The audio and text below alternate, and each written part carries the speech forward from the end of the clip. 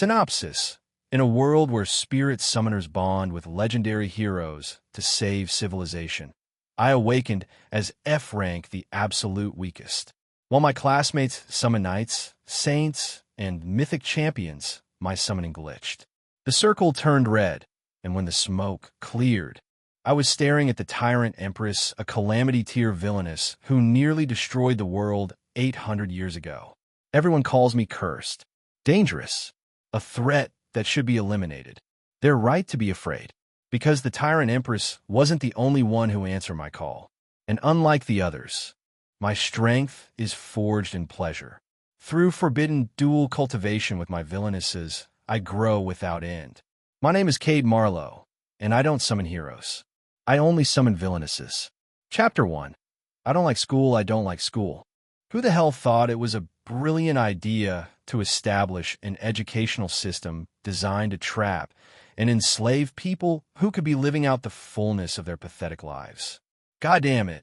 I wake up every day thinking, what is the point of all this? I have a politician father who is dead set on me becoming a lawyer.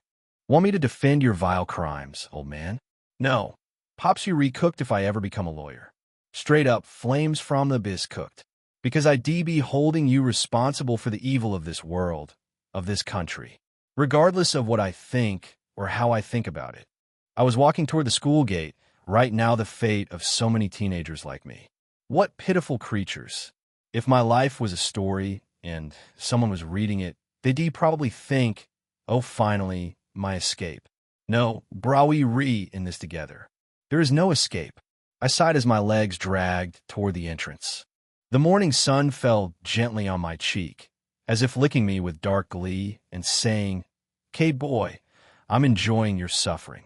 Cade, you are late again this morning. This man, he is always here, guarding the gate like it's his family heirloom. Is that how much you love destroying people's lives, Mr. Ramberry? I bowed my head to him like the respectful child they expect me to be. Mr. Ramp, have you tried being a student? And don't say you've been there, you were a student 20 years ago. Have you tried being a student in this age? Honestly, it LL wear you out. Mr. Rampberry looked at me with compassion in his eyes, as if I'd fallen prey to depression or something. But all of that was nonsense, because both of us knew the reason why he gave shit about me. If I was some random, average status student, he'd be chasing me down and yelling at me. Cade, you see, I know and understand how difficult it can be, but all this effort, he hesitated, suffering, as you may see it which at ISNT, by the way it is for your own good, for the betterment of your future. You'll be proud of yourself that you held on one day. I stuck my pinky finger into my ear. This man, his words had quickly formed a fresh batch of earwax. I flicked it off before walking away, giving him a look that said, I hope you understood me, Mr. Rampberry. Afterward, I entered class through the back door. Even though I was late, the teacher wasn't here yet. So there was a gentle murmur in the class that muffled my steps and made my presence unnoticeable as usual. I settled into my corner seat by the window, looking outside. Beside our classroom block was the center of the school, the sports field, where two students were clutching their ears and hopping forward like frogs. Two unfortunate students Mr. Rampberry didn't give a shit about. A heavy breath escaped my nostrils. I closed my eyes and slumped onto my desk, wishing I could at least get summoned from this damn world and awaken in some fantasy realm where I'm surrounded by pure-hearted heroines, knights, saints, maybe a gentle healer or two women willing to do anything to get a piece of me and actually make business of the one thing that makes sense about my existence. Initiating summoning protocol? Is this supposed to be a trick? I raised my head, scanning the room with slight confusion knitting my brows. My classmates were busy chatting and talking to each other like a cold, monotone feminine voice had just spoken above our heads. Is it just me? My eyes drifted around, confusion creeping across my face. Looks like it's just me. Drafted universe. Earth target universe.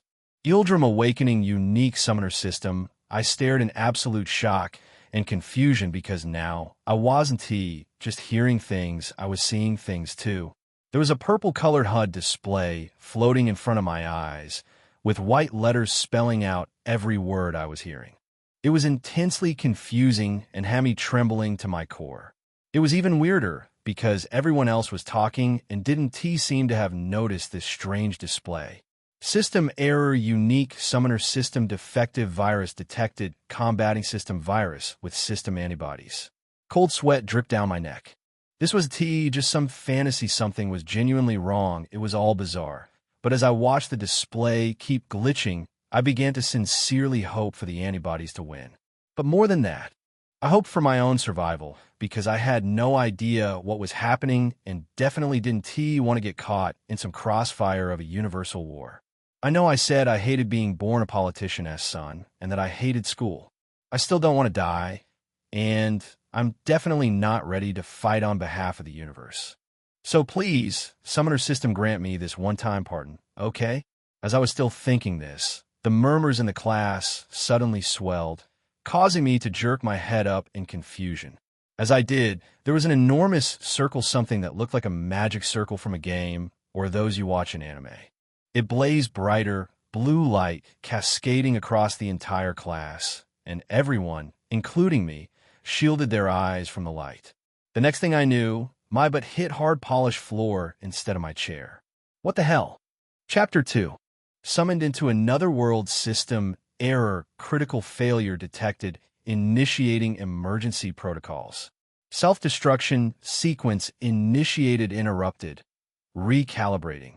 System stabilized. You have been selected. You have gained 3 innate attribute. Summoner S. Touch, infinite vitality, perfect fit. Congratulations. I stare at the innate attributes. And congratulations after that nightmare of errors and near self-destruction. For some reason, this didn't feel like a system-stabilized situation. The voice delivering the message sounded the same as before, but that's exactly what made it more eerie. Goosebumps raced across my skin, and my blood ran cold as I read it. But I couldn't focus too much on what was floating in front of my eyes, what no one else was seeing. I had to focus on what we were all seeing. What? Where are we? Weren't we in class just a moment ago? My makeup bag. Somebody call 911. Amidst the chaos swirling in the air, my gaze drifted across the room, studying the arching ceilings, the archaic and delicate stone pillars and walls. Were we transported back in time? No. As soon as that question surfaced in my mind, the answer came immediately, because I suddenly remembered what the system had said. Target location Yildirim. And with that, it hit me, my eyes widening in realization. We're in another world. Dumbfuck. Just then, a hoarse but commanding voice suddenly projected across the vast hall. Dear Otherworlders, have no fear. You have all been selected by the great goddess to be the next heralds of peace, who will lead both your world and ours into a new era. As the man spoke, murmurs only intensified. What the hell, old man? Who gives a shit? I just want 2 baddies right now. All I care about is if you guys have baddies in this damn world. Oh my god, are we really in another world? This is terrifying. I have to open my mom's store after school. She kill me. Everyone, please calm down. Everyone went silent at the voice that spoke and walked to the front, addressing them all with a calm and radiant countenance. I suppressed a chuckle the moment I saw him.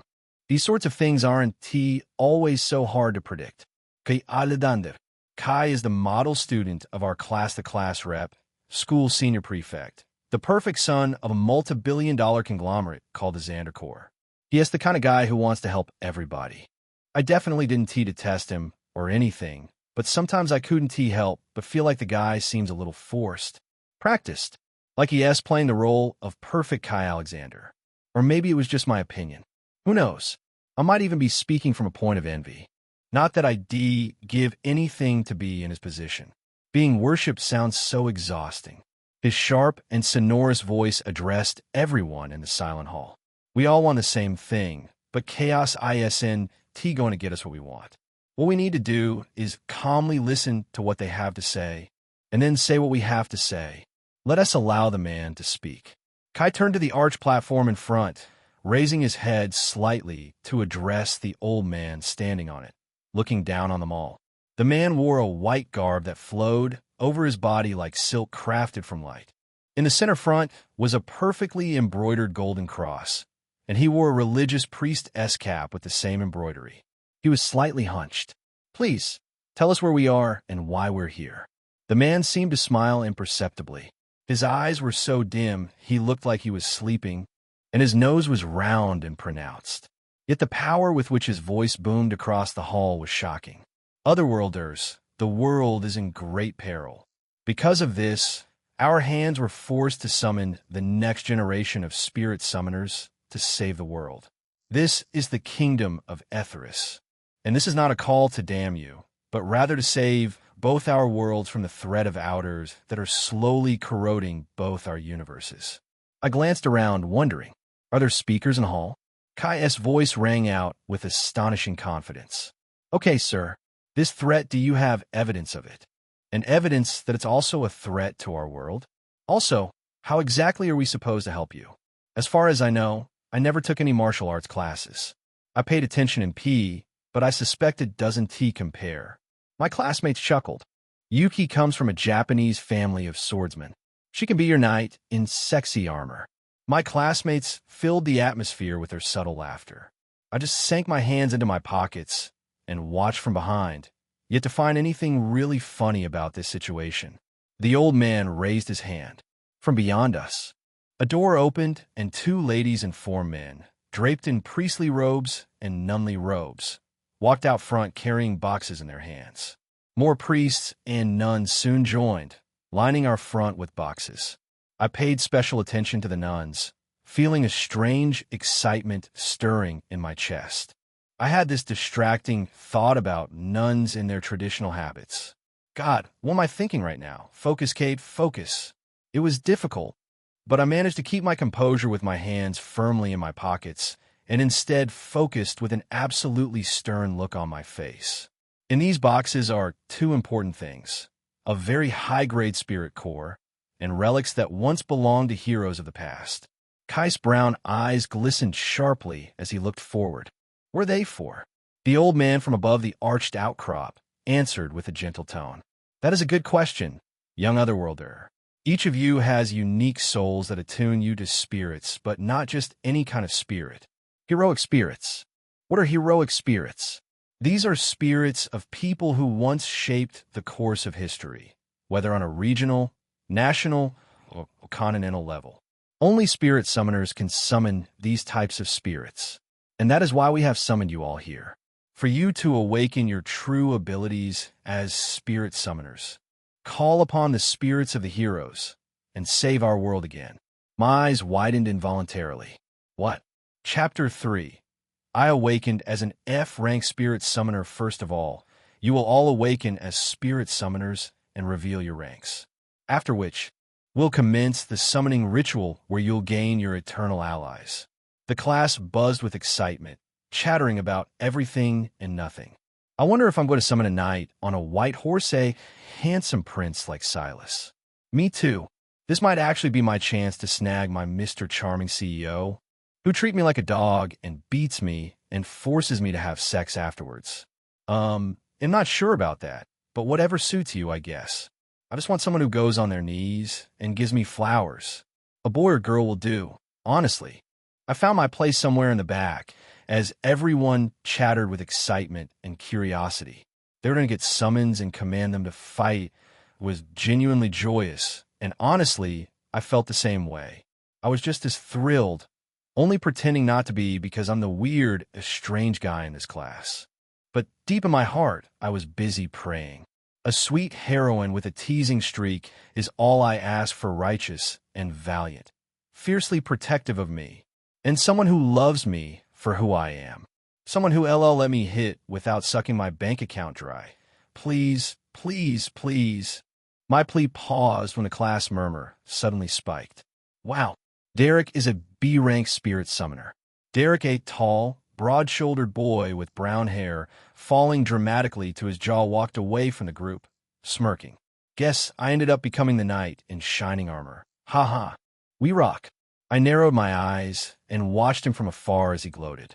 Derek had been the class bully from day one. He preyed on the weak, the generic bully, except he actually had taste, class, and sense. What I call a dangerous bully. I need to awaken at least C rank to get someone like him off my back. Oh, Max got A rank. A rank has to be higher than B rank, right? Well, interesting. I wonder if I'll get A rank too. Or even higher. Bah, dream on. You belong to the street. F rank is your destiny, you gutter babe. My right hand in my pocket conveniently shifted and scratched an itch as I studied the drama unfolding. Next was a C rank summoner, then a D rank, another 2 C ranks, an E rank before we eventually got another A rank, the class beauty. After her, I stepped forward. My turn to awaken and see my rank. I sighed, releasing all the tension and anxiety coiled in my chest. Whatever it is, I don't care as long as it's not F rank. Anything but F rank. Just, please, anything else. I place my hands on top of the orb, try not to glance at the nun's breasts, shaped beneath her garb with its corners and folded lines. The orb began to glow, and a panel suddenly materialized above it. I could see it. Everyone could see it clearly. And it simply read, "Congratulations, you have awakened AS and F rank spirit summoner." What? This was the moment my entire world came crashing down. Oh, F rank, that SA first. But ISNT, that Cade Marlowe, the son of that congressman, the one running for state governor? Yes, I always see him. Bro acts like he can't mingle with us. So proud and weird. Serve him right. He is always acting like he is better than us, segregating himself from the rest of the class. Excuse me? My mouth nearly fell open as the murmurs of my classmates drifted into my ears. What? Proud? Acting superior? I'm just a kid who hated school and wanted to be left alone. How is that being proud? My throat suddenly felt dry and scratchy. My heart weighed heavy in my chest, twisting as if the pain in their words was reaching out to my heart and crushing it. I really just wanted to be on my own. How come you're all twisting it into something else? I slowly walked away. As I did, Kai looked at me with pitiful eyes and patted my shoulder before walking to his turn. I returned to the back of the crowd and could still hear their murmurs. The only thing that silenced them was when Kai's result appeared. S rank, as expected of Kai Alexander. The student president is S rank. Gee, come on, brah. Maybe I'm going to get an S rank too? I tore my eyes away from the crowd and looked down. I'd be lying if I said I wasn't hurt. I could still feel the pain tightening around my chest. This wasn't how it was supposed to go. I was supposed to be not special, but not this. Not the absolute bottom. How come I'm in this position? More names continued to ring out, but I didn't pay attention anymore. I just lowered my head and stared, thinking.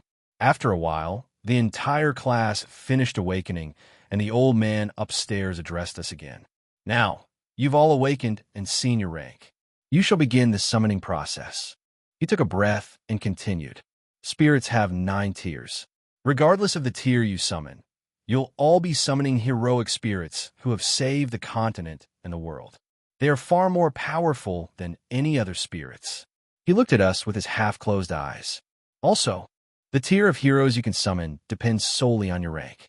The lowest spirit tier is the mortal tier local heroes, skilled warriors, and minor historical figures. The best an F rank can summon is this tier. His half-closed eyes opened fully just long enough to find me in the crowd, to let me see the thinly veiled contempt. Message received, old man. Then there is the awakened tier regional legends and recognized masters summoned by E ranks. There is also the elite tier, famous generals, master craftsmen, and celebrated figures. The champion tier, war heroes, legendary knights, and nation-level figures. My classmates erupted in excited murmurs as their ranks fell into the favorable categories.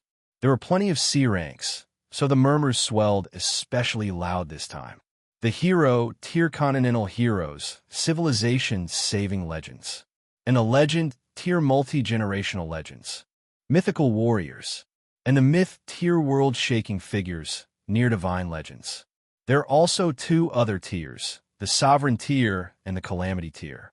These tiers of spirits never respond to summons, or at most will respond at the risk of one's life. We've only seen one in 800 years of history. The man smiled weakly. Do not worry. Having a mythic tier is enough to shake the world. The existence of an S-rank spirit summoner is truly a blessing from the heavens. The class murmured, all of them celebrating Kai, who stood in the middle, smiling shyly and scratching his head. The old man's amplified voice boomed again. I shall teach you about your summoner status. The class fell silent and focused on him. Now that you've all awakened, a lodestar has been registered in your spirit core, and it can provide you with the information you need to know. All you need to do is call status in your minds. Following the man's instructions, gasps rose into the air. God, I swear I can actually see things.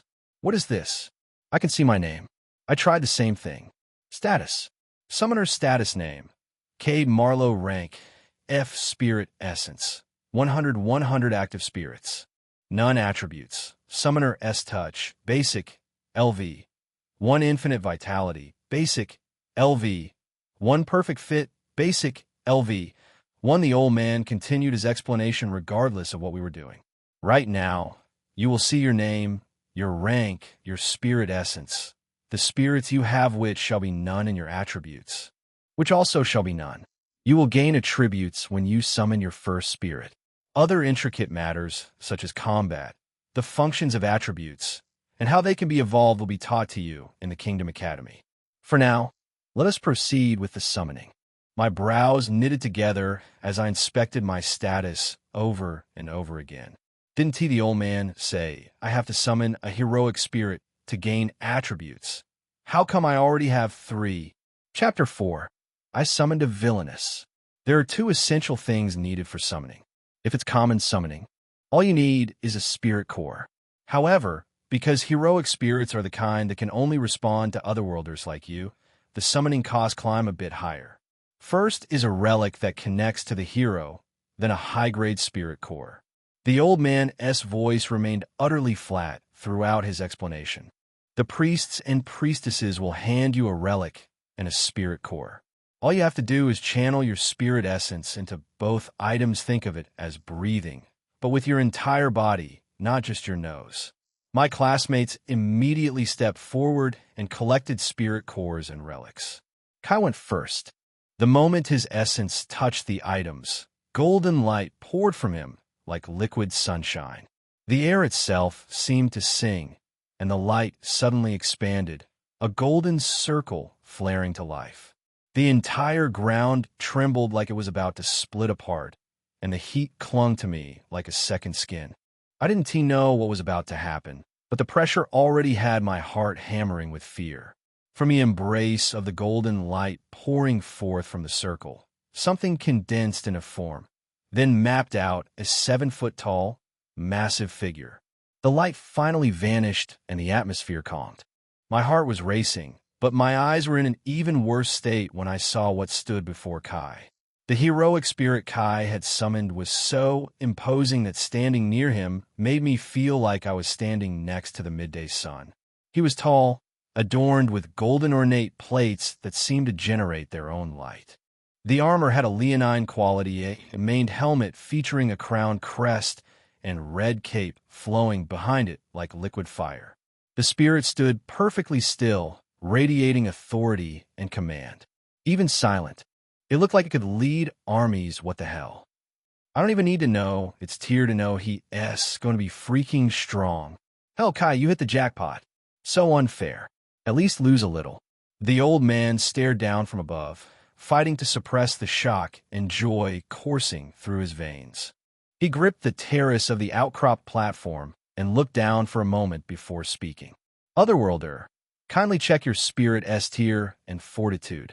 You can access this by simply calling upon the status of your heroic spirit. Kai looked down, then raised his head the next moment. Myth tier, and it says fortitude 3.2. Kai laughed shyly, scratching his cheek. The old man responded immediately. 3.2 is an excellent starting number, since spirit tiers are fixed. Raising the fortitude of your heroic spirit is the only way for you to grow stronger aside from evolving your own attributes and actually bonding with your spirits. He gestured towards Kai. You'll learn more about fortitude, but know that even in the past, no fortitude of 6.0 has ever been seen. 2,000 years ago, it was recorded that heroic spirits of fortitude 7.0 and 7.5 were seen and gained the ability to talk and act on their own within the interest of their summoners. But this is considered merely ancient legends and scholarly deduction on the changes that happen when fortitude climbs high enough. This is the strongest heroic spirit we've seen in 800 years. Emperor Aurelius Rex, the Sun King who never knelt. With his words, the others seemed to glow with radiant hope, and before I knew it, the next summon was already happening. At this point, no one was waiting for each other. They just took a corner and summoned their heroic spirit. I received my relic and spirit core, a red piece of cloth, surprisingly soft, with edges that looked like they'd been torn rather than cut. It felt warm in my hand, too warm, like it had been sitting in sunlight.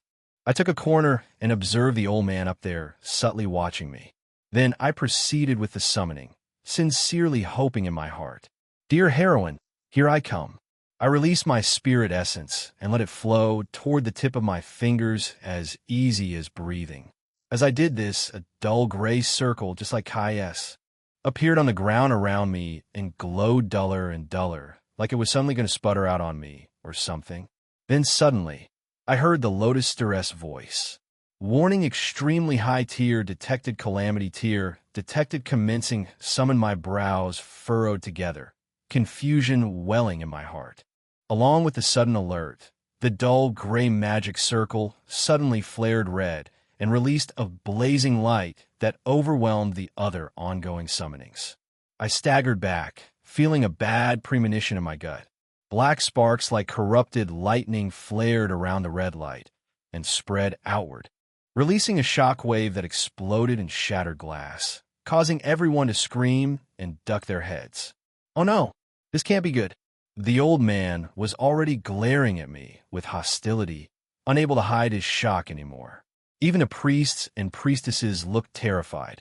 The crimson light and black whips of lightning converged to form a figure. Slowly, I craned my neck.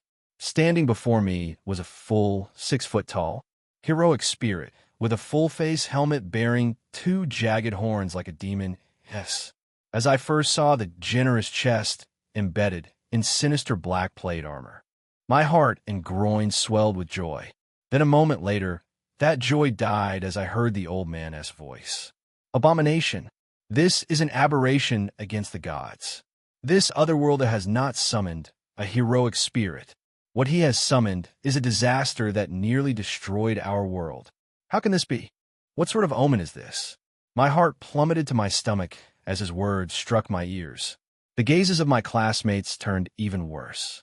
Their eyes dripped with disgust, hatred, irritation. Some even chuckled and mocked me, as if the sin I'd committed was the exact same thing they'd all been doing. Knights of Light, seize this vermin this instant. Wait, what? Chapter 5. Arresting me after summoning me to your world? Simul, Knights of Light, seize this vermin this instant.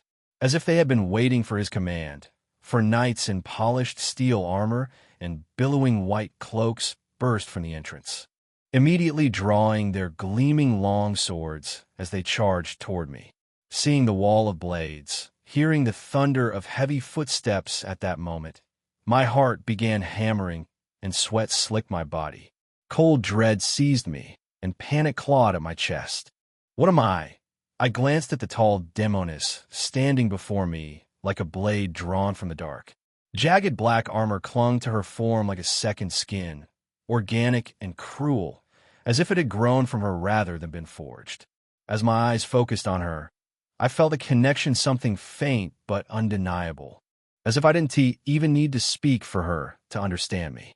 She shifted her stance, angling her shoulder forward. Red sparks crackled along her arm as the first knight lunged, and she drove the jagged spike on her pauldron straight through his guard.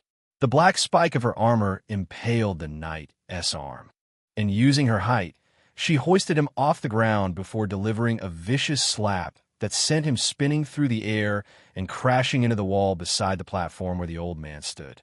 A great sword impossibly large, Nearly twice her height materialized in her hand.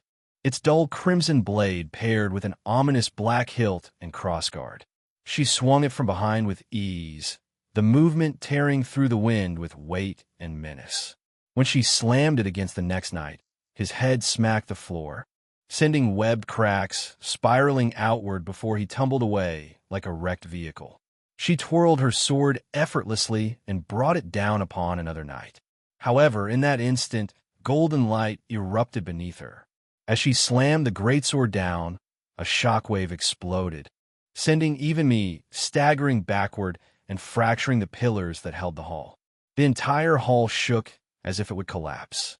As I peered through the settling cloud of dust, I saw Emperor Aurelius beneath her, blocking her strike with his own long sword comparable in height to hers. The atmosphere froze into a moment of pressure and silence as both remained locked in position. Then I heard Kai's voice. "Kate, it doesn't have to be like this. Don't do this." My brows furrowed. What is this bastard talking about? Try getting arrested in a world you know nothing about. He shouted again, as if I were standing mountains away from him. I understand you're scared, and this is a strange world. We don't know what they're going to do to you. But resisting like this? Is that the best you can think of? My gaze hardened. Do you have a better idea? He stepped toward me. Yes. For now, surrender. Let us speak on your behalf. It's not your fault you summoned a disaster. And more importantly, it's still within your control. He placed his hand on his chest, as if positioning himself as my beacon of hope.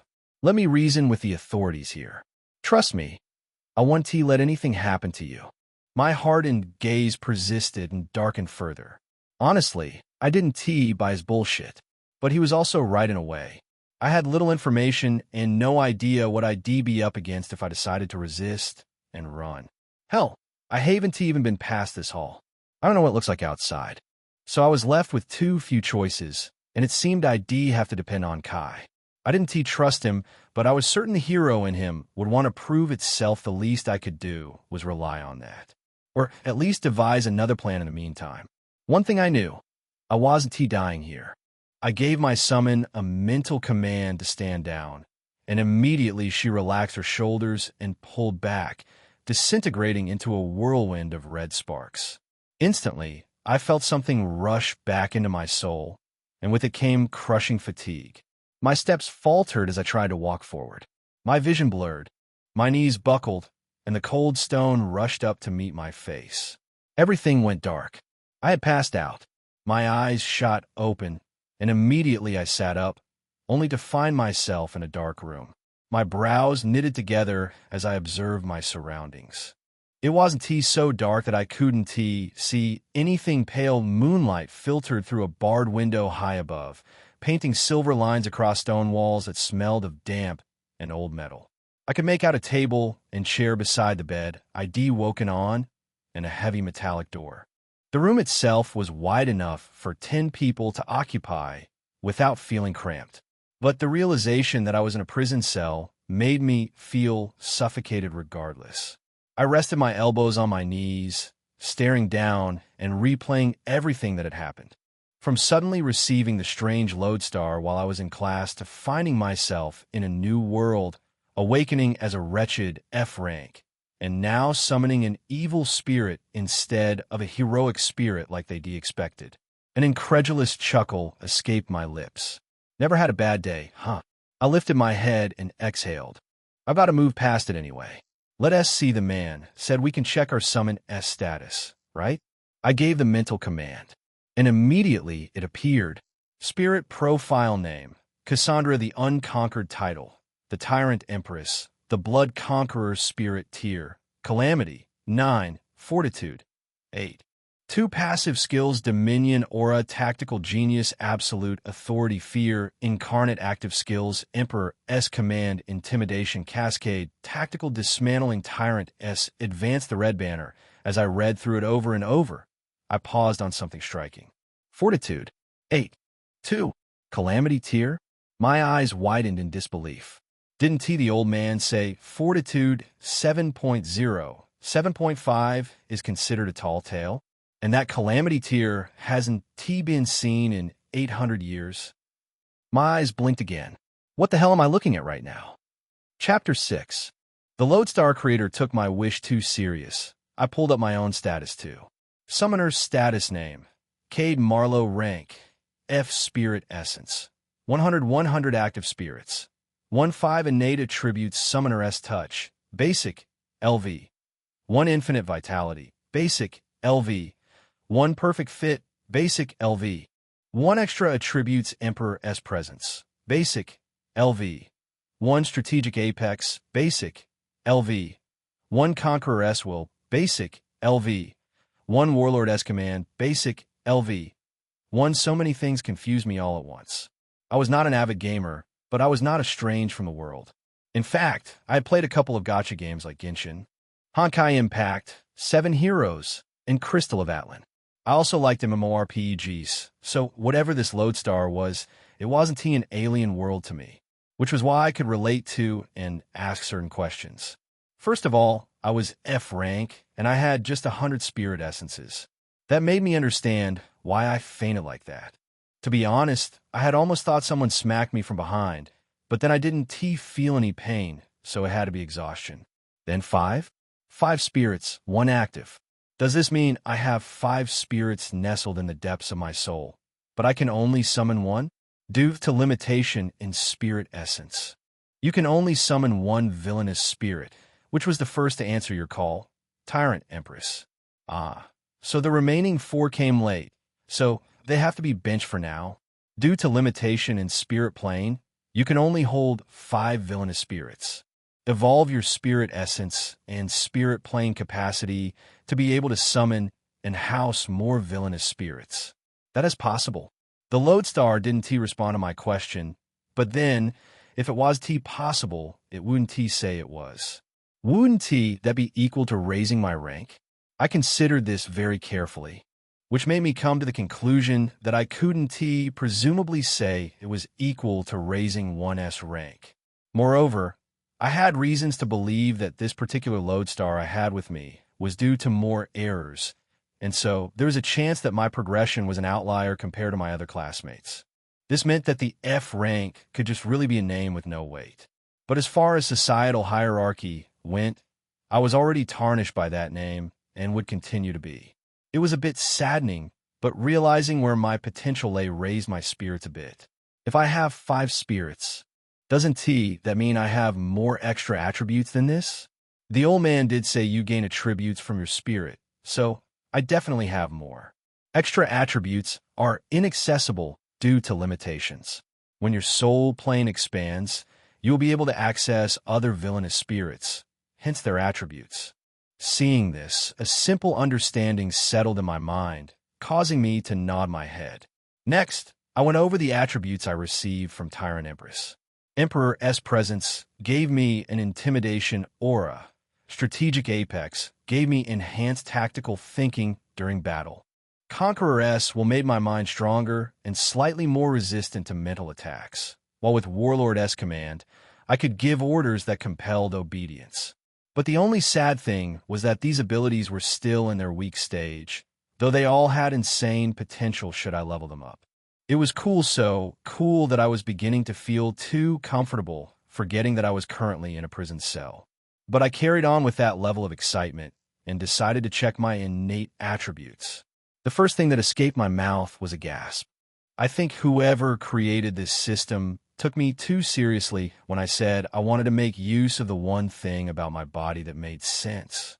Summoner S Touch, Basic, LV. 1 description. Your touch naturally heightens physical desire in villainesses. Contact releases an irresistible, heat-inducing allure that weakens resistance and amplifies desire. Infinite Vitality, Basic, LV. 1 description. Grants you tireless stamina and steady vigor. Fatigue does not diminish physical performance, allowing continuous activity without loss of control or strength. Perfect Fit, Basic, LV. 1 description. Your body instinctively adapts to any partner, ensuring flawless alignment and comfort. Size and shape shift seamlessly to create perfect fit and ease. What in the world? did I just get the ability to make my villainess's excited, endless endurance? And this one, my body can adapt. Be more specific, damn it. I couldn't help but shake my head in disbelief. Then I dismissed the system. What is this? Is this a joke? I'm fighting for my life here. Silence suddenly filled the entire room like a loud noise. My throat dried, and a hot sensation was slowly rising in my chest. I pulled up the innate attributes descriptions and read them again, just to be sure. I'm alone. I have a villainess who is a female. I could just test it out, right? I mean, I'm not a perv or anything like that. I'm simply testing out my abilities. I gulped and closed my eyes, then issued a simple mental command, summoning the Tyrant Empress. Crimson light with black whips of lightning erupted before me, though less dramatic than before, and converged to form the Tyrant Empress. There she stood, her black, lusterless armor gleaming coldly beneath the pale light of the moon. The black steel curved and sharpened every contour of her body.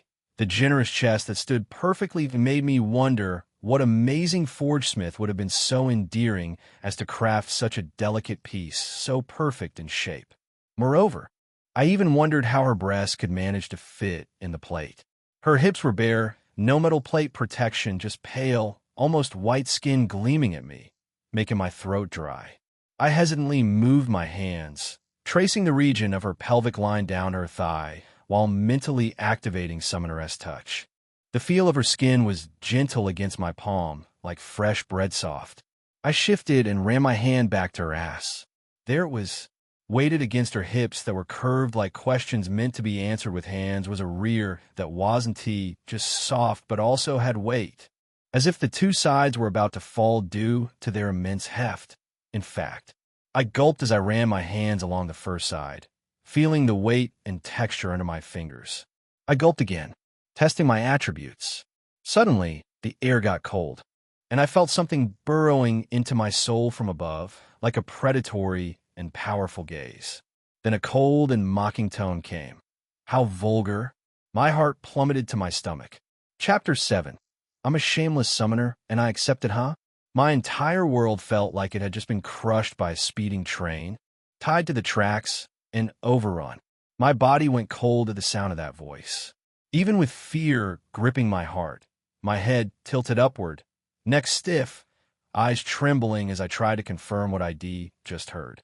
Her helmet vanished in a scatter of red sparks, revealing a face glaring down at me with pure disgust. Amber eyes cut into me like I was filth. Her pale, ethereal, coldly beautiful face was framed by red hair, a wild, resplendent mess. A tiny mole sat below the corner of her right eye, adding a dangerous, enchanting edge to her already lethal beauty. That hit me. Are spirits even supposed to talk? Or, look this damn gorgeous. You still want tea? Get your filthy hands off my ass, summoner? My entire body jolted, and I yanked my hand away from the soft curve I'd been clenching. I was just testing my summoner attribute. She turned slowly, folding her arms beneath the generous bundle still caged in that metal plate. The armor shifted with the movement, sinuous and inviting nothing like rigid steel. What the hell is that armor made of? You dare leer my breasts after spouting such pathetic lies, summoner? I jerked my head up. No words. Just the brutal realization that I was royally fucked. A summoner caught, groping his own summon. As if my day couldn't sink lower. The Tyrant Empress chuckled mocking, low, with a sinful undertone laced through her glare. This is not happening.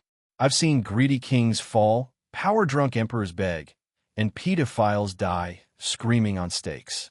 I've watched shameless men chase vile desires with blood on their hands. She laughed again, soft and cruel. But an F-rank summoner daring to touch his own summon? That's a first. She stepped closer, too close, looming over me on the bed, one boot coming up onto the mattress, her posture menacing and dominating. Her stare burned down, daring me to look. And I did. I gulped, throat tightening, hunger swelling like a beast in my chest. Something stirred inside me that I couldn't deny. This little brother has no shame. She tilted her head, lips curling in a mocking smirk. Summoner, are you really planning to keep behaving this recklessly? The gap between us was far too narrow for comfort. A faint, unfamiliar scent drifted from the edge of her armor, and my breath quickened. I narrowed my eyes as I met her gaze. Aren't you embarrassed too? Look at you, this stance, this armor. What kind of warrior struts around like this? Did you go around fucking greedy kings and power-drunk emperors? Her eyes flared, turning slight crimson with fury. How dare you? Honestly, I didn't even know where that came from. But I was done. Done with my classmates treating me like trash. Done getting arrested. Done being insulted by my own summon. How dare me? How dare you too? My gaze darkened.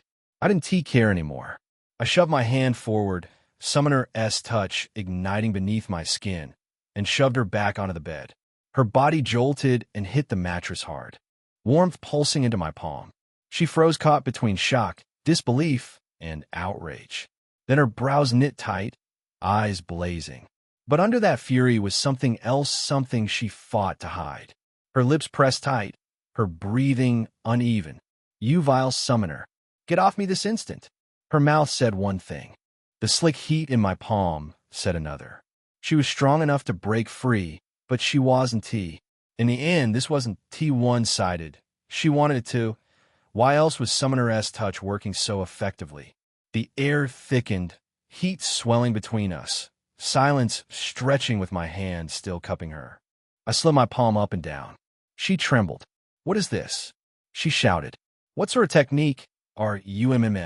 I clamped my hand over her mouth, leaning in. Then I pulled back my other hand, cupping her lower body. Moisture glistened on my fingers, dripping slowly down my palm. Damn, she's trembling. All because of Summoner's touch. No, it only amplifies what's already there. This villainess is also a vile vixen. How can she be so overwhelmed with desire in seconds? As if she has been longing for this. The realization hit like a spark. Her movements earlier stepping close, climbing onto my bed, shoving her hips in my face wearing T coincidence. She was trying to dominate me. The guilt ID felt using the skill cracked and fell away. If I hadn't T-acted first, she might VE crush me. And in the wrong places too. Getting dominated by a tyrant empress wasn't a bad idea. But certainly not a day like this. I looked down at her beneath me now, face flushed red, eyes averted, arms wrapped around herself. Her armor strained over her full breasts, jutting toward me. A slow, wicked grin crept across my face. Chapter 8. I'm not a monster, okay? Then I moved my hand, caught her cheek, and turned her face toward me. My stare hardened stern, fierce, or at least as fierce as I could manage. I took one of her hands and held it firmly, straightening my back, gaze locked on hers. Tell me, right here and right now, that you don't want me. That you don't feel the longing in your chest, wondering what it might be like to be this close. Her fingers lingered, hesitant against the fabric. The confidence in her eyes flickered out, replaced by a cornered kitten's fear. She turned away, crimson blooming across her cheeks, brows creased. Get off me. I exhaled, pulled back, and stood beside the bed. I shifted uncomfortably, adjusting my trousers. Her eyes darted toward me, widening for an instant before she looked away and rose to her feet. Silence thickened between us. For a moment, I almost regretted leaving her alone. But there were lines of man shooting T-cross. Shameless was one thing. Monstrous was another. She was still my summon. I'm sorry, I said quietly. Today has been hell. I'm not some vile creature. I didn't ask for any of this. One moment I'm summoned into another world, branded weak, and the next I'm in a cell. Shame settled heavy in my chest. The tyrant empress shifted and sat beside me, the strange alloy of her armor catching the dim light with each small motion. I kept my gaze fixed elsewhere. At least you have the spine to be my master. The words startled me. My head snapped toward her. Pardon? A smirk curved her wickedly beautiful lips. I'm nothing like those heroic spirits. I don't care about the world or its people. I barely care about you. Confusion coiled in my gut. Then why answer my summon? Her smirk turned sultry as she leaned in, her breath grazing my ear. Life is boring being an unsummoned spirit. She leaned back, eyes glinting. For millennia, villainous spirits have rotted in the spirit realm unwanted, unsummoned, starving for lust, power, destruction. No summoner had the spine to call us. But the moment the door finally opened, we fought like beasts to pass through. I was closest, so I slipped in first. Maybe a few others made it too. Hard to say. I nodded slowly, letting it sink in. Still, one question gnawed at me. Why had my summoning reached the villainous spirit world instead of the heroic one? I glanced at her face now, softened, curious, almost cute. The tension had faded. Pulling up her profile, I read again. Spirit profile name. Cassandra the Unconquered title. The Tyrant Empress. The Blood Conqueror Spirit tier. Calamity. 9. Fortitude. 8.2 Passive skills. Dominion Aura. Tactical Genius. Absolute Authority. Fear. Incarnate Active skills. Emperor S. Command. Intimidation. Cascade. Tactical Dismantling. Tyrant S. Advance. The Red Banner. A tier. 9 Spirit with 8.2 Fortitude. She can talk, think, and move with her own will. Since her helmet can come off, I guess the rest of her armor can too. I caught myself smirking. I wonder how she'd look in sports shorts. Damn it, not now. Exhaling, I looked back at her. Cassandra, I said softly. Is it all right if I call you Cassie? Her eyes widened, surprise flashing blankly across her face. Then, just as quickly, her gaze darkened. But before I could react, a strange weakness flooded my body. Your spirit essence is low, your villainous spirit is being dispelled what? No. As I was about to protest, Cassie's image shattered into a swirl of black and crimson sparks, and then she was gone. Vanished, leaving me alone in the prison cell, with my frustration still building. I frowned and pulled up my status window. Summoner's status name. Cade Marlowe rank. F Spirit Essence. For 100 active spirits, 5 TSK. I clicked my tongue in disappointment. The limit of an F rank. I sank onto the bed, hands behind my head, staring up at the full moon pouring through the barred window. Its light seemed to sneer down at me, as if saying I saw that, you pervert. 19 years on Earth, and this was the closest I'd ever come to having sex. Had to get summoned to another world and end up in a cell with a girl I thought couldn't even talk for me to come this close. Honestly, I'd played games with scenes like this before. It wasn't that strange, right? Still, virgins like me didn't get it easy. I can't die a virgin in this world too. No way. With my innate attributes. Things have changed now. I just need to raise my spirit essence and spirit plane so I can summon even more villainesses. I'll build a harem of them if I have to. But first, I needed out of this damn cell. Since that wasn't happening soon, I turned to the only immediate problem left. I closed my eyes as Cassie's body replayed behind them, the curve of her figure, the swing of her hips, the perfect weight of her breasts pressing against that dark alloy armor. I imagined tearing it off, pulling her close, losing myself in the moment. Her voice whispering angrily in my ear as I pressed my shoulder against the cold metal door, shoving harder her protest sharp and cutting as lightning rushed through me. The tension snapped. A sudden surge of strength burst from me in a single shove, throwing the cold metal door back across the cell. I let out a breath that trembled on the edge of laughter. Relief rolled over me like a tide. Then I heard, due to innate attribute, infinite vitality, all your stamina has been restored, your spirit essence has been restored, your physical stamina has been restored, your spirit essence has been restored, your physical stamina has been restored. Your spirit essence has been restored, your physical stamina has been restored, your spirit essence has been restored, your spirit essence has been restored beyond limit, your physical stamina has been restored beyond limit. My eyes were staring in holy shock. Chapter 9. All praise the radiant hero, summoner, status name. Cade Marlowe rank, F Spirit Essence. 110 active spirits. 15 I blinked and stared at the increased limit. Small, but it had definitely risen. This change had me thinking. Maybe it's not that spirit essence can be increased, but rather that my spirit essence can be increased. But will this later affect my rank? For a moment, curiosity sparked then vanished. Because of this anomaly, F rank would be the perfect excuse to stay away from prying eyes, especially those of the kingdom itself. I yanked the bedsheet free to clean the door and wipe down the area, then placed it at the foot of my bed and lay down. I welcomed the thought of summoning Cassie again, but slowly I drifted asleep. The next time I woke, it was a loud bang on the door that jolted me awake. I sluggishly stood from my bed and rubbed my eyes, staring at the two knights before me. From behind them, someone stepped forward, looking at me with pity. He had golden blonde hair, properly groomed with neat bangs stopping just above his brows and parted in the center. "Okay," I muttered as his face fully formed. He looked different. He de-changed from our black trousers and white jacket school uniform to a crisp white coat with a belt and blue cloak draped from one shoulder, radiating a royal, pristine aura. He smiled at me. "Kate." He glanced around, his smile fading. "I'm sorry you had to sleep somewhere like this on your first night." I waved him off and smiled. "It's not like it's your fault. Let us blame my demonic luck." I raised my gaze and met his radiant blue eyes. "So what is up? Any developments?" He turned to the knights behind him. "I'd like a moment alone with him." "Please." One of the knights retorted immediately. "Spirit Summoner. He is a bad omen and could be in league with the heretics. The archpriest has ordered that we keep you safe." I'm an S rank, so I'm certainly strong enough to protect myself. The knights hesitated but pulled back and stepped outside. Afterward, Kai walked toward me and leaned against the wall. He folded his arms.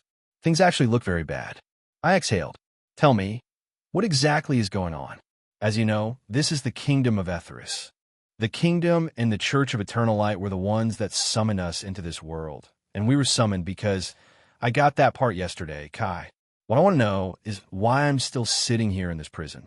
If they think I'm a bad omen and a disaster to them, then they should just send me back home." "What are you saying?" He exhaled gently. "Calm down, Kate. I spoke with them too. According to what they said, sacrifices were made to bring us to this place, and even greater sacrifices have to be made to send any of us back." I nodded, getting that part. "Okay, so it's not impossible. Why do you think I care what sacrifices have to be made?" They didn't ask for our permission or care about how great the sacrifices were before they dragged us here. Now I've summoned a spirit that posed a threat to them. I am their enemy, so send me home. Now, that is a problem. With every syllable that left my mouth, red-hot anger rose in my chest. Kai looked at me with a shy chuckle. To be honest, his usually radiant smile was looking irritating right now. He gestured with his hands. They said it's more complicated than that. However, I was able to reason with them. If they can't send you back, then they have no right to hold you here. You have to attend the academy like the rest of us and learn how to survive and protect yourself in this world. I looked at him with doubt. "And they agreed?" He smiled radiantly. "Yes, they did. They agreed to let you have a normal life and attend the academy. But the condition is that after the academy, you'll be on your own. The kingdom will not support you in any way. And if you're found guilty of any crime, you'll be executed." "What?" My brows creased together. "And you agreed to such a thing?" His unease spilled out, and he shrugged like a clueless child. I mean, it was the best I could get. They weren't willing to release you unless I agreed to these terms." I covered my face, exhaling in absolute disappointment. This guy's a wuss. Shifting my hand away from my face, I looked at him. "So what now? Can I at least leave this damn place?" He gulped, looking away from me. At that moment, my anger threatened to erupt, but I suppressed it. "So, this is where I'll be staying?" He replied sheepishly. "Well, they said if you can afford another space of your own, that's fine. The kingdom has limited resources to spare, and you'll have to make do here for now." The pain and disappointment were so heavy they were difficult to swallow. I glanced at the folded bed sheets at the corner of my bed and sighed. "Can I at least get new bedding? And clothes?" He smiled assertively, relief flooding his face. "Yes, I'll make arrangements for that. There is also a bathroom and toilet somewhere around here. You're not a prisoner, so you're free to walk around anytime you like as long as at ISNT curfew." I sighed. At this point, I didn't even care anymore about what he was saying, but he continued nonetheless. "Also, the academy starts this morning. Try to make it to class early." We'll be taught all sorts of things on how to use our heroic spirits and even combat. And what about your spirit summon? Have you been able to figure anything out? I shook my head. Not at all, man. There's nothing special. What about you? I eyed him covertly. Well, not much. Rex just stand around like a statue. I tried a couple of things talking to him, throwing stuff at him to test his reflexes, but he doesn't team move unless I command him to. I guess when I raise his fortitude point, he has to grow more conscious. That's what the bishop said. Oh, and the bishop is that man who addressed us yesterday. From what I heard, he has second in command next to the king. We also met the king and queen yesterday. He scratched his head, catching himself belatedly. I'm just rambling. What about you? What's your spirit summon fortitude? My gaze was fixed on the ground as I responded in a flat, uninterested tone. Shock flashed across his face, then something else. Relief? Well, don't worry. You'll have plenty of opportunities to grow. I guess we'll meet at the academy. Huh? He smiled and walked away. But he stopped at the door and glanced back at me. Hey, Cade. I'm really sorry. I tried my best. I gave him a fake smile. It's fine, pal. Take care of yourself. Chapter 10. I really don't understand bullies after a while. I traced my way to the bathroom that was spoken of course. The condition of the place nearly made me puke. I'd never seen restrooms in such a vile state. Eventually, I made it out and just wore the same uniform and the white undershirt, leaving the jacket in my prison cell, or should I say my room. I walked through the dark hallway of the prison, passing other thick metal doors, probably holding other prisoners, maybe some unjustly arrested like me. I came out to a wide-open yard where soldiers were sparring and dueling. The moment I stepped out of the hallways, light poured into my face, threatening to blind me. I turned away, squinting. Different soldiers stood around sparring at various angles, striking at each other with astonishing speed and clashing together. Metals rang as they met. Boots scraped against the white sand. Chatters and murmurs rose from others engaged at different angles. Some sat on wooden platforms and other structures I couldn't even recognize.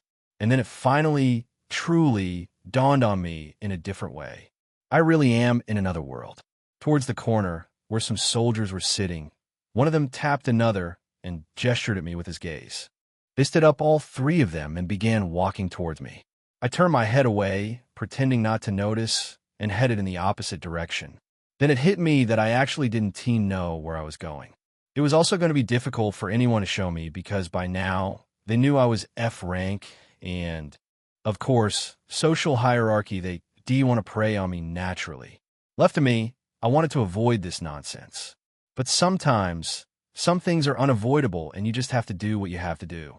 I slowed my step and let them catch on. Hey, kid. I turned swiftly, pointing curiously to myself. Who else would we be talking to? The famous F rank. The tallest one among them spoke, his voice a threatening gruff. He grinned maliciously as he stared down at me, eyes predatory. Come over. I let out a sigh and walked towards him. Getting to his front, I explained, I'm kind of late for the academy, and I'm also wondering if you could help me navigate my way there. The soldier sneered and laughed. Well, sure. I'll consider it if you kneel and beg. I gave him a doubtful look. That's all? Really? Quickly, my knees touched the ground. Pride belongs to the rich and privileged. In this world, I don't have a politician father or the privileges that would make me automatically earn anyone's favor. What? All of them looked shocked, and I couldn't help but wonder aloud. What? Why are you all shocked? Didn't you ask me to kneel? I plugged my pinky finger into my ear, cleaned off the dirt, and blew it away. So, can anyone please show me to the academy? All of them stared in shock, blinking. Then the tall soldier in the middle frowned at me. How can you kneel so easily? Now, it was my turn to be shocked. Why does he sound angry? Because you asked me to? Didn't he just ask me to kneel? I looked at the lithe soldier standing to his left to confirm. He nodded hesitantly, also confused. I turned back to him. So will you help me figure out the way to the academy? The tall soldier gritted his teeth. His face reddened, and suddenly he was looking so angry and honestly, I couldn't understand why. He lunged and grabbed my collar, yelling, spitting in my face in the process. Do you think this is a joke? You're supposed to be the heroes. Otherworlders summoned to save us. And you just kneel like it's nothing. Where is your pride? Now, he was lecturing me on pride after abandoning his to bully me. Oh, is that what you thought? That I'd be prideful and refuse to kneel? I let loose a short laugh. I'm a very shameless person. Pride is for people who are rich. Can you see that I'm living in a prison cell? The kingdom doesn't even want to help me with money. What will pride help me do in this situation? By the way, brother, can you lend me a few bucks? I don't know how money works here. I'll be needing your help greatly. You look older, I'll call you senior brother. Senior brother, I'm in your care. He froze, staring at me with disbelief in his eyes. Don't worry, I'll help you instead. The voice came from behind me. He looked up, frowning at the person who just came. Let him go, Jerry. The tall soldier Jerry hesitantly released his grip on my clothes and pushed me back as he did. I staggered back, but the guy behind stopped me with his hand. TCH, you're lucky. We'll see each other again. He and his two goons walked away in anger, and I was left disappointed and worried about what exactly I'd done wrong. I shifted slightly and turned to the man who had helped me. Well, he wasn't exactly a man. He was a boy who looked to be my age, maybe 17. His face was a map of scars, one across his jaw, another bisecting his left eyebrow. And where his right eye should have been was a puckered scar, the socket empty. He actually looked slightly scary despite being so young. Oh man, thank you. My gratitude couldn't be convincing because even I wasn't sure if he'd helped me. I think I pretty much had it all under control. But that wasn't what mattered right now. He said something the other time. Will you really help me? I eyed him suspiciously, gauging from his appearance how rich he possibly could be. Yes, I'll help you. You need to go to the academy, and you need to understand this world, right? Your mates were brief last night, but you're pretty much clueless about everything. I can help you with all of that. We can even discuss it as we walk to the academy. My look of doubt increased yet again. Why? F. Frank. You want to help an F. Frank? He laughed wildly, then looked at me with a smile. I'm F. Rank too. The difference is that you're a spirit summoner, and I'm just a regular summoner. I immediately understood as I saw him. Then I grinned with the corner of my mouth. Empathy, huh? Okay, then that works. Which way? Chapter 11. 7 Realms of Eildrim. We walked for a while before Flint flagged down a carriage, one of the cheaper ones, pulled by 2 weary white horses. 10 bronze to the Academy District, the driver grunted. Flint paid without hesitation, and we climbed in. I opened my mouth to protest some empty show of politeness, but he waved me off before I could start. I'm good, don't worry about me. Besides, walking would take close to an hour, and you're already late. Carriages and mounts dominated city transportation, though regular summoners with strange beasts existed too. According to Knight Flint, those were rare and mainly used by merchants. Along the way, Flint steered me toward a street vendor in what he called the Eastern Market. The smell of fried dough and sizzling meat made my stomach growl audibly. 2 spiced rolls and 2 skewers, Flint ordered, counting out bronze coins carefully. I watched him pay 20 bronze total. For him, that probably wasn't much. You didn't have to. You're starving, Flint cut in, handed me a roll. And you're going to need energy for the academy. Besides, you knelt to Jerry and didn't even get directions out of it. Consider this my payment for the entertainment. The roll was warm, spiced with something that tasted like cinnamon and black pepper. I devoured it. So, Flint said, tearing into his own food, let me tell you what you need to know about this world. The world itself, according to his explanation, was called Eildrim. Eildrim had 7 realms commonly referred to as the 7 Realms of Eildrim. While we were in the Central Realm, I confirmed some intriguing facts. Elves existed, along with several other races besides humans. My heart lifted with a thread of hope. The currency system was universal across all realms. The lowest denomination was the bronze coin, then came the silver coin, the gold coin, and the platinum coin. 1 silver coin equaled 100 bronze coins. 1 gold coin equaled 100 silver coins, 10,000 bronze. 1 platinum coin equaled 100 gold coins, or 1,000,000 bronze. 1 bronze coin bought 1 apple, 1 mug of cheap ale at a tavern, or 1 loaf of bread. Granted, bread quality varied here. A family of 4 needed about 10 to 15 bronze to survive each day. while a single worker needed just 5 to 8. The meal we ate at the Eastern market cost about 20 bronze coins, mostly because I needed my fill after yesterday's ordeal. A cheap meal for one should cost about 5 to 10 bronze. He explained other complex details, like the military system in the Kingdom of Etheris. Apparently, Jerry Houdini tried to bully me before was a common soldier. Mundane soldiers with no abilities, no bloodline powers, and definitely no summoning abilities. But he was a veteran earning about 50 silver coins every month. Knight Flint earned 120 silver coins every month, even as a low-level knight. Another fascinating thing he explained was bloodlines. Bloodline abilities were inherited powers, fire manipulation, enhanced strength, eagle-eye vision, things like that. Flint said most were fairly weak compared to summoners. A bloodline user might throw a fireball, he explained, but a spirit summoner can call a legendary pyromancer who burned entire armies. There's no comparison. He paused. Unless you're from the Imperial family. Their bloodline Radiant Imperium is the only one that can match a spirit summoner in raw power. The carriage slowed as we approached the Academy district. Flint leaned forward. There.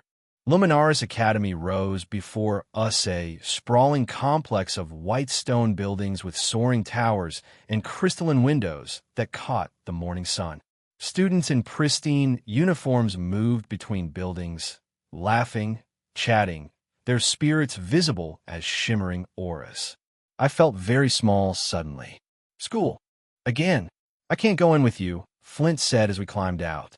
Low-level knights, like me, aren't expected or allowed in facilities like these. But he hesitated. If you need anything, I'm usually around the Eastern market, or we can meet at the barracks. Just ask for Flint. He rummaged his hand into his armor and brought out a pouch of coins. Here, 20 silver coins. I'm only lending you, and we'll definitely have it back. I nodded with a broad smile. Thanks. For everything. He smiled, that too wide smile that didn't quite reach his eyes. Good luck, Cade. Try not to kneel to anyone in there. I watched him walk away, Ash padding silently beside him, before turning toward the academy gates. The moment I stepped through, the whispers started. That's him, the disaster summoner. A spirit summoner that F rank. Can you believe? I heard he attacked the knights. I kept walking, hands in pockets, heading toward the building Flint had pointed out. The main lecture hall. Inside, the seats were in descending arches, carved like a semicircle, facing a raised platform. Students filled the seats, my classmates from the summoning, all dressed in crisp new uniforms. I was still wearing my wrinkled school clothes from Earth. Every head turned when I entered. I found a seat in a very back corner, near the window. No one sat near me. The empty space around me felt deliberate, like a quarantine zone. Fine by me. A few minutes later, the instructor arrived, a square-faced, muscle-bound man who looked like he'd rather be anywhere else. The man scribbled on the board without a word. Behind me, the chatter died instantly. My classmates leaned forward in their seats. He turned and jabbed a finger at a scrawl. We're spirits. The instructor's question hung in the air. Hands shot up immediately, eager, desperate to prove themselves. I recognized the hunger in their eyes. The same hunger I felt once, back in grade 6 when I still believed in trying. You. The instructor pointed at Kai, who was sitting front and center.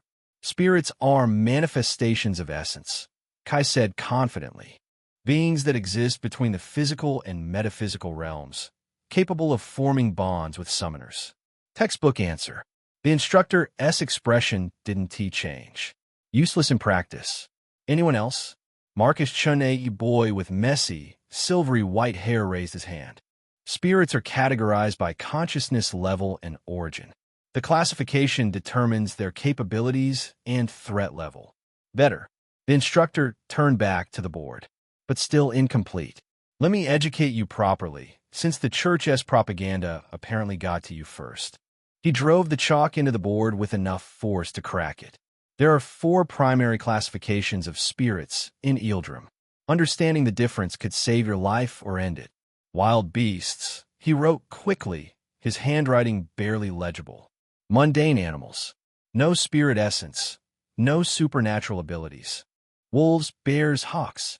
Dangerous if you're stupid, irrelevant if you're not. These are what commoners hunt for food. Moving on. Spirit beasts. The chalk scraped aggressively. Now it gets interesting. Spirit beasts are creatures born from concentrated essence pools or corrupted by ambient magic. They possess supernatural abilities tied to their element or nature. He turned to face us. A long scar ran down his jaw. The church calls them heretical abominations. The guilds call them profitable hunting targets. I call them things that will kill you if you underestimate them. A few nervous laughs scattered through the room. Spirit beasts are ranked in 9 tiers, mirroring our own spirit classification but inverted. The church named them to brand these creatures as corruptions of natural order. He listed them quickly: feral, savage, bestial, primal, apex, tyrant, profane, primordial, and cataclysm. I straightened in my seat. Cataclysm. The same tier as my feral and savage are common. You'll encounter them in the wild, kill them for materials, move on. Bestial through primal require actual tactics. Apex and above. He paused. Those are walking disasters. There are maybe 20 apex tier beasts across all 7 realms. If you see one, you run. You don't fight it. You don't try to capture it. You run. What about Cataclysm tier? Elena Volkov asked, her Russian accent crisp. The A-rank Ice Queen looked genuinely curious. The instructor's jaw tightened. There are only 3 confirmed cataclysms in existence. All 3 are sealed. If any of them were to break free, Yildirim would end. Not face a crisis. Not suffer casualties. End. Completely. Silence swallowed the room. Next. He moved on like E&T just described the apocalypse. Regular spirits. More chalk scraping. These are what most summoners work with. Lesser spirits, beasts, elementals, nature entities. They lack true consciousness and legendary power, but they're common enough that guilds and academies can actually teach you how to use them properly. He counted off on his fingers. Beast summoners call wolves, eagles, bears multiple at once usually. Elemental summoners bind fire, water, earth, air spirits.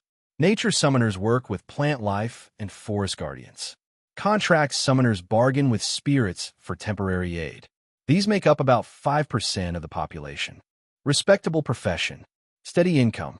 You can't change the world with these, but you can survive it. Disdain colored every word. Heroic spirits. He underlined this 3 times. And finally, what makes you lot special? The instructor's gaze swept across the room, lingering on a few students before skipping over me entirely. Heroic spirits. Legendary figures from history and myth.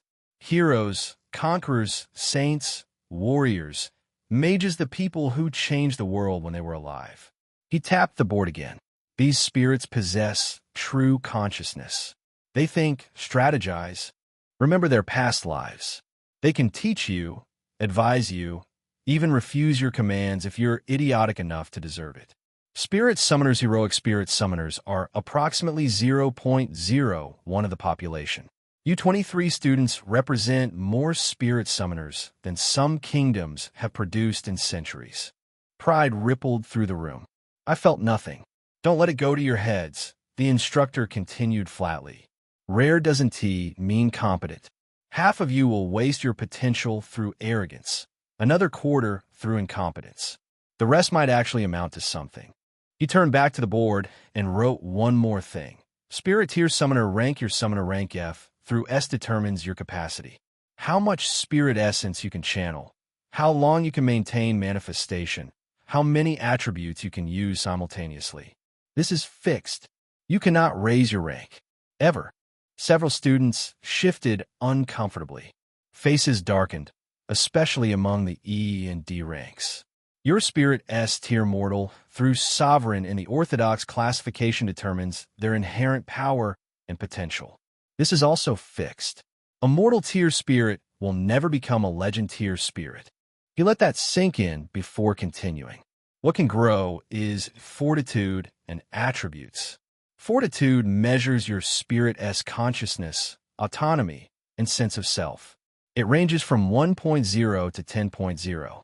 The stronger your bond, the higher their fortitude, the more they can teach you and fight alongside you rather than as your puppet.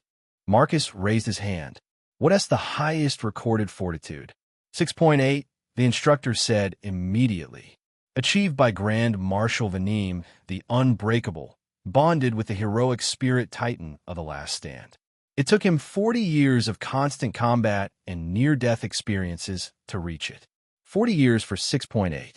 My Tyrant Empress was at 8.2 from start. I kept my expression blank. Attributes are skills and traits you inherit from your Spirit S legend. The instructor continued. A blacksmith spirit grants crafting abilities. A warrior grand combat technique. These can improve through training and usage. However, when you reach the level cap for the tier, you have to evolve them using spirit cores and whatever else you need. You'll know when that moment comes. Basic, advanced, expert, legendary, and mythic are the attribute tiers that exist. And your attributes can even branch into specialized versions as they evolve. He turned to face us fully. Your spirit tier gives you potential. Your summoner rank gives you capacity. But your fortitude and attribute mastery, those determine whether you live or die. The lecture continued combat classes, manifestation mechanics, essence management. I half listened, filing away useful information while my mind wandered. 8.2 Fortitude. Calamity tier. Multiple spirits waiting to be summoned. I had world-ending power locked inside me, and all anyone saw was the F-rank failure in the back corner. Perfect. One more thing, the instructor said as the lecture wound down. Tomorrow, we begin practical assessments. You'll demonstrate your spirits, your attributes, and your basic combat capabilities. This will determine your class placement, your training regimen, and your access to academy resources. His eyes finally found me, and something unreadable flickered across his face. Everyone participates. No exceptions. Great. The class ended. Students filed out in clusters, already forming their social hierarchies. S rank with A ranks. B ranks networking with C ranks. The D and E ranks clustering together for safety in numbers. And me, alone in the back corner, watching it all like a documentary on human nature. Author S note, sorry about the info dump, was necessary for a smooth continuation. Please add to your library if you enjoy the book and vote Power Stones, Golden Tickets, Golden Castles, Golden Gashapon. I love gold. Chapter 12. Fuck my classmates, Cade Marlowe. I looked up. A girl stood at the end of my row, not one of the popular ones. Brown hair, her gaze darting nervously around the room. Her slumped shoulders and solitary presence marked her as a D rank. Yeah, Mia Thompson. I just wanted to say that the rumors are stupid. You only attack those knights because they came at you first. I'd do the same thing if I was in your shoes. But you're not. The words left my mouth before I could catch them. A subtle crease settled between her brows. Pardon? I stood and waved it off. Nothing. Thanks, by the way. I gathered my belongings, which amounted to nothing, and headed for the door. I wasn't sure how this academy worked, so I needed to find someone in charge. Make inquiries, especially about the dormitories. They had to have those here. As I stepped out, someone standing by the veranda hallway turned. He'd been gazing down at the broad center field below, but now his long brown hair whipped around as he locked eyes with me and smirked. Ah, him. Derek pocketed his hands and closed the distance, his tall, lithe frame casting a shadow that nearly made me stagger backward. My throat tightened. Derek. Hey, Cade. He raised his chin, eyes cutting down at me. Heard you've been living in poop. 3 guys flanking him burst into laughter. My expression didn't change. Honestly, I hadn't expected much from him, the class bully of all people. But decency? I thought that was part of being human. We were all alone in this mess together, even if my situation was worse. I felt a sense of kinship toward these people. And he just mocked my situation? His brows knitted together, voice sharpening. Huh? What is that glare? You want to smack me? He glared back like a street thug, trying to intimidate some kid with a hard face. Truth was, his expression did dominate. Derek's tall frame and angular features made intimidation effortless. His long brown hair only amplified it, especially when he tied it back.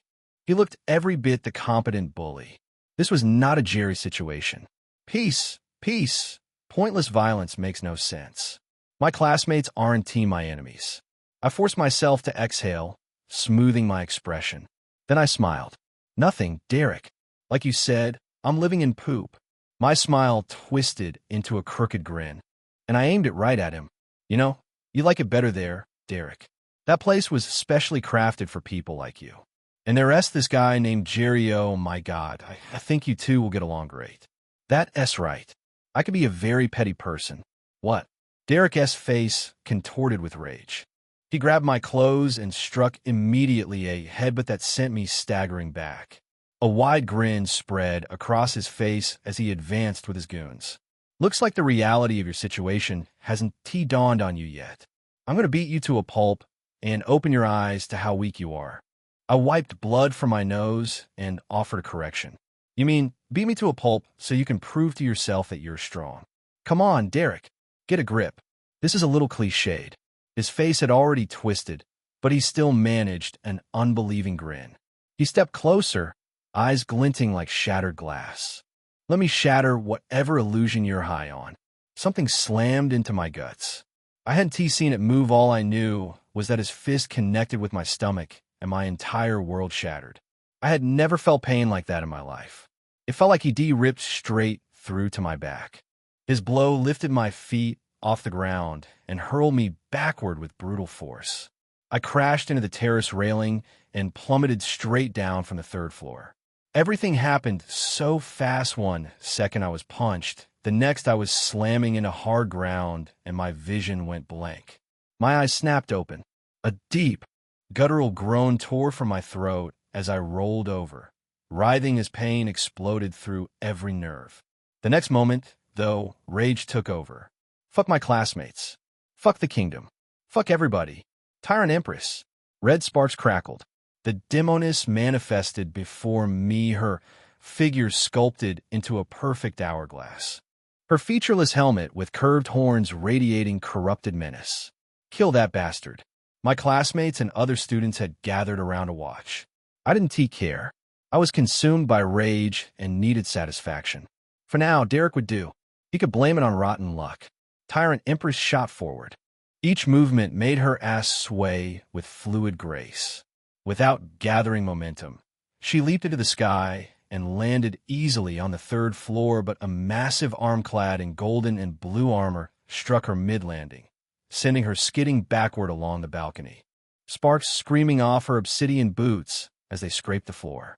Tyrant Empress straightened from her slouched stance, legs spreading slightly. Her impressive figure outlined itself, the curves of her breasts trembling beneath the terrorizing helm that made her no less demonic. 6'8" of pure, sculpted muscle stalked toward her. Derek's heroic spirit looked like a Greek statue come to life, broad shoulders, powerful arms, chiseled core. He was built like someone who'd been fighting since childhood.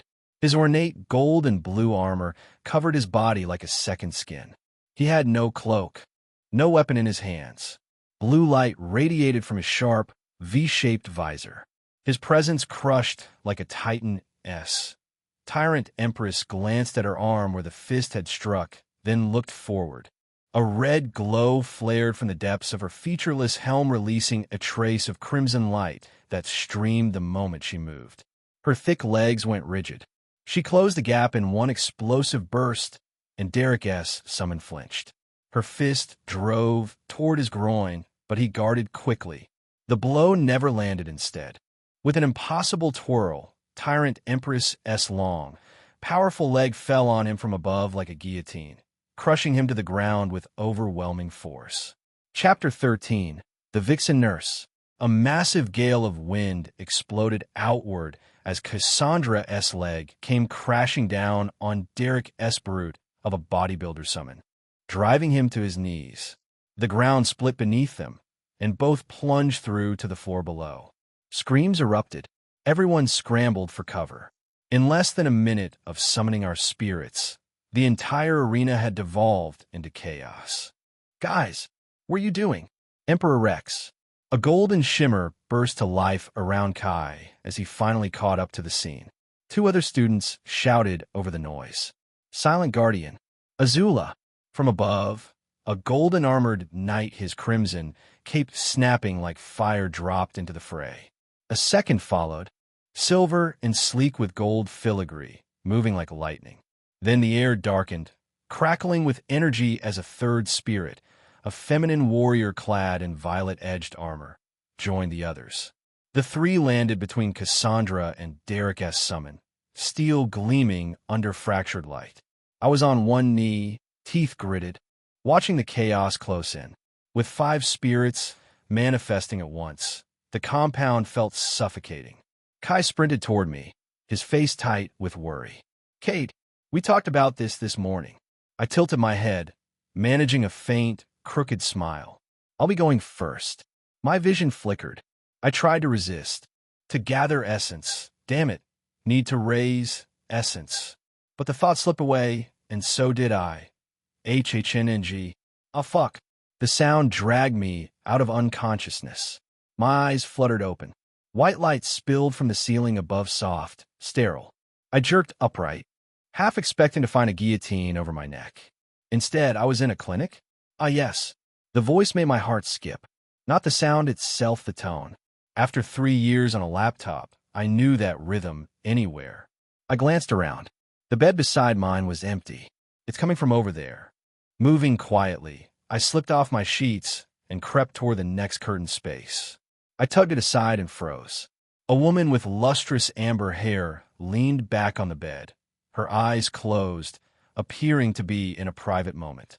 Her pale blue shirt hung open beneath a white coat, her shoulders bare. A pink lace panty clung loosely to one thigh. The nurse. My pulse thudded. She was supposed to be treating me, yet there she was, lost in herself. And God's help me, I couldn't look away. This is my chance. It hit me, this could be my chance to finally lose my virginity. Opportunities like this didn't just fall from the heavens. They were miracles, like waking up one day to find a horny stepsister who couldn't get satisfaction anywhere else. And somehow, you were the divine solution. This was it. The legendary manhwa plot convenience. Tears nearly welled up. After all my suffering, the gods were finally letting me witness glory. Now just don't blow this. I braced myself to quietly part the curtain, but the moment I moved, nerves seized me. My foot caught on the bedsheet, and I toppled forward straight out of hiding. The nurse gasped as I crashed beside her. My head landed squarely on her breasts, face sinking into its softness with her nipples poking my left cheek, while my lower body dangled awkwardly off the bed. Mortified but desperate not to ruin the moment, I pressed my palms to the mattress and lifted myself like I was doing push-ups. She froze, arms over her chest, thighs clamped together, wide brown eyes locked on me in shock. As I rose, her gaze drifted downward, and her expression shifted from confusion to stunned disbelief. "What in the world is that?" I followed her gaze. My eyes suddenly widened too. I wasn't selling it short when I brag about being big before, but this, even I was impressed. "I swear it's all natural," I blurted, awkwardly shifting back. Still staring, she raised one trembling hand, holding it out in the air as if comparing sizes. "Oh, bless the gods, it's even longer than my arm." Her shock melted into something sharper. A fox's smile curved her lips as she looked down at my hands.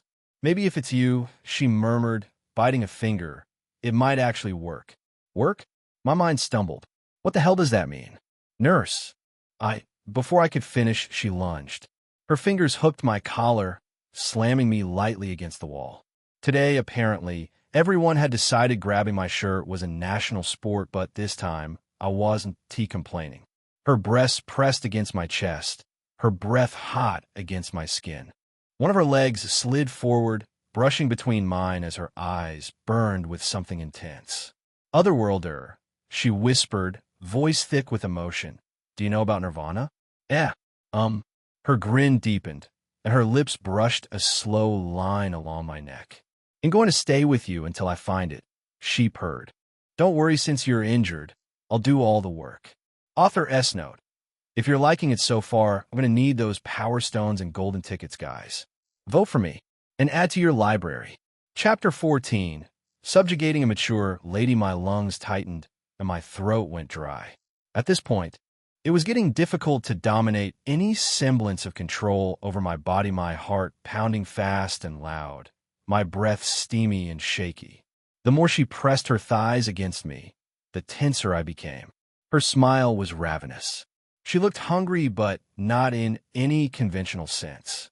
Her eyes were narrowed, her cheeks flushed red with desire.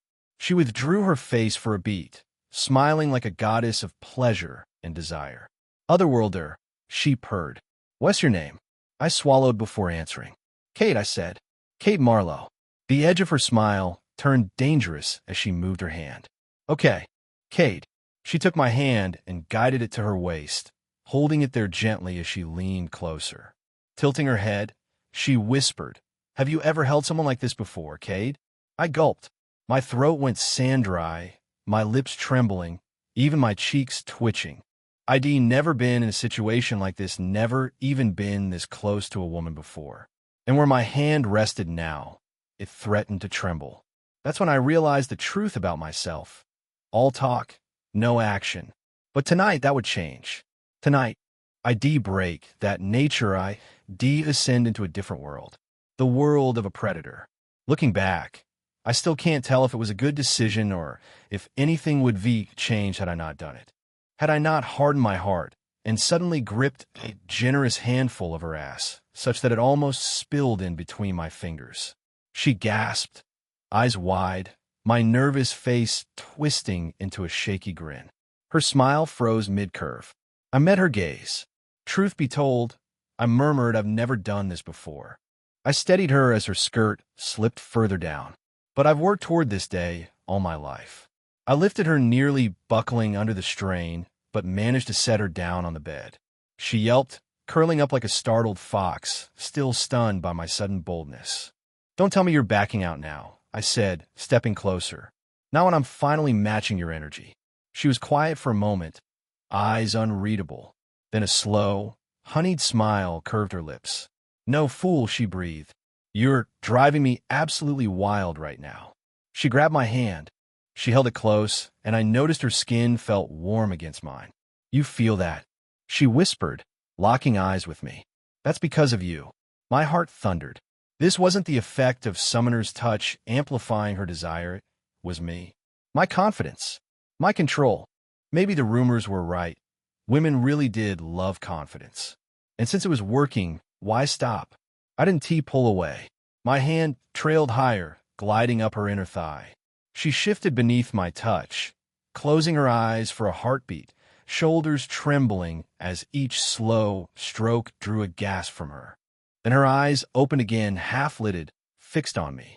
Something in them had changed. They looked the same, yet completely different.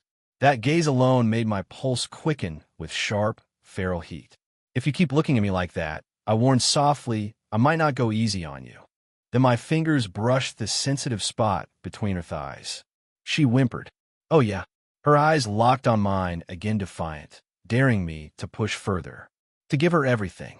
I shifted her up the bed and hovered over her, our eyes locked as the space between us closed. Something in that gaze deepened heat, hunger, something primal, and before I could react, she lunged up, grabbed my collar, and crashed her lips against mine. Our mouths met in a hungry, electric collision, each pulse of contact sending heat coursing through every nerve in my body. As our tongues tangled, wet and desperate, I kissed her gently and held her close, marveling at how warm and steady she felt beside me. Easy now, Kate, she whispered. I'm not as young as I used to be. That was when it struck me she's older. Jackpot.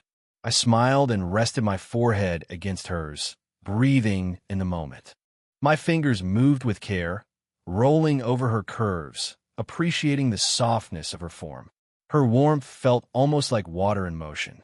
The artistry of her body defied anything words could carry. All I knew was that my desire deepened with new resolve. I kissed my way to her chest, teasing her gently as I nuzzled close.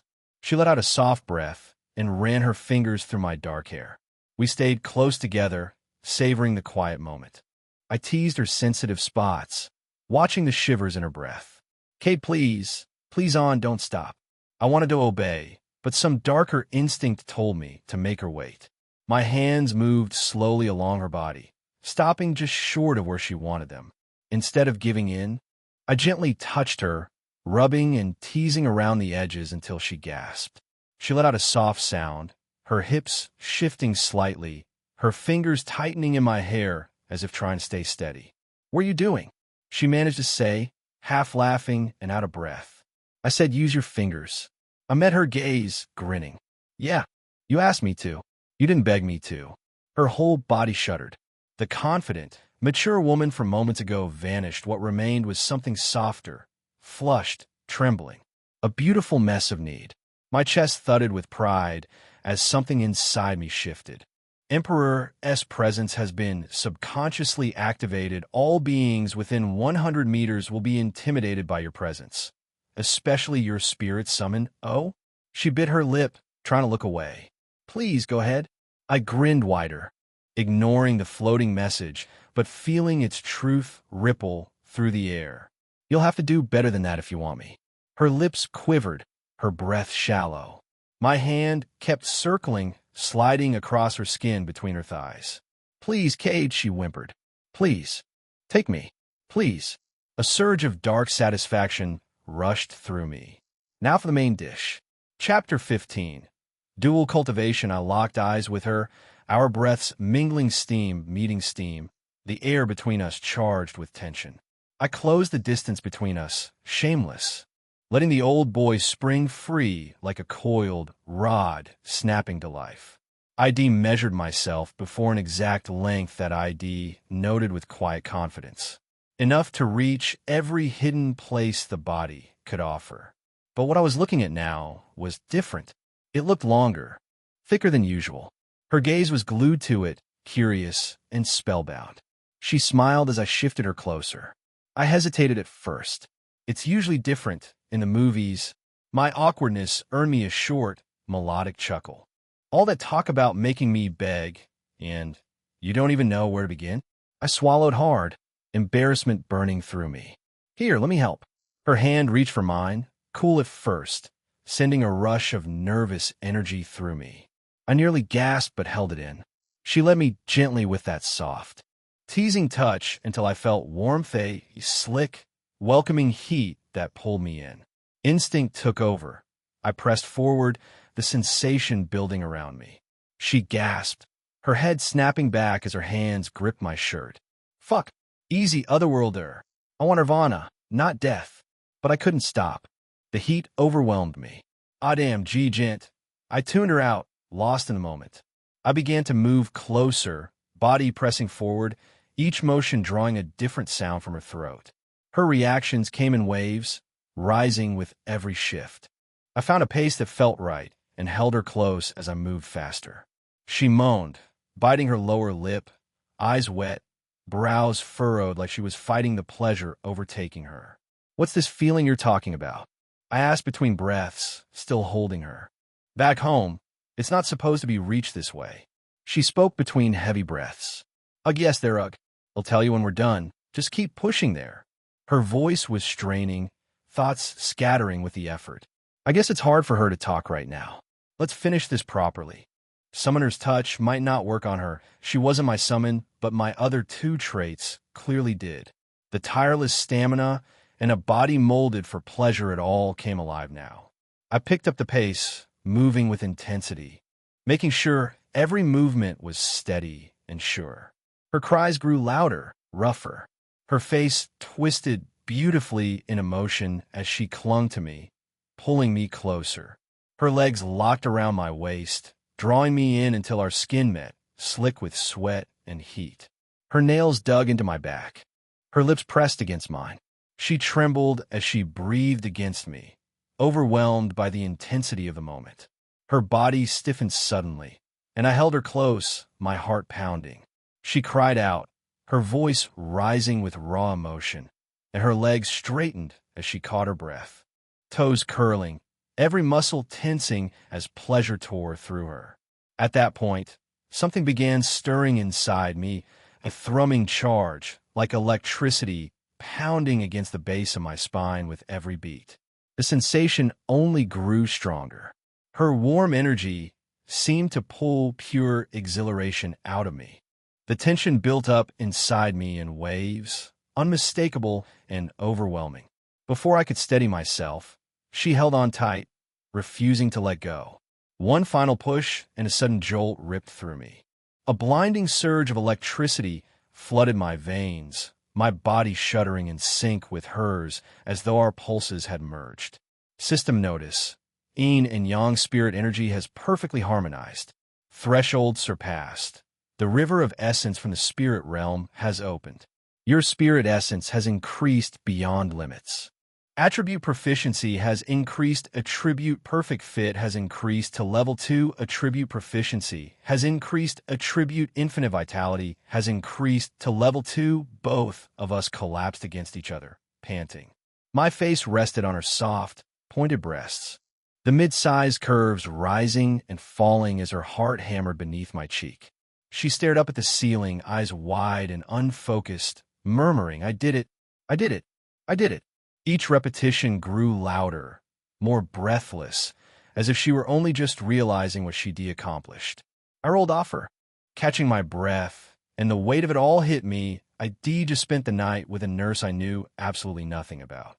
Not her name, not her age, not even if she was a weapon sent against me. If she decided to twist this, to claim I pressured her, the kingdom would have my head. Done for, literally and figuratively. Still, something in me doubted she'd do that. I hurried to pull my clothes back on.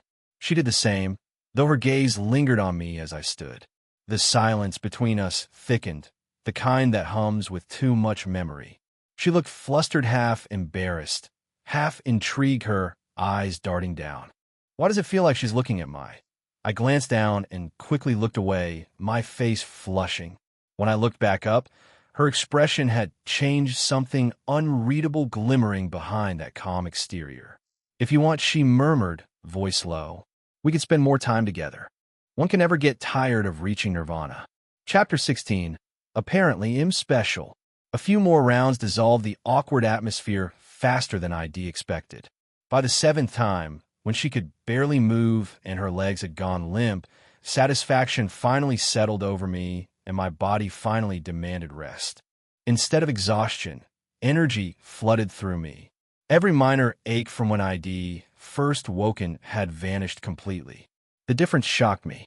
We had been going for a long time, and I'd worried someone might walk in and wanted to stop, but Selena insisted we were safe. Before it was over, I'd managed to ask her name, fumbling over the words like an idiot.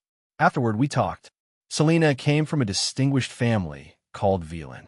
In their glory days, her household had been legendary healers. They could regenerate severed limbs, and rumors claimed they'd even raise the dead. But their prestige crumbled when summoners began contracting spirit summons capable of healing anything. Her family's bloodline ability weakened with each generation. Still, she'd found a way to strengthen her gifts, expanding her essence pool. It should have been impossible, but she believed. Selena believed with absolute conviction. Restoring her family's name was her only hope. No one had visited this clinic since the Academy's founding, she explained. The kingdom maintained it purely as a gesture to honor her fallen house. A far more advanced infirmary existed where spirit summons healed wounds instantly, which explained her surprise when I'd been brought here. Our meeting, however it came about, was a blessing in disguise. She certainly seemed to think so. I had my own reasons to agree. My essence pool had grown beyond anything I'd imagined. Summoner's status name, Cade Marlowe rank, F spirit essence, 300 active spirits.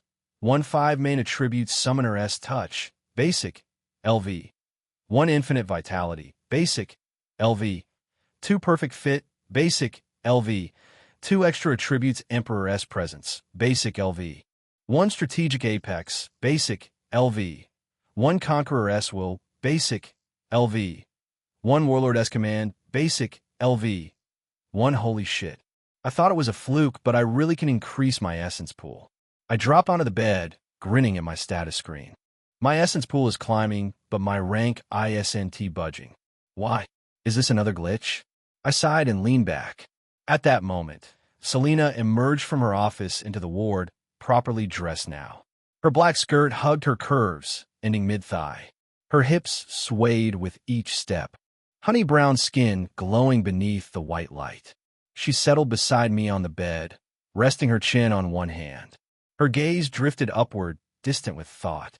Blonde hair framed her face, and despite the subtle lines that marked her as older, she remained striking, a beauty who could easily pass for my age at first glance, though closer inspection revealed she was at least in her early 30s. "Hey, are you okay?" She blinked, focus returning. That gentle smile curved her lips, the kind only older women seemed to master. "E me fine." The smile deepened. "Just thinking about what you told me. You've been through hell." I chuckled. "It's all right. I got rewarded for anyway." Her expression froze, surprise washing over her features. She pointed at herself, eyes wide. "By reward? You mean me?" A grin spread across my face. "Nope. I'm getting stronger. This nirvana you mentioned, it works just like dual cultivation." She clicked her tongue, gaze sliding away. "What letdown. It would have hurt to give this lady a compliment or two." I studied her profile. "You didn't need compliments. You did it for the reward too, didn't you?"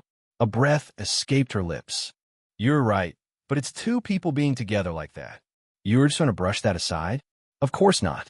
But don't tell me you're getting attached after one night with me." Her smile stretched tight, muscles fighting something beneath. "What do you mean, one night? You were never mind. I see you're the arrogant type." I leaned back. "Not really. But you said it yourself, you searched everywhere for someone who could take you to nirvana and found no one. I did something no one else ever could. I wouldn't be surprised if you got attached." The forced smile grew more brittle. "Well, why you not wrong? Not that I remember phrasing it like that." I closed the distance between us, hands finding her hips, pulling her toward me. "You didn't need to. Your desperation spoke 1,000 times louder than your voice ever could." Her expression froze. Color flooded her cheeks. Then she smirked. "You seem to be really getting into character for someone who just went through an intense experience." I pressed a hand to my chest. "I'm surprised myself, but I think you may have unleashed the demon emperor in me. You have my gratitude, Selena. If you want, I can make you." She yanked free and shot to her feet, hands on her hips. "I have to go to the public guild now. You don't need to go back to that place. I can give you the clinic keys, you can stay here. But getting into the academy grounds at night is difficult. You'll have to be careful," and my stomach growled, cutting through her words. I laughed, pressing a hand to my belly. "All right." She crossed her arms, gaze dropping to me. "After all that, I'm surprised you haven't passed out." I grinned. "Different kind of stamina. You mentioned the guild. Is that a Summoner-esque guild?" She shook her head. "No, I don't have business at the Summoner-esque guild. Besides, what happened between us demands secrecy. However effective nirvana proved to be, it's forbidden. I could be arrested and executed for it." I straightened. "What? Executed for having sex? People fuck every day. You don't understand." Her voice dropped. "Before, and even after 1,000 years ago, women across Ildrim have felt pleasure during intimate encounters, but we've never been able to reach that peak. That moment where it's supposed to reach paradise? That glimpse of transcendence? It doesn't exist for us. There are rumors about giant kin, but not many are willing to be with a giant." Her stare intensified. "Your existence is both blessing and curse. If others who know the truth about nirvana like me hear about you, they hunt you for obvious reasons. But if the church discovers what you can do," she leaned closer, "they eliminate you. They can't tolerate a human who can accomplish what no being, not even elves or dragonborn, can achieve. You'll be killed, Cade." Chapter 17. Establishing authority. I sat there, letting her words sink in. In simple terms, what Lyra meant was, I could get killed for being able to perform well in intimate matters unlike most men in this world. That just sounds twisted and petty, but it was true. Nonetheless, Lyra wouldn't say it otherwise. Her gaze held mine. She exhaled, long and slow. "That is why I intend to use the mercenary guild reserve for low ranks and grunts. I have a friend there.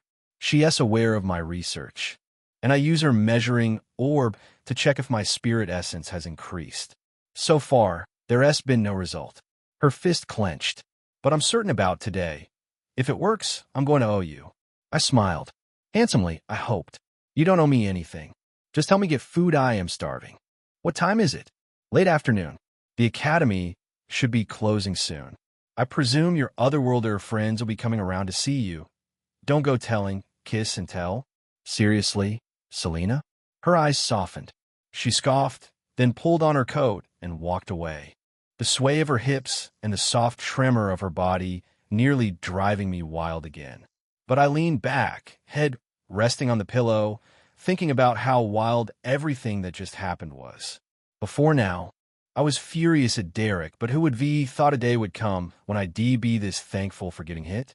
Not that the son of a bitch deserved any pardon. Then I remember about Cassie. I sprang up and quickly summoned her. A swirl of crimson wind appeared before me, as it scattered in a spray of sparks. The tyrant empress stood there, her immaculate body clad in armor that left much to the appetite. She remained still, unmoving like a statue. I stood, raising my head slightly to peer into her helmet, but there was nothing. No space. Just seamless metal with no opening for eyes at all. Weird. I definitely saw it the other time.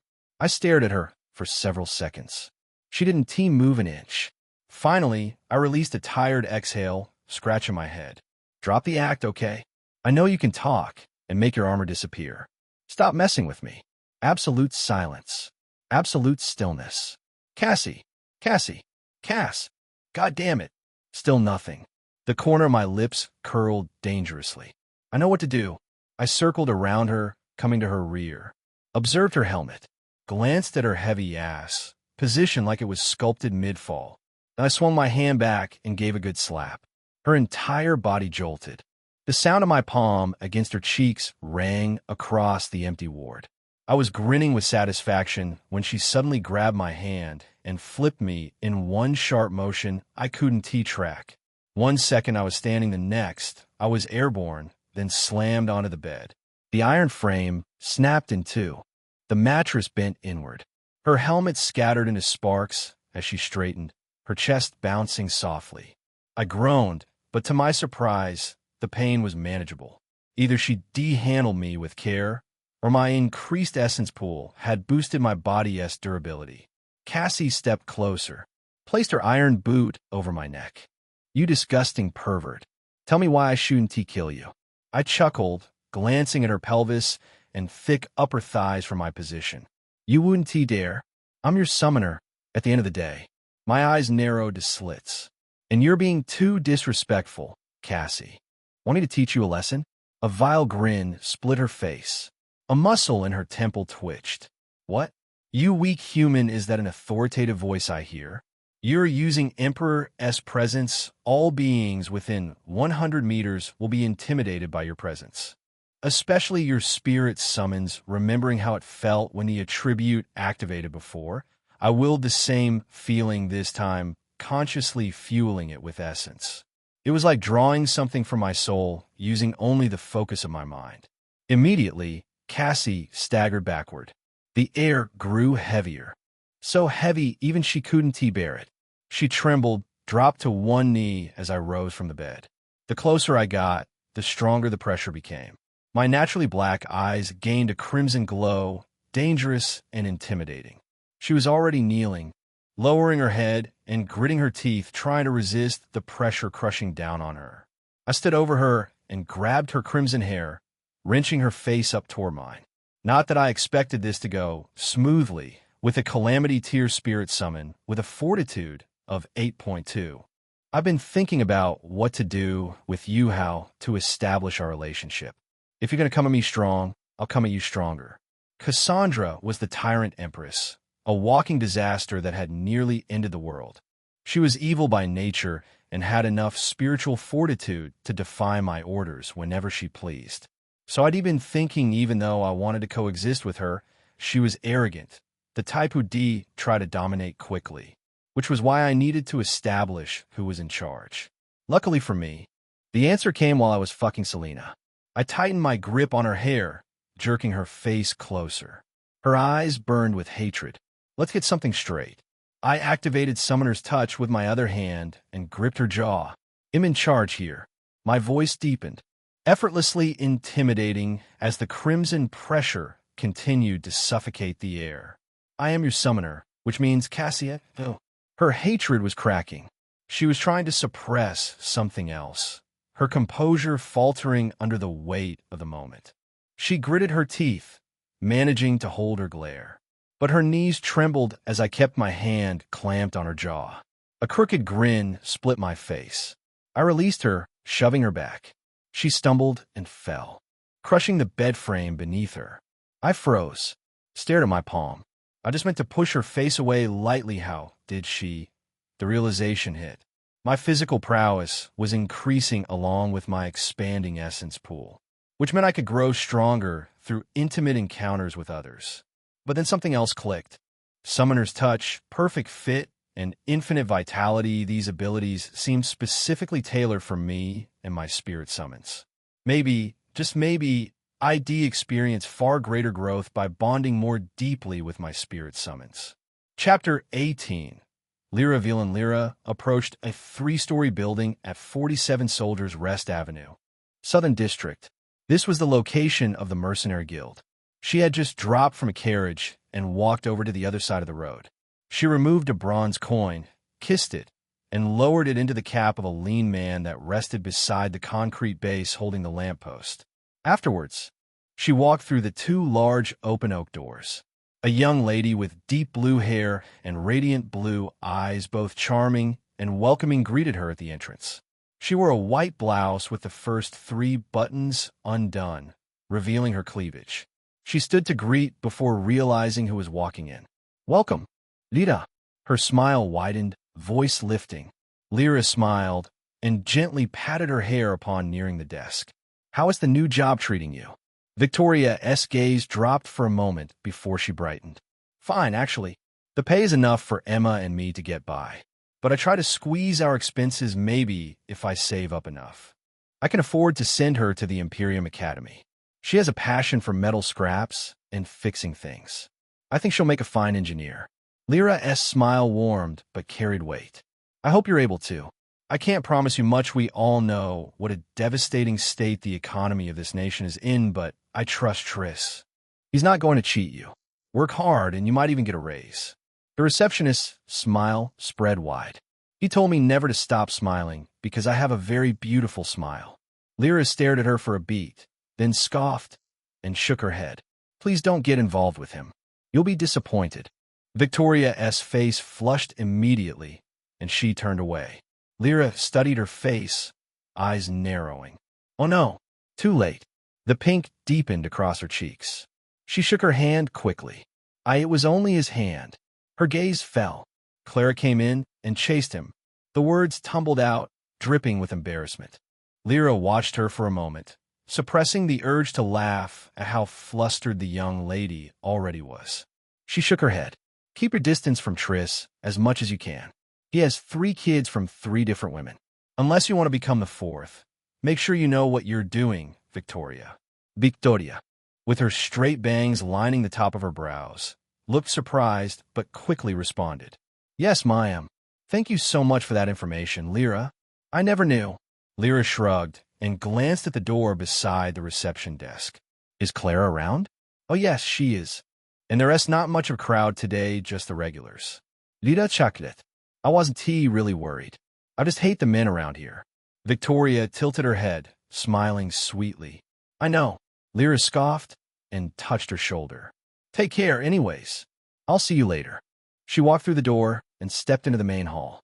The usual smell of ale, roasted meat, and wood smoke hit her, mingling with the low hum of conversation and laughter that eased something in her chest. In the main hall, 12 wooden tables filled the center, each flanked by benches that could seat between 8 and 10 people. The flooring was wide wooden planks, scarred and worn. Exposed wooden beams held the ceiling, iron chandeliers holding flickering candles that dangled from them. Lyra didn't walk toward the center. Instead, she headed west. Reaching the bar where a gruff man with a rusted metallic prosthetic hand stood mixing ale for an old man leaning on the counter. Behind him, sparse shelves held different brands of ale in glass bottles. When he spotted Lyra, he flashed a welcoming smile. Lyra Velan herself. Been a while since I saw you around. Lyra tucked her hands in her coat. Work has been busy these days, surprisingly. Is Clara in? The man glanced at the door in the west corner, pausing to think. Oh, I'm not sure. I think I saw her, but she should be around. He scoffed. I mean, it's not like we get jobs. Lyra nodded with a small smile and walked through the door. Reaching the kitchen, she passed through, returning greetings from people before reaching another small room more like storage, with a bunk bed and, next to it, a table and chair. A young lady with chestnut hair was asleep, slumped over the table. She gently took a seat on the bed. But as soon as she did, the lady snapped her head up, alert. Seeing who it was, she sighed and stretched, her voice rough and honeyed when she spoke. Hey, it's been a while. She yawned. Don't tell me you're here, because you want to check your stats again. Lida simidit. Clara recognized that smile and sighed, pulling open her drawer. I'll do this for you as many times as you want me to, but Lyra, as a friend, I gotta be straight with you. This thing is impossible. It's ancient history, one that you can't trust. It's impossible to increase your essence pool with Havana or whatever you call it. Lyra didn't respond. A small, confident smile played on her lips as Clara settled a dull, rainbow-colored orb on the table. She loosened her brown, leather corset top, letting her breasts slightly lift the fabric of her rumpled gray shirt. After she set the orb on a soft pillow, she turned to Lyra. There, place your hand over it. Lyra already knew the drill. Her hand was moving before Clara finished speaking. Her hand rested gently over the sphere. A subtle white glow emanated from within, spilling out a holographic panel just above it. Lyra Velin Essence Pool. 400 rank. D bloodline ability. Low. Tear healing. Both their eyes widened as they looked at each other. Lyra was D rank, which meant her essence pool limit ought to be 300. The last time they checked, which was 3 months ago, it was clearly 300. But now it was 400. Clara's eyes trembled. She couldn't believe what she saw. Lyra's sparkled, a wide, beaming smile spreading across her lips as she stared at the increased number. This was a symbol of hope. Clara's voice cracked. H, how come? W, what D did you do? Who D did you do it with this time? Her eyes widened. Wait, don't tell me. She covered her mouth with her hand. You got involved with a giantkin.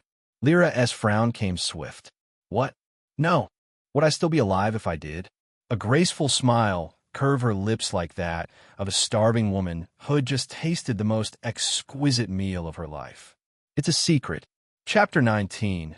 The arrogant empress. I stared around, lost and confused. 2 beds lay broken among the row of 6 in the ward Lyra had allowed me to stay in. I thought about what to do, but came up empty. I was in deep trouble. Sure, I might have overwhelmed her with pleasure, but I'd still gone ahead and broken 2 beds in her clinic. This was going to be an infrastructure problem, and the cause of it? She sat there, one leg crossed over the other, glaring at me with burning red eyes. Cassandra was the most beautiful woman I'd seen in 2 worlds. Her skin was blanched, every feature of her face carved to ridicule perfection. Her lips were small and red, as if she'd glossed them with the blood of slaughter. Her beauty was enchanting and, in the same breath, terrifying. It held power, a domineering air that made one shiver, like that of an empress who committed continental genocide. Then there was her graceful figure, full, round breasts pulled tight against her strange metal armor, curvy hips as she sat with one leg folded over the other. Cassandra had to have been sculpted. She was a beauty that never should existed. You're leering. Her voice was sharp with a low-level hoarseness beneath that sharpness. Woman, have you looked into a mirror? I exhaled and fixed her with a stern glare. You broke the bed. She glanced at the bed behind me. Then the one she was currently sitting on, that one was still in manageable condition, although it seemed to strain beneath her weight. She looked back at me, confusion written across her face, as if asking what she was supposed to do about that. Well, you have to pay. My eyes widened. Wait, don't tell me you expect that I'll be paying for the bed? A foxy smile climbed her face. Aren't you my summoner? The one who calls the shots? A sharp sting pierced my soul in that moment. My palm at my face. The realization of the suffering Cassandra would put me through translated into physical pain. It was evident just looking at her. That face of beauty, arrogance, destruction, wickedness. The full package.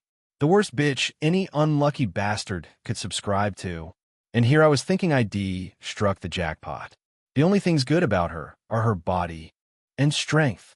It seems I'll need to teach you some things. A scoff left her mouth immediately. She raised her chin. You? Teach me? I single-handedly killed 50,000 men in one night. What are you going to teach me, weakling? I inhaled deeply, reciting patience over and over again to keep from losing my mind and taming her with a few rounds. Control was a very useful instrument of domination, after all. I folded my arms and exhaled. That's right. Because of you, my entire life went to shit. What exactly are you? And what did you do that the old priestly man was calling you a disaster and deemed me a heretic on sight? Her gaze sharpened, studying me with actual seriousness for the first time. What era are we currently in? Luckily, these are things Knight Flint had shared with me on the side.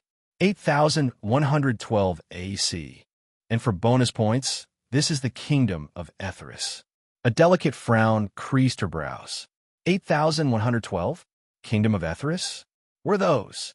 How many years since the destruction of the Xeric Empire? How many years since the century of broken thrones? I blinked. The only thing Knight Flint had told me was that AC stood for After Calamity, marking the major calamity wars that had spawned across all 7 continents of Eildrim and birthed a new era. All this Xeric Empire and Broken Thrones business she was talking about, I had no idea who broke whose throne. Her eyes darkened, boring into me. Why are you looking at me like a fool? Answer the question, weakling master. Hey, I am also not from this world, okay? I was summoned here just like you, then branded weak the next minute. Worse, I summoned you and was immediately imprisoned for it. Easy. I'm just going to blame her for all my bad luck. The room went silent for a beat. She looked down, seeming to sink into deep thought. The Church of Eternal Light, are they the ones responsible for the summoning? I narrowed my eyes as that name rang a bell. Then I remembered what Kai had told me earlier this morning. Yes, them. Cassandra's gaze went black. It seems they managed to rise from the rubble yet again. She muttered to herself, her voice tightening with anger. She snapped her head up. Zomona, stand. Make haste. We must begin to rally our forces and lay siege to the Church of Eternal Light. She sprang to her feet, but paused, thinking deeply about something. But if it is the Church of Eternal Light that I'm familiar with, they never be content with the backing of a mere kingdom. She locked eyes with me. Do you know of the empire that exists in this continent? I told you I just got summoned here literally yesterday. But yes, a friend told me the powerhouse of the Central Realm is the Solaris Empire. Her eyes widened instantly. That Esset, that name alone says it all. That is the nation we must lay siege to this instant. We will need your army. We have to destroy those hypocritical beings. She stared at me. Where's your castle? I gulped and glanced around, returning my gaze to her with a smile. She followed my eyes, scanning the white and humorless interior of the clinic. This is your castle? I shook my head slightly. Well, not exactly. A friend let me crash at her clinic until I can scrape together money for my own place. You aren't listening to me? I practically got summoned here yesterday. Her face froze. The color drained from her cheeks. So, you have no castle? A laugh escaped me. Cassie, I don't even have a roof over my head. Chapter 20. My amazing villainous summon, you can't be weak and be poor. I scoffed. Have you been to planet Earth? I jabbed my fingers at her. An ISNT that rich, coming from you borrowing my soul and leeching off my spirit essence. A graceful frown crossed Cassie's beautiful features.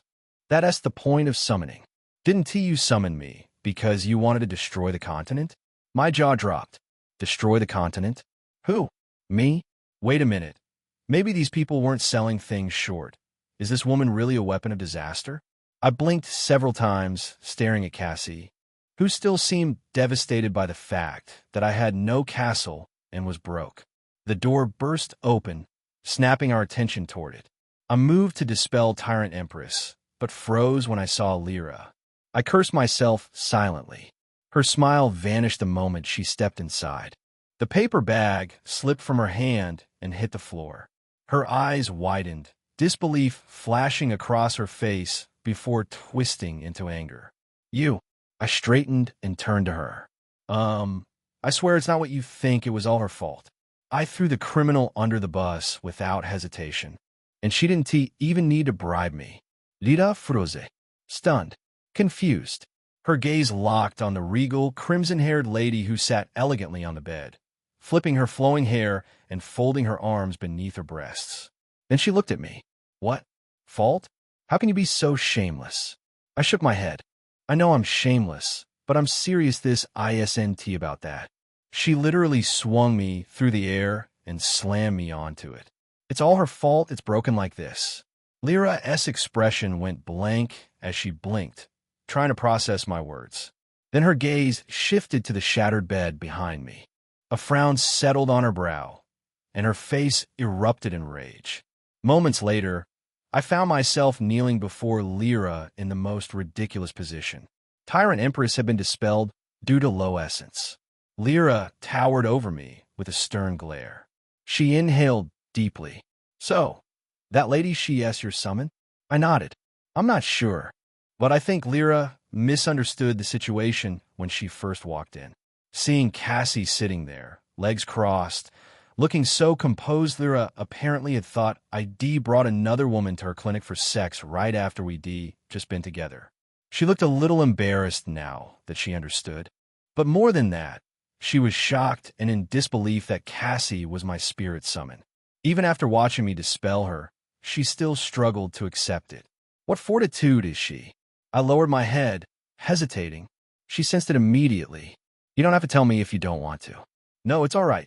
I decided Lyra was someone I could trust. Sure, she could betray me tomorrow for her own gain. I wouldn't blame her. I just have to survive another way and maybe kill her down the line. But right now I needed someone. And in my current situation, Lyra seemed like the best option.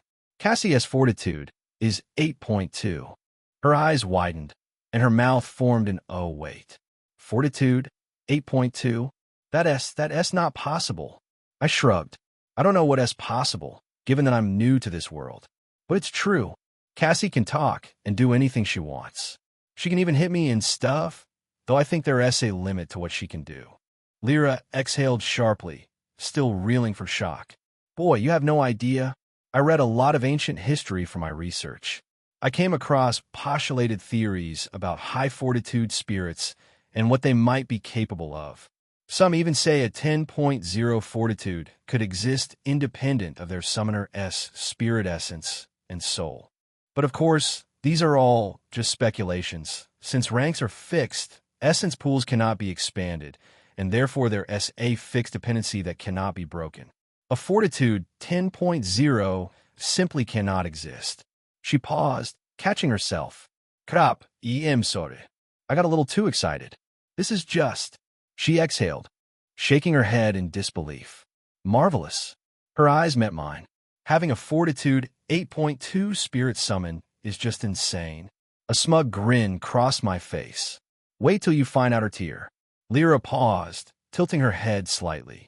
Considering that you're F rank, I'm guessing she has mortal tier? But still, that's incredible news. A fortitude 8.2 means you can actually hold your ground against D ranks. And there's that. Nirvana. It worked for you too, didn't it? She rushed through her words with such excitement that I couldn't find an opening to tell her no.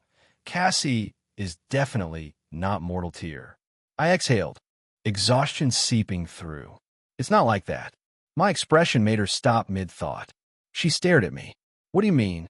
I exhaled again, stood up, and placed a hand on her shoulder. Don't faint, okay?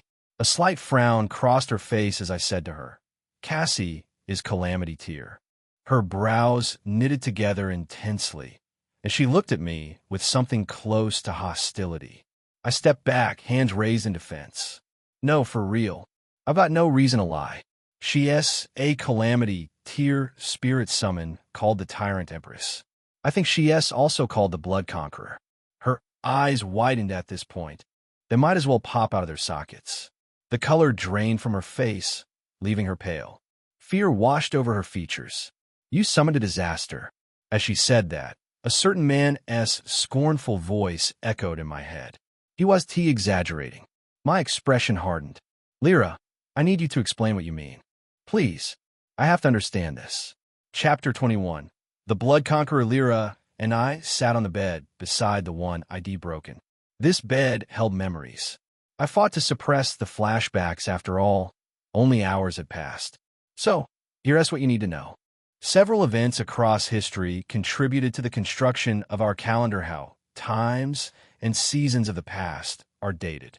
Most of these events are considered mythical these days. They never happened. But for some, the signs are there. She paused. My opinion? The Church of Eternal Light went to great lengths to use their propaganda to bury those truths. Events like the Calamity Wars, devastating conflicts across all 7 continents that marked the fall of the Xeric Empire, the powerhouse of the Central Realm. From its ruins, with what remained of the Eternal Light Church, the Solaris Empire rose. The force behind the Empire's destruction? A woman known as the Blood Conqueror. She'd once been the second empress of the Xeric Empire. She killed her husband, slaughtered all her stepchildren, destroyed nobles, and burned the church and empire to ash, all for vengeance. My heart hammered against my ribs as she spoke. Even before this, she was known as the Tyrant Empress, a devastating war maiden, a force before whom men bowed their heads in terror. She'd risen from slave to the strongest knight in the Xeric Empire. After the first empress's death, the emperor married her to win the soldiers' loyalty and bolster the empire's military strength, which the Eternal Light Church was siphoning away. I'm unsure what happened. Different books offered different perspectives. Some say she wanted to avenge her family. Others claim politics drove her mad and use it to justify why women should never enter the court. Various speculations exist. No one ever reached a conclusion. I locked eyes with her. What about the church? What did they say? Her gaze met mine. They called her a member of the demon cult, said they decultivated her since childhood and placed her strategically. It was an easy way to explain her extraordinary talent and strength, even though she was no summoner. I rubbed my chin, processing her words. Tyrant Empress. Regardless of the murky reasons behind her actions, the deeds themselves were crystal clear, and the Lodestar had branded her a villainess. This had to be true. I need to be more careful around her. ID never realized she was such a terrifying force, and ID tried to pursue her romantically. Now, thinking about that moment with her history laid bare, something twisted inside me, a dark desire to truly claim her, to make her get addicted to me. Damn it, am I twisted? I shoved the thoughts aside, refocusing. Questions swirled through my mind, but Lyra continued. Many other events mirror this. The Calamity Wars alone? I can count 5 disasters that wrecked kingdoms. No continent escaped calamitous damage, from catastrophic spirit beasts spawning from S-rank gates to individuals with terrifying abilities tearing the world apart piece by piece. It all consolidated into an era of calamity. Before that came the era of broken thrones, and I remember villainesses who built their reputations by razing kingdoms and burning millions alive. The era of broken thrones was even worse, a time when nations warred endlessly against each other. She exhaled, her eyes bright with excitement, her smile satisfied. It's been a while since I went through the history books. If you want to know these things, you should find a golden library. I don't think any exist here in Ethermere. You have to reach Willow's Vale. That'll be a long journey. My frown deepened as I mulled over her words. What is the Golden Library? Though, shouldn't there be history books at Luminaris Academy? Lyra leaned back and rolled her eyes. Luminaris Academy was created by the Eternal Light Church for the sole purpose of cultivating summoners. Everything around you is designed to control spirit summoners toward an expected end. I studied her, suspicion hardening my voice. Does that mean I have every reason to be suspicious of you right now? A deep frown creased Lyra's brow. I wouldn't need to be intimate with you to deceive you. Do you take me for someone cheap who throws herself at people just to control them? Men nonetheless? Heat flushed my face. Sully. I didn't mean it that way. I'm not sure what to say. I clasped my hands together and exhaled. It's easy to overlook because of all the excitement, shock, and surprises in the past 24 hours. But I can't go home. I'm stuck in a strange world with people who could deem me worthy of killing for any justifiable reason. I don't know who to trust. It's overwhelming. I might be hated my life on Earth, but I don't know if this is better. She folded her arms, casting me a brief, pitying look before turning away. Determination flashing in her eyes. It's not complicated. You might be F rank, but you have leverage no one else does. You summoned one of the greatest villainesses who wrecked an entire empire. Just get stronger, become so powerful that the idea of killing you seems absurd and laughable. The Blood Conqueror made the church tremble once. You can do it again to protect yourself and find your way home. A smile tugged at my lips, and I straightened. To protect myself, that was valid. Finding my way home? I didn't want false hope. I preferred tackling one problem at a time. For now, I needed to stay alive, and to stay alive, I needed to get stronger. To become stronger, I needed to control another villainess and gain her attributes, perhaps something combat-related. However, for that to be possible, I'd most likely need to expand my spirit plane. There was only one way I suspected this could happen. Sex. I have to be with Cassie to get stronger. Author's note. Another info dump. I apologize. We are dealing with a very big world, rich in a lot of things. History is just one of them. I have to hijack chances like this to do some little exposition so we all done get lost when the story starts flying around. Thanks for reading till the end. If you can see some potential in this book, please add to your library. Wink. Chapter 22. Spirit Classes. After everything was said and done, I ate. Food is very important. Please don't play with food. May the good Lord bless you.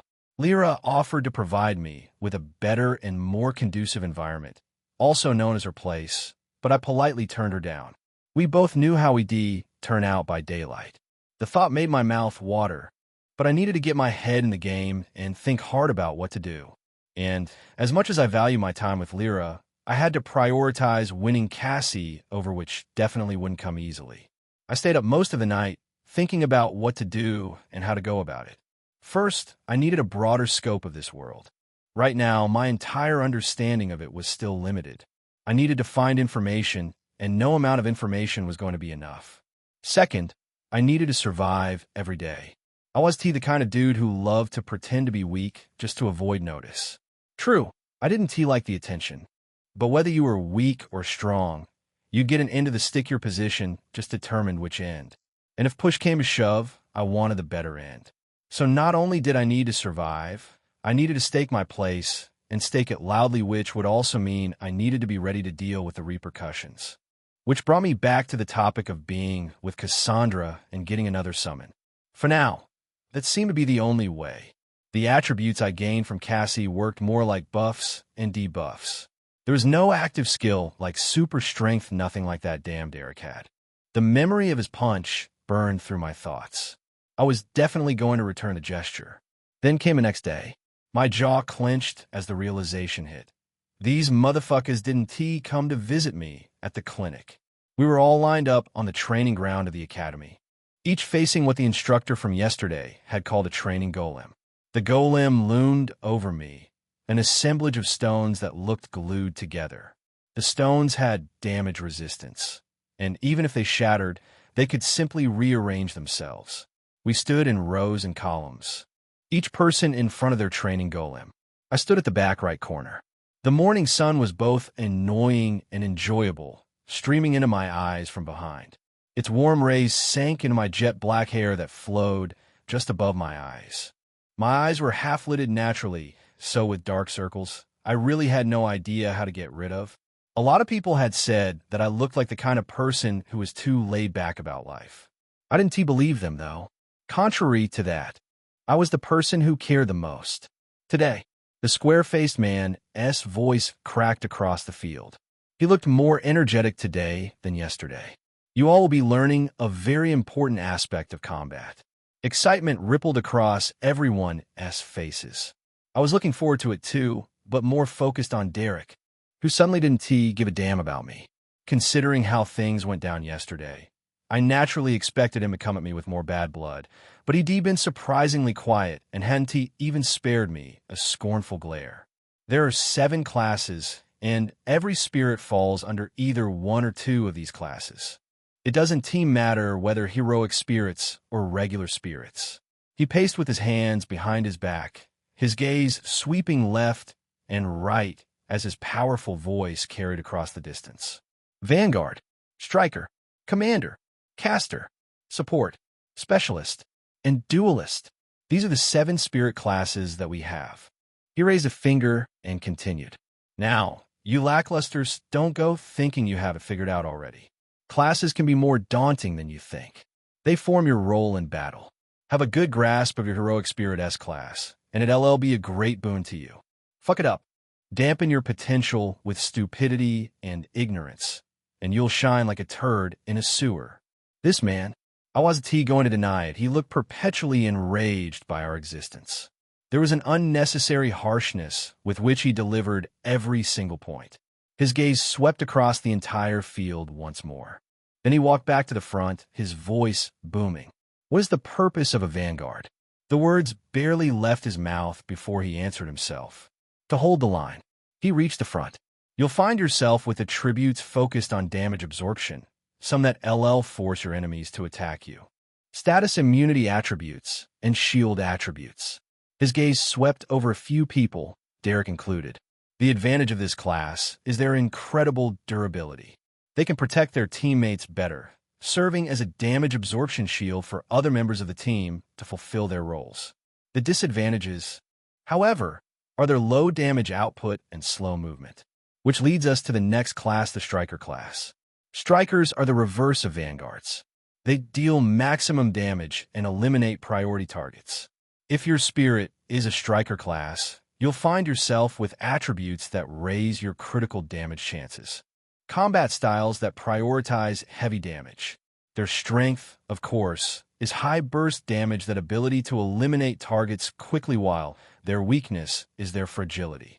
They require protection, which is why a Vanguard and a Striker are 2 parts of a perfect whole. Now, imagine having a spirit that's a hybrid of both classes. His last comment sent murmurs rippling through my classmates. No doubt, it would be overkill. However, the instructor wasn't done. Silence.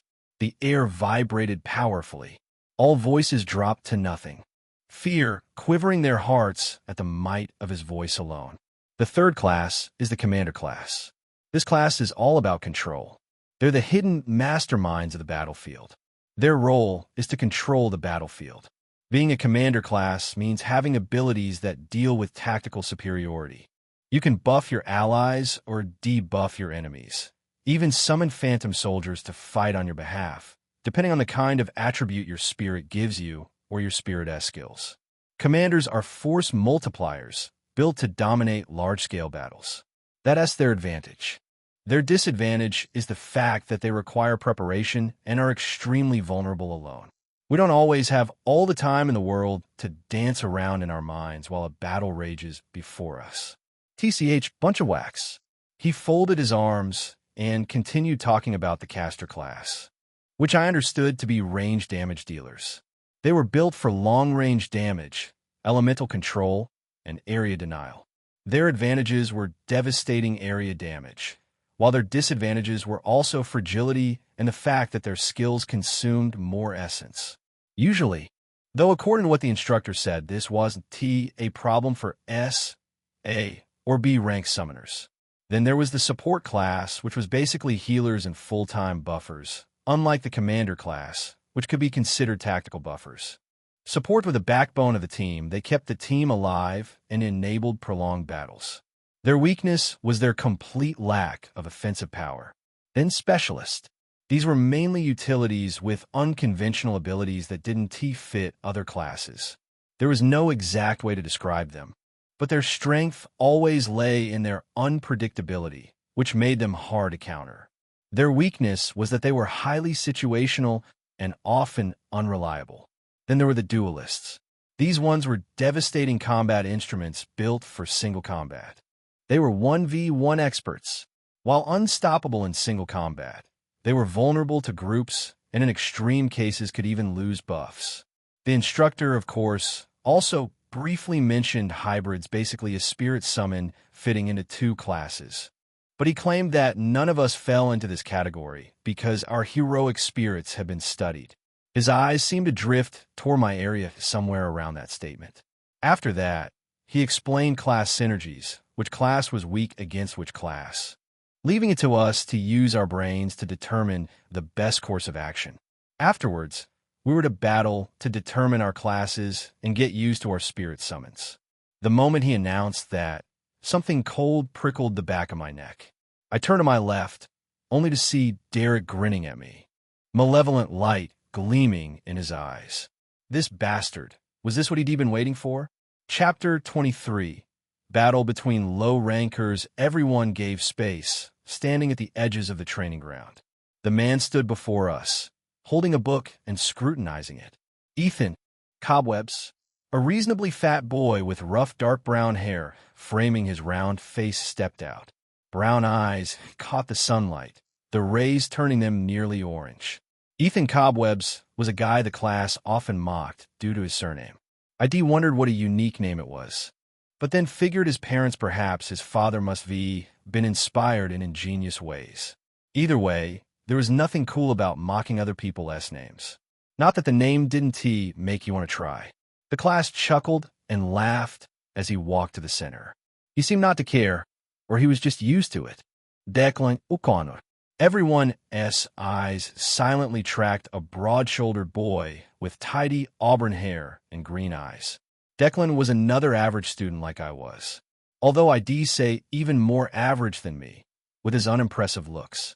Despite that, though, he was always immaculate, shoes polished, uniform crisp, unlike me, who loved to tuck out and unbutton my jacket. He stepped onto the stage, facing Ethan.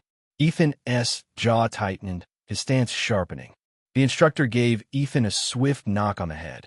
This is not a death battle. Stop looking at your opponent like you must win this. There is nothing to win or lose here. It is simply a test. Ethan recoiled, clutching his head. Yes, sir. The man held his gaze, then sighed, his expression shifting the next second, as if asking himself why he even cared. He glanced at the book in his hands. The two of you are E-ranks, and each have an awakened tier heroic spirit, right? They both nodded. Yes, sir. Correct, sir. The man lowered the book, his arms dropping to his sides. Summon them, and start fighting for the next 5 minutes. He turned to us. You lacklusters better keep your eyes sharp and open. You'll be telling me which class they fall into. I gulped and instinctively retreated behind the guy standing before me, bending slightly. The air thickened. Yellow and blue sparks flew forward and merged to form the heroic spirits. Before Declan materialized a figure in silver-plated armor with a flowing blue half-cape and wrapped clothes. Ethan's heroic spirit was a slightly hunched figure in tattered dark armor that seemed completely fused with its body. It had heavy plated gauntlets on its bestial arms longer than normal and a shredded, dirty yellow cloak that blended with its mane. The armor showed signs of self-inflicted damage, as if the heroic spirit itself had tried to claw it off. Both locked eyes, tension crackling between them. Declan's heroic spirit extended its hands, summoning an 8-foot-long halberd with a crescent moonblade. Ethan's spirit wielded a jagged black spear in one hand. The square-faced instructor glanced at them, then commanded them to start. Both were silent for a moment. Then their heroic spirits shot at each other. A terrifying ring of metal exploded across the field. Sand kicked up and scattered in our direction as the wind surged. This was just a clash between awakened tier summons, and yet the force alone couldn't be ignored. Or is it because they are heroic spirits? It had to be. After all, there was a clear distinction between heroic spirits and other spirits. As far as we knew, we were like gold in this land. Just look at how E-ranks fought like they could single-handedly demolish a city. The clash of metal echoed again as both spirits disengaged, skidding backward through the sand. Declan S. Knight raised its halberd in a defensive stance, the crescent blade catching sunlight. Ethan S. Summon circled left, its hunched posture making it look like a predator stalking prey. Interesting, I muttered, keeping my voice low. The contrast was already obvious. One fought with discipline, the other with raw aggression. Ethan S. spirit lunged first, the jagged spear whistling through the air in a vicious arc. But instead of a single strike, it followed with a rapid combination thrust, slash, overhead smash. Each attack aimed for vital points with brutal efficiency. High damage output, relentless offense. Declan S. Knight absorbed the first 2 strikes on its halberd-S shaft, then pivoted, using the weapon-S length to create distance. The third strike, that overhead smash, it caught on the flat of the crescent blade, redirecting the force into the ground. Defensive positioning, using reach advantage. There, someone whispered nearby. Did you see that redirect? The spirits reset. This time, Declan S. Knight pressed forward with measured strikes, testing probes rather than committed attacks. The halberd swept in wide arcs, controlling space, forcing Ethan S. Spirit to respect the reach. But Ethan S. Spirit didn't retreat. Instead, it ducked under a horizontal slash and closed the distance, getting inside the halberd-S optimal range. At close quarters, the long spear became a bludgeon, and those bestial gauntlets became weapons themselves. A claw swipe left a shower of sparks across the Knight-S pauldron. Shit, I breathed. That was smart. Strikers excel at closing distance to vulnerable targets. The Knight responded by slamming its armored elbow into the bestial spirit-S chest, creating separation, then immediately reposition, rotating to maintain optimal spacing, never overextending, always ready to defend. The pattern repeated. Ethan S. Spirit would find an opening and explode with devastating combinations, each strike carrying enough force to dent stone. But Declan S. Knight weathered them, positioned correctly, and controlled the battlefield-S geometry. 3 minutes passed. Both spirits showed signs of where the Knight-S armor had fresh dents and scratches, while the bestial spirit-S movements had slowed fractionally, its aggressive lunges costing stamina. Time is running out, someone murmured, as if sensing the same thing. Both summoners pushed harder. Ethan S. face twisted with concentration as his spirit abandoned defense entirely, becoming a whirlwind of strikes. The spear blurred, gauntlets flashed, raw power hammering against the Knight-S guard. But Declan didn't break. His Knight planted its feet, halberd held in an iron guard position, and simply endured. Each impact was absorbed, redirected, or deflected. The Knight gave ground grudgingly, step by step, but never fell. Ethan S. summon suddenly exploded forward, its movement faster but more irrational. Declan was forced into pure defense, though his summon was fast enough to keep up. Ethan S. summon fought like a beast at times and like a cunning human at others, using claws to rake across just to catch the Knight off guard. But the Knight was sharp-witted and Declan was incredibly focused. It seemed like the boy knew exactly what to do and what not to do. Even as Ethan increased the pacing, he didn't carelessly fall into it.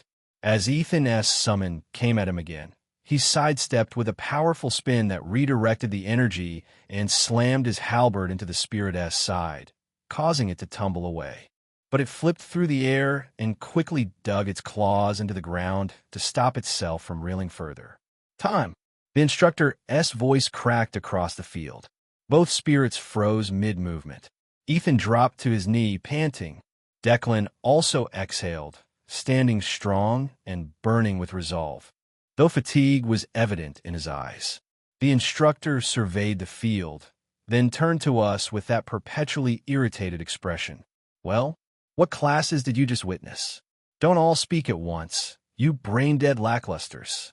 A hand shot up one of the girls from the front row. Ethan S. Spirit is a striker. Sir, high damage output, aggressive offense, eliminates targets quickly. Correct. The instructor S. gaze swept across the rest of us. And the weakness? Fragility, I found myself saying, louder than intended. Shit. He abandoned defense completely at the end. Against a less durable opponent, he D-win. But against someone who can tank the damage. The instructor's eyes found me in the back. And for a terrible moment, I thought I'd drawn the exact attention I was trying to avoid. But he just nodded curtly. Right? O'Connor S. Spirit? Vanguard class, a boy called out. Defensive positioning, durability, controlled the engagement distance, protected himself effectively, and learned the hard lesson of the Vanguard weakness. The instructor added with something almost resembling approval. Low damage output. He couldn't capitalize on openings because he lacks the burst damage to end fights quickly. So he had to rely on momentum for his attacks to carry weight. So many counter opportunities, this battle should be ended the moment it started. Both summoners are inexperienced too. Just because your spirits are naturally combat-oriented doesn't mean you should leave it all to them. Communicate commands mentally and properly to generate the best outcomes. And you as summoners, do you think that gives you the right to stand leisurely and wait for your spirits to finish it all? You think these damn wild spirits are going to wait around for you? They attack you as much as they attack your spirits. You must learn to work together. Keep your focus. Use your limbs and brain to turn the tide of the battle at all costs. Ethan and Declan both nodded, absorbing the critique. Their spirits dissipated back into sparks of essence. This is why the instructor continued, voice rising.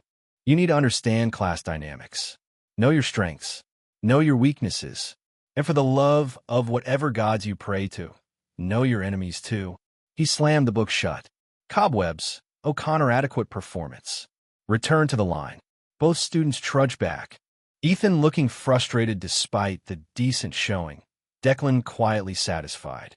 The instructor opened the book again, and my stomach dropped as his finger traced down the list of names. This was it. Any second now, he'd call me, pair me with Derek and Una Castellan. My head snapped up. Una stepped forward with fluid grace, her expression unreadable. The morning sun caught her features, and I noticed several guys tracking her movement a bit too intently. Versus, the instructor's eyes gleamed with something unpleasant. Derek Ashford. My blood went cold. Derek's grin was savage as he stepped onto the field. This LL be fun. But he wasn't looking at Una. He was looking directly at me. And suddenly I understood. This wasn't about Lyra at all.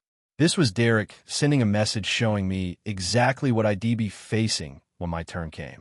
The bastard wanted me to watch in despair. I swallowed hard and forced myself to keep my expression neutral. Fine. Let's see what you've got, asshole. Chapter 24. A bully can actually be smart. Derek stood opposite Una, grinning with his hands in his pockets. Una's eyes narrowed as she studied him. Then she cleared her throat. You heard the man. This is supposed to be a test. You better know how to treat a lady right. The instructor gave both of them a long look and barked, begin.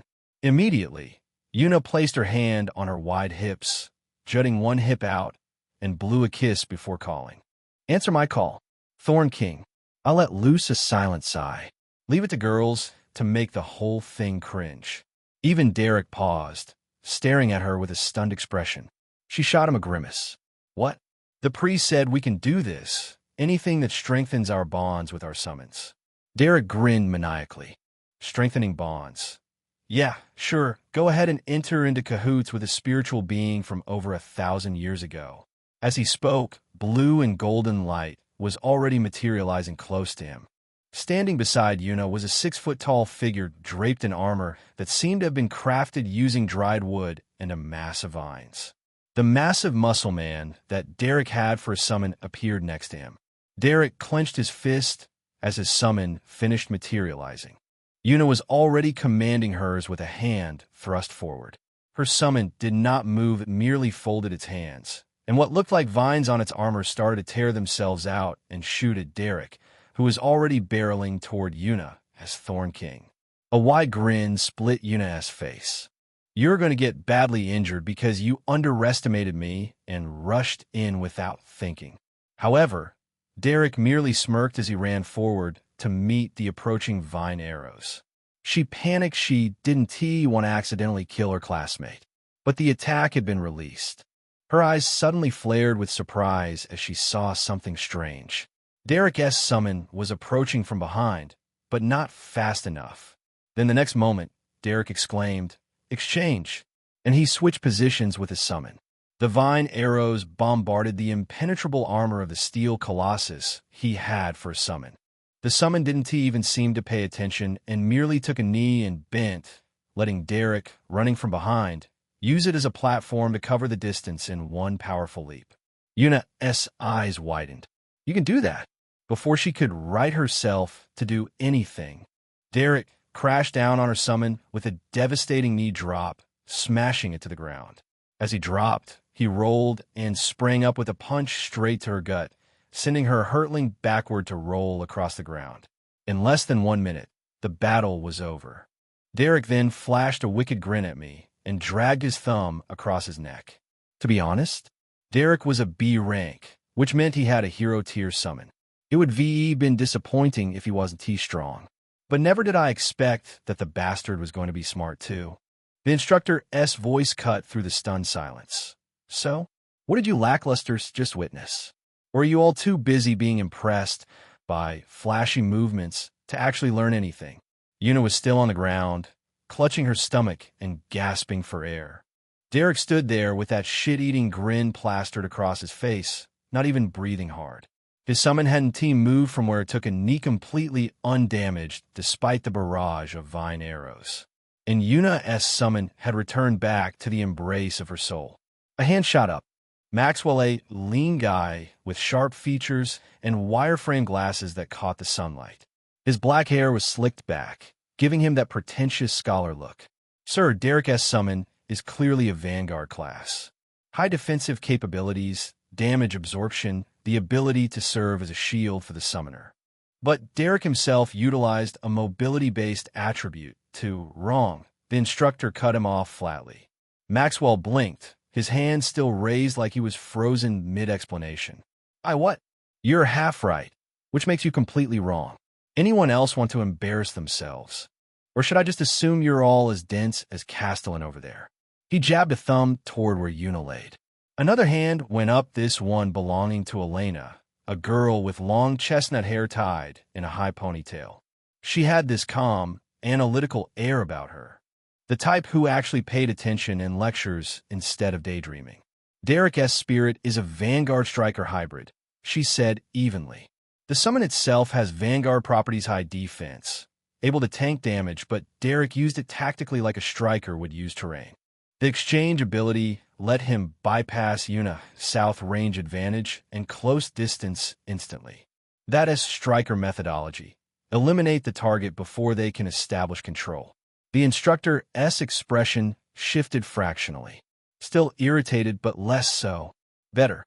The good thing about having heroic spirits is the fact that they can belong to more than one class. In unique cases, the attributes themselves can make up for the weakness they have as a Vanguard. Ashford's spirit is hero tier. It probably granted him attributes that boosted his strength and durability, and gave him combat knowledge. The summon body serves as an impenetrable wall, while Ashford himself becomes the damage dealer using his summon's defensive capabilities to create aggressive openings. He turned his glare on Maxwell. "This is why I said you were wrong. You saw the Vanguard traits and stopped thinking. Hybrids are dangerous because they don't follow the limitations you expect." Maxwell flushed, lowering his hand and looking away. I stood there in the back, half hidden, processing what I'd just seen. Derek hadn't just one he'd dominated. Yuna never had a chance to establish her strategy. That exchange ability was basically a free gap closer, and with his summon serving as both shield and springboard. Fuck! The tactical implications made my stomach churn. Derek could engage at will, disengage at will, and his summon was durable enough to weather anything thrown at it while he positioned himself for the kill. And that was just one ability. Who knew what else that hero-tier summon had in its arsenal? Castellan. The instructor's voice snapped toward Yuna, who was finally struggling to her feet, still wincing. Your mistake? Yuna grimaced, one hand still on her stomach. I didn't account for his mobility. I thought if I kept him at range with Thorn King's vine attacks, I could control the engagement, but you assumed he'd D-play by support class rules, the instructor finished. You saw a big, slow, armored summon and thought Vanguard, no threat to me at range. Then Ashford used you as the threat vector instead of his spirit. Classic failure of tactical assessment. He turned to Derek. Ashford, what is your spirit S class? Derek's grin widened. Vanguard Striker Hybrid, sir. Colossus can tank anything, and I get to dance around hitting weak points. And your rank? B rank, sir. Murmurs rippled through the class. Seeing AB rank in action made them truly realize how vast the distance between ranks are. Plus, Derek had a hero-tier spirit, which meant better attributes, stronger abilities, and enough essence to actually use them without collapsing like Ethan and Declan had. The instructor nodded curtly. Adequate explanation. Return to the line. Castellan, get yourself to the infirmary before you vomit on my training field. Yuna nodded weakly and stumbled toward the edge of the grounds, one of her friends rushing over to help support her. Derek, meanwhile, strutted back to his position with that same savage grin, but not before making eye contact with me one more time. He mouthed two words, "You're next." I felt my jaw clench. Every instinct screamed at me to look away, to avoid the confrontation brewing in his eyes, but I held his gaze and then rolled my eyes, looking away the next moment. Chapter 25. We're supposed to be mortal tier. You can't go around wrecking an instructor. After Derek and Yuna's fight, the rest of the battles blazed through, giving me the chance to observe summons and catalog abilities. Of all of them, for demanded my attention. Maxwell's Silent Guardian, Elena's Storm Queen, Kai's Golden Emperor, and a C-rank girl named Priscilla who somehow managed to summon a hero-tier heroic spirit despite her rank limiting her to champion tier. As for Maxwell, Elena, and Kai, judging whether Cassie could defeat their summons proved impossible. They were monsters, and Cassie, by my judgment thus far, was a Commander-Striker hybrid though. She leaned heavily toward Commander and only qualified as a striker because of her devastating combat prowess. That is all I'd seen her do, actually. Only my attributes convinced me she had to be Commander class. Kate Marlowe. My heart thumped powerfully as the instructor called my name. As I stepped out of the row, mutters and murmurs rippled through the crowd, but I shoved them aside and waited for the next name. It didn't come. I stood in the center of the field, staring at the instructor. The man returned my gaze with indifference, his face carved from square, stone strong, intimidating, utterly unreadable. Impossible to tell what thoughts lurked behind those downward eyes. He closed the book in his hands with a loud clap. Around him, sparks shimmered to life. I'm the one you'll be facing. My heart plummeted into my stomach. What is your summon S tier? My hand found the back of my neck, pressing slightly. Mortal tier, sir. A massive, rhino-looking creature materialized beside him, though nothing like any rhino I'd seen on TV. Its body appeared carved from thick metal plates, eyes blazing with inner fire. This is an elite-tier spirit. That S right I am D rank. A regular summoner. Your types are icing on the cake. Defeating me should be a walk in the park for you. A chuckle escaped my lips. This guy. My hand remained pressed against my neck as I forced a polite, awkward smile. I don't think so, sir. You're more experienced. Besides, this ISNT's supposed to be a win or lose battle, remember? So please, sir, let us not stray from the principles you set. The man looked like he wanted to use me to prove a point.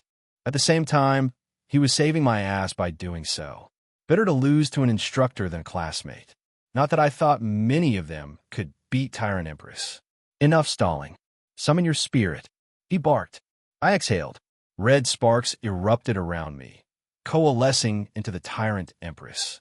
She stood beside me, impossibly tall and graceful. I felt like a shadow next to her, her elegant curves, her malevolent helmet. Everything about her both imposing and terrifying. Murmurs swelled as soon as she appeared. She turned her head toward me. Somehow, through that covered helmet, I felt disgust and disapproval radiating from her gaze. I exhaled, refocusing on the instructor. He vanished. My eyes widened. He moved. You left yourself wide open. The voice came from my side. The man had closed the distance in a blur, his hand cocked back, fist hurtling toward me. I was far too slow to react. But as his knuckles neared, a hand seized my collar and yanked me clear, the other catching his fist mid-strike. Shock flickered across the instructor's face. Then it melted into a grin. Oh, smart move commanding your summon to compensate for your weakness and lack of speed. Except I hadn't commanded anything. This was all Cassie. His grin widened.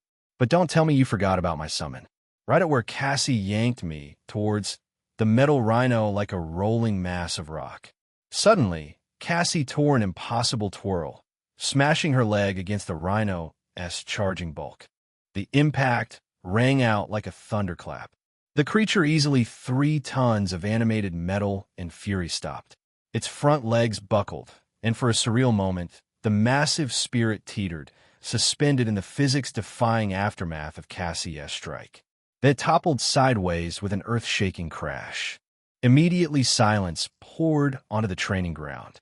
I hung there in her grip, collar bunched in her fist, boots barely scraping ground. My brain struggled to process what I'd just witnessed. That thing had been a charging elite-tier spirit, and she stopped it with a kick. She didn't even have to use a sword. Others were doing so. Impossible, someone breathed from the crowd. The instructor's grin had vanished. His eyes narrowed, flicking between his down summon and Cassie. Mortal tier, you said? I swallowed. Yes, sir. Cassie released my collar. I stumbled forward a step, catching my balance while she remained perfectly still, a statue of contempt carved from malice and grace. She hadn't even looked at me when she saved my ass.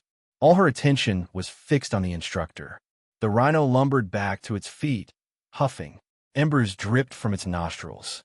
Its master cracked his knuckles, rolling his shoulders. Interesting. His stance shifted, weight dropping lower. Very interesting. That strength, those reflexes, either you're lying about her tier, or you're just a really good summoner. I'm guessing the later, since you're F rank. He blurred again. This time he wasn't targeting me. He went straight for Cassie, closing the distance in a blink, fist already in motion. A feint, his body twisted mid-strike, leg sweeping low instead. Cassie didn't move. The kick connected with her shin. I heard the impact, saw the instructor's face contort not in satisfaction, but in pain. What? Cassie's hand shot out, fingers closing around his throat. She lifted him off the ground one-handed, her movements economical, almost bored. The instructor clawed at her grip, eyes bulging, but she held him like he weighed nothing. Cassie, I barked. Don't kill him. For a heartbeat, she didn't respond. Then, with what felt like deliberate insolence, she tossed him aside. He hit the ground hard, rolled, and came up gasping. The rhino charged again straight at her this time. Flames wreathed its horn, metal plates glowing cherry red. A proper elite tier attack, the kind that could punch through reinforced walls.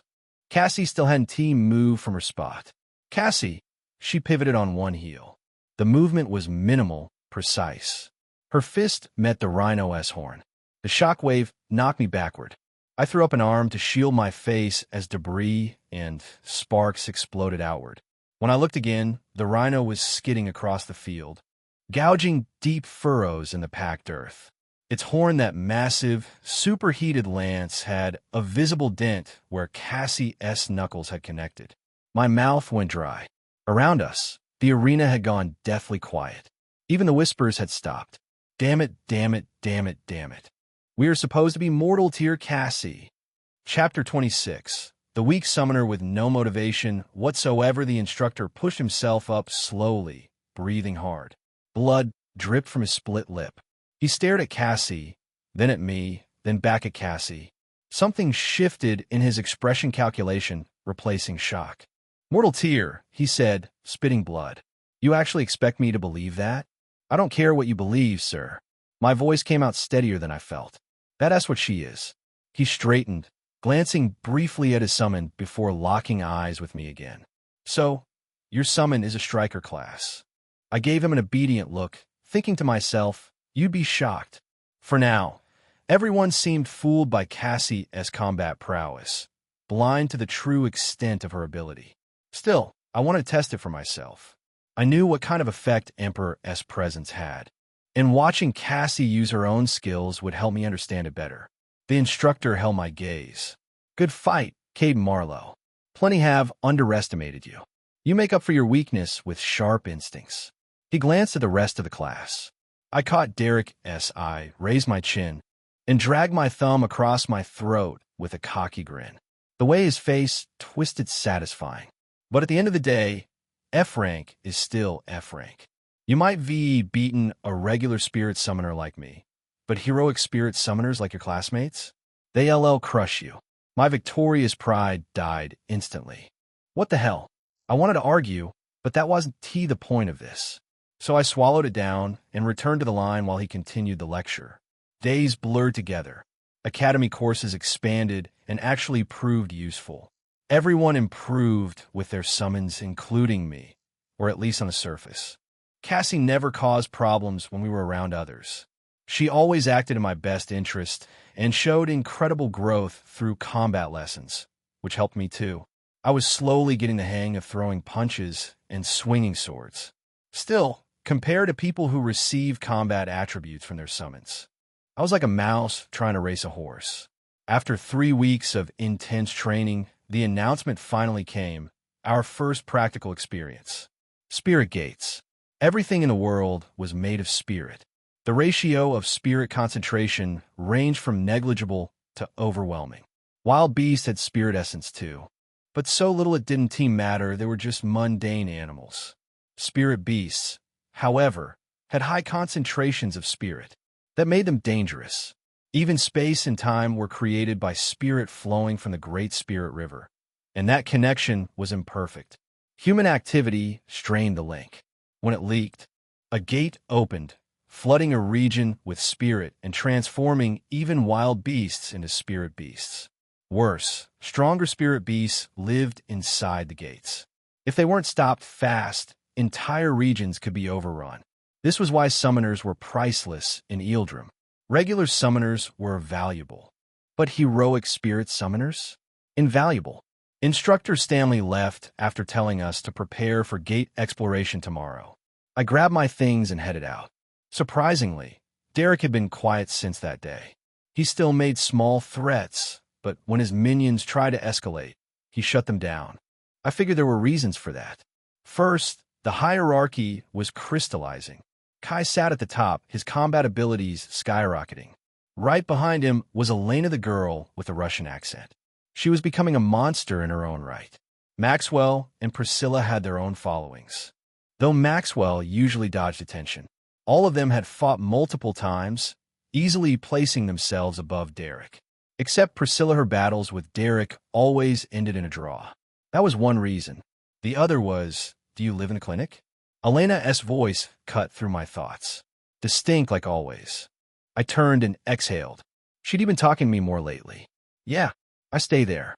She stared at me, her brown eyes catching the sunlight streaming through the hall entrance. I can put in a word with the priests. Did he find you something better? I grinned and laughed a little. Thanks, Elena. But there's no place better than the clinic. Premium service you guys don't get. She tilted her head, genuinely confused. Almost made me laugh. Premium service? The betting? I smiled and nodded. Then I should come to the clinic too? My eyes shot wide. No, absolutely not. She squinted at me. I forced my flustered heart to calm and rubbed the back of my neck. I mean, you wouldn't want to sleep in a clinic anyway. Did you need something? Her gaze dropped for a moment. Her face was usually cold, but now, unreadable. Softer, maybe. Your summon interests me. I don't care if she's a disaster or whatever. But you having a female summon, like me having one, I thought we could be friends. Two girls appeared and grabbed her arms. Elena, come on. Stop wasting time on the F rank. Let us train tomorrow. It's going to be rough. Elena frowned at the girl on her right. I do like to be left alone. The F rank, and I have training plans. They both looked at me expectantly. It's all right, I don't need training. I do like to sleep first. I turned and walked away. Their voices carried after me. Elena, you should hang out more with us.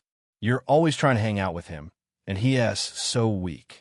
No motivation to get stronger at all. Exactly. Listen to Charlotte, he is no good for you. We should form our own group. I have a supporter class, and Wesley has a caster class. He also wants to join us. I'll let the rest of their conversation fade as I made my way to the clinic. The moment I stepped inside, the sharp scent of antiseptic and herbs washed over me, a smell that had somehow become comforting, almost like home. I paused just inside the doorway, breathing in deeply before exhaling with relief. Lyra emerged from her office. You're back. I flashed her a grin. Nope, just leaving, actually. She closed the distance between us in 3 steps. Then she was right there, close enough that I could feel the warmth radiating from her body as she pressed against my chest. Her hands slid down my torso, trailing deliberately toward my waistband. I prepared something special for you, she murmured against my ear. My heart raced. Exactly what I love to hear. Her fingers found what they were looking for, gripped firm against me as she kissed along my neck. Heat flooded through me, anticipation building with each touch, and then she pulled back. Unfortunately, I'll have to wait. I exhaled sharply, frustration written all over my face. Right? Training. Chapter 27. A mercenary guild the size of a heart. We walked together to the academy gate. Lyra flashed her permit at the guards and explained I was assisting her at the clinic. They waved us through. With her around, everything ran smoother. She provided food, shelter, and an easy pass whenever I needed to move around. There was something about her that made people gravitate. The guys especially looked like they'd sell their souls for one night with her, but Lyra was a master at the game. She knew how to reel men in with one hand while building walls with the other. Sad to watch, really. Still, I couldn't help the pride that swelled in my chest watching her work a room, because I knew I was the one Shed chosen. And I was treating her right, making her feel seen and wanted every time. Each time we were together, Lyra seemed lighter, more alive. She couldn't get enough of how I made her feel. Shed begged to take me to her house more than once, but I refused. So now she stayed some nights at the clinic instead, sometimes waking me up in a playful, affectionate way. Sneaky, needy little fox. Cute, though. Thanks to our surprisingly busy week together, I was closing in on the 1,000 mark on my spirit essence. Something told me hitting that number would mean something big. I could also maintain Cassie for a full hour now, before burning out. Solid progress. As we stepped outside the academy, Lyra flagged down a carriage pulled by 2 brown horses speckled with white patches like scattered maps. White Manies 2. The Mercenary Guild. 2 passengers, 25 bronze. Lyra narrowed her eyes at the driver. All right, 20. The Mercenary Guild, way out of my usual route. And I'd have to pay Levi if the local soldiers spot me there. 15. And don't worry, no one's going to shake you down. She glanced at me, gesturing for me to climb on with her eyes. Sometimes the contrast hit me hard. In bed, she was tender with me and called me daddy. Out here, she could easily pass for my auntie. I climbed aboard, and after a while, we arrived at Soldiers Southwest Avenue where the Mercenary Guild sat. As we crossed the street, Lyra paused, kissed a coin, and dropped it into a beggaress cap. She did that every time we came through. I was still waiting for the right moment to ask why. Not that I was against charity, but this felt deeper.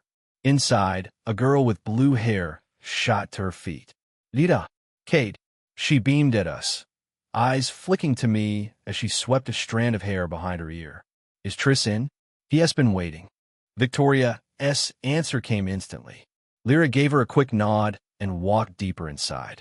I followed, feeling Victoria's gaze drilling into my back until I disappeared through the doorway.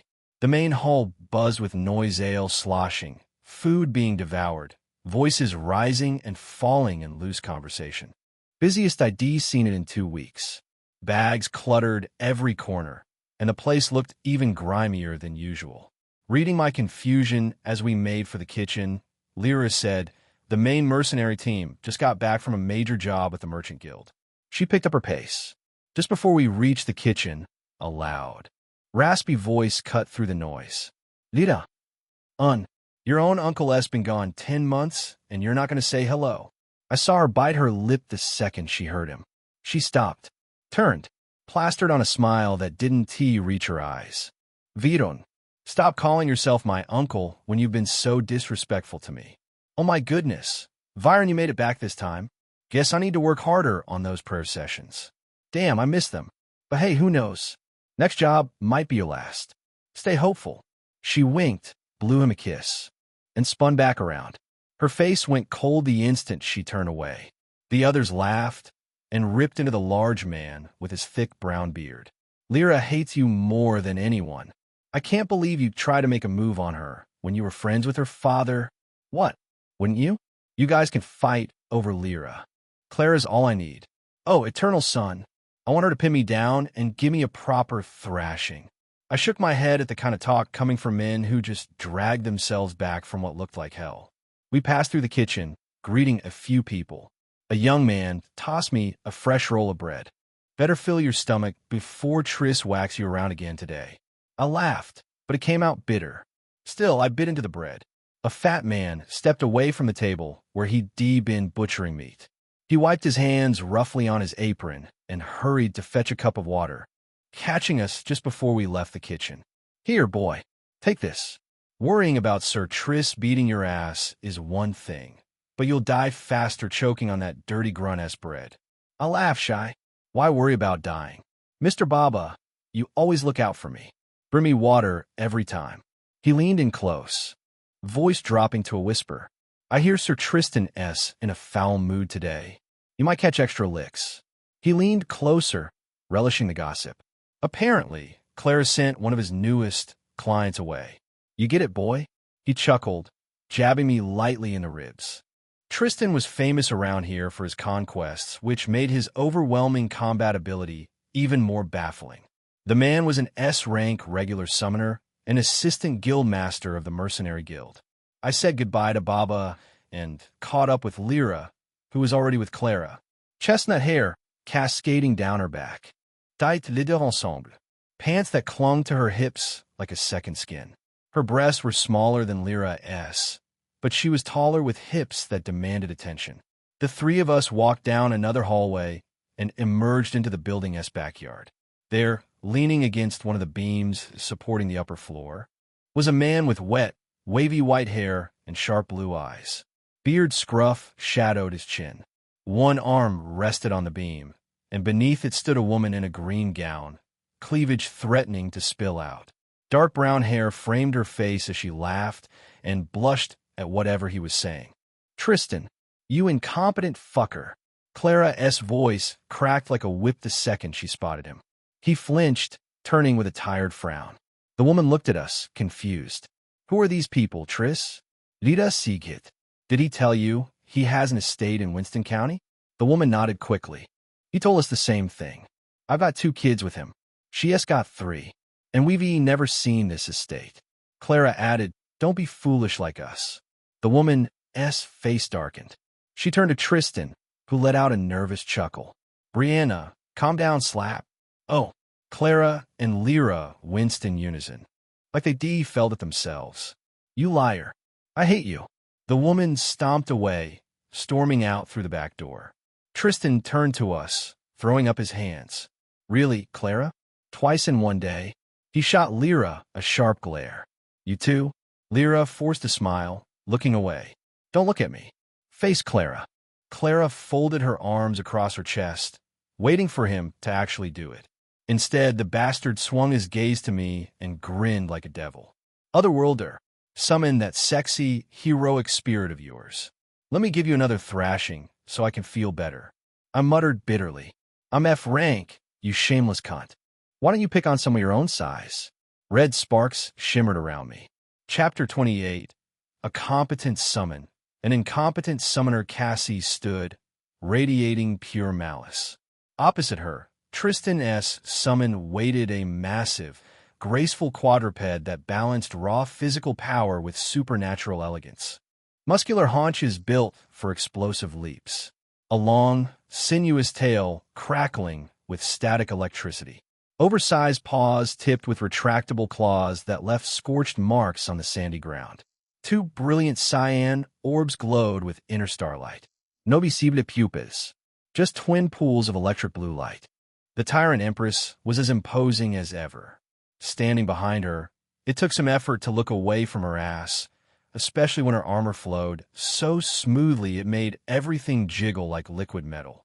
She didn't T-summon a sword like the first time. Actually, since we D-started this training, she D-refused to summon any weapon. We kept losing. Using her blade might give us an edge, but Cassie still refused. I stepped closer and looked up at her. Don't be stubborn today, Cassie. Summon the damn sword.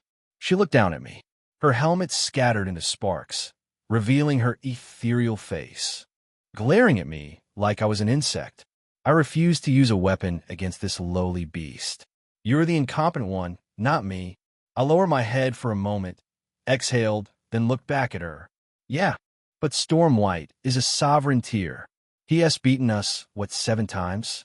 Listen to me for once. Cassie's gaze remained stubborn. Tristan leaned against the massive body of his summon, scratching its chin. Storm White raised its head, growling as Tristan's fingers disappeared into the fur beneath its jaw. I exhaled. Fine. Will you at least listen to me? I have a plan. She turned her blood-red eyes on me. So far, our main problem is Storm White's speed. He is strong enough to resist your intimidation cascade.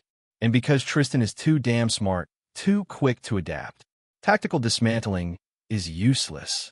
He just uses Storm White in ways we can't predict. He is experienced. If you want to beat them, we have to work together. She hesitated, then turned to me. Meanwhile, at the corner of the yard near the support beams, Clara and Lyra stood talking. Clara stared at Cassie from her position, eyes unable to get enough of the magnificence before her. She is so tall, and so... Damn, I can't believe I'm looking at the Blood Conqueror in the flesh. She glanced at Lyra. My mama made me fear her my whole life. Told us she was carved from blood and drank from everyone who looked at her, including the Emperor and his children. Lida chocolate. Scary bedtime stories. Our parents used them to keep us in check. She studied Cassie from behind. She looks more like a goddess than a demoness to me. Clara's gaze lingered on Cassie's impressive figure. She has a body I'd kill for. I can't imagine what a menace she must be been in her era. Lyra frowned slightly. About that, Clara turned, her expression suddenly serious. I want to investigate the church. Clara's eyes widened. Are you insane? At that moment, the battle began. Both fighters moved. Storm White vanished pure lightning and in less than a second struck Cassie, hurling her back with devastating force. But Cassie rolled midair, killed her momentum instantly, and landed clean. She pivoted sharp and darted sideways. Storm White stayed perpetually in lightning form. He could turn invisible if he wanted, and when he moved, it was like watching lightning flare for a split second. This had been the Beast's ace. The reason he kept beating Cassie. It wasn't that he was stronger. He just had the advantage. Massive speed combined with his summoner's wit and grit. Of course, that was all just an excuse. Truth was, I'd even getting my Cassie's ass handed to me on a silver platter labeled defeat. The first day, I underestimated Tristan when I heard he was an S-rank regular spirit summoner with a sovereign tier bestial spirit. I expected Cassie to dominate because she was calamity tier with a high fortitude. I was dead wrong. Storm White's abilities completely blindsided me. You're not forgetting about me, right? I flashed a dark grin, crossing my arms over my face. Of course not. Tristan's blow slammed into my guard, shattering it effortlessly. I staggered back, but recovered fast. I knew his patterns by now. He'd come in for a follow-up.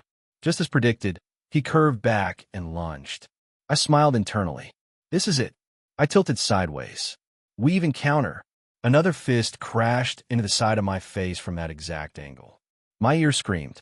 Tristan laughed. What? You think I'd let you read me that easily just because we sparred a few times? I staggered, losing my balance as my ear rang at a high pitch. But I couldn't waste time. For my plan with Cassie to work, I needed to do better. I lunged forward and unleashed Emperor's presence. Even someone like Tristan felt it. The oppressive aura slowed his movement, though he was still fast enough to bait me into traps and hit me from blind spots. But there was something I hadn't tried before. Emperor's presence created an oppressive aura that debuffed enemy movement. But I didn't think that was all it did. My theory? It didn't just debuff, it created an area of effect that amplified my other attributes. At least the ones tied to Tyrant Empress. The problem was, until now, I always used these abilities separately. Recently, after gaining more essence, I decided to test it. Honestly, it required serious focus, like holding a glass of water in one hand while reaching for another. One wrong move, and the first glass falls in this case. The attributes deactivates. As I struggled to maintain focus, Tristan gritted his teeth, lowering slightly but resisting the aura. Wind whipped around him. Within seconds, a sandstorm erupted around us. Another one of Stormwhite's skills, weather manipulation. He could create storms from nothing, and this was always Tristan's counter to Emperor's presence. The violent wind threw me off balance while he struck from shifting angles. The area effect massively boosted the duo's already devastating speed. I checked with my peripheral vision. Tyrant Empress was getting bombarded. She dodged some of the beast's strikes, but the increased speed had her struggling. A dark frown settled on her delicate features, making her look more demonic than ethereal. You've got no time to be distracted, Neil. I roared with Warlord's command. My eyes blazed with crimson light. Just as Tristan lunged from behind, he dropped involuntarily to his knees, eyes wide. Cassie, Red Banner, and Tyrant advance. Now, I intensified Emperor's presence, amplifying both our abilities. As I screamed at Cassie, I lunged my leg toward Tristan. Cassie obeyed instantly. She stomped forward, one leg planted hard, and a crimson aura rolled across the ground like a shockwave. It covered the entire battlefield like red fog. She didn't waste a second. As she stomped, she slid her other leg back, thighs going rigid, stance dropping low. From the clouds above, a red banner rose, billowing in the storm Tristan and Stormwhite had created. Cassie charged forward like a tyrannical river of blood. All of this was less than a second. As Cassie charged, my leg swung toward Tristan but hit empty air. He vanished. I whipped my head around. No sign of him. But Red Banner's effect was kicking in. To make this plan work, I de-studied Cassie's abilities thoroughly, looking for ways we could synergize ways to amplify each other in battle. My Emperor's presence buffed her. Her Red Banner buffed me. When Cassie manifested Red Banner, all allies gained 100 damage, fear immunity, and pain suppression. All enemies lost morale and will to fight. It was designed for large-scale warfare. But who said I couldn't apply it to myself? My Emperor's presence made allies stronger and enemies weaker intensity, depending on how much spirit essence I devoted to it. I could focus on a specific target. Right now, I focused on wherever Stormwhite was hiding, weakening it so Cassie's advance would land hard enough to force the summon to reveal itself. Still had to worry about Tristan, though. A blow slammed into my right flank. I folded like paper and skidded across the ground. Ugh, how the hell is he this strong? Crackle. The entire yard shook. Crash. The massive red river, surging forward, collided with the storm and smashed it against the wall, solidifying into the white beast. Cassie's hand shot out of the advancing crimson tide, grabbed Stormwhite by the head, and hurled him sideways. The beast tumbled and crashed into one of the support beams. Clara and Lyra reeled away from the impact, shielding their faces from flying splinters. Cassie moved. She shot forward at terrifying speed, each step covering impossible distance. Before Stormwhite could vanish, she grabbed him by the tail, dragged him away from the building, and slammed him into the ground. Once, twice, 3 times. Just as I stood, still recovering from whatever the hell that punch was, Tristan appeared beside me grinning like an evil bastard. He slammed a kick into my head. My head snapped sideways. I rolled away from the impact like a soccer ball after a perfect free kick. He rushed me again. While Tyrant Empress smashed the beast into the ground, Tristan was smashing and disfiguring my face with kicks, grinning the whole time. You fail as a summon if you can't protect your summoner, Tristan yelled. Cassie yanked her head back. In that same moment, another kick slammed into my gut, launching me into the air. I tumbled, blood spraying from my mouth. Cassie's eyes blazed with red light. The pressure intensified. Her flowing red banner whipped more violently, like it was battling the storm itself. Her demonic helmet formed over her head. She shot toward Tristan, a swirl of sparks forming a long red and black greatsword in her hand. The distance closed in a fraction of a second. Tristan's eyes widened. He shook, lost his balance. Cassie's killing intent hit him before she did, her sword following behind.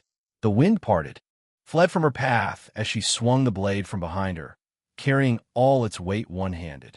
Stormwight struck like a lightning bolt, colliding with the sword mid-swing. The shockwave blasted me and Tristan away. Cassie tilted back but held her ground, already twisting her wrist to redirect the blade's momentum for another strike. In that moment, it hit me. Cassie was inherently a villainess. I immediately yelled at her with Warlord's command. Cassie, stop. Chapter 29. The suspicious church. For a moment, I thought she wouldn't listen.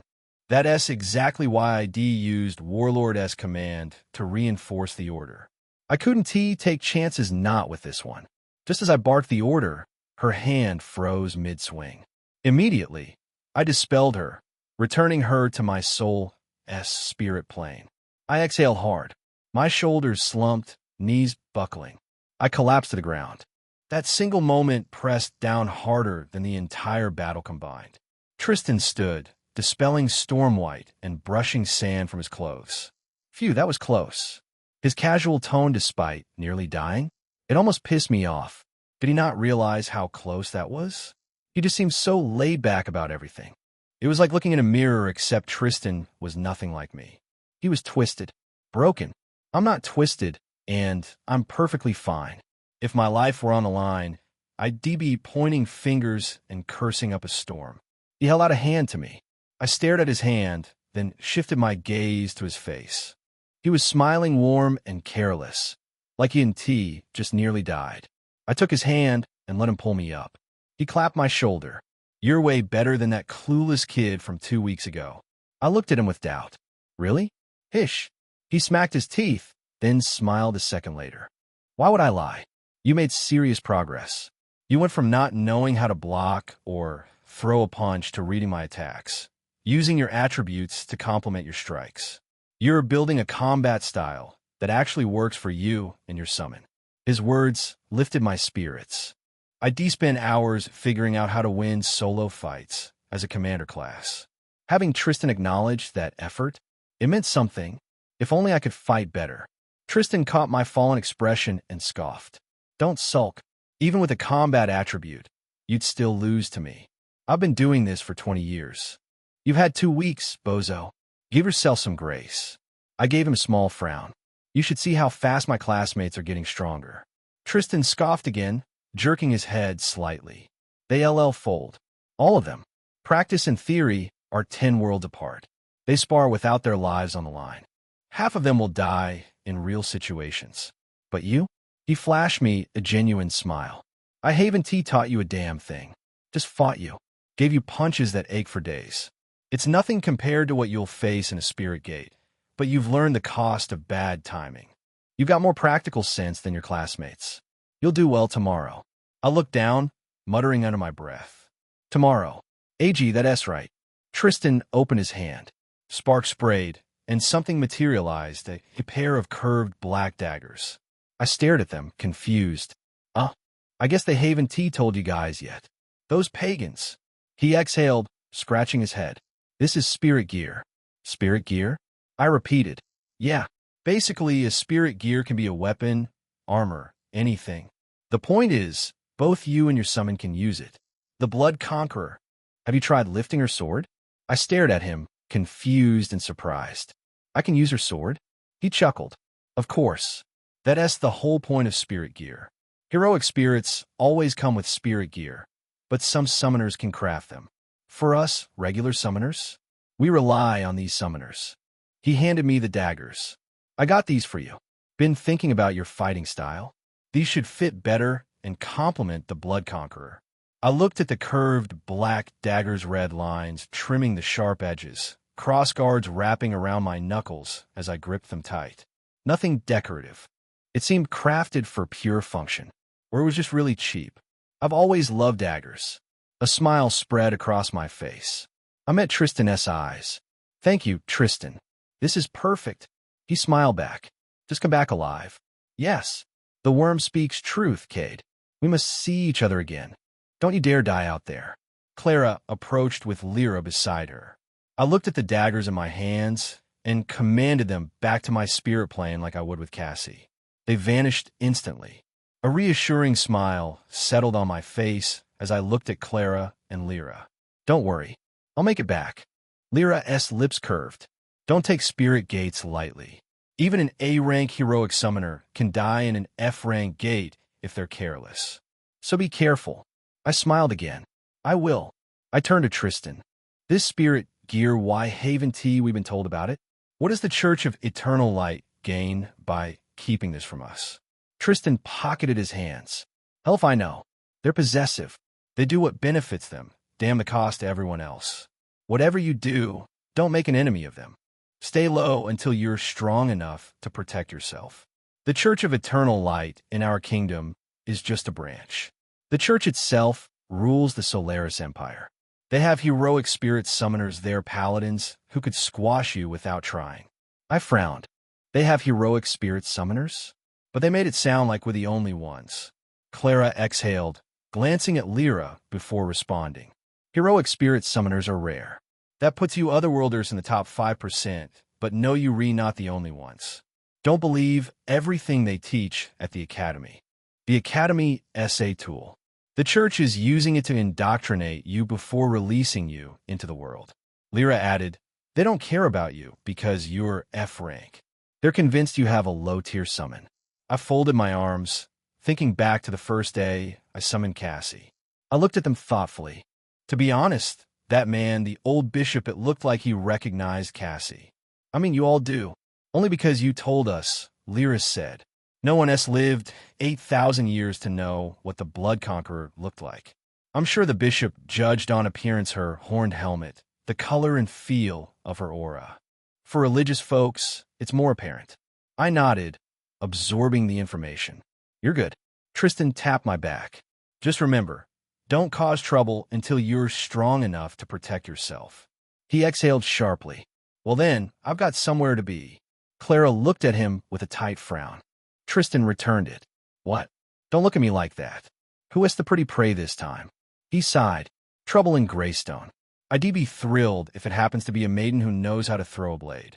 Clara's frown deepened immediately. Brutus contacted you? I glanced between the three of them, totally lost. But the name Brutus shifted, the air brought something serious with it. Not him. Levi did. You know I owe him. He has been investigating Greystone for a while. His partner disappeared after discovering something. He called me in to help, so I'll probably be gone a week. Tristan looked at me. If the gate's easy, you'll be done in 3 days. If not, expect a week. He turned to Lyra and Clara. In the meantime, you two stay out of trouble and take care of the guild. Clara nodded. Quickly using her side, I had to look at Lyra, who gave Tristan a smile, and complied. Yes, Basu. We VE got you. Tristan scratched his forehead in frustration. Damnation. I can't believe I'll be in a forest for a week with no sex. I hate you too. He walked past us, heading into the building. Chapter 30. Passionate night. After Tristan left, I hung around the guild until late evening, talking with Baba and Pele, the two who usually gave me bread and water. There were others too. Bryson, an attendant. Victoria's sister, Emma more stray than member who had no real function except showing up to fight with Baba about how filthy he was. Their fights were always comedy gold. But I love Baba and Pele's conversations most. They gave me a window into this world which I barely knew. It's really hard to picture you as a soldier, Baba. I laughed after hearing how he saved a Countess' daughter back in his soldier days. They fell in love, but their difference in status blocked any chance of marriage. In the end, she was married off to a duke. Baba shook his head. It's a mad world we live in, Cade. You can't have anything nothing at all unless you matter. You either gotta have the balls or the power. Pele shot him a look. What are you saying? Even balls require power. He turned to me. I don't know what kind of world you're coming from, Cade, but step wrong in this one and you'll be killed. No justice, no mercy. If you don't matter, the rules don't care about you. That's why my advice is simple. Matter. Be strong. You got the tools, don't be shy from them. Use them well. I nodded. I plan to do just that. Just then, Lyra emerged from Clara's room and walked to our table. She smiled. Filling him with your endless war stories? Baba shot her a glare. What would you know? You never stay around to listen. Lyra laughed and shook her head. She looked at me. We should get going. I said goodbye to Baba and Pele, waved to Bryson and Emma and the others on my way out. Outside, the sky had gone dark. Inside, candles blazed in a network of golden light, drowning the main hall in their glow. We stepped out of the mercenary guild and walked up the street. Silvery light poured from the lampposts, painting the cobblestones.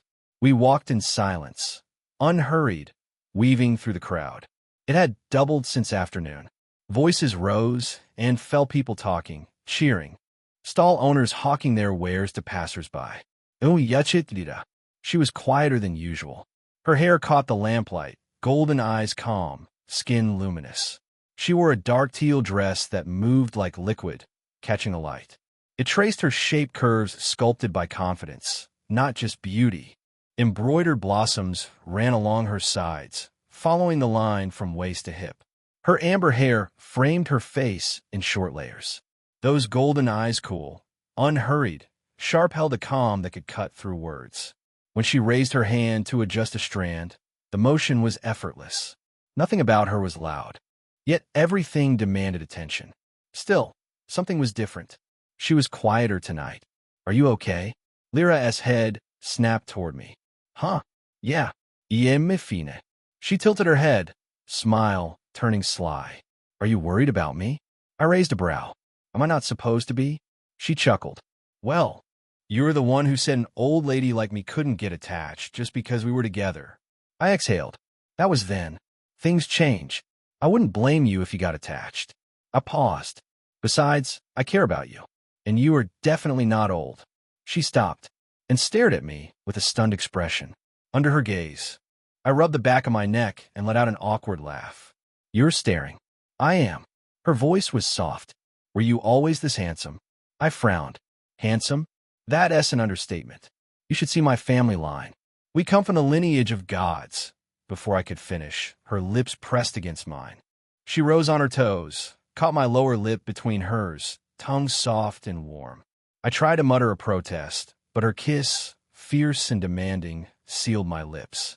When she finally broke away, a thin, shimmering string of saliva stretched between us, snapping with a soft, wet sound. We're outside.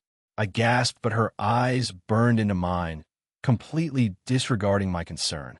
Instead, she snatched my hand, her grip surprisingly strong, and pulled me towards the inky blackness of the alley beside us. As we plunged into the narrow passage, the prickle of a gaze followed us. I felt it even before the kiss, a persistent unease that Lyra's sudden quietness had overshadowed. Yet, as we disappeared into the alley, the sensation vanished, or at least seemed to, as if whatever had been watching had lost interest. Trying to shake off the distraction, I focused as Lyra slammed me against the rough brick wall and kissed me again, harder this time. She came at me with an intensity that stole my breath, her tongue a demanding exploration of mine, while her hands plunged beneath my shirt, fumbling for my waistband. I met her fire with my own, my hands finding the swell of her tight ass, gripping, caressing, and eliciting a sharp, satisfying slap from the night. The sound was immediately swallowed by the city's indifferent noise. A flicker of unease about our surroundings warred with a sudden, unexpected surge of arousal. The sheer audacity of the moment. Lyra's lips devouring mine, burned away any lingering hesitation. With both hands, I lifted her, her legs instantly coiling around my waist. We deepened the kiss, a frantic dance of tongues and mouths, as I turned her, pressing her flat against the cold, unyielding wall. For a timeless moment, we were locked in that embrace, until the strain in my muscles must have betrayed me, and she broke away, breathless. The moment between us shifted, charged, and uncertain, and I turned away before it could go any further. And a wave of pure, unadulterated pleasure surged through every fiber of my being. She leaned in close, her lips brushing softly against mine as the moment deepened between us, her touch warm and unhurried, drawing us closer together. Overwhelmed by a rush of sensation, I held back a sound, my eyes pressing closed. My hand found her hair, steadying myself as she drew closer. Each movement was intense and difficult to put into words. It felt as though a part of me had been severed, lost within the dark, overwhelming depths of some primal, monstrous presence, yet I could still feel the phantom touch, the exquisite connection. She drew me deeper still, a soft sound escaping her lips as she looked up at me, her eyes wide. My legs trembled uncontrollably, and despite my efforts to remain still, my body instinctively began to move. The build-up was relentless, a crescendo of sensation, until with an explosive surge, a wave of overwhelming release washed over me. My vision swam, the world dissolving into pure feeling. She looked up at me from where she knelt, her gaze carrying a profound innocence, a silent plea for control. It was an absolute surrender, unlike anything I had ever witnessed. Slowly, she raised the hem of her dress, her movements deliberate as she lowered the fabric. She folded them with trembling fingers and placed them into my pocket. A faint sheen of moisture tracked down her inner thighs. I fought the urge to gloat, a different hunger stirring within me I need to understand, to know what this wild, consuming thing between us truly was. She looked at me then, her expression like that of a bewildered puppy. "Aren't you going to hold me?" she whispered, her eyes flicking down to my clenched jaw. "I'm still waiting." She licked her finger, her gaze meeting mine, a dangerous blend of innocence and invitation. "Please, Kate, I need you close." She stepped closer, her hand drifting toward her center. "I love it when you embrace me completely," she murmured, her voice warm with longing. "When you hold me and ask me to call you by your name. I love the way you look at me when you're close. I love how you touch me. I don't want to be apart from you. So, can you be with me now? And then can we go to my place, and you can hold me again until I can't feel anything, or until the sun comes up." Chapter 31. The calm of the night, this plea, it hit different. It didn't just break me, it rebuilt me from the inside out. Desire? Love? Pride? Hell, I couldn't name it. All I knew was the instant intoxicating feeling of it. I snagged Lyra, spinning her against the cold brick. My kiss slammed into her from behind, a raw, urgent thing. I pulled her close, my hands wrapped around her, holding her tightly against me as the heat between us rose. She let out soft, breathless sounds, and I held her closer still. He reached toward her as she twisted back, a breathless gasp escaping her lips. Her lips found mine in a desperate kiss, before she turned away again, pressing into the wall. I held her close, my gaze following her movements. The intensity of the moment sent a jolt through her, making her grip the wall tighter, her whole body trembling with every rough forward motion. "Yes, master. Yes, yes. Like that, ah, yes." Her cries became my rhythm. Thump. I yanked her hair back, tilting her head, my hand coming down hard. Her cry ripped through the night, louder this time. Somehow the outside world faded. The distant rumble of street life the occasional whinny of horses, the deep, resonant chime of the cathedral bell marking 7 o'clock prayer. It all just became background noise.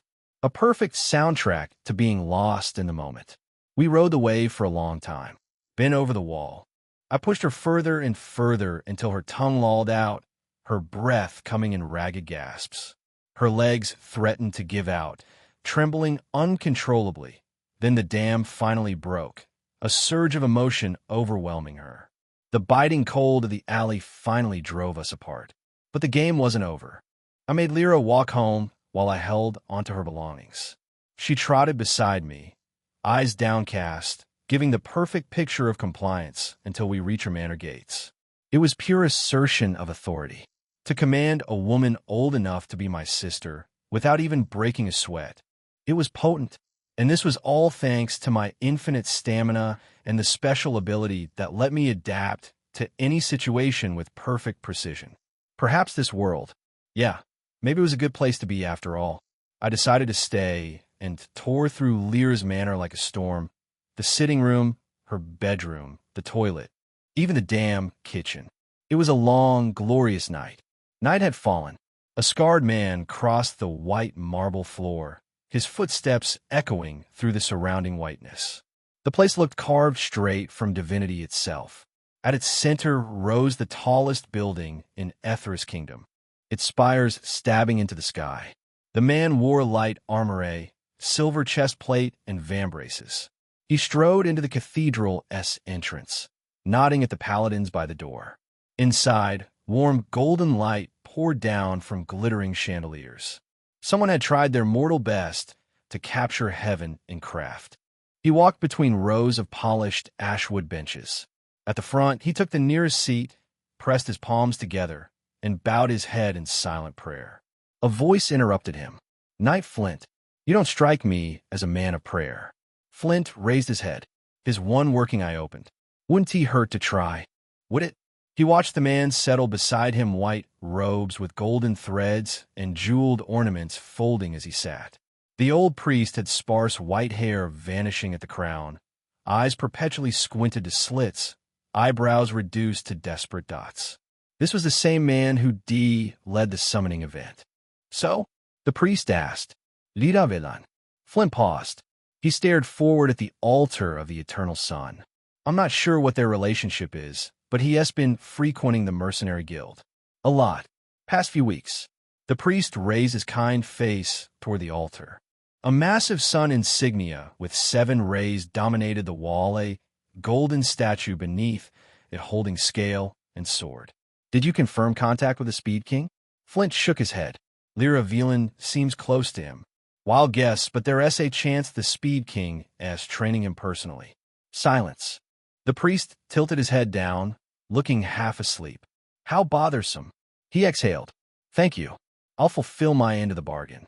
Flint let out a sharp breath, relief washing over him. He started to stand, then hesitated. The priest's eyes found him. "The boy. What are you going to do to him? Why are you no?" "Never mind that. But the boy." The bishop smiled. "Why? Do you care? You asked me to befriend him. Find out his secrets. I lost 10 silvers doing my best. Even after he left the prison barracks, I kept at it. He checks on me, thinks we're friends. How could I not care? And has he shared his secrets?" Flint's voice dropped. "No, which is why you shouldn't do anything rash. Just let me leave, Flint. Your job here is done." Flint hesitated. Then he stood and walked away in silence. The priest exhaled, remaining in prayer position for a long while. Eventually he rose and climbed the vast curving stairs to the cathedral's upper floor. Down the hallway, he reached a large room where a woman sat waiting. She was a nun, blindfolded, her hands folded in her lap. Someone knelt before her in silent prayer, and she sat perfectly still. The priest stopped at the entrance. "Cardinal Teresa, must you do this? At least not with our heroic spirit summoners." She gestured to the young man beside her. He stepped forward immediately, face flushed, sweating, grinning.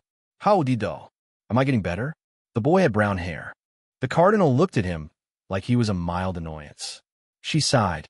"You improved." She took his face in her hands and drew him close. Her lips hovered just before his. The Otherworlder's face went completely red.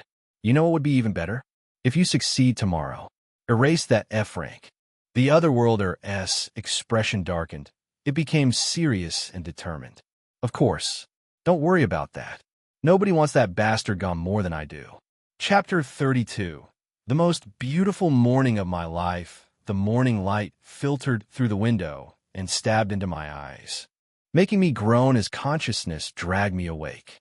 I felt a sharp pain in my arm, immediately circulation cut off along with a warm weight pinning it down. Lita. She lay with her head tucked close to my shoulder, her breath ghosting across my skin in slow, steady rhythms. Sleep had claimed her completely, and both of us were half-wrapped in rough sheets that had twisted during the night. Part of her bare skin peeked out from under the juve, the curve of her hip, the smooth line of her thigh catching the pale morning light. The flowery scent of her hair drifted into my nose, something light and clean that reminded me of spring gardens. I should probably get up. I extracted myself, carefully, moving with the kind of deliberate slowness reserved for defusing bombs or escaping sleeping partners. Success. She didn't even stir. Her kitchen was a mystery waiting to be solved. I rummaged through cabinets and drawers with the determination of someone who had no idea what they were looking for, opening and closing things that made far too much noise. Eventually, Triumph I found tea leaves tucked behind a collection of mismatched mugs and managed to locate her kettle. Languages in this world came with relative ease, at least. After all, as soon as we all awakened, we could understand the written languages of this world, the common ones, anyway. The more complicated scripts, like Avirian belonging to the Elven race, were being taught to us at the Academy. Small mercies. But locating the tea was easier thanks to that. While the water heated, I checked her shelves and found some leftover bread hiding in the back. I picked it up, turned it over in my hands, observing and smelling it with the scrutiny of a suspicious investigator. Not moldy. That's good enough. It was still fine. Probably. Since there was nothing more, this humble offering would have to do. I knew she'd be tired after waking up, and even mediocre tea was better than nothing, right? I carried the tray of tea and bread back to her room and placed it gently on the nightstand beside her. As I set it down, she squeezed her eyes open, stretching without a care in the world. The duvet slipped, revealing her breast and even more thigh. You're awake. Her morning voice came out deep and hoarse, roughened by sleep. A delightful blush bloomed across her cheeks as she noticed the tray, her eyes going wide with genuine surprise. And you made me tea? Oh. She looked at me, still smiling, something soft and warm in her expression. You really didn't have to do this. I chuckled lightly, feeling heat creep up my neck. I couldn't resist. I straightened, glancing toward where I'd left my things. I've got to get ready for the Academy, though. I'm already running late, as it is. Lyra sat up, pulling the sheets to cover herself mostly, though she didn't seem particularly concerned about her exposed thighs or the generous view of her cleavage. She took a sip of the tea, and her expression shifted into something I couldn't quite read. Oh no. What? Is it that bad? She laughed, the sound short and bright. It's your first time making tea. I'll teach you properly when you come back. I pouted slightly, which only made her grin wider. Right? She shifted, that mischievous look settling into something more serious. I got new clothes for you, by the way. Had an enchanter work on them for durability and defense. The weaving is beyond ordinary quality, so it should serve as a stroke of luck to compensate for your tendency toward carelessness. Was that really necessary? Probably. As she spoke, she dragged herself out of bed, the duvet spilling across the floor in a cascade of rough fabric. She stretched again, apparently modesty was not a morning priority, then slipped into a pair of skimpy panties and a cropped tank top that did absolutely nothing to hide the shape behind it. Afterward, she scratched the back of her head, tousling her already messy hair into something even more chaotic. She rummaged through her wardrobe with purpose, finally pulling out a neatly folded set of clothes and turning to me with a smile. You should take your bath first and try these on. We can't have you pulling up to a spirit gate like you just rolled out of someone else's bed. Well, I did exactly that, though. She had a point. The bathroom S over there. She gestured toward a door adjacent to her room, her movements lazy and unhurried. I rushed toward it, already pulling in my trousers as I crossed the threshold.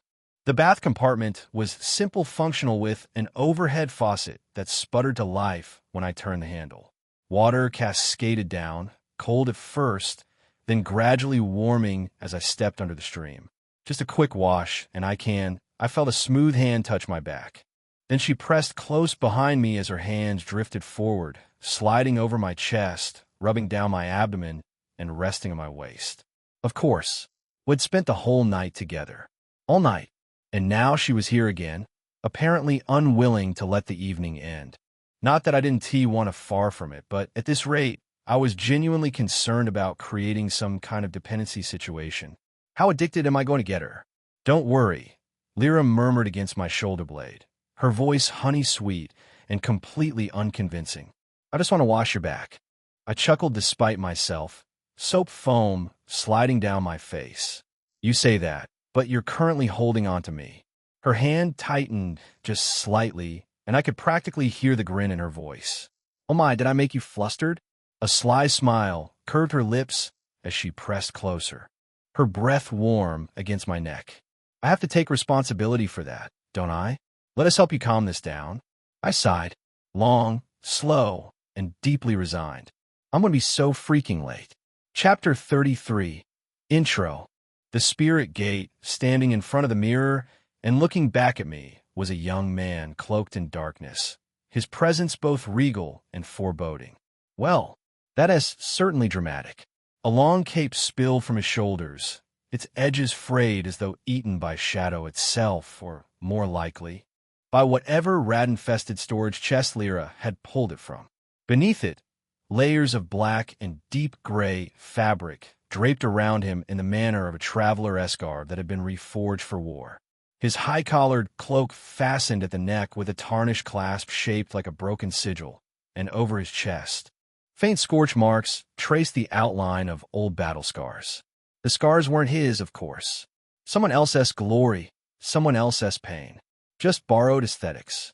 A wide belt cinched his waist, supporting a host of small pouches meant for utilitarian tools, lockpicks, perhaps, or coins, or whatever mysterious implements made one look competent. His gloves were fingerless, the leather worn thin at the knuckles from use he'd never experienced. His boots were tall and strapped, reinforced at the heel and toe. A white shirt peeked faintly beneath the dark layers, its sleeves bound tight at the wrists. The contrast gave him an air of restrained precision, as if every thread had a purpose, as if he knew what he was doing. His trousers were simple but fitted for movement, tucked neatly into those boots with their buckled guards. A mop of dark black hair fell over his eyes, veiling them almost completely. Beneath the fringe were his eyes inky black, wholly uncharacteristic of this world, but holding a deep relevance that most would miss entirely. Lyra curved her fingers into an okay sign from where she stood by the doorway, looking pleased with her handiwork. I nodded, and together we stepped out of her manor, making our way toward the academy. After a while, I arrived at the academy gates, heading first to the classroom, but it was empty. Naturally, I managed to be late on the one day punctuality actually mattered. In the hallway, I met another latecomer, a boy with black hair, the sides shaved into a clean fade. Misery loves company. Together, we ran toward the training ground where the rest of my classmates had already gathered. Two instructors stood at attention, alongside one man in flowing ceremonial robes. Bishop Thomas, the same man who had addressed us when we were first summoned to this world, and the dean of the academy besides. The other boy and I slipped into the back of the formation as quietly as possible, trying not to draw attention. Bishop Thomas continued speaking, his voice carrying that practiced cadence of authority. You'll be guided by Instructor Stanley and Lady Mirabelle here. He gestured to the instructors flanking him. While a C-rank Spirit Gate can pose certain dangers, even to heroic summoners of your caliber, you have guidance. The Light Paladins will secure the surrounding area and await any emergency. He smiled benevolently. Fear not, children. Oh, wonderful. Anytime someone says fear not, that's exactly when you should start worrying. He slowly clasped his hands together and bowed his head in that theatrical way priests did. Let us pray to the eternal Son. Everybody immediately clasped their hands together. I followed suit. We did this every morning, after all, so it had become routine even for me. Muscle memory. The motions of faith without the conviction. When in Rome, pray to their Son God. May the radiant judge arbitrate our steps, illuminate our paths, and guide us to the purpose of eternal relevance. Amen, everyone said in unison. Amen, I echoed. A beat too late. Afterward, the bishop walked out of the training ground, escorted by 2 paladins in heavy white and golden armor. They were different from the knights who had seized me that day. These ones were more imposing, their presence almost suffocating. Each step they took seemed measured, purposeful, dangerous. Instructor Stanley tucked his hands into his pockets, his permanent scowl deepening. Well, what are you lacklusters lurking for? Move it. The mood shifted instantly. Ha, Mr. Stan, always angry. Finally, we're going to defeat some real monsters. I was starting to get bored of the classes. Honestly, my shadow stalker is already hungry for some action. My classmates were all giddy and excited about the experience, their voices overlapping in barely contained enthusiasm. They all looked different to everyone donning proper armor sets. Not too heavy, not too light either. Each set was matching, from a chest plate to their vambraces and boots. Some even had helmets with open faceplates, showing their grinning faces. They were stacked and ready for adventure, for glory, for whatever awaited beyond that gate. Me, on the other hand, I glanced down at my borrowed theatrical costume. I look impressive until you actually compare me to anyone with real equipment. The envy twisted in my chest, for a moment sharp and bitter and entirely unproductive. I quickly reined it in, repositioning my focus on what was actually going to happen today. We were going to Spirit Gate, a C-rank gate, specifically. While that designation made it sound manageable, almost safe, Instructor Stanley had once pointed out something crucial. A Gate S rank was not equivalent to a Summoner S rank. A Summoner S rank operated on a scale of 1. A Spirit Gate S rank operated on a scale of 100. That meant a C-rank gate was equivalent to facing 100 C-rank threats. But there was something even more fascinating, terrifying he mentioned. If 100 C-rank regular summoners entered a gate, there was an 80% chance they would all die. All of them. If 100 heroic spirit summoners entered the same gate, that number only dropped to 50%. 50%. A coin flip. Heads you live, tails you don't. This was how truly terrible spirit gates were. A C-rank gate wasn't something to scoff at. It was a meat grinder dressed up in bureaucratic classification. And as if that danger weren't enough, there also existed several categories of spirit gates, each classified by environmental traits. Aquatic gates, volcanic gates, labyrinthine gates that shifted and changed, trapping parties inside for weeks. When preparing for a spirit gate raid, we can never be too careful. Instructor Stanley had said, his expression grim. I was going to understand why today. Chapter 34. The Frost Mountains Part 1. After we were briefed, we each climbed into a clean and neat carriage in groups of 5, which rode us to the location of the Spirit Gate. The horse-drawn vehicle was said to be owned by the Eternal Church. Even the horses were pristine, white with flowing manes that looked like they'd never seen a speck of dirt. The interior of the carriage was almost comparable to the inside of a limousine back on Earth. I'd been fortunate enough to enter one twice in my life, so I knew what I was talking about. Despite the grandeur of this place, despite having to share it with 4 other people, I still wasn't feeling it. I found myself staring out the window with a wistful feeling as the memories of last night played over and over again in my head. Her eyes. The way she responded to me so intensely. This morning, too. Perhaps I should have told her I liked her. I did like her. I wouldn't say love, not yet. But I didn't see it not reaching that point eventually. You look worried. The elegant voice with its Russian accent drew me out of my thoughts. I sighed and looked across the carriage. Elena was sitting there with her arms folded over her small breasts and her legs crossed. Between us sat a polished wooden table that probably cost more than my entire kit. On her side sat two more girls, whispering to each other. Next to me was just the boy who'd gotten late with me. He looked about as thrilled to be here as I felt. For a moment, I almost wondered why a B rank and a bunch of C ranks were riding in the same carriage as an F rank like me and my fellow D rank here. But immediately I knew the answer. It was all because of this young lady called Elena Volkov and her stubborn insistence on becoming my friend. I exhaled and said with a tone that should deliver my intention not to be bothered, "I'm all right." I could feel the intensity of her eyes, even as I turned back to the window. The city rolled past stone buildings giving way to wooden houses, then to farmland. A moment later, her voice came again. "How odd. Did the church not offer you equipment like they did with us? Or do you just prefer decrepit stuff?" I exhaled again. Here we go. Why should the church care about someone like me? I think they're better off squandering their resources on other higher ranks. Elena's brows knitted together, her words defensive. "You're wrong. The church cares about everyone equally." I looked at her with my side eye. Naive. I said nothing and instead just continued to look out the window, observing as the city blurred past us. The cobblestones became dirt roads. The walls approached, massive and ancient. Soon, we passed through the city gates, and now it was a stretch of greenery blurring past us farmland, forests, the occasional village.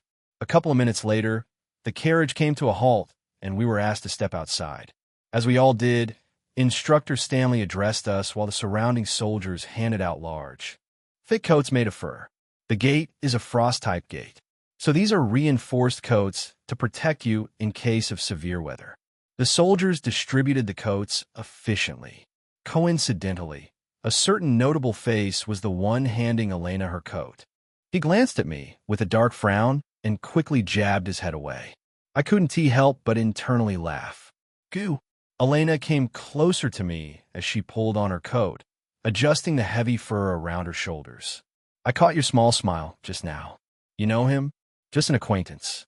I tried to ask him to borrow me some money, but he seemed to take it the wrong way. Oh shoot, I'm still owing Flint. I should ask Lyra to lend me money and add it to what I've got left to repay him." Meanwhile, Elena looked at me with judgmental eyes. "You haven't even spent a month here and you try to borrow money? The allowance the church gives you isn't enough?" My eyes widened and I turned to her. "The church gives allowance." The people in front glanced back at me, muttering in disgust. One girl wrinkled her nose like I just admitted to not bathing. Fantastic. Another thing I didn't know. Far ahead, it seemed Instructor Stanley and Lady Mirabelle were doing something with the paladins who stood in front of a giant shimmering circular energy the gate itself, I realized. The air was somewhat colder than in the city, but easy enough to ignore for now. I could see my breath misting faintly. Elena looked at me, blinking slowly. "You really didn't know? Why, I've needed to borrow money if I did." I exhaled and turned toward the front as we started to move forward in formation. Instructor Stanley's voice carried over the crowd, loud as usual. "You lacklusters better stay together. This is a rank C gate. Whatever happens to you inside is solely your responsibility. Wander away and die. I will take no responsibility whatsoever." Lady Mirabelle, a pale woman with black hair and red eyes that seemed to glow faintly in the dim light, chuckled softly. She said to him as we filed toward the gate in a row, "Isn't that too harsh? They've been your students for 3 weeks. You should be attached to them by now." "Attached? These people are the reason for my despair." She laughed again. Understandable. Their conversation continued as we approached the gate. The shimmering energy looked like rippling water frozen in the air, throwing off faint prismatic colors. Elena, her 2 friends, the D rank, and I entered together. As I stepped into the gate, there was a quick shock that overtook me. Nothing serious, very dismissive. More like my body quickly registering the change in environment. A tingle across my skin, a moment of disorientation.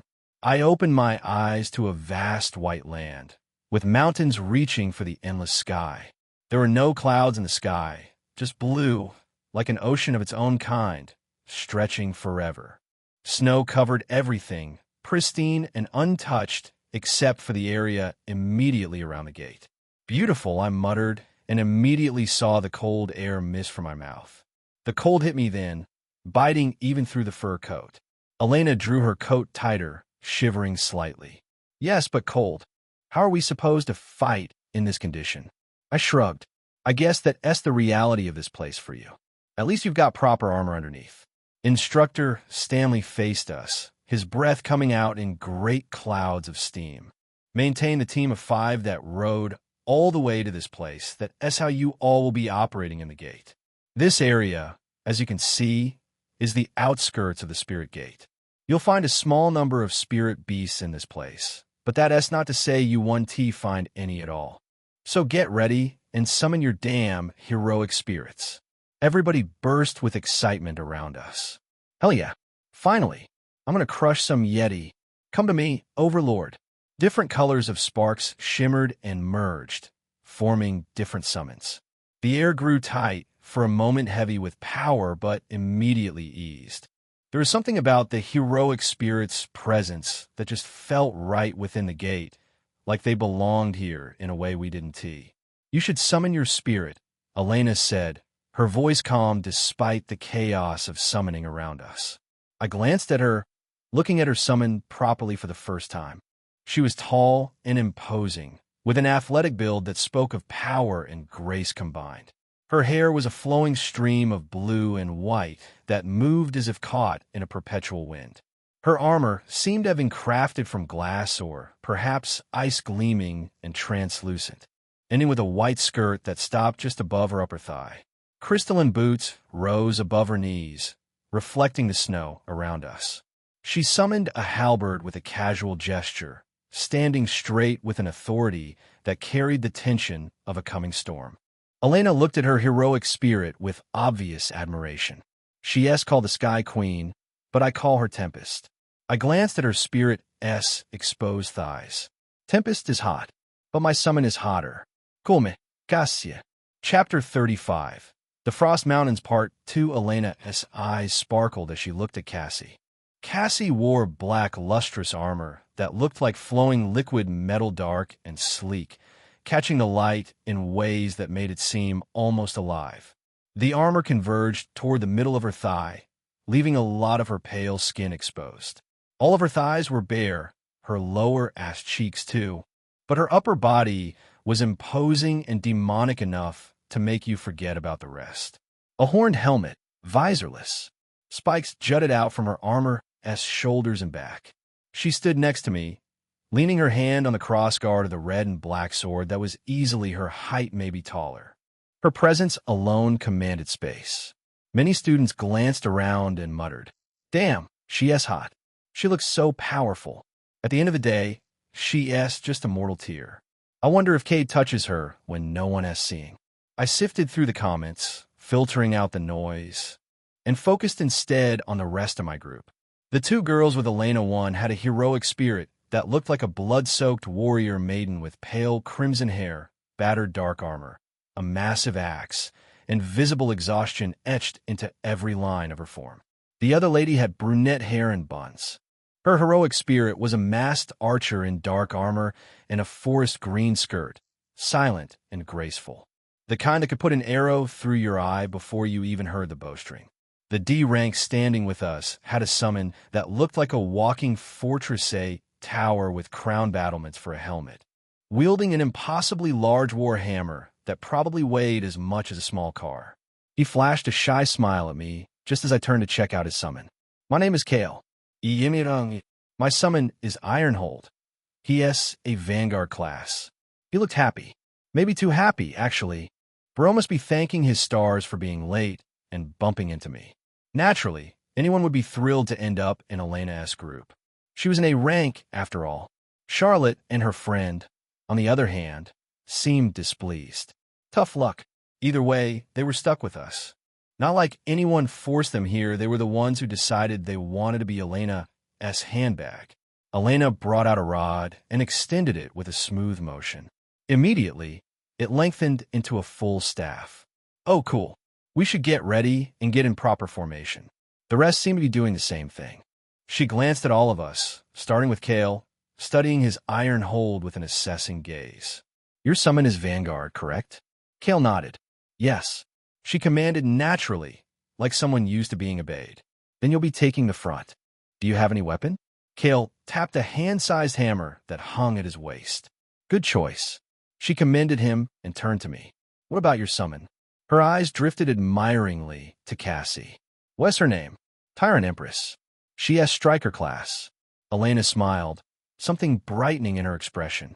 I know that I paid attention to your battle with Instructor Stanley. I think she is a hybrid, though. Could she be a commander class? She has an air of domination about her. And then Tyrant Empress. Somehow, if you look at it, the names of our summons give us hints to their personality, which also reflects in their classes. I stared at her as she rambled on, a bit stunned. Is this girl fangirling Cassie? She certainly was. She caught herself at some point, clearing her throat and introducing her handbags. This is Celine.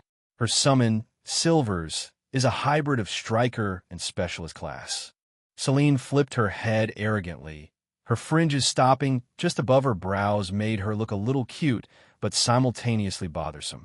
She laughed gloatingly, as if I'd already insulted her. What? You think Silvers is going to be caster class just because she uses an arrow? I didn't say anything. Well, I didn't really think that anyway. Instructor Stanley had been sure to drive in the mechanics of classes. It wasn't about the weapons, it was about the attributes and the skills of the summons themselves. And this is Charlotte. Her summon is a Vanguard too. Charlotte had the face of someone who came from a very rich home and was used to being above everyone, just recently humbled by being AC rank.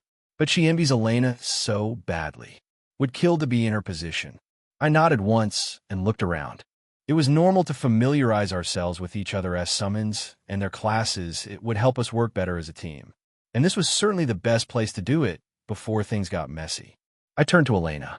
Just at that moment, she introduced herself with a small smile, as if she knew I was about to ask about her own summon. Tempest here is a striker-caster hybrid. I nodded. Then I guess we're sort of complete. We were lacking a duelist and support. The support was really important, could mean the difference between walking out of here or being carried out. But I wanted to believe Cassie, and I could partially fill in for that. Not that I'm letting them know. Elena nodded. Yes, let us move. By the time we concluded, several other groups had also finished their introductions. Everyone spread wide into different angles of the mountain plains, trudging forward with boots sinking deep into the snow. In time, we were already walking amidst the endlessly tall and thin trees of the snow forest. The trees looked like skeletal fingers reaching into the sea of the sky, spaced far apart, far enough that you could see between them for dozens of meters, but close enough to feel enclosed. Trapped, we trudged forward silently, each person with their summons flanking them. Then Cassie stopped. At that moment, all 5 of us stopped too, glancing around to figure out what was wrong. Not now, Cass. I bit down internally, praying she wouldn't do something crazy. So far, I'd come to understand that Cassie sort of knew my situation. She chose to speak only when I was around people I'd become comfortable with. It was with my permission that she revealed herself to Tristan and Clara. Well, Lyra, her situation was different. Kate, Elena called softly, tension creeping into her voice. Cassie extended her hand backward and re-summoned her sword with a ripple of crimson light. At the same time, Tempest's blue eyes flashed bright, and Elena's eyes widened. Vanguard, Kale flustered, failed to send his summon forward quickly enough. By the time Ironhold began to move, it was a second too late. A creature easily the size of an adult elephant, muscular, powerful, with white fur covering its body, dropped down from the tall trees like a boulder made of claws and teeth, straight down toward where Kale was standing, threatening to flatten him into the snow. Shit, but Cassie moved. She was a storm of motion. Crimson aura flared around her as she twisted forward with insane speed, closing the distance in a heartbeat. She crashed into the creature mid-fall, shoulder-checking it with enough force to redirect its momentum entirely. The beast slammed sideways into a tree with a bone-rattling crack, bark exploding outward as the trunk shuddered. Kale stumbled backward, eyes wide. That could be been bad.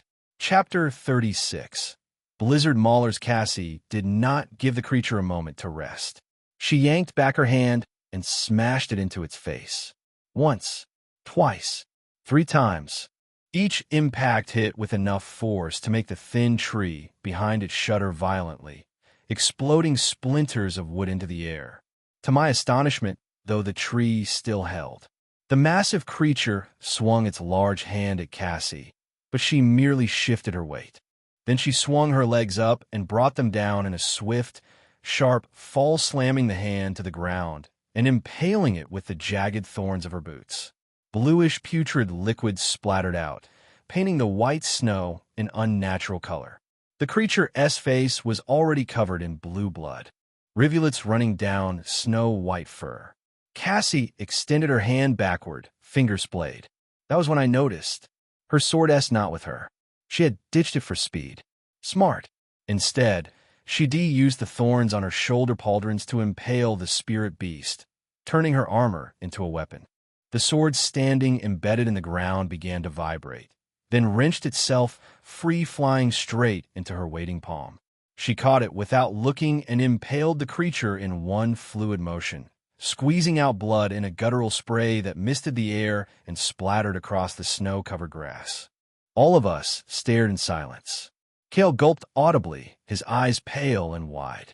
Charlotte and Celine shivered beside me, their eyes equally wide. Charlotte turned away, suddenly, and emptied her stomach onto the grass. Then there was Elena. She stood there, watching everything unfold with a blank look on her face. No flinching. No nausea. Nothing. Come to think of it. She's Russian, isn't she? Perhaps the rumors were true after all.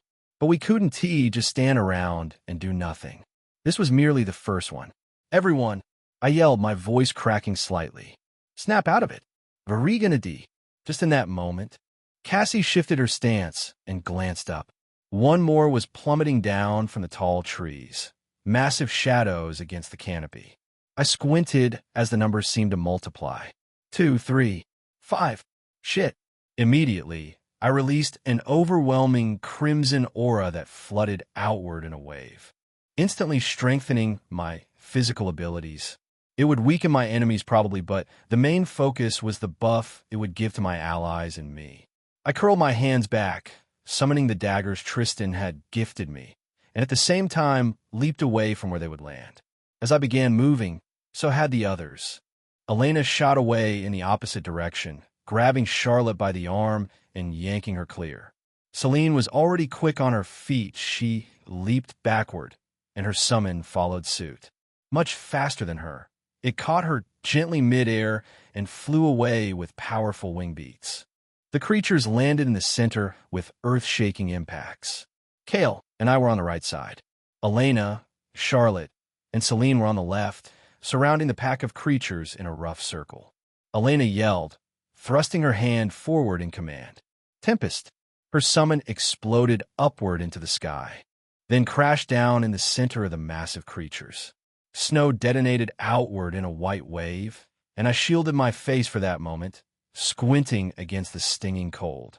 Kale was shaken, but he seemed to have stabilized. He sent his summon forward too.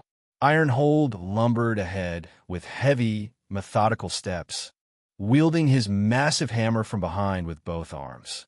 The creatures themselves were massive, ape-like beasts, easily 3 meters tall, covered in dense white and charcoal gray fur. Jagged blue ice crystals jutted from their shoulders, elbows, and spine like natural armor. Their faces were framed by thick manes of white fur, and frost constantly formed on their breath in visible clouds. They had long, striped tails that left drag marks in the snow as they charged. Ironhold swung his hammer overhead in a brutal arc, then slammed it down on the arm of the nearest creature, which was easily taller than him. The ape beast held for a moment. Then it looked down at its arm and growled, a sound like grinding ice, as if mocking the summon. Then it shot forward to grab Ironhold, who was already moving on Kale's mental command. Just as the hand stretched out, though, Cassie intercepted, rolling forward with her greatsword spinning like a cyclonic storm. She completed the motion, severing the beast's arm completely in a spray of blue gore. Elena had taken control of the opposite side. Tempest struck the belly of one beast with her halberd, then generated a massive discharge of lightning that threw it upward, body convulsing. She twirled into the air with inhuman grace, smacking her halberd against the beast's side and sending it flying into the forest. Trees cracked on impact. Simultaneously, wait, where's? I thought I'd seen Celine's summon moving, but perhaps it was just my eyes playing tricks. Either way, I couldn't find her anywhere on the battlefield. An arrow whirled through the air in that moment, biting deep into the chest of one beast.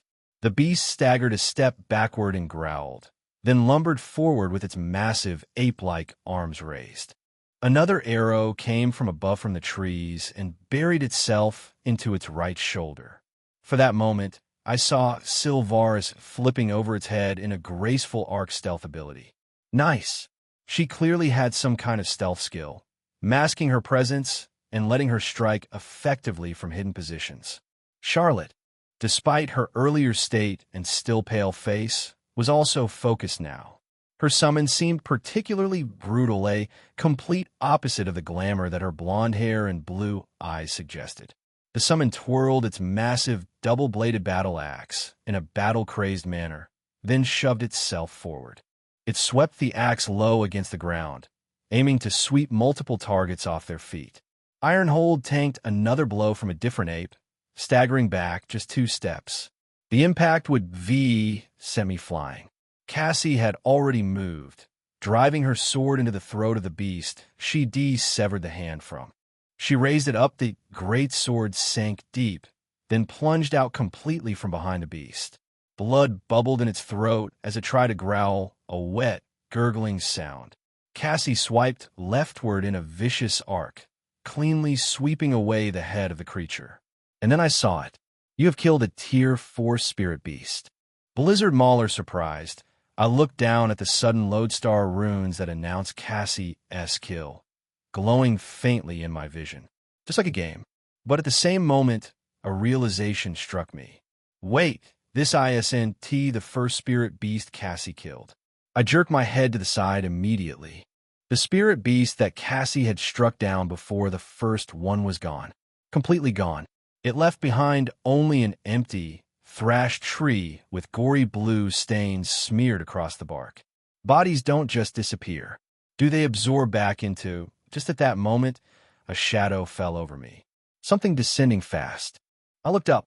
Oh no. Chapter 37. I'm paired with a damn moron. Everything was happening fast.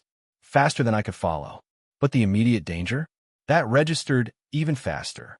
The hairs on my neck stood on end, a cold wave of warning slapping across my skin like ice water.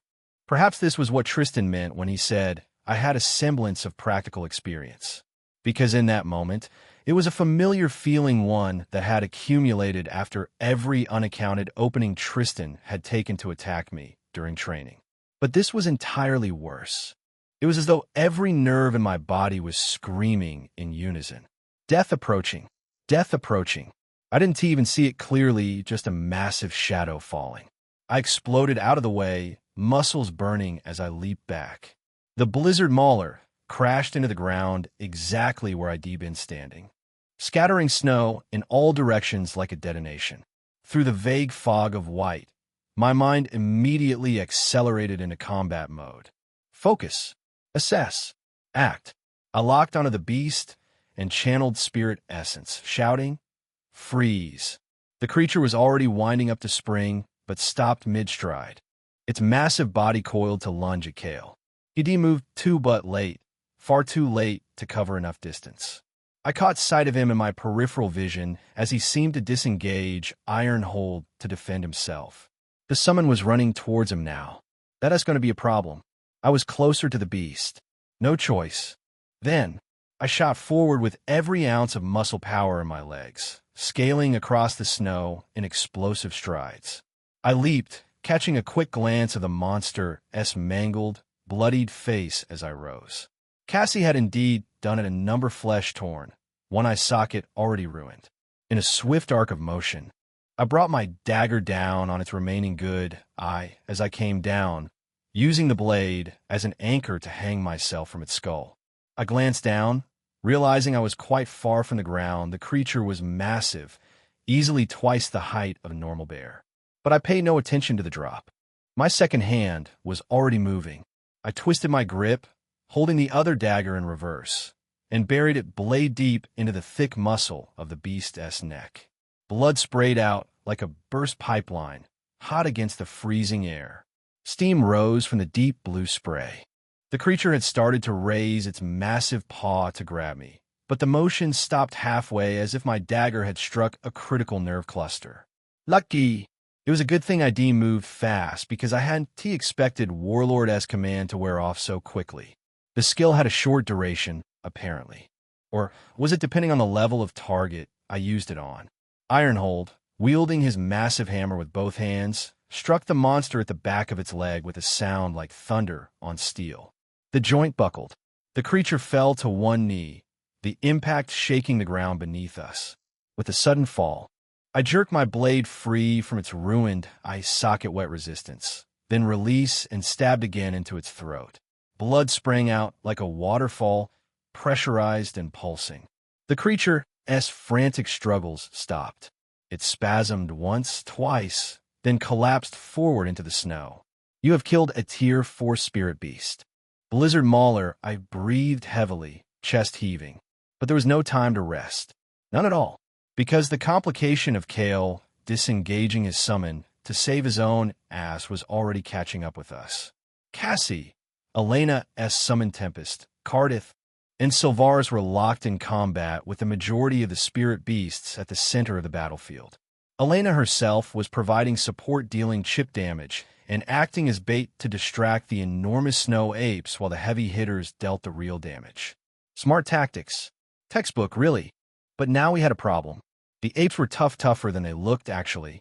My arms ached from a movement and effort of driving my weapon into reinforced flesh and bone.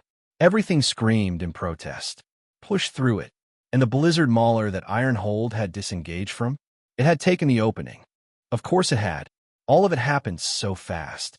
ID barely stood up, snow falling from my coat, when the ape beast, looking like a polar bear on steroids, all corded muscle and white fur matted with frost, was already upon Ironhold and me.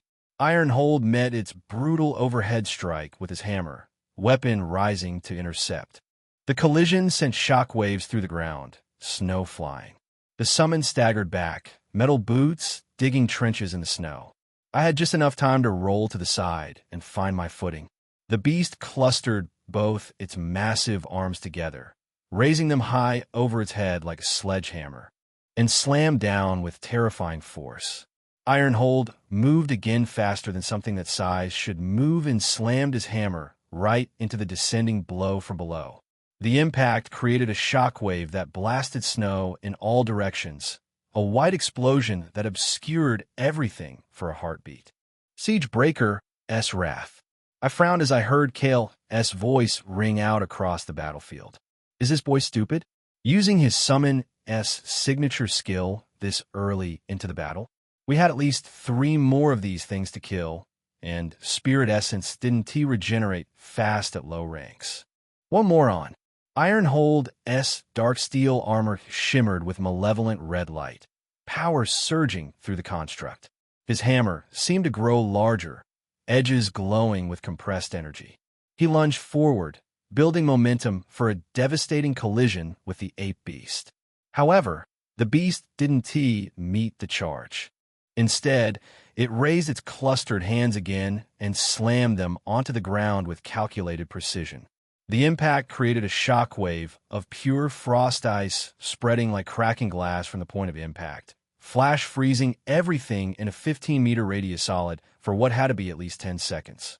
The expanding ice caught Ironhold by his legs mid-charge, locking him in place. The shockwave itself, a wall of concussive force, and freezing air pushed Kale's feeble body and mine away from the frozen zone. We both went airborne for a sickening moment before landing hard in the snow several meters back. Damn it. Meanwhile, the Blizzard Mauler brought both its hands down on Ironhold's trapped head with a terrible sound like a massive boulder crushing sheet metal. The Summon S helmet crumpled inward. Then there was another sound. Another long, muscled arm swung a blow directly into the creature's chest, striking with enough force to crack ribs. But with Kale over there, disoriented and struggling in the snow, Ironhold just stood frozen in place like a statue. No commands, no reactions, no defensive adjustments. Damn it, his fortitude must be really low. I'd never had to deal with this particular problem myself, but I understood the mechanics. The disadvantage of low fortitude that I could never personally relate to was simple and brutal. The summon depended almost entirely on the summoner's mental commands for complex actions. If the summoner was disoriented, dazed, stunned, knocked prone, the summon would be equally compromised. The low-rank curse runs deeper than they show us in orientation. A low-tier summon, low fortitude, a low-rank summoner. It was the worst possible combination. The bottom of the barrel. This one now even had a low sense, with another terrifying, bone-deep sound of impact metal shearing. Essence fracturing. Ironhold vanished into a spray of black sparks that dissipated on the wind. Already pushing myself up from the snow, my eyes widened. I turned sharply toward Kale, who was also struggling to his feet, face pale with shock and spirit essence depletion. I shot him a glare that could frozen water. This is because you went and used a signature skill so early, you damn moron. Chapter 38. We survived. For now, all that said and done, I couldn't get angry at this moment. With Ironhold out of the way, the Blizzard Mauler was in the clear for both of us. I also had to be mindful of my spirit essence and, at the same time, my hold on my attribute, which was currently bolstering the team's overall strength. The mental juggling act was getting old fast. I held my dagger low and moved immediately, throwing myself out of the beast's path. It had lunged forward naturally and was now bearing down on Kale, who'd been too slow to react. The poor guy yelled in horror, his voice cracking. A lunge from behind, burying both daggers into one of its massive legs with everything I had. The blades sank in, and I dragged them down to increase the laceration, tearing through white fur and pale flesh. Despite the fact that my spirit gear had done its job, the daggers were sharp. Well made, the wound was still frustratingly shallow. Either I'm pathetically weak, or this thing's hide is reinforced steel. Probably both. I made a terrible mistake, though. It wasn't until a second later that my eyes widened, and I realized I failed to account for the tail. The thick white appendage coiled and whipped toward me like a reinforced cable, slamming into my side with bone-rattling force. The impact threw me clear, and I rolled across the snow, cold powder filling my mouth and stinging my eyes. While I looked up, the Blizzard Mauler had turned away from Kale, who was scrambling away on all fours like his life depended on it. Because it did. Lucky bastard. The damned ape fixed its gaze on me instead, cold fury burning in those pale eyes. Frosty breaths huffed from its mouth with each exhale, crystallizing in the air between us. I managed to stand, legs shaking slightly, and met its stare. No weapons in my hands. This is fine. Everything is fine. The spirit beast held for a moment, muscles coiling beneath its white fur. Then it lunged. I threw myself to the side immediately, running with all my might and weaving between the trees.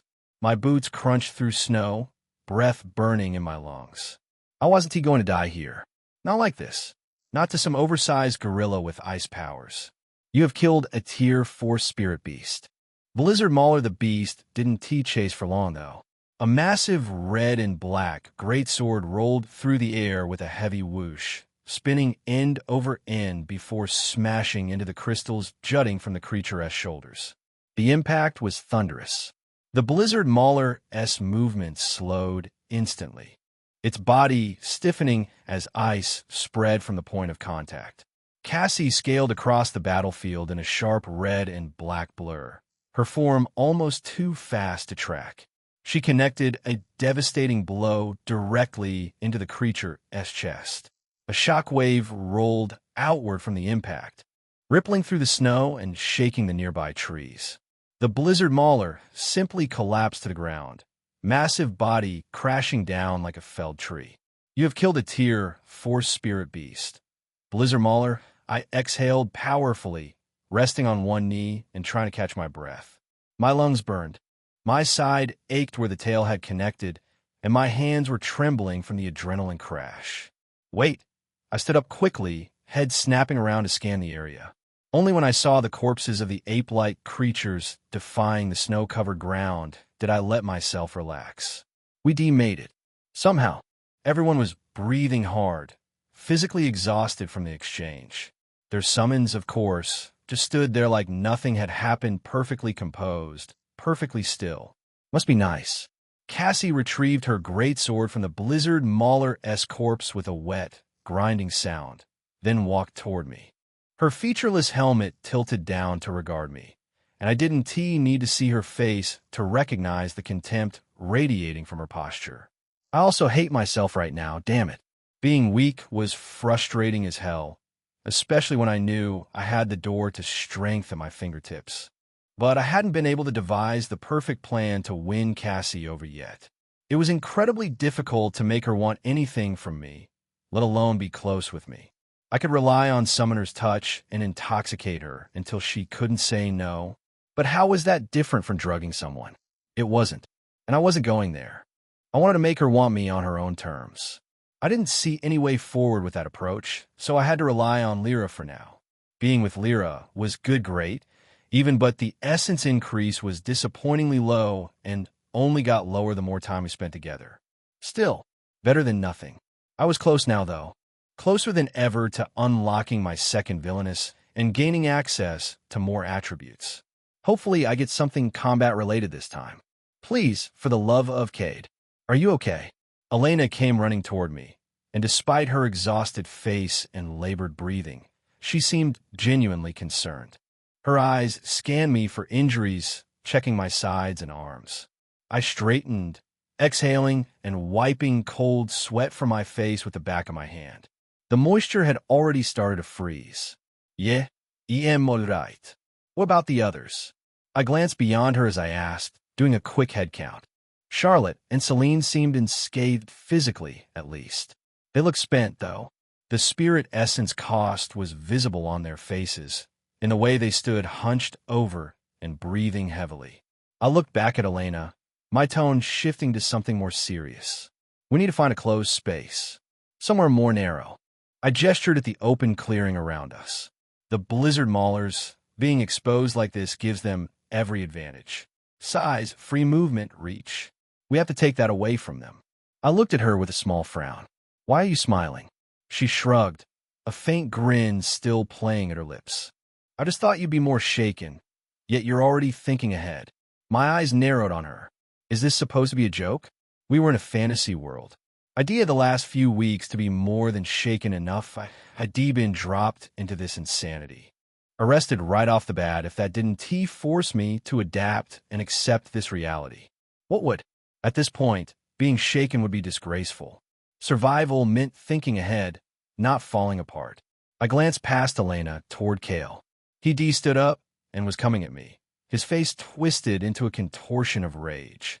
Snow clung to his clothes, and his fists were clenched tight at his sides. Elena had her back to him, oblivious.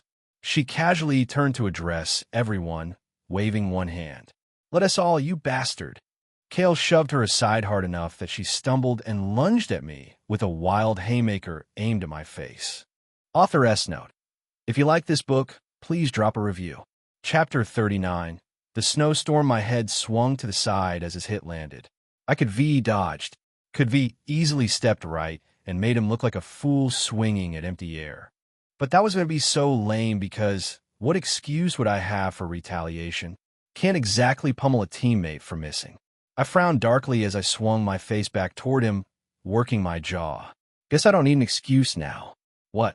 His face was twisted in rage, features contorted like something feral. His voice came out hoarse, raw, like he'd been screaming. fresh out of horror, apparently, and looking for someone to blame. How dare you? How dare you? F rank. Use me as bait. You saw I was vulnerable and ran away, so the spirit beast could come at me. You used that opportunity to take a hit for yourself. You're a coward, he shouted, his hand already swinging again. Ran away? Take a hit for myself? The words took a moment to process. Like he was speaking a different language. Or like I'd somehow fallen into an alternate reality where saving someone else's incompetent ass counted as betrayal. I tilted my face away from the punch, watching it pass by in slow motion. My expression darkened further. This bastard. I grabbed his collar immediately, bunching the fabric in my fist. One headbutt, brick-breaking impact that sent his head flying back in a spray of blood and the sharp crack of cartilage. Satisfying. Kate, Elena shouted from somewhere behind me. He barely glanced ahead, found deepening. Did you not hear him? This moron is angry at me for saving his life. Let me take back the life I saved. Fair as fair, after all. I headbutt him again, might as well make it symmetrical, then drove a punch into his stomach. Grabbed his head with both hands and forced it down, meeting it with my rising knee. A Tristan special ID copied after getting hit by it multiple times. Figured I should return the favor to someone who deserved it. Cade, that's enough. P.S. our teammate. Elena's voice cut through the satisfying rhythm of violence. I released him, shoving him backward with more force than strictly necessary. He staggered, lost his footing, fell on his ass in the snow. Sprawled there looking dazed and bloody. Yes, a useless one at that. I jabbed my finger at him, each word precise. What exactly did they teach us all this past week? You enter a gate just barely at the entrance, and you're already forcing your summon to overextend. You're slow in the face of danger.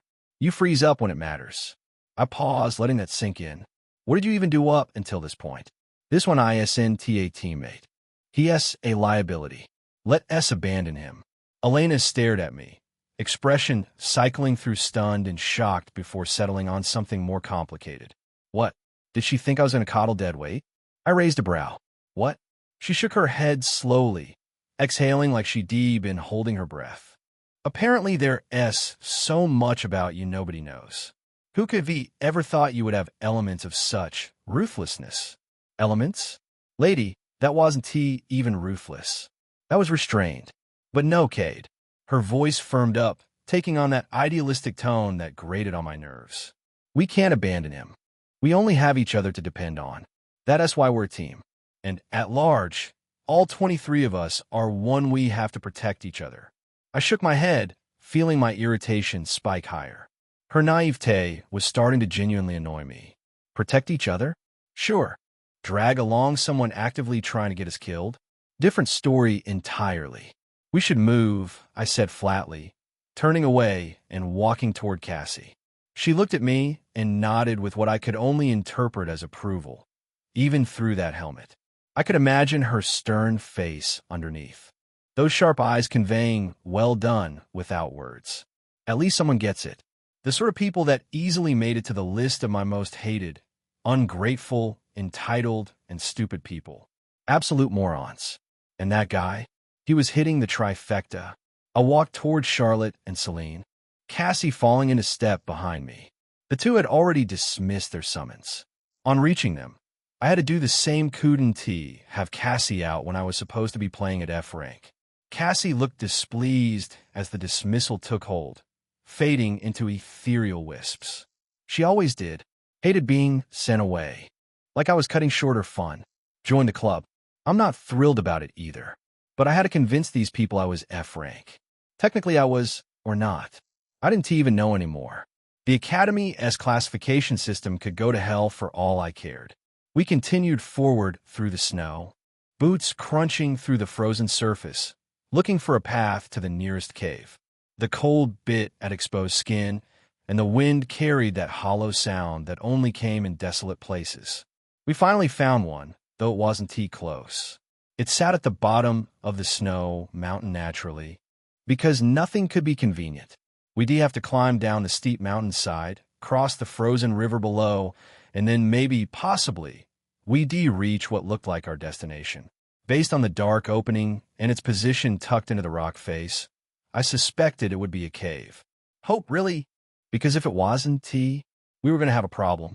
The wind had been whispering all this while low, almost thoughtful, like it was considering something important, weighing its options. Now it seemed to have made up its mind. It began with a shiver in the air, a faint pulse that made the snow underfoot tremble. The sound shifted, deepened, turned into a low hum that crawled through the bones and settled somewhere uncomfortable. I glanced up. The sky had thickened into a single oppressive sheet of gray, dense enough that even sound felt muffled, swallowed. Great, because this wasn't already going poorly enough. Keep moving, Elena called out, her voice barely carrying over the growing wind. She wrapped her coat tighter as she spoke, shoulders hunching against the cold. Charlotte was squinting ahead, trying to gauge the slope's angle, and Celine had her hand on the ridge, feeling her way down like she didn't trust her eyes. Smart woman. The descent wasn't supposed to be hard, just steep enough to demand focus and careful footing. But the air kept getting heavier, thicker, like the mountain itself was pressing down on us. We kept pushing forward. Our legs sank into the snow with each step, which made things complicated. The deep powder meant less chance of slipping and rolling down in an uncontrolled tumble. At the same time, it meant every single step was a conscious battle against the terrain trying to swallow our boots. Lift, push forward, sink, repeat. Each movement deliberate. Each movement exhausting. Then the snow came. Not the slow, lazy drift we'd been walking through all morning that had been almost peaceful. This came in bursts, fast and angry, whipping sideways like the mountain had personally turned on us. Some kind of divine punishment for our hubris in thinking we could cross it. Within seconds, the world collapsed into nothing but white and wind, and the muffled crunch of boots disappearing under it all. Stick together, someone shouted. Maybe Elena, maybe me. Hard to tell when the storm ate sound like it was starving, desperate, consuming every word before it could reach the next person. A blur moved at my left, tall, bulky. Charlotte? No, too tall for her. Maybe the dead weight? Perfect timing for him to wander off. I reached out, fingers grasping, closing around nothing but air and ice crystals. My glove brushed through empty space. The slope gave a subtle shift underfoot, just enough to tilt my balance and make my stomach drop. I dug my boots in hard, gritting my teeth against the effort. Couldn't see 5 feet ahead. Couldn't see anything. Elena. I barked into the white. No answer. Only the hiss of snow against my hood, the storm pressing close and alive, wrapping around us like something with intent. I summoned Cassie immediately. A whirlwind of crimson sparks appeared in the chaos, swirling together and merging into her familiar form. The snowstorm threatened to swallow her whole, white trying to drown out red, but her figure remained visible within its solid. Grounded, real. At least something working. I caught a glimpse of movement, again someone sliding downward, body tumbling, swallowed whole by white. Couldn't even tell who it was through the curtain of snow. The cold bit deeper now, finding its way past every layer of clothing, worming into joints and lungs like something invasive. Every breath burned going down, ice crystallizing in my throat. My vision tunneled, caught between flashes of gray and white and indistinct motion. At some point, my footing gave out completely. The world tilted, and I felt myself staggering, falling, but Cassie caught me. Her gauntlet hand grabbed my coat with perfect timing, and she simply eroded through the snowstorm, phasing us both out of the chaos. We landed gently on the surface of the frozen river below, her weight distributed so perfectly that the ice barely groaned under us. It was quite amazing how she could control her mass despite the drop from that height. Physics didn't seem to apply the same way when she wanted it not to. The snowstorm continued above us, drifting down from the mountain like a white cloud, descending to pass judgment on everything below. I staggered slightly as I stood up, steadying myself against the residual dizziness. My vision still swam, world tilting gently. I looked up. The snow was cascading downward with considerable force, and something dark seemed to be rolling through it. Something person-shaped. A body tumbled out of the storm and onto the frozen river with a heavy thud. You gotta be kidding me. I ran forward immediately to check who it was, boots slipping slightly on the ice. My brows furrowed as I got close enough to make out features. Fuck me. Of course it was the deadweight. He lay there unconscious, having apparently passed out mid-fall, and just rolled down the entire mountain. Like a particularly incompetent snowball. I exhaled hard, breath misting in the freezing air, and grabbed his hood. Started dragging him across the river's surface, ice smooth beneath his dead weight. Each pull sent a spike of effort through my shoulders. Then the river began to crack. A sharp, crystalline sound. Almost delicate. I paused for a moment, making sure I was hearing right and not just imagining disaster. The wind died down just enough of the sound to carry clearly. Another crack. Louder this time. Spreading. Who decided to fuck this all up? I yanked him up hurriedly, adrenaline spiking, and hurled him over my shoulder in one motion. Started running forward, boots pounding against ice that groaned in protest. It was too easy. My steps immediately got heavier, each one threatening to plunge through, but I had to prioritize speed over caution. Had to move now. Cassie, run. She stood there, perfectly still, like she didn't understand the concept of imminent danger. Just watching me with that implacable helmet stare. Then she suddenly burst into motion. Wait. What? She was running. But why was she running toward me? Chapter 40. Undignified pervert. She was running towards me. Why? I wondered for a fragment of a second before she blitzed past, and I heard a loud metallic crash as she collided with something. Then came the meaty crunch and grind of several blows pummeling. Whatever that was, followed by a splash. Through it all, I prioritized running over checking what was happening behind us, despite my burning curiosity. The frozen surface near the cave entrance cracked beneath my feet, got shaky, started to give. I managed to leap. Landed hard at the cave entrance with the dead weight, literally dead weight sprawling off my shoulder and onto the stone. Just that second, I heard it. You have slain a blizzard mauler, so Cassie had managed to kill another blizzard mauler. What do we even gain from killing these monsters? You have gained a blizzard mauler pelt. The notification and my internal question came at the exact same time. Oh, I looked at the message with interest, still sprawled on the ground. Not the most dignified position, but at least I wasn't dead. You have gained your first spirit material, blizzard mauler pelt, a high-grade cold resistance armor material. This material is available in your soul storage. Oh, I have a soul storage? Is that where the daggers went? I thought they went wherever Cassie disappeared to. It seemed that wherever Cassie went was called a soul plane, while weapons and other items were stored in something called soul storage. This was strangely comforting. At least I wouldn't lose my weapons every time I sneezed. Cassie arrived at the cave entrance, pulling herself out of the water. Her crimson hair clung to her head and neck, soaked through. Droplets rolled down her pale skin. The metallic armor gleamed from the wetness, which had the unfortunate or fortunate, depending on perspective, side effect of making the outlines of her breasts even more pronounced. They moved with each step in perfect coordination with her bare hips. I gulped and stood up as she walked toward me. Get it together. She stopped right in front of me. Her helmet turned left, then right, scanning the area.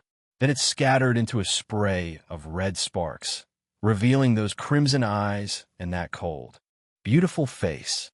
Immediately, I panicked, glanced at the unconscious Kale, glanced around the cave entrance. Because there could be anyone watching. Instructor Stanley could be observing us right now through some magical surveillance. Or the church. Cassie, it's unsafe to do this right now. I said in a cautionary tone, trying to keep my voice steady. She just glanced down at me with disdain and averted her gaze. It was until a moment later that she spoke. I've checked the surroundings. There are no presences. You were being watched before, but since the snowstorm began, the connection has been cut off. She paused, her expression unchanging. You are on your own now. She glanced at Kale. This one is nothing to be worried about. If he poses any danger, we can just let the monsters kill him. Shock washed over me. I certainly don't like him, Cassie, but I'd prefer not to, murder him. I gestured vaguely. It feels like a stupid thing to do. At the end of the day, we matter to each other more than anyone else here does. Well, at least we should, even if he is dead weight. She folded her arms over her ample chest, which made them shift slightly. Whatever you want. Her tone suggested she thought I was being unnecessarily soft, but it's exhausting to pretend I can't speak. And I hate returning to your soul plane. You should have a limitless spirit essence pool, so I never have to go back to that place. She glared. I need a change of clothes. I've been wearing this armor for what, 8,000 years? Who even wears full plate to hunt spirit beasts? Give me a ball gown. I gulped. No. Who wears a ball gown to a slaughterhouse? I sighed and met her gaze. Well, if you ever consider letting me get closer to you, I'm sure my essence pool will become limitless and you'll never have to return to my soul plane. Smooth, Kate. Real smooth. She flinched for a moment, but quickly recovered, glaring down at me with those crimson eyes. You undignified pervert. In this place? I grinned, suddenly feeling cocky despite everything. Despite nearly dying moments ago. Despite being stranded in a frozen hellscape. Actually, I don't mind the location, Cassie. I'm of the opinion that things can still be pleasant even in places like this. Imagine the cold around us as we stay close, keeping each other warm. Slick with sweat, she glared at me, shaking her head with what looked like pity and disgust. Thinking of such debauchery in this place. What a mongrel you are. Ich smiled daher, undetail. You just wait, Cassie. I will have my way with you. And after that, you'll beg me for more, over and over again. Maybe it was the angle, maybe it was the lighting from the cave. But in that moment, I caught a glimpse of a blush spreading across her pale face. Before I could comment on it, I turned away. Small victories. I grabbed Kale by the hood and started dragging him across the ground as we descended deeper into the cave. Chapter 41. I'm the smoothest man alive, Bwaha. You have slain Tier 4 Spirit Beast. Blizzard Maulers, you have slain Tier 4 Spirit Beast. Blizzard Mauler, as we descended into the cave, we encountered more of the ice gorillas. Taking care of them was relatively easier this time. The narrow confines worked in our favor. The beasts were limited by the cramped airspace, and Cassie, well, Cassie was overwhelming. In fact, watching her work had me wondering if she'd been holding back earlier. Maybe she didn't want to finish things too quickly because of me. Or perhaps the team had been slowing her down. Probably both. Whenever the Blizzard Maulers lunged, she simply flowed forward with a movement that would make water jealous. Her sword could reduce and increase in length at will. She clearly mastered a battle style built entirely around this unique ability. The weapon and technique complemented each other perfectly, like they'd been designed as a match set. She would shatter the ice crystals growing on their shoulders and backs first, slowing their movements. Then came the finishing blow. It was always swift, precise, and lethal. Watching her battle while dragging the deadweight behind me was actually educational. Cassie's method of fighting was insanely complicated, nothing like what Tristan had shown me. Tristan's style was digestible. It bore a crude resemblance to kickboxing from Earth, maybe with some flowing combat arts like Tai Chi mixed in. I could break down what he was doing, understand the logic behind each movement. But Cassie's, I tried so hard to glimpse the underlying principles. Couldn't he see a damn thing? It was beautiful, sharp, deadly, and way beyond my comprehension.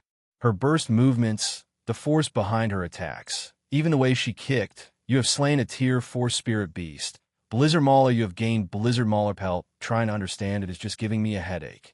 Still, I absorbed what I could. Her kicks. For example, the kick itself was easy enough to follow. The footwork that led to the force generation, that was the mystery. Like watching a magic trick where you see the result, but miss the sleight of hand entirely. She dispersed the last of the Blizzard Maulers, and we reached a wider space covered by overlapping rock formations. Frozen stalactites hung down like crystalline teeth. The area was cramped about as large as the prison cell I stayed in the first night I arrived in this world. It's been 3 weeks. Indeed, I exhaled, my breath misting in the frigid air, and looked around. There were absolutely no materials for fire. Was it even possible to make fire in a snow cave? The walls were ice, the floor was ice, everything was... Cassie was already moving while I pondered the logistics. I watched her bend down, her rear and hips curving down. Her rear filled my vision in an eye-magnifying display that threatened to derail my entire train of thought. She stayed there for a few moments, then stood up. Watching her rise, the movement of her body as she straightened filled me with a hunger that sat exactly one impulsive action away from complete insanity. I turned away as she approached, desperate to avoid being called a pervert again. When I glanced back, she had several rocks in her hands, which was surprising. I never imagined the Blood Conqueror, in all her beauty and might, would be gathering stones. It seemed beneath someone of her station. Then again, what did I know about her station? She set them down and arranged them into a fire pit with practiced efficiency. Then she raised her head and caught me staring. She glared. What? I shook my head immediately. Nothing. I gestured vaguely at the stones. Who would be thought you could pick stones? You're an empress, a conqueror. What business does a mighty warlord like you have with rocks? The words came out wrong. They always do. Her glare persisted, though it seemed slightly less murderous than a second ago. Progress. Before I was an empress, I was a conqueror, she said flatly. Before I was a conqueror, I was a slave. And slave people did slave things, such as picking stones. I froze. Immediately, 100 questions bubbled up in my throat, fighting to escape all at once. Slave? Cassie was a slave? You were a slave? There are slaves in this world? Of course there are. Why wouldn't there be? She looked at me with that mean light flickering in her eyes. Have you never been enslaved in your world? My mouth opened and closed. How do I even answer that? Me? A slave? I chuckled a nervous, slightly manic sound. My ego swelled at that moment, and I found myself explaining with perhaps too much precision. Actually, Cassie, you could say I used to be a child of the slavers. The words left my mouth. Oh no, I realized, too late, exactly how insensitive they sounded. Oops. Should V thought that one through better. I grinned, attempting damage control. I did hate being born that way, though. My father treated us like investments. Please let this salvage the situation. So, not exactly a great childhood either. She fell silent, looking down at the pit of stones, lost in thought. When she looked up a moment later, her delicate red brows knitted together in confusion rather than anger. Investments? What are investments? I blinked. All right, you know how I want to be with you more, so you don't have to return to my soul plane? Her frown transitioned from delicate confusion to outright hostility. Smooth, Kate. Very smooth. Yeah, that's investment. Putting your resources and effort into something in expectation of a better yield. She nodded slowly, processing. I see. She paused. What's bad about that?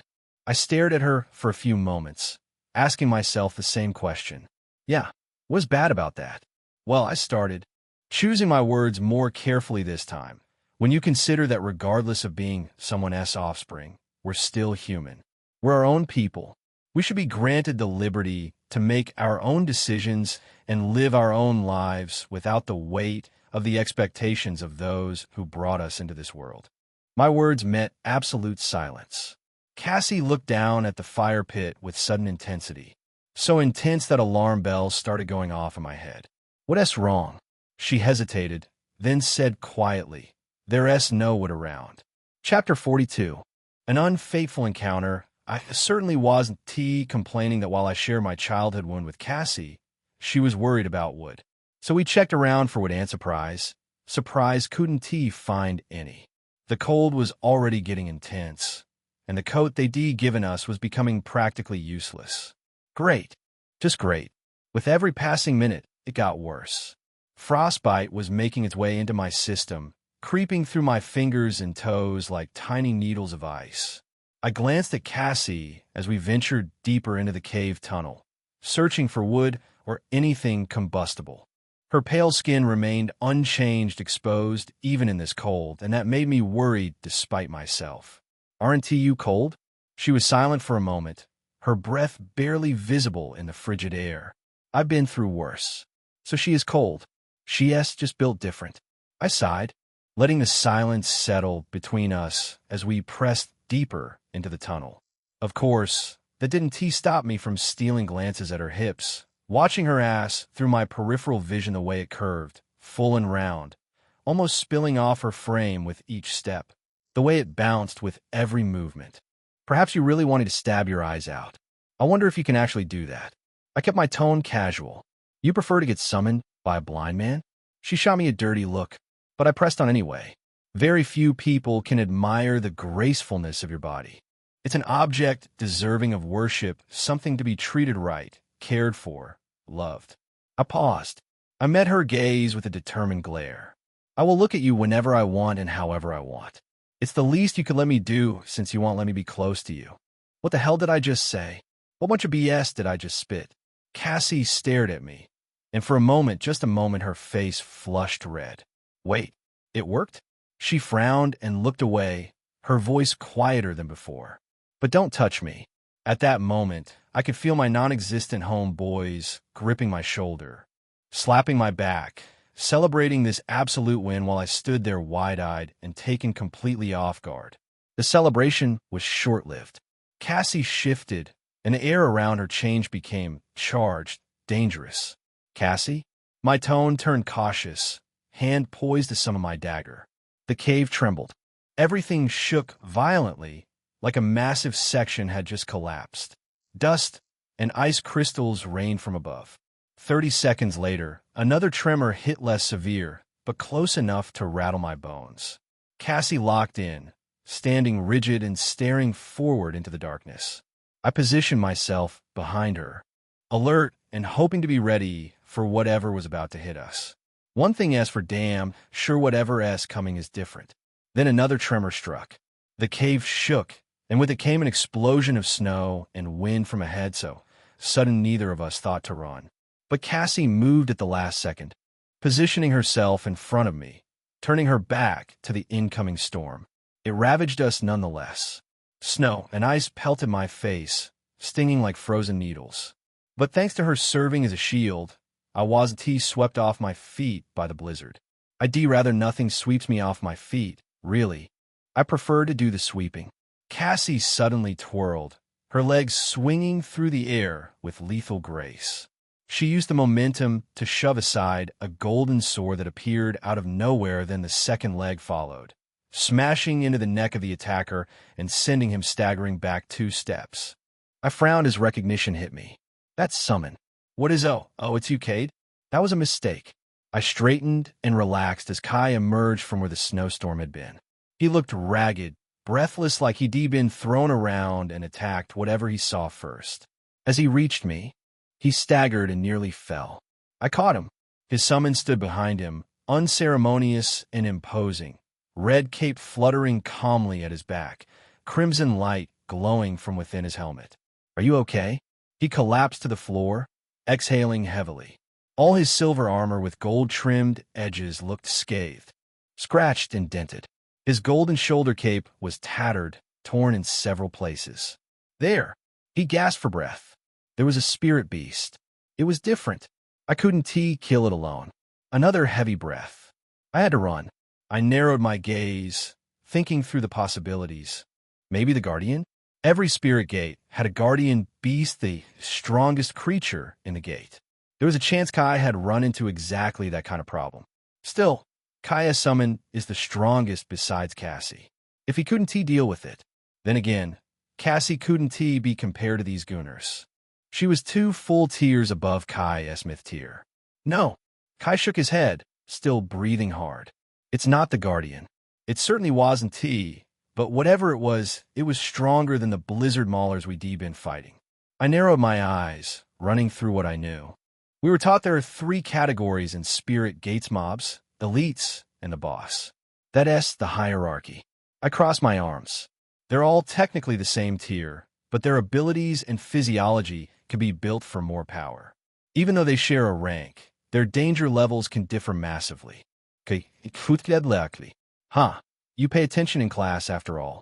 I looked at him with a flat expression. We might be dealing with an elite blizzard mauler. He nodded, grimacing. Yeah, I mean, it looked like their grandfather. The cave shook powerfully, making me snap my head up. The tremor sounded closer this time. Much closer. That's it. It's getting closer, Cade. Kai shouted, scrambling to his feet. I frowned and glanced between Cassie and his golden-armored summon.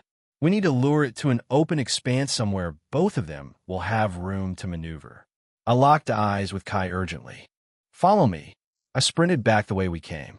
Kai followed, calling to his summon. Rex. His golden summon barreled forward. So did Cassie without me needing to call her. So did the elite spirit beast. Without our permission. Chapter 43. Who pissed the ape grandpa? We ran and made our way back to the wide expanse Cassie and I had come from. The heavy footsteps followed, shaking ice from the walls with each thunderous impact. As we reached the clearing, we spread out, circling back to flank whatever was coming. The deadweight Kale had apparently woken up at some point. Now he just stood there, dumbfounded, staring at both of us like we sprouted a second head. Great timing, buddy. Before he could even open his mouth to ask whatever stupid question was forming, a gale of freezing wind exploded into the expanse with bone-rattling force. Something followed the blizzard or was wreathed in it. Hard to tell. The spirit beast lumbered toward Kale as it entered the clearing, each footstep cracking the ice beneath it. But Cassie and Kai as Emperor Rex were already moving. The golden summon held his oversized sword with both hands, the long, wide blade shimmering with light as he struck low. At the same moment, Cassie came from behind, her greatsword already angled upward for a brutal rising slash. The blade fell immediately in one devastating arc. A blast of wind erupted as both strikes collided with the creature shrouded in snow. The blizzard itself exploded outward, clearing in a wave of displaced air and ice crystals. Why, saw made my jaw drop. What the fuck? The creature looked like the grandfather of every ice ape spirit beast we fought so far. It also looked pissed that we wandered into its home uninvited. Ice crystals coated its entire body like interlocking armor plates, gleaming with an almost metallic sheen. It towered over even the maulers we barely survived. Its eyes burned with cold, calculating intelligence, not the mindless aggression of the others. And it had horns. Massive, twisting horns that curved up and around like some kind of frozen crown. Of course it has a crown. Why wouldn't the murder ape have a crown? One of the spirit beast's hands had caught Emperor Rex's sword mid-swing. The other was raised overhead, gripping Cassie's greatsword before it could connect. The scene froze Kai and me in place, shock rippling through my chest. Its arms were long, freakishly long. The weapons hadn't even come close to touching its body before it snatched them out of the air. I think we're royally fucked. Kate, I swallowed hard. I think so too, Kai. But let royally apply to you, please. Peasantly fucked. Kai summoned a long sword into his hands, gripping it with both and shooting forward with a burst of speed that left me genuinely impressed. Okay, not completely useless. Cassie yanked at her sword, trying to wrench it free with minimal force. The blade didn't budge, not even a millimeter. Just as I registered that fact, I noticed frost spreading from the points of contact, creeping over both weapons like crystalline fingers. Shit, it's freezing them solid. Kai reached the spirit beast and swept a low horizontal slash aimed at its legs. The impact rang out like metal on stone, and he bounced backward, staggering 4 steps before falling flat on his ass. Meanwhile, Emperor Rex stubbornly kept trying to rip his sword free, but the ice was already crawling up the blade toward the hilt. Cassie, however, had already abandoned her weapon. She swept one leg up impossibly high, perfectly straight while balancing on the other. Then, in one smooth motion, she brought it down in a devastating axe kick aimed at the creature's skull. The blow connected with a sickening crack, forcing the beast's head to dip slightly. It released its grip on her sword to grab for her neck instead. but her helmet, that malicious, spike-horned monstrosity, flared with cold red light. She twisted out of reach at the last second, using the momentum to rake one of her helmet's horns across the spirit beast's pale, crystalline skin. Sparks flew. The horn scraped across its flesh like metal on metal, sending a shower of bright orange sparks cascading down. What the hell? The creature's skin was as hard as its ice armor. Maybe harder. The spirit beast twisted its wrist, lunging for Cassie's neck again with terrifying speed. She threw her elbow down, deflecting the grab and bending its arm at an awkward angle. Then she hooked her legs around one of its massive limbs, using her entire body weight as leverage to flip the beast over and slam into the ground.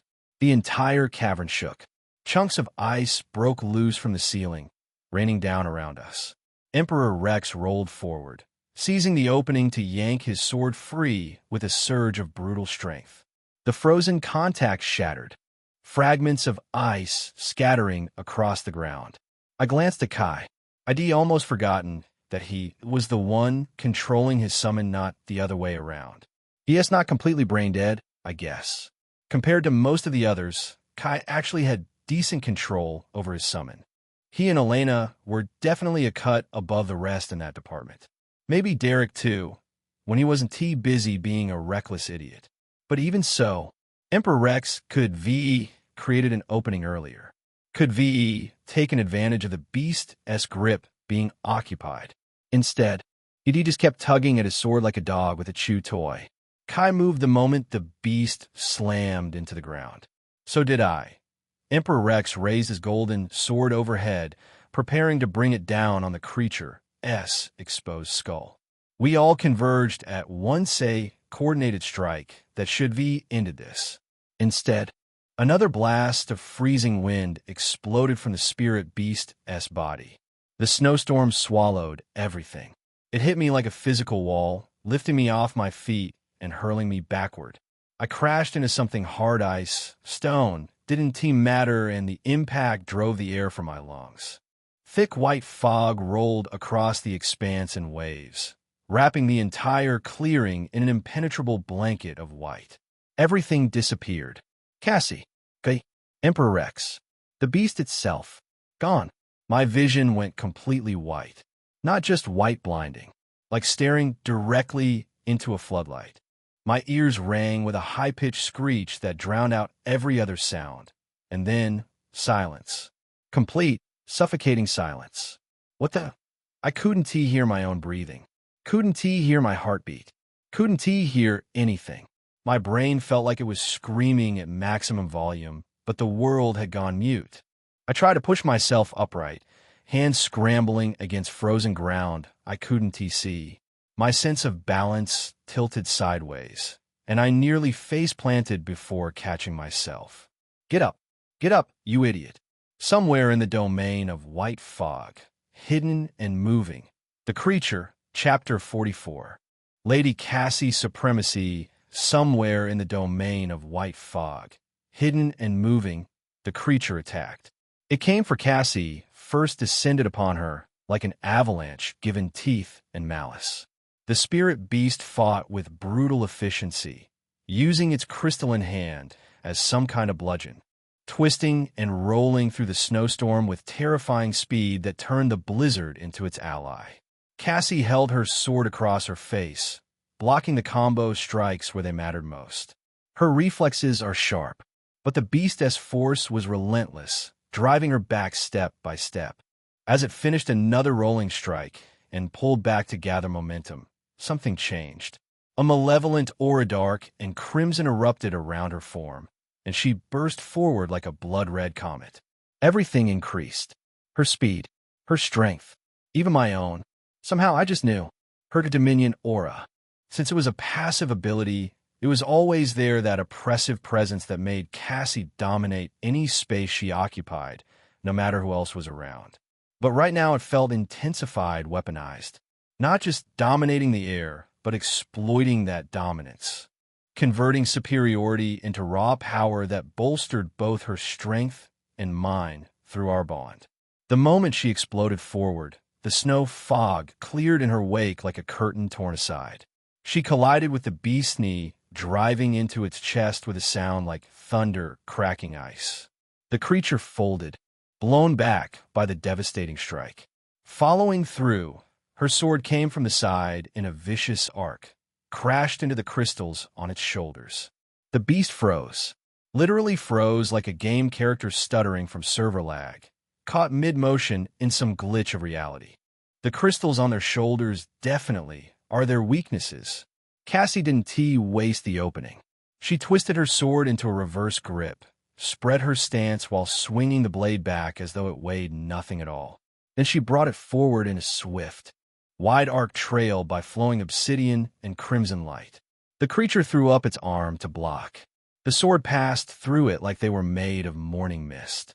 The arm was separated at the elbow, and the blade bit deep into its neck, but didn't finish the job. Because the beast caught the blade mid-slash with its remaining hand, crystalline fingers clamping down on the steel. It snarled at Cassie, fury and desperation mixing in that inhuman sound. She only gazed down at it, her featureless helmet tilted slightly, like she's looking at a worm that's still trying to struggle. Christ! Her leg flew up and smashed into its head with a sound that made me wince bone and crystal meeting boot in a devastating collision. The monster must be seen white, staggering back while somehow still gripping her sword with stubborn, dying strength. Cassie was cold, brutal, efficient. She raised her leg straight up again, and with the sharp heel of her boot, drove downward into the beast's face. The pointed edge punched through, and blue blood sprayed into the air as the Blizzard Mauler Grandpa was smashed back in a cavern wall. Its face caved inward like shattered porcelain. Then she dragged her boot upward, slashing through nose and bone, tearing half its face away in another gory spray. Now its grip weakened. She applied more pressure, and her sword completed its arc-separating head from shoulders in one clean motion. The beast's mangled head tumbled through the air, spinning end over end, and hit someone with a wet thud. Ow, ow. Kale's voice. Of course. You have killed a primal elite, tier 4, spirit beast, glacial patriarch. A befitting name for something that old and stubborn. As the glacial patriarch fell, the snow fog dissipated like smoke, revealing the cavern's full expanse. Emperor Rex stood in one corner, Kai in another. Since Kai had been totally blinded by the fog, there was no way he could commanded his summon properly. These people were really suffering. Pitiful you did it? I shrugged, glancing at Cassie, who stood straight and still, holding her sword to the ground like some blood-soaked statue. Practically my summon did. Kai laughed, that easy sound echoing off the ice walls. You should learn to take credit for the win, Cade. It's just a Fortitude 1.0 summon. If not for your amazing cognizance and stuff, it wouldn't be able to fight like that. You really deserve a strong summon, you know? I'm sure you would be done even better if you were A rank like Elena and Maxwell. I gave him a long look, then sighed. Here we go with the what-ifs. Well, I'm not. No use entertaining ourselves with pointless hypotheticals. He looked at me with that small smile, admiration clear in his eyes. It made me frown. What? You're so cool. Satisfied and all. Sometimes I think about myself in your shoes, and I just know I would be broken down. I gave him a slight frown, an absurd look. And who said I haven tea? He shook his head, smiling like it was a disease he couldn't shake. Well, you don't look like it. I chuckled dryly. The eye is easily deceived because it relies on sight, Kai. This may merely be a mask. I looked around at the cavern, at the blue blood still steaming on the ice. Anyway, we should go find wood. But then I paused, looking at the fallen beast's massive form. Actually, maybe we can use this beast's fur to create fire? I glanced at Cassie, who stood motionless. The mental communication came back instantly, not in words, but in pure understanding that filtered through our bond.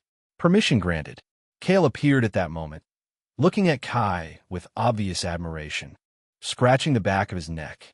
The guy's luck at this point had to be cosmically blessed. First it was A ranks and C ranks protecting him. Now he was standing next to an S rank.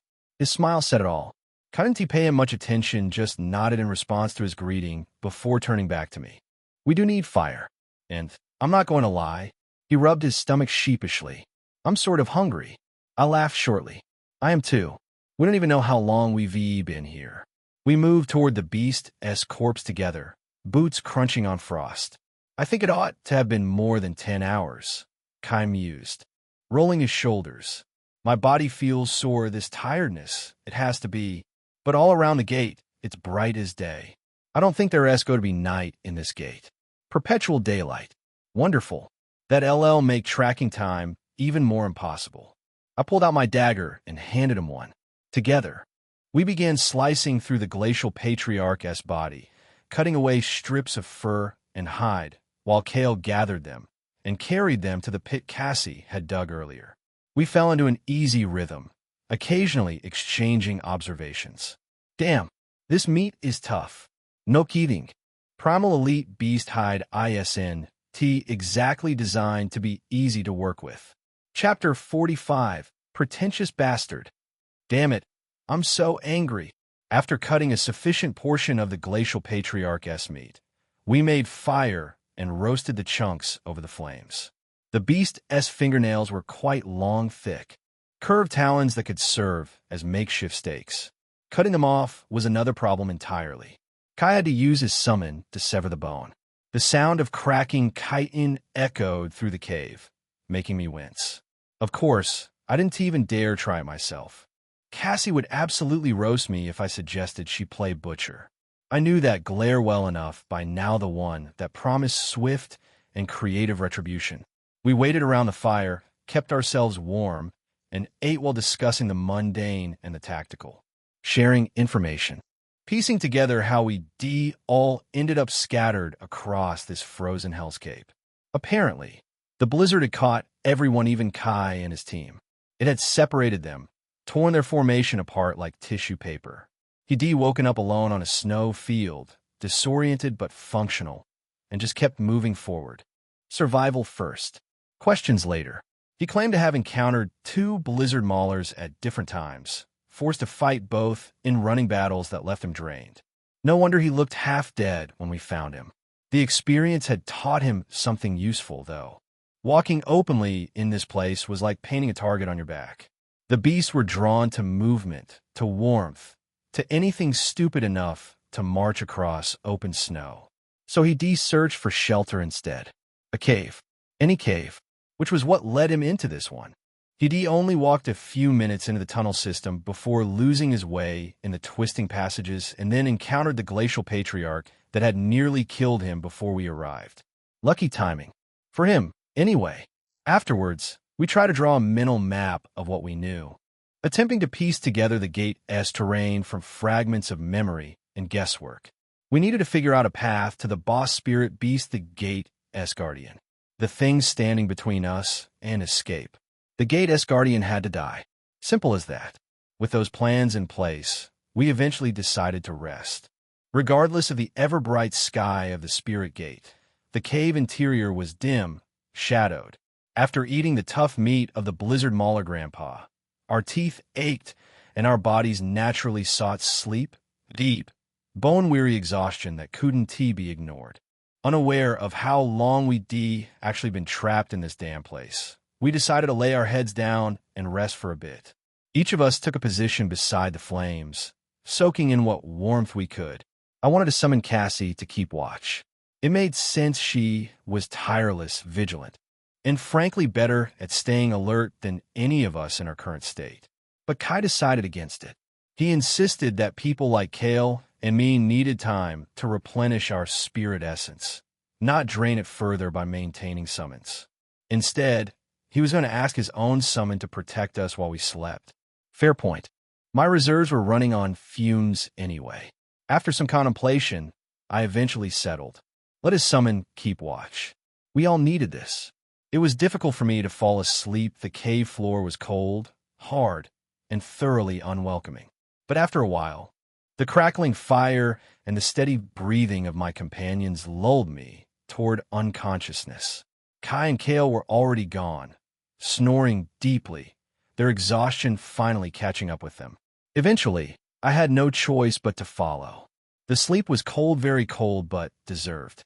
I felt lost in it, suspended in that half-aware darkness where exhaustion finally wins. At least until the air around me grew colder. It was a creeping sensation, subtle at first. The temperature kept dropping degree by degree, like the flames had gutted out. Something wrong. Frowning slightly, I opened my eyes. Everything was blurry at first, unfocused shapes swimming in dim firelight. Then, before the blur cleared, I saw it. That long silver blade, shimmering coldly above me. Falling. My instinct screamed. My eyes widened, and I twisted away with a desperate roll, throwing myself sideways. Steel kissed my ribs, a burning line of pain across my side. Not deep. Close enough. Too damn close. I came up in a crouch, breath sharp, and found Kai standing over the spot where I'd just been sleeping. His brown hair shifted slightly in the frigid air. His eyes also brown, but darker now. Emptier tracked my movement with clinical precision. He shifted his sword, the blade angling down toward the ground, looking at the stone floor where he missed. Regret, maybe, or just disappointment.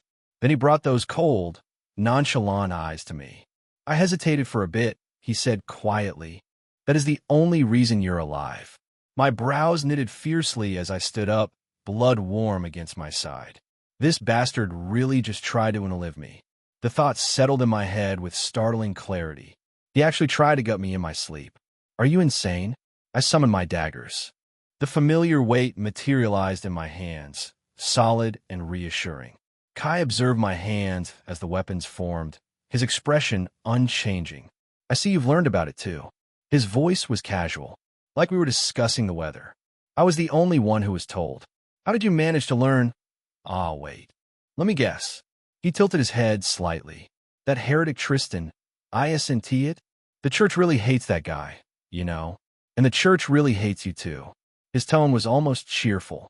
Comical even. So they deployed you to take care of me? He laughed, a cold, eerie sound that echoed off the cave walls. A golden glow began approaching his eyes, faint but unmistakable. You're quite sharp, Cade. What a waste of resources killing you will be. He nodded, as if acknowledging some internal calculation.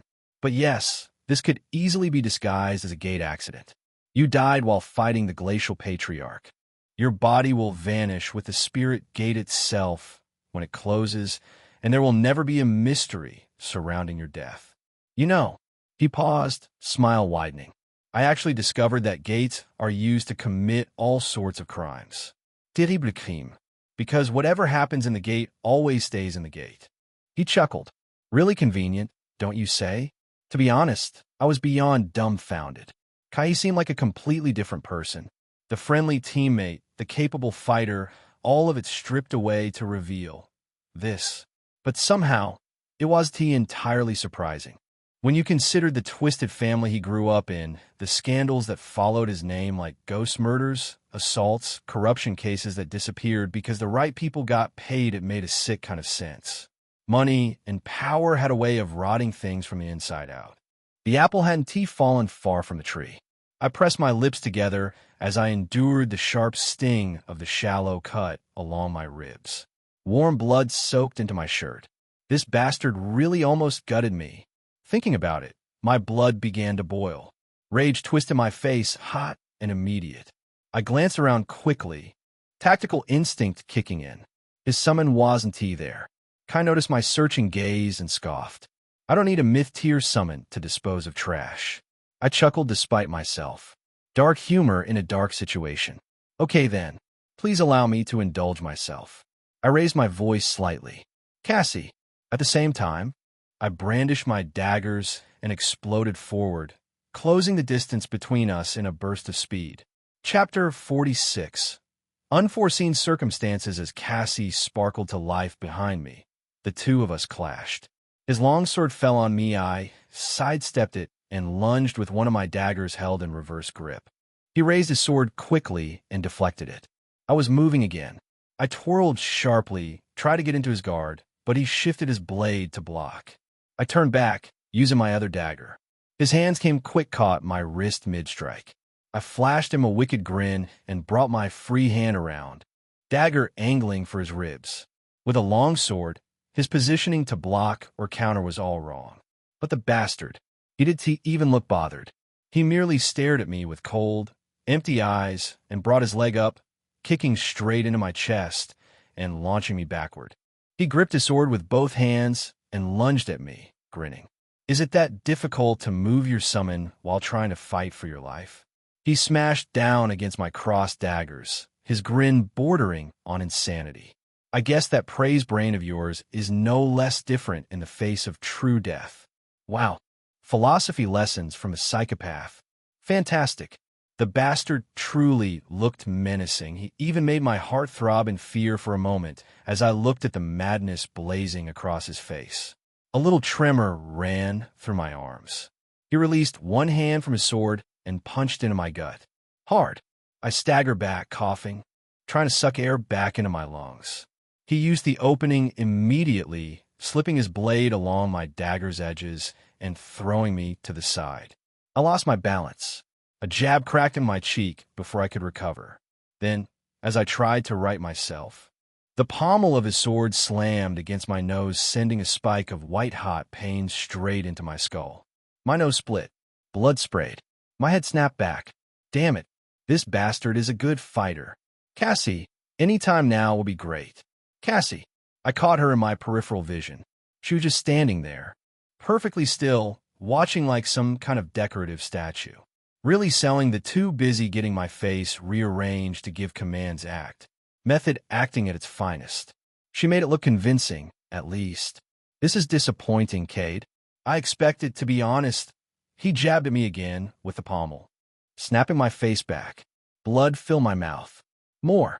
More. You aren't even trying. He grabbed my cloak, yanked me forward, and drove his elbow into my face. I staggered back, blood pouring from my disfigured nose and split lip, bent forward slightly, spitting red onto the ground. The metallic taste coated my tongue. Okay, so that's not ideal. I raised my head slowly and looked at him. He was standing straight, leaning casually on his sword, watching me with the kind of bored patience you'd give a particularly slow student. This bastard. There's no way he didn't receive special training. He was simply too good. Far better than anything we'd been taught in those sterile academy drills. He made all my sparring sessions with Tristan suddenly feel like kindergarten playtime useless padding for a world that didn't care about fair fights. The bastard was stronger than me. Well, no surprise there, he was S rank after all. And the way he moved, fluid and precise, like violence was a language he spoke fluently. He couldn't have gotten this good in just 3 weeks of academy training. Combat mastery attribute. Has to be. I straightened, wincing, and wiped blood off my mouth with my gloved hand. My gaze locked onto him, sharpening. The bastard looked at me for a long moment, and suddenly laughed. Wait, Don T, tell me. He tilted his head, grin widening. You actually think you're going to beat me? I shrugged. That's the point of this battle. ISNT it? I looked at him intensely, letting a smile curl at the corner of my lips. See, you'll be making a very big mistake if you think I'm going to be easy to kill. I brandished my daggers. I'm tougher than a honey badger, you bastard. Mouth. Look at you. He shook his head, amused. All bark. I gripped my daggers properly this time, forward grip, both hands ready and raced toward him. The hierarchy had been established. I was the weaker one. No big deal. Seen plenty of weak things win against strong things. Like that time a honey badger escaped a lion on a nature documentary. Escaped fool. Not killed. Escaped. Yeah, okay. Maybe I'm fucked. Either way, I leaped and met him with both daggers. For a heartbeat, I felt his expression shift as he contended with the sudden increase in my strength. My attributes were kicking in. My eyes flared red. Freeze. Immediately, my dagger shot toward his throat. The tip was mere inches from piercing skin when someone barreled into me from the side hammer, striking hard into my ribs, sending me staggering sideways. The dagger missed. I glanced at the newcomer with an angry wince. Stupid bastard. I shot forward, rage boiling in my chest. Kneel. The command hit him like a hammer. His legs buckled dead weight, dropping him to his knees. I stepped in and drove a kick straight into his face, feeling the satisfying crunch of impact as he slammed into the ground. Then Kai was on me. I angled my dagger to block his slash, felt the brutal force of its slam against my arms, tearing me off my feet and flinging me backward through the air. I hit the ground in a rough roll, but immediately scrambled up. Kai was already charging. My eyes glowed intensely. Red aura flared around me, my grip tightened, and the building fatigue vanished like smoke. I frowned darkly and ran straight at him, meeting him in the middle. Against his longsword, my daggers were a bad matchup. He had reach advantage. I just might consider another weapon choice if I ever survive this. We clashed hard. I stepped on his leading leg, put my full weight into it, and he tore out a yell. Then I immediately slammed the pommel of my dagger into his face, snapping his head back. As it came forward, I head-butted him straight on. Bona mid bona. He staggered backward, dazed, eyes unfocused. I came in again, dagger raised, ready to stab straight through his throat. Or so I thought. But in that moment, I hesitated. Cade, are you really going to kill a human? That was the angel on my shoulder. Reasonable. Civilized. He tried to enlive you. Fool. He deserving of death. This is a dog-eat-dog world. Kill or get killed. The devil on my other shoulder, screaming logic into my ear. Chapter 47. So F. King, be at the moment of hesitation, had earned Kai his retribution. He staggered away from me, and I tried to pursue, immediately still not sure if I really could kill someone, despite the fact that my own life depended on it. Just as I tried to chase him forward, something slammed into my head from the side, making my entire brain ring.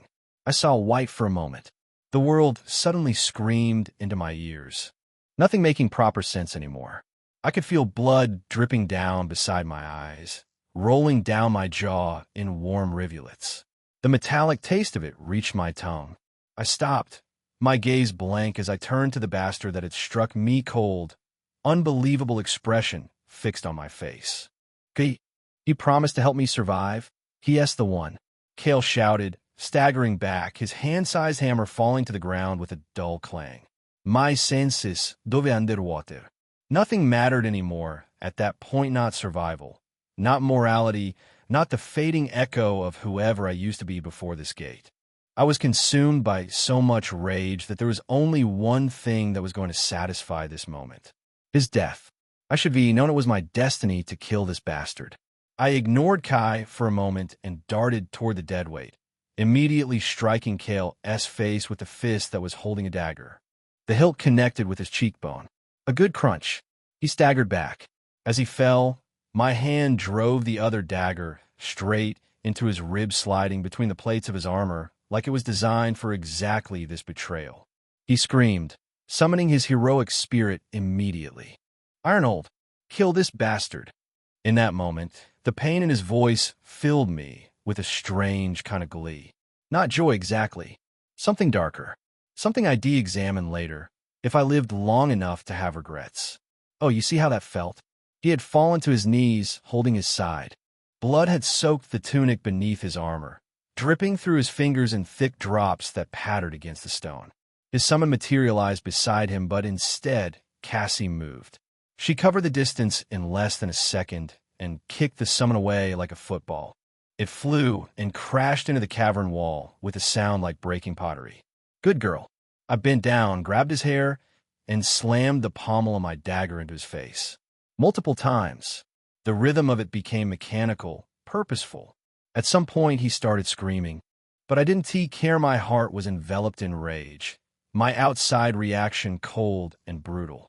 Clinical, almost. And Kai, he just stood there, hands resting on his sword. He observed with a nonchalant look on his face, like he was watching a play. Even as Cale began to cry for his help, he did not move. Neither did I stop punching his face with the pommel of my dagger, even after he had stopped moving, even after the screaming had died to wet, ragged breathing. Not until Kai's cold voice rang out. So, you are capable of violence. As expected of Minister Marlowe's last son. Something seemed to register back into my head as I stared at Cale's unmoving body his unrecognizable face. The blood. The damage I'd done with my own hands. Something flooded my consciousness. Was it pain? Was it loss? Something I couldn't quite discern. I slowly brought myself to my feet, feeling numb. Feeling nothing at all, really. That was worse, somehow. My gaze returned to Kai. This is a pointless question, yet you'll still ask. Why are you doing this? Kai leaned away from his sword, holding it straight in one hand. Casual. Relaxed. Like we were discussing the weather. Why? You say? He pretended to think about my question, tilting his head with theatrical consideration, then flashed a grin at me too wide, too bright. Because the church wants it to be so. The church's desire is my desire. I narrowed my gaze. What the fuck? Are you under a bondage spell? His grin once again looked maddened. The expression of someone who found religion in all the wrong places. Quite the opposite, Cade. I've never felt so free, so loved. He truly looked so happy at that moment. Rapturous, even. He raised his sword and shot at me. We met and moved around each other, throwing steel at each other. Some strikes slipped through, some were perfect blocks. I pivoted and tried to stomp on his foot, but the bastard removed it quickly and kicked my shin, making me retreat with a painful groan. What? You thought that trick was going to work twice? Yes. You fool. I exclaimed with frustration, immediately straightening to receive his attack. I trapped his sword in the middle of my crossed daggers, managed to bear the weight for a moment, and sent a kick straight into his belly, pushing him back. As he staggered back, I dove in without hesitation, hooking him in a shoulder-to-belly grapple and pushing him further until both of us fell to the ground. Quickly, I punched his hand with my dagger-s hilt. He groaned and instinctively released his hold on his sword. Immediately, I smacked it away metal, scraping against stone, and brought down my daggers toward his chest. But the bastard immediately caught my wrists. He clenched his teeth, veins standing out on his neck. You really are ready to kill me. What? You thought this was a stage play. I forced my hand down, but his strength was sufficiently holding. The muscles in my arms burned with the effort. Seeing that his strength was quite commendable, I used the force to yank both his hands wider and smash my head into his face. He yelled, "Ow, ow, fuck you, bastard." I slammed his face again. The impact jarred my skull. Made my vision swim for a second. Worth it. If it would take my rock-hard head to kill this bastard, then so fucking be it. Chapter 48. Non-Pyrrhic victory. No victory at all. The headbutting continued. Shallow cuts flew open across my face, and his blood mixing where our foreheads met. He shoved my hand aside at some point and grabbed my face, trying to throw me off with his weight. The moment I saw his strength winning, I did the only logical thing. I opened my mouth and sank my teeth into the meat of his lower palm, right above the wrist, biting down hard. He yanked his hand away, screaming, "You crazy bastard." Takes one to know one. Using the momentum of his shock, I shoved away from his body. As I rolled across the ground, my hand found cold steel, his sword. I snatched it up and scrambled back, holding his own blade at him. Worth it. He slowly stood, one of my daggers in his grip. The other was still with me. Kai leaned heavily on one knee, breathing hard, examining his wrist with its neat ring of teeth marks and reddened, bleeding skin. Then he gave me an irritated glare. "Were you a dog?" I raised my chin, grinning like a maniac. "Honey badger, you moron." I ran forward, the sword awkward in one hand. The weight distribution was all wrong, slowing me down despite Emperor's presence, consistently bolstering my strength. Hell, the ability as proficiency had even increased from all this. Fat lot of good that S doing me right now. Kai met me with my own dagger, catching it at the hilt of his sword and trying to wrench the blade from my grip. But I swung the other dagger at his face. He weaved. I yanked his sword backward, angling it behind me and swinging it forward in what I hoped was the fast, simple arc I watched Cassie execute repeatedly. But all of it was wrong. The position, the applied force, the angle. The sword was going to break my wrist before it delivered any meaningful slash to Kai. Luckily for me, he intercepted and yanked the sword from my hand, bringing it down on me with both hands. But between yanking the sword from my grip and bringing it down, of course, he was slow. I slammed my foot into his belly again, sending him staggering back. He hit the wall hard, lost his balance, lost his grip on the sword. Perfect. I came at him immediately, twisting my dagger as I drove it straight into his chest. Art!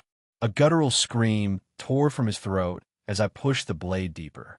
His hand scrambled desperately across the ground and found something, a random chunk of stone. He grabbed it and smashed it against the side of my head. My world tilted, went blank. He shoved me off and snatched up his sword, bringing it down hard. Like a desperate rat, I tried to shift away. It was too late. He stood over me and drove the sword straight through my right shoulder. Fuck. The pain hit harder than I'd expected. White hot. Blinding. This is fine. Everything is fine. With pure anger and frustration, I raised my leg and slammed it into his groin. He squealed, and I shifted out from underneath him, delivering a final kick that sent him stumbling back.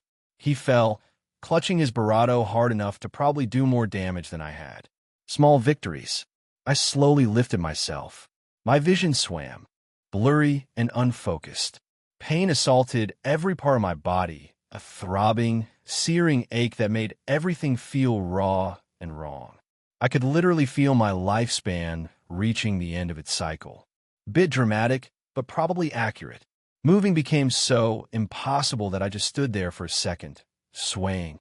He, by the way, was also embedded in the wall. Small chunks of stone had fallen on him where he crashed, right where Ironhold had been slammed into before. The summon was long gone now, though. Only the crater-shaped mark remained. I wanted to move, to finish this, but I couldn't. My body had other ideas. Specifically, the idea that standing upright was ambitious enough for now. Suddenly, golden specks flew around Kai, swirling like embers before beginning to coalesce. At the same time, the cave trembled. Hard. Oh, great. What now? Something was definitely coming. Kai's summon, Emperor Rex, materialized between us. Golden light solidifying into armored form. The heroic spirit extended one gauntlet hand and summoned his signature weapon, a massive golden greatsword that practically radiated raw swagger. At the same time, Cassie was walking toward me. She stopped beside me. And somehow, her featureless helmet was emanating viciousness and malice in their darkest, most undiluted form. Like she was personally offended by the concept of mercy. That is my girl. The cave shook again. In that moment, standing became impossible. My legs buckled, and I started to fall, but Cassie caught me by my collar and lifted me in her arms, cradling me like an oversized baby. My dignity, fuck dignity. Yes, Mommy. She retreated slowly, almost contemplatively. Then she twirled, because of course she did, before dashing away into the cave tunnel. The ground shook yet again beneath us, tremors growing stronger. Behind us, Kai's summon stood motionless, unresponsive. Like a statue, a very intimidating golden statue. It seemed that immediately after summoning his heroic spirit, Kai had passed out cold, leaving Emperor Rex standing guard. Since there was still a flow of essence between them, the heroic spirit would remain manifested, at least until the spirit essence was depleted or severed by the summoner's death. In that situation, they returned to wherever heroic spirits came from, probably somewhere with better lighting and fewer collapsing caves. Chapter 49. Philosophical Lecture on One's Deathbed, Cradled in Cassie's Arms. My awareness of the surroundings felt like it was diving into a deep ocean of darkness. One thing I knew for certain was that Cassie was moving, constantly, desperately moving. Stay still. Damn it. Despite knowing that my life depended on her thick, strong legs, I still wished it. But I was too weak to demand anything. Plus, my body felt cold. Too cold. The dark ocean I was diving into only got darker and deeper. At some point, I saw nothing, heard nothing, felt nothing. I think in this situation, it would simply be appropriate to say that the Great Cade had passed out. A few moments later, what I first felt was warmth, then pain, crawling like an annoying worm all over my body. I was still. Every other thing was still, too. My eyes slowly opened. My vision swam with blurry, strange shapes, but eventually I was able to make out a fire crackling beside me, and a lady sitting in the dim firelight. Naked, naked, I jerked myself up, only to wince in agony and fall back down with a groan that sounded far too pathetic. Real smooth, Kate. Cassie, sitting beside me with just my coat draped over her shoulders, frowned. Are you dumb? Why are you moving so recklessly with a wounded body? Her tone was sharp. My armor can only stop the bleeding and keep you from dying. It won't heal you, right? I was wounded, and I fought Kai. Killed that deadweight bastard Kale, too. Everything that had happened before came streaming back into my head in a flood of memories. It left bitterness and rage churning in my chest, hot and acidic. The church had sent Kai to kill me. Why? Was making my life a living hell just because I awakened as F rank not enough? Why do they have to kill me too? Frustration gnawed at my chest. I couldn't help but grit my teeth, feeling the tension pull at something torn inside. Pain flared. Bad idea. Cassie's red brows knitted together, and she glared at me with cold reproach. Whatever it is you're doing, stop. Her voice was soft, but edged with frost. You're only making your injuries worse. Your breathing, your state of mind, all of it matters for the activities within your body. Right now, you're hanging by a thin thread. You should do everything to reduce the strain on that thread, not increase it. I forced myself to take a slow breath. Let out. Fine. I leaned up slightly, carefully this time, to look at myself. My body was enveloped by a dark metal sheet that had formed a sleek, smooth, lusterless black armor across my torso and limbs. Cassie's armor? I shifted my gaze toward her, surprised. Why? You gave me your armor? My voice came out hoarse. Why? She grimaced, looking away toward the fire. Was I supposed to watch you die? I looked away from her, silent for a few moments. The fire popped softly in the darkness.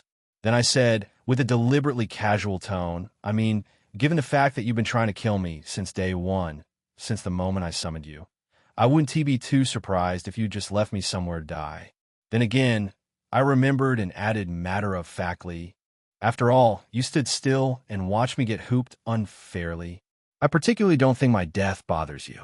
At least you gave me reason not to think so. A small frown crossed her face by the time I finished talking. To be honest, she looked genuinely confused. You said you were in control. What? My mouth hung open. That's low. What is? It's really low. I smacked my lips in irritation and pulled my focus from her, staring at the frozen stalactites above. I never knew you had humor in you. Her voice came barely a second later, cold and tender as usual, in no hurry to be said. I cannot fight your battles for you. I winced at her because she wasn't making any sense. That is basically what I summoned you for, you dumbass bitch. She frowned darkly. I am not like other spirits. I will fight for you only when you prove you're worthy of it. Her red eyes held mine. I will not allow myself to be ruled and controlled by a weakling and a coward. She paused. Her tone took a softer edge, barely perceptible, but there. At first, I thought that was exactly what you were. I was prepared to kill you and return to the spirit realm. Something shifted in her expression. But then, today made me realize you're not a weakling, and certainly not a coward, at least not one that hides behind power they can't even wield. Watching you battle tooth and nail for your life made me realize you treasure it dearly, and you will fight to protect it. I gave her a slightly irritated look. Great. A philosophical lecture while I'm bleeding out. Then you should know that if being a coward or a weakling will save my life, I would run from it. Her frown drew tighter again, which makes you a very disturbing person. She studied me like I was some kind of puzzle. You're weak, but then you're strong in unexpected places. You seem not to care, yet you do care deeply. But at the same time, none of these observations can be trusted.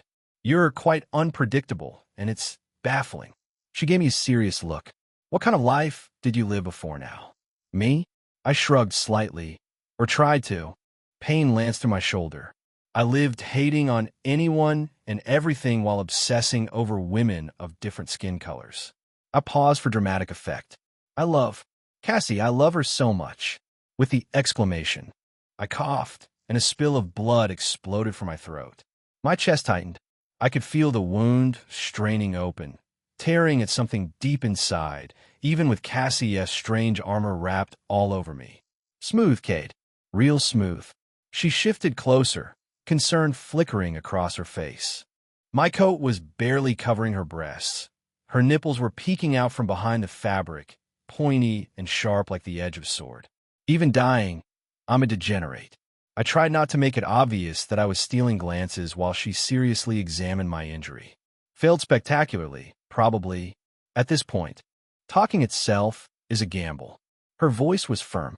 Remained silent. I sighed, was silent for a bit. But then I thought about the whole thing and asked myself internally, what am I waiting around here for? A miracle to happen? Or just to die quietly in this frozen hellhole? If I wanted to die, I might as well do it in a flashy way. After all, it had always been my desire to die in a spectacular manner. Chapter 50, Greatest Victory, or perhaps worst decision of my life, as this was my moment of death. I didn't care anymore. If I couldn't get what I needed through honesty, then lying it was. Let us see how this plays out. I immediately cooked up something obnoxious as I turned to face Cassie, my chest rising and falling, each breath weaker than the last. Cassie, my voice came out barely above a whisper. There is no hope for me. I think I'm going to die. She frowned. I'll find someone. If I have to scale this entire frozen hellscape, I'll bring you help. She stood sharply, but I caught her hand before she could move. My voice emerged weaker now, hoarse, punctuated by coughs. Do you want to leave me to die alone? I managed a pained smile. And please, I would want you running around in the cold, but naked. This damn place doesn't deserve to see you in your glorious booty, damn it. She stayed still, looking down at me with furrowed brows. I took a shallow breath and continued. But I want to live, and I'm desperate. My gaze sharpened, focused despite the pain. Cassie, there might be a way for me to survive. My survival meant her own. After all, we were bound together in this mess. Cassie regarded me with intense seriousness. Tell me, weakling. I will find it. Good, foundation laid. Now, let us begin building this beautiful lie.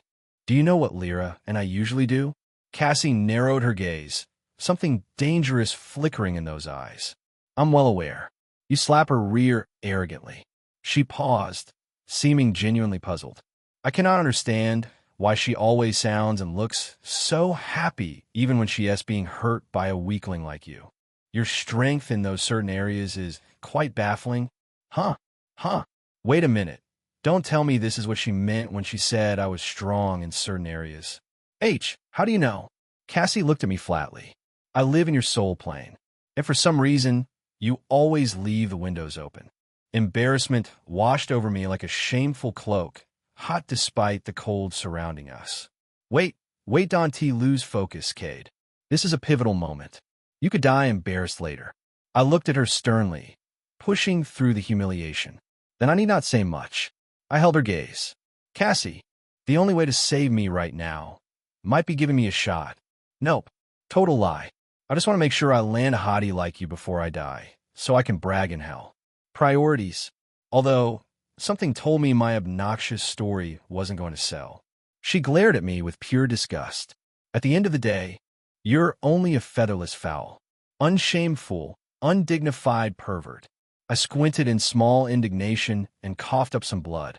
She moved toward me to help, but I smacked her hand away. Look at me, Cassie, I'm dying. My voice cracked with desperation, real this time. Will dignity save me? I let that hang for a moment. Forget dignity, Cassie. I need you to help me and save my life. That last part echoed across the cavern expanse as I shouted, my voice reverberating off the frozen walls. Subtle, very subtle, you fool. Cassie gave me a stern look. She still wore that frown, but she wasn't saying anything. The silence stretched between us. Then, hesitantly, How is it supposed to help you? She looked genuinely confused. Isn't that what people do when they want to make babies? How is making babies supposed to help you live again? I sighed and looked away, resting my head against the cold stone. Inside, I was reeling. Who would have thought my badass Cassie the Red Conqueror herself, was such a cute, innocent girl. Make babies. Who even does that these days? My eyes drifted back toward her, gaze darkening with what I hoped looked like sincerity. Sex has advanced so much, Cassie. It's now a form of communication. I warmed to my bullshit, really committing now. In my world, it evolved into a healing ritual. People come out worn and torn from life's daily battles, and they have sex once, just once, and they feel refreshed, renewed. I nodded sagely, like I was imparting ancient wisdom. It works like magic, I tell you. Look at me, on my deathbed, trying to convince a woman who destroyed an entire empire to let me hit. Iconic, honestly. She looked uncertain and confused, her confidence from moments ago completely gone. I added my final card to help her decide. My survival is your survival. If I die, you'll die without ever exacting vengeance on the church. I'll let that sink in. Think about it. She seemed to actually think about it. It was surreal, seeing this version of her. She was the complete opposite of that arrogant, dominating empress who'd terrorized kingdoms. Right now, she was like a clueless, innocent princess. My own princess. Oh, I'm so going to make you mine, and die happy while doing so. It was going to be a cosmic scam, but she wouldn't be able to avenge me because I'd be dead. The perfect crime. I was grinning like a devil, my master plan crystallizing in my dying brain. I usually wouldn't resort to methods like this. I had some standards, but did I care right now? I was dying. Nothing mattered. How? Her voice was small, uncertain. How do we go about it? Here. What sort of... My eyes widened in that moment, genuine shock cutting through the manipulation. Wait. Here. Cassie, don't tell me. You've never even tried? She frowned at me as if I should know the obvious. Why would I ever? Her chin lifted with a flash of that imperial pride. I had never seen any man worthy of me. I was genuinely shocked for a moment, the words not quite processing. The great Red Conqueror had never let anyone in. I was going to be the one to earn her trust. Suddenly, this felt even more meaningful than it had before. More significant. This is either the greatest victory of my life or the worst decision I'll make before dying. Probably both. Chapter 51. The red waves of pleasure. Cassie stayed still, looking at me with neither a frown nor a soft expression. She seemed to be in deep thought, the lines of her face etched with some confusion. Well, at least she's considering it. I kept my silence at that moment. Not that I wanted to give her time to think or anything. All the talking was making me breathless. I needed to catch my breath again, so I took the moment to just stay still and watch her be cute. Worth dying for, honestly. She brought her eyes to meet mine, a small focused frown knitting her red brows. But how will this happen? You're heavily wounded and weak. I was silent for a moment. After catching my breath, I said to her, I'm a weak coward, Cassie. I never would think of mounting you. I can't dominate you. For now, you are stronger than me. I think it is only right that you get on top of me and overpower me. Logically, this was the only way. Letting you take the lead might still lead me to my death, but at the very least I'd buy more time. With the way my injuries were aching, I wouldn't have lasted more than a couple of attempts. Besides, I didn't care at the moment who was dominating. I just wanted someone to give me a deserving ending. After all, pride didn't mean much when you were bleeding out and desperate. Cassie's gaze straightened. It was almost as if she was pleased to hear what I just said. Figures. I reached my hand towards her weakly. Here. She gently took my hand and immediately trembled. Attribute. Summoner's Touch proficiency has increased attribute. Summoner's Touch has reached level 2. I took her hand into mine, leading her towards me with a slight pull. Her gaze held my own. There was something different about it. Her red eyes that usually radiated so much confidence seemed like a little lamb-s. The tyrant empress, reduced to this. Even as she came closer and gently moved her massive thighs over me, red blush spreading across her cheeks. She was beautiful, tender in a way that made me want to do anything to protect her, despite the fact that she could probably crush my skull with said thighs. It was astonishing and unbelievable at the same time. How someone so strong, so dominating, could become so shy. so tamed, and I'm the one doing the taming. I felt her weight rest gently on me as she sat on me. She leaned slightly with both hands braced on my chest, trying not to release all her weight. Thoughtful, even now. Are you okay? Her voice was not soft. It was so tender that soft lost its qualification for it. Like silk wrapped in velvet wrapped in concern. I nodded at her, still holding her hands with Summoner's touch working its way into her body. There were intermittent trembles as she tried to hold it all in, but her face, her eyes, they were difficult to hide. She bit down on her lower lip, her eyes losing focus and growing thinner as her face reddened. What is this? I feel, Art. That soft moan at the end ravaged my insides and made me hot beyond comprehension. It was suddenly as if there was no cold anymore, just urgency and the feeling of her weight pressing down on me. I could also feel a lot of tension building as the pressure threatened to push away the weight resting on me. Not that it could. Not with these injuries. Cassie's skin complexion got redder by the second as my hand ran over her smooth, ivory skin. She bit down her lips, moving slowly. It seemed involuntary, like she was reacting automatically to the rush of warmth that was spreading through her with every subtle movement of my hand. Each time, she let out a quiet breath, biting down on her lips and looking at me like a vicious viper. Eyes narrowed to slits, pupils emanating erotic crimson with their edges barely maintaining sanity. There she is. I grabbed her neck gently and pulled her in for a kiss, feeling my shoulder pinch me with pain. She leaned closer, her lips hovering over mine for a moment, our gazes interlocked. And then she lowered her lips, touching mine. The feel of her lips, it was ethereal, different, moist and intoxicating, making me lose sense of all other parts of my body except my lips. It felt like a crimson wave of pleasure, a different flavor, one that didn't come close to what I'd experienced from Lyra. Not better or worse, just different. It was unexplainable, but in that moment, it had me thinking of the emphasis I'd been suspecting on sex with my summon. It was good, a very different kind of good, and it was still just a kiss. However, it signaled for me that it was time to take things to the next level. I moved my hand towards her lower abdomen and rested it gently there, using Summoner's touch to calm her trembling. Her body shivered, more than before, and she let out a soft sigh, a battle cry that made me remember the way she moved during combat. How powerful the swing of her greatsword was, how blizzard maulers fell before her like wheat before the scythe. That same tyrant empress was before me now, yielding to my advance, shouting into the chaos of the fray, overwhelmed by a wave of emotion only I could give her. Mine. The feeling alone was making my heart race more than usual. Cassie, come here, I said in a husky, breathy tone. She tore away from my kiss to look at me with a bit of confusion.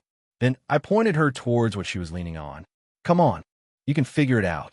She glanced down, her eyes reddened with pleasure, lost in the way she was feeling. At this point, there was no semblance of the dominating red conqueror anymore. The tyrant empress was now a needy virgin lady, wanting me desperately, for the good of us both. If only it were that simple. At least, that was what she believed.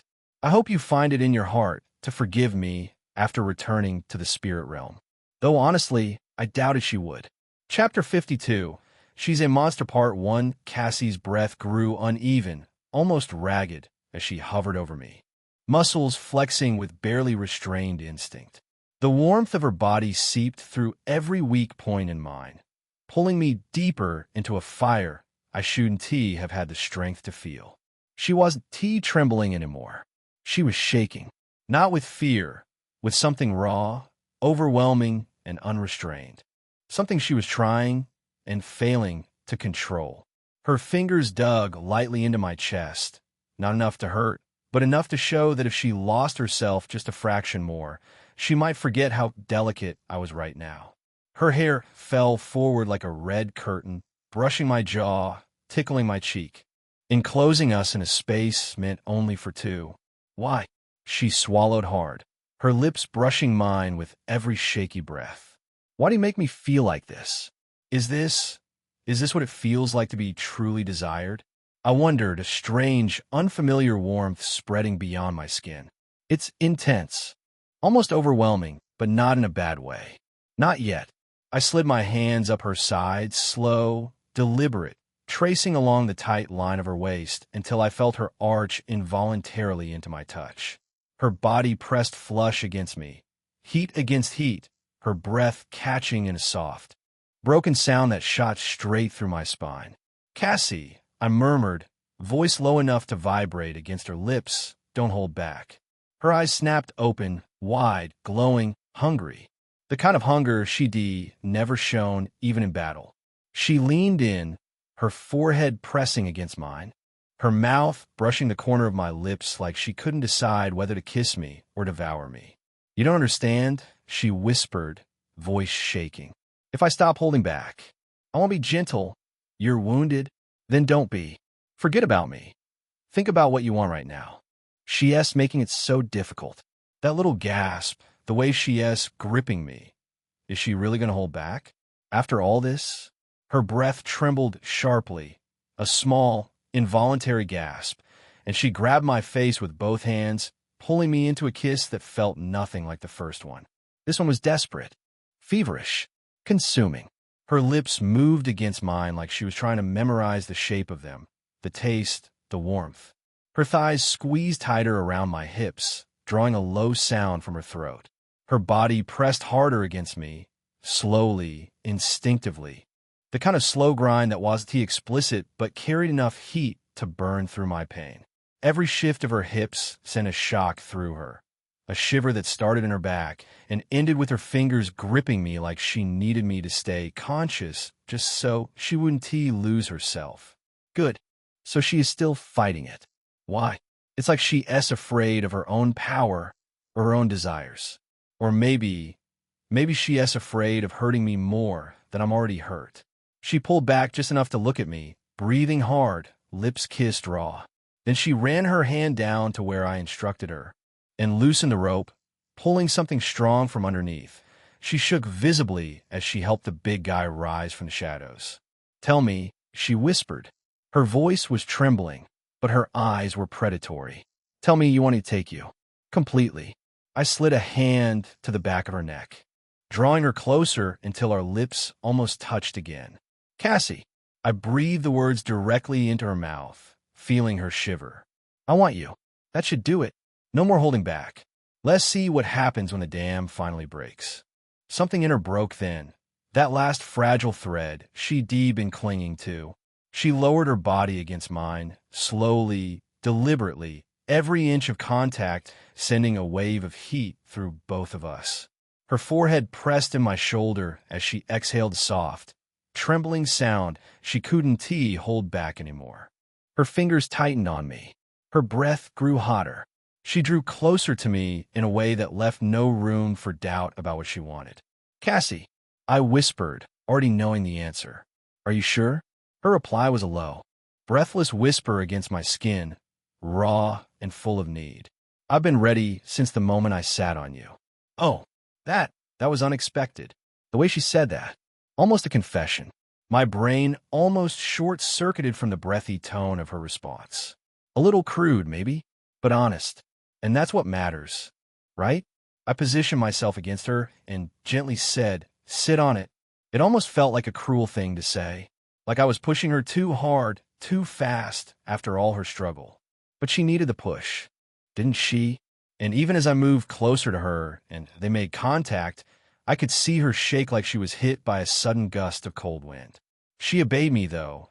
She bit her lip and lowered herself, knitting her brows as she seemed to be suppressing some pain.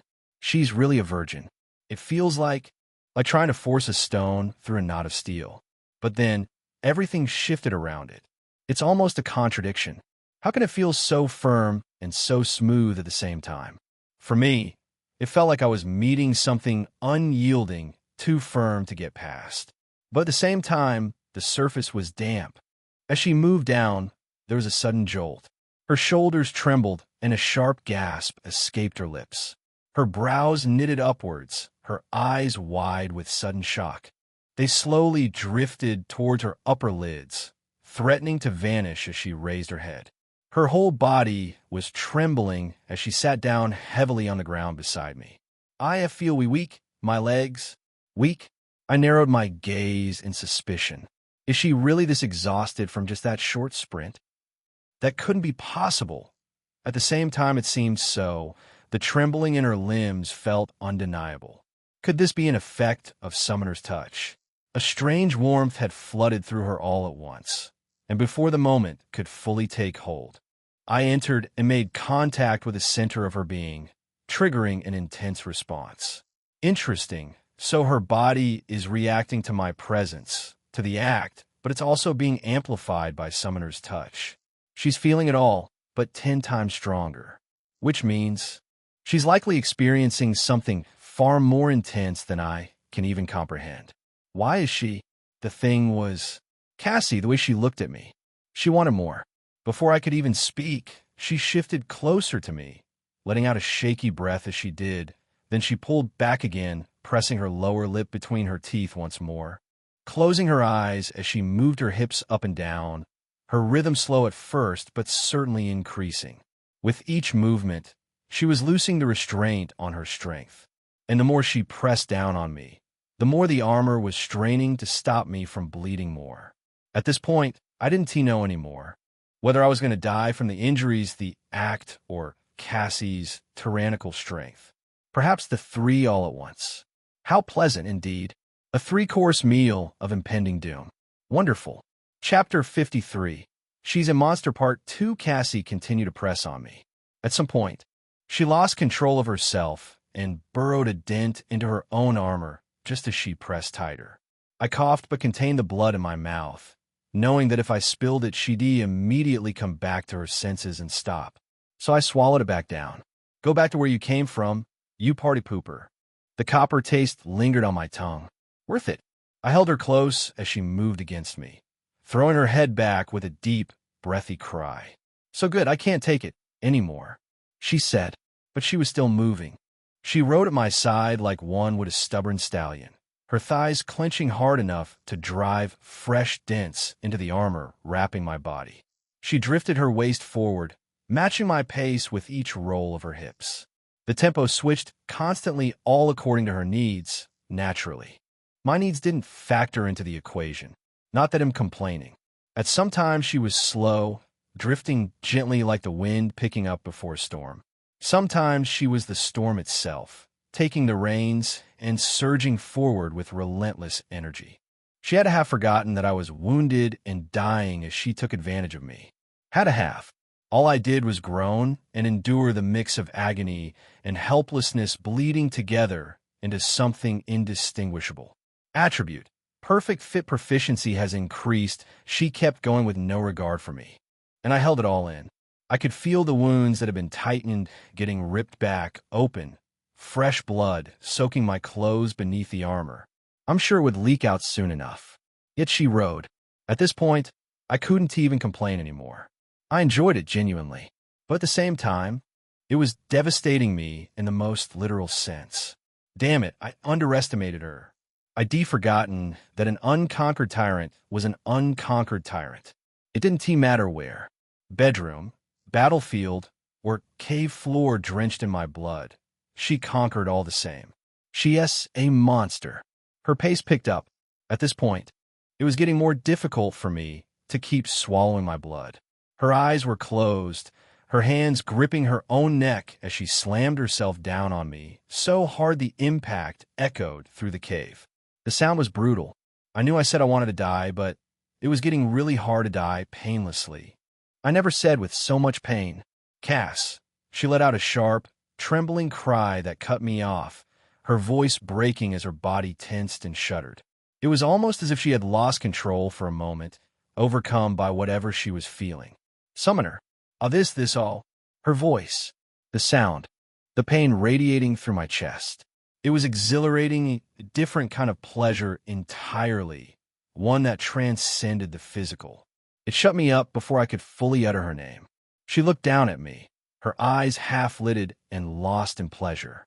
Another moan escaped her lips. Do you like it, Summoner? Am I doing good? Hell, she's peak. Yes, Cassie, I managed. You're doing so well. I love it so much. Her crimson hair fell across one side of her face, scattered over her bare, ivory skin like spilled wine. She looked almost ethereal in the dim light. Will you call me a good girl? My head exploded. What in the... I grabbed her cheek with whatever strength I had left and smiled at her as sweetly as I could manage. Cassie, you're my good girl. Keep going just like that. Her brows lifted toward each other, and an insane smile broke across her face, the kind of smile that promised either salvation or utter destruction. Probably both. Now she began to really pick up. Crap. Fucked. Her pace now was nothing compared to before.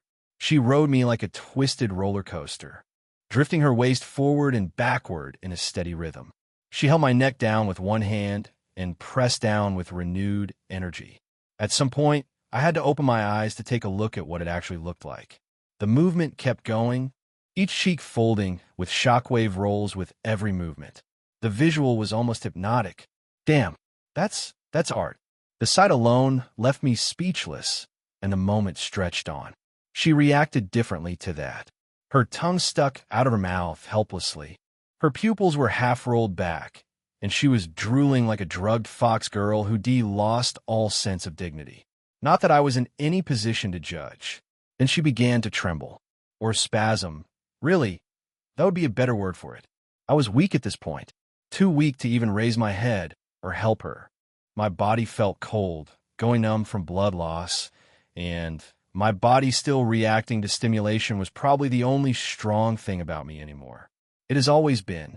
Damn it, I'm dying. What a confusing way to go. My vision got blurry, so blurry that I couldn't even make out Cassie's figure anymore. I just knew I was hearing loud screams and feeling a violent tremble shaking my body along with hers. It was tough to decide if I was dying of pain or of pleasure. Probably both. That seemed to be the theme here.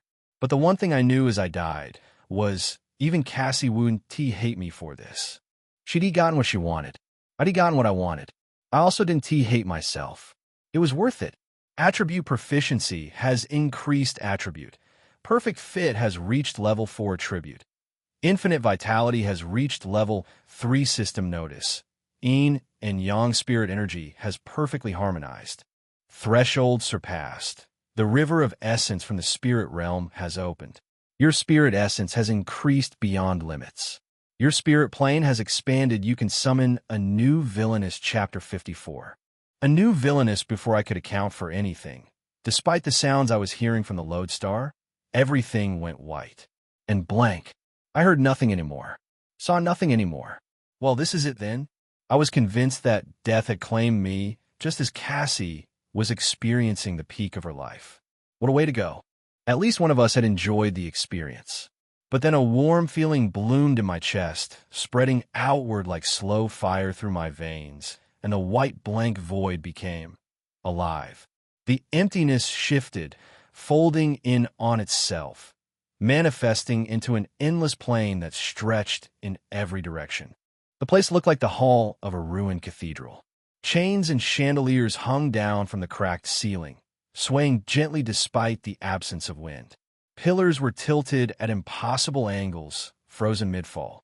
The altar ahead was terribly devastated, split down the middle like something had struck it with divine wrath.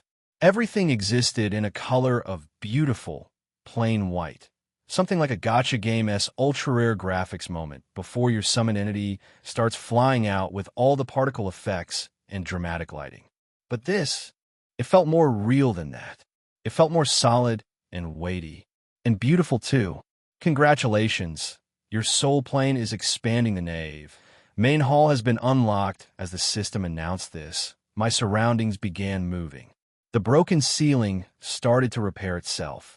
Massive chunks of white stone floating upward in defiance of gravity, drifting slowly toward the gaps to create a soaring vaulted ceiling that became whole again. The pillars straightened themselves with grinding sounds I could feel in my bones. They were carved with intricate patterns that became visible as they rose, standing proud and unbowed, as though they'd never fallen at all. A cascade of clean white sparks raced across the ground, polishing the stone floor along with the center aisle. Everything instantly became clear gleaming with pristine radiance that made me want to squint. The broken pews merged together like living things, arranging themselves in perfect rows on either side of the aisle. Silver light filtered through the now-clear beams overhead, casting everything in an ethereal glow. This is actually incredible. Expansion complete function.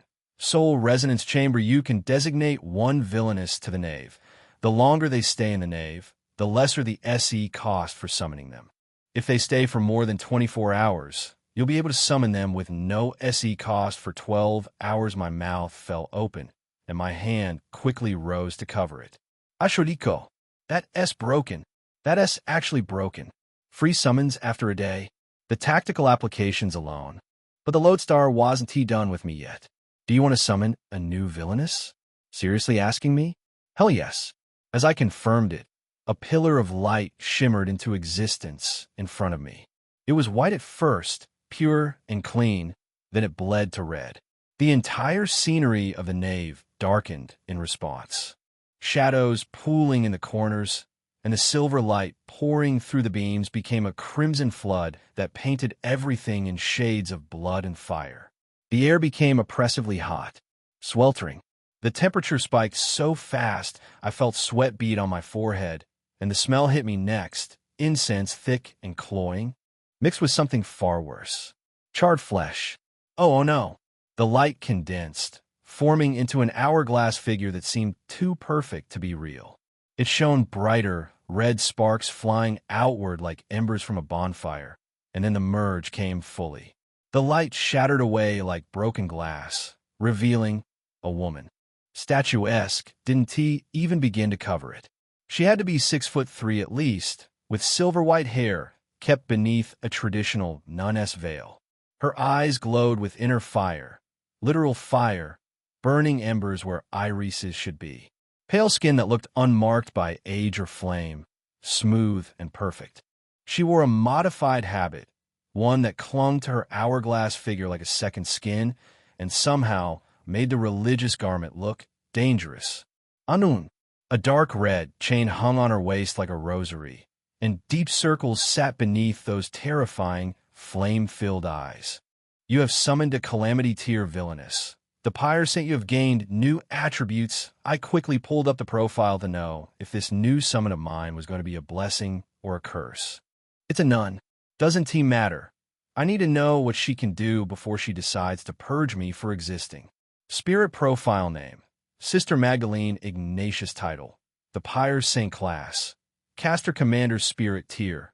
Calamity Fortitude. 8.2 signature abilities. The Auto de Fe. Ultimate effect. Magdalene conducts mass execution. All marked enemies within 1 mile radius are simultaneously immolated in pillars of holy fire. Instant kill on anything below hero tier B rank. Massive damage to higher tiers ranks. She designates who burns with liturgical pronouncements. Cost, Buitsinsa. Requires a 10-second casting ritual. Leaves her physically and emotionally devastated. Cannot fight for 1 hour after. And the summoner feels the psychic weight of every death. Stigmatous sentencing. Debuff DOT. Effect. Brands target with bleeding stigmata wounds. Hands, feet, side. Crown. Each wound deals continuous holy damage and prevents regeneration. Number of stigmata increases with target S moral transgressions. Maximum 5. Cost. 150 SE per target. Lasts until dispelled or target confesses atones. Cathedral manifestation. Environmental buff. Effect. Summons her personal cathedral, 500-foot diameter, around the battlefield. Allies gain 40 to all stats. Enemies suffer constant fire damage and guilt-based debuffs. Magdalene can teleport between confessional booths. Cost. 300 SE. Last 10 minutes. Requires she remains stationary at altar. Confession price. Interrogation truth. Effect. Forces target to answer 3 questions truthfully while experiencing phantom burning. Each lie they've ever told manifests as a small flame consuming them. Cost. 100 SE. Target must be restrained bound. Works on beings up to sovereign tier S rank. Holy cow, she S. Absolutely terrifying. I slowly lifted my head again, taking in her figure from top to bottom. The way her modified habit clung to her thighs, emphasizing their lean strength. The outline of her waist curved like opposing crescents meeting in the middle, a perfect hourglass shape that seemed almost deliberately exaggerated. Those hips! Her ass has to be insane. I shifted, slowly circling around her to get a better view. I hadn't even reached her back before I caught a glimpse of her massive backside. If Cassie S looked like it had been sculpted mid-bounce, this one was like it had been fashioned after a particular segment of the Moon S curve, deliberately sculpted with enough shelf space to balance a teacup on it. Architectural. That's what this is. Structural engineering. My body suddenly went cold as the urge to reach out and confirm what I was seeing hit me. Just one touch. For science. For verification purposes. Her red, burning gaze tracked my movement, following me with the intensity of a predator watching prey. Then she glared at me, eyes narrowing with such dark focus it felt like a corpse was about to pass judgment on my poor, unworthy soul. Wait, maybe I should. Then a wide grin split her face. Her eyes immediately radiated with pure, unfiltered lunacy, pupils dilating with manic glee. And she pivoted faster than someone her size should be able to move. Her hand shot out, grabbed me by the front of my shirt, and she hurled me across the aisle like I weighed nothing. My back slammed into a row of the pristine white pews with a crack that knocked all the air from my lungs. Pain exploded across my spine. Fuck me, I've gone and summoned another lunatic. Chapter 55. Everyone wants a piece of me. Damn it, I'm too cool. What did I even do to... Pain screamed through my body, and in that moment, I thought to myself, this is supposed to be my soul plane? God damn it. Frustrated in that sudden moment, I barked at her as she descended on me like some deranged angel of judgment. Back off. The main hall shuddered.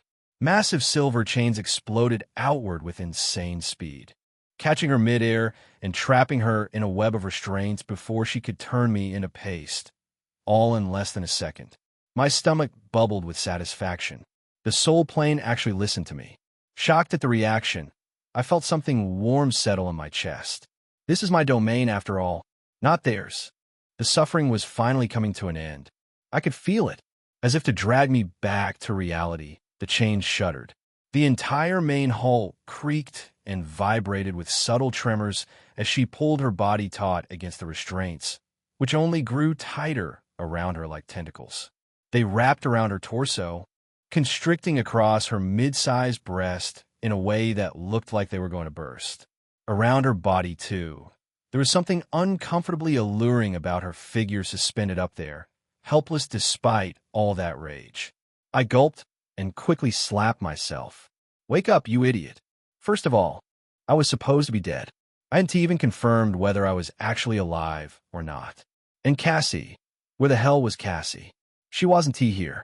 I had so many things to figure out, and here I was getting distracted by a homicidal nun-s body. Priorities, Cade. Get her head straight. Meanwhile, the pyre saint glared down at me like a twisted zombie, her corpse-like features contorted with fury. You deserve to be purged. Huh? I blinked.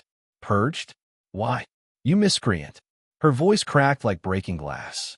Leering a saint in, that manner is deserving of death. I thought the King of Gods had smiled upon me the moment that door opened.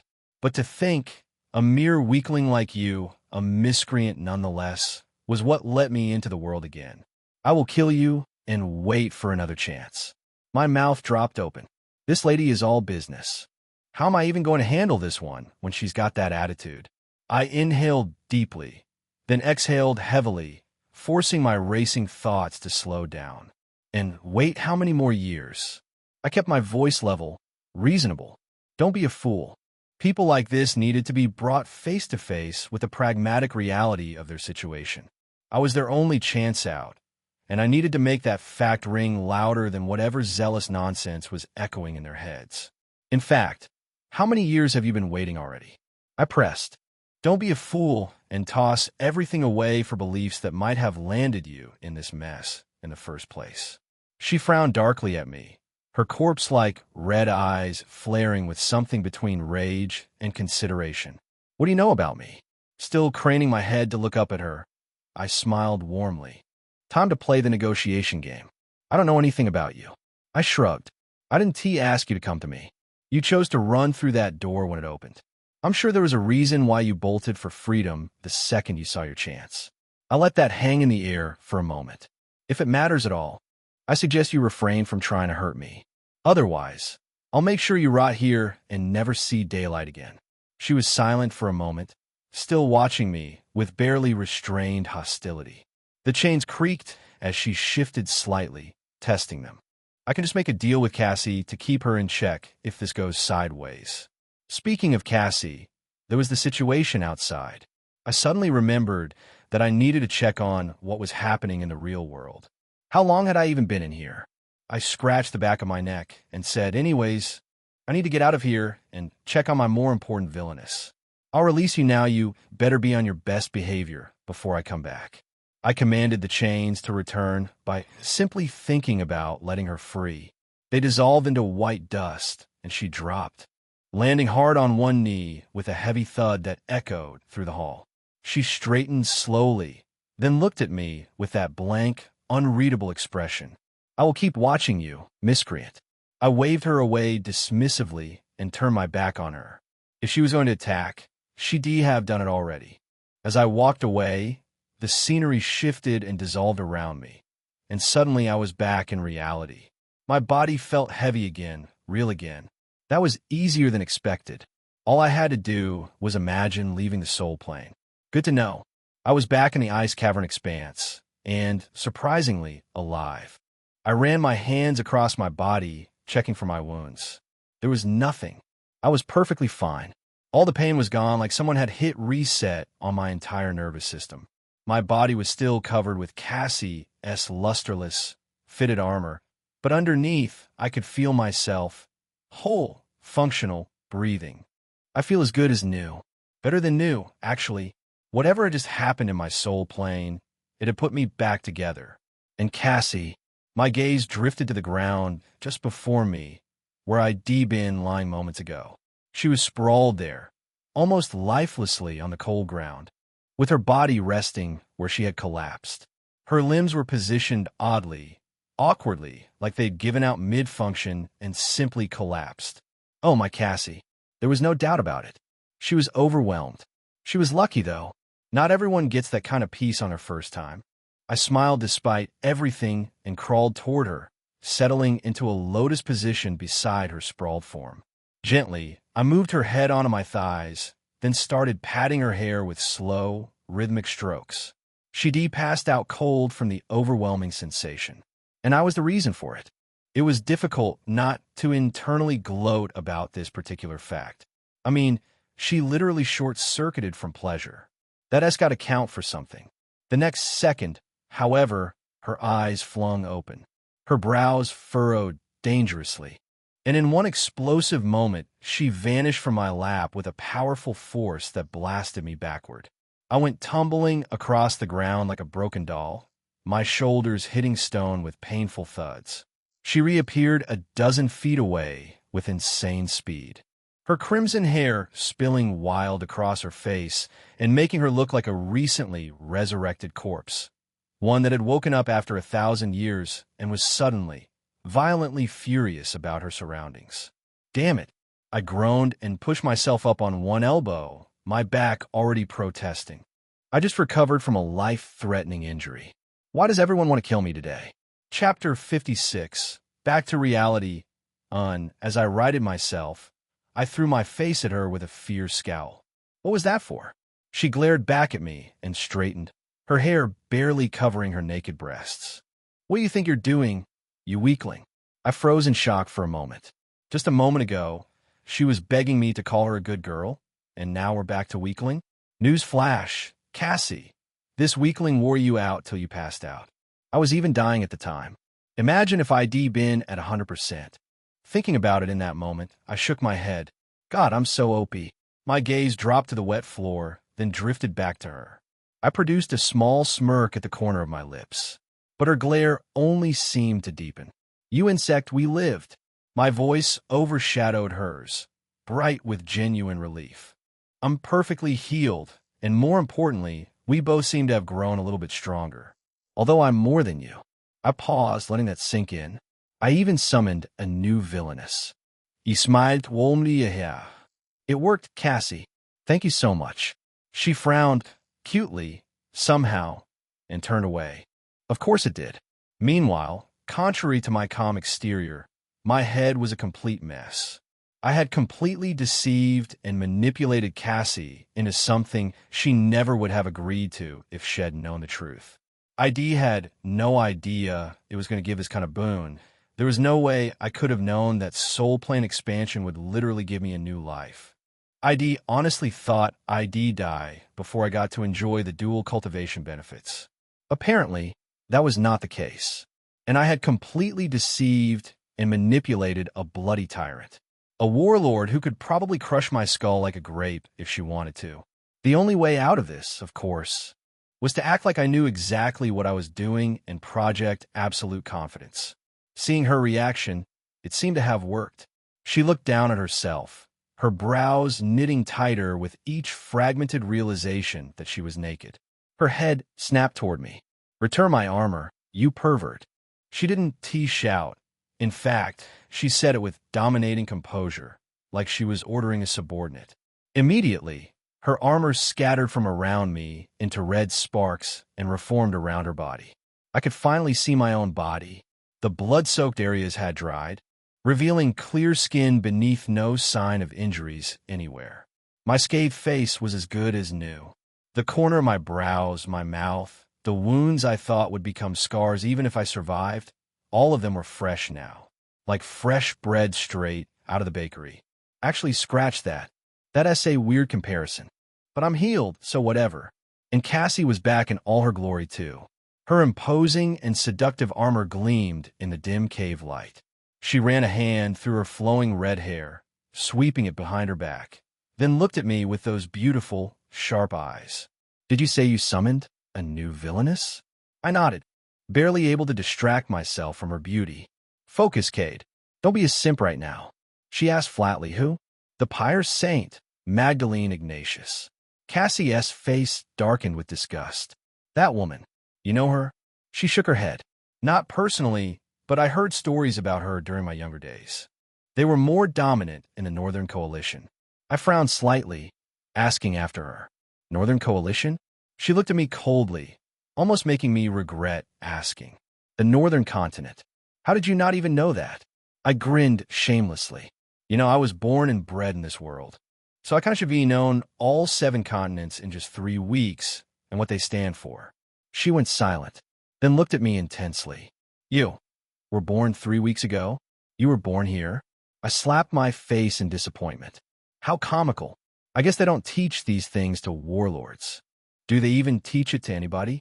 Cassie was just too removed from society, too busy conquering and terrifying people to understand sarcasm. "So what do you know about her?" She responded without ceremony. She was said to be a grand inquisitor who purged heresy across 7 kingdoms during the Age of Faith, burning over thousands of souls with holy flame to save them. Her lip curled. She's just another shameless killer the church bred, made to believe they were doing the right thing, and then condemned when she had no more use. "Oh, that explains it." Silence settled in the cave, heavy and cold. I exhaled, watching my breath mist in the frozen air, and glanced around. "So what do we do from here?" "We have to get out of this gate." She opened her hand, and sparks of red light appeared, manifesting her greatsword. "Then we should kill the Guardian." I stood still in my ragged, bloody clothes, watching her talk like it was that simple. I mimicked her words in my head with a mocking tone. "We should kill the Guardian. Yin, yin, yin." "Sure we should." As if it's just that easy. I wonder if a greatsword would look cool on me, though. I should borrow some money from Lyra once I return. If I return. I turned, and Cassie summoned her helmet with a flash of crimson sparks. We walked through the ice cavern expanse together, the crunch of frost beneath our feet echoing off crystalline walls, while I studied the new attributes ID gained from the Twisted Sister Magdalene. Summoner status name, Cade Marlowe rank. F Spirit Essence. 2000 active spirits. 2 5 main attributes Summoner S Touch. basic, LV. 2 infinite vitality, basic, LV. 3 perfect fit, basic, LV. 4 extra attributes Emperor S presence, combat support, LV. 5 basic, LV.1-2020M intimidation aura. Enemies hesitate. Allies gain confidence strategic apex, utility combat, LV. 4 basic, LV.1-20 analyze battlefield calmly and maintain strategic mind even in discombobulated conditions. Conqueror S will support combat, LV. 1 basic, LV.1-20 cannot be mentally dominated, charmed, or frightened Warlord S command, support combat, LV. 4 basic, LV.1-20 issue orders that compel supernatural coordination, 50 effectiveness to followers sanctified immolation, combat LV. 1 basic, LV.1-20 conjures holy flames, 1200 C, within 100-foot radius. Distinguishing friend from foe chains of confession, combat control, LV. 1 basic, LV.1-20 manifest blessed chains that bind up to 5 targets, causing burning pain proportional to their sin inquisitorial authority, commander debuff, LV. 1 basic, LV.1-20 enemies within 200 foot feel crushing guilt. Minus 30 combat effectiveness martyr S endurance survival support, LV. 1 basic, LV.1-20 immune to fire damage. Pain only strengthens your resolve, 20 power per wound. Chapter 57. We're progressing. Okay. White fire danced around me in frantic patterns, displaying what could only be described as the world's worst choreography.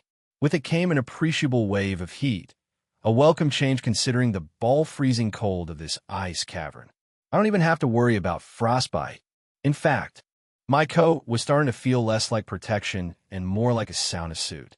But I kept on anyway. The immolating holy fire wasn't going to stay active all the time. Even if it could, I couldn't afford the essence cost. Sure, my spirit essence had grown by a whopping 1,200 points just from spending the night with Cassie. But it wasn't bottomless. The well could still run dry. Times like this, I had to mind my essence expenditure. It was basic finance, really. When your hustle finally starts paying off and you're pulling in more cash, that is not the time to go on a spending spree. You save more, spend less, build up that cushion. Not that I buy any of that bullshit. Why make more money if I can't spend more? I hissed in annoyance as I casually watched the glacial patriarch consumed by white flames, its movements grinding to a halt. Its massive hands ceased their grasping motions as it collapsed to the ground, still desperately trying to crawl toward me. The desperation was almost sad. Almost. You have killed a primal elite, Tier 4, spirit beast. Glacial Patriarch, you have gained Patriarch S Ice Crown. Just then, Cassie's sword flashed in a clean arc, and the head of another Glacial Patriarch went flying across the cavern floor, trailing dark blue blood across pristine ice. You have killed a primal elite, Tier 4, spirit beast. Glacial Patriarch, you have gained Patriarch S Ice Crown Cassie and her decapitation fetish. I shook my head, treating our battle like a casual Tuesday afternoon when just a few hours, or was it days, ago, I'd been struggling not to die every 30 seconds. But white flames changed everything. You just couldn't resist the urge to aura farm when you had this kind of firepower literally at your fingertips. This is a sign, right? I muttered, watching the scattered corpses of charred and decapitated glacial patriarchs. More of them are popping up. Cassie cleaned her heavily bloodied sword on the white fur of the fallen spirit beast, dragging the blade slowly across the spirit beast's white pelt. She cast me an indifferent look, her expression as readable as a brick wall. Yes, it would be important to rest before continuing forward. I looked at her with what I hoped was a cool smile, my hands finding my pockets. It's all right. I don't want to rest. I've barely been moving around since I got the hang of this thing. She looked at me plainly. It was difficult to read what was going on in her head since her face was like a blank sheet of paper, completely devoid of tells. But knowing Cassie, she was probably cursing me out for my pathetic attempt to look cool. Still, can't have you farming all the aura around here by yourself. Are you sure? Her voice carried the slightest edge of something. It's been a while since we last rested. I raised a brow. Is that concern I hear? Cassie, you wouldn't happen to be concerned about me, right? She frowned just slightly. You're my summoner. If you die, that'll be troublesome for me. Oh, wonderful. You're just realizing this after exhausting yourself, like what? 2, 3 days ago. Cassie and I had been moving for a while now, putting distance between us and the incident. I hadn't just gotten good at controlling the sanctified flames overnight. It had taken genuine effort and help from Cassie. Turns out, being immune to burning didn't automatically make me good at directing fire. I could still mess up the trajectory, send flames careening off course, leaving myself wide open for spirit beasts to rip me apart. It had happened more than a few times. I lived thanks only to Cassie's interventions. Controlling flames was way more difficult than they made it look in animes. It required a strong mind, precise spatial awareness. You had to be able to mentally map your surroundings and know exactly where you were directing the fire. Since I hadn't figured out how to make the flames distinguish friend from foe automatically, this was especially critical and difficult. So Cassie had simplified it for me. Focus on visualizing a circle around the target, make it as thin as possible, then ignite. That way, the area the white flames would spread to stay controlled. Even if things went sideways, the fire wouldn't spread too far before I could snuff it out. It was working smoothly so far. Aside from a mental exhaustion of constantly focusing and burning through essence, I wasn't particularly tired physically. All I'd been doing was walking around and pointing at things to burn. Still feels weird, though. I was the kind of guy who preferred being both swordsman and mage rather than just standing back and flinging spells. Maybe that was childish, but I didn't care. Cassie tore out a chunk of spirit beast meat from one of the corpses, and we used my white flames to set up a cooking fire. The meat roasted slowly, fat sizzling and popping in the heat, while we enjoyed the automatic warmth radiating from the flames. Afterwards, we skinned the glacial patriarch she killed, using its thick fur as bedding. We exchanged brief goodnights and settled into sleep. It didn't matter if there wasn't night in the spirit gate. Down here, it was night when we said it was. After a few hours of rest, we woke, packed up, and continued deeper into the cave. As we walked, we encountered more blizzard maulers and glacial patriarchs. An endless stream of them. It's like a damn respawn point. I was half expecting to see the gate guardian at this rate. The scenery changed as we progressed. The ice at this depth had transformed into something else entirely. Glassy, almost crystalline. The ceiling of the cave stretched impossibly high above us, and I realized we weren't in a simple tunnel anymore.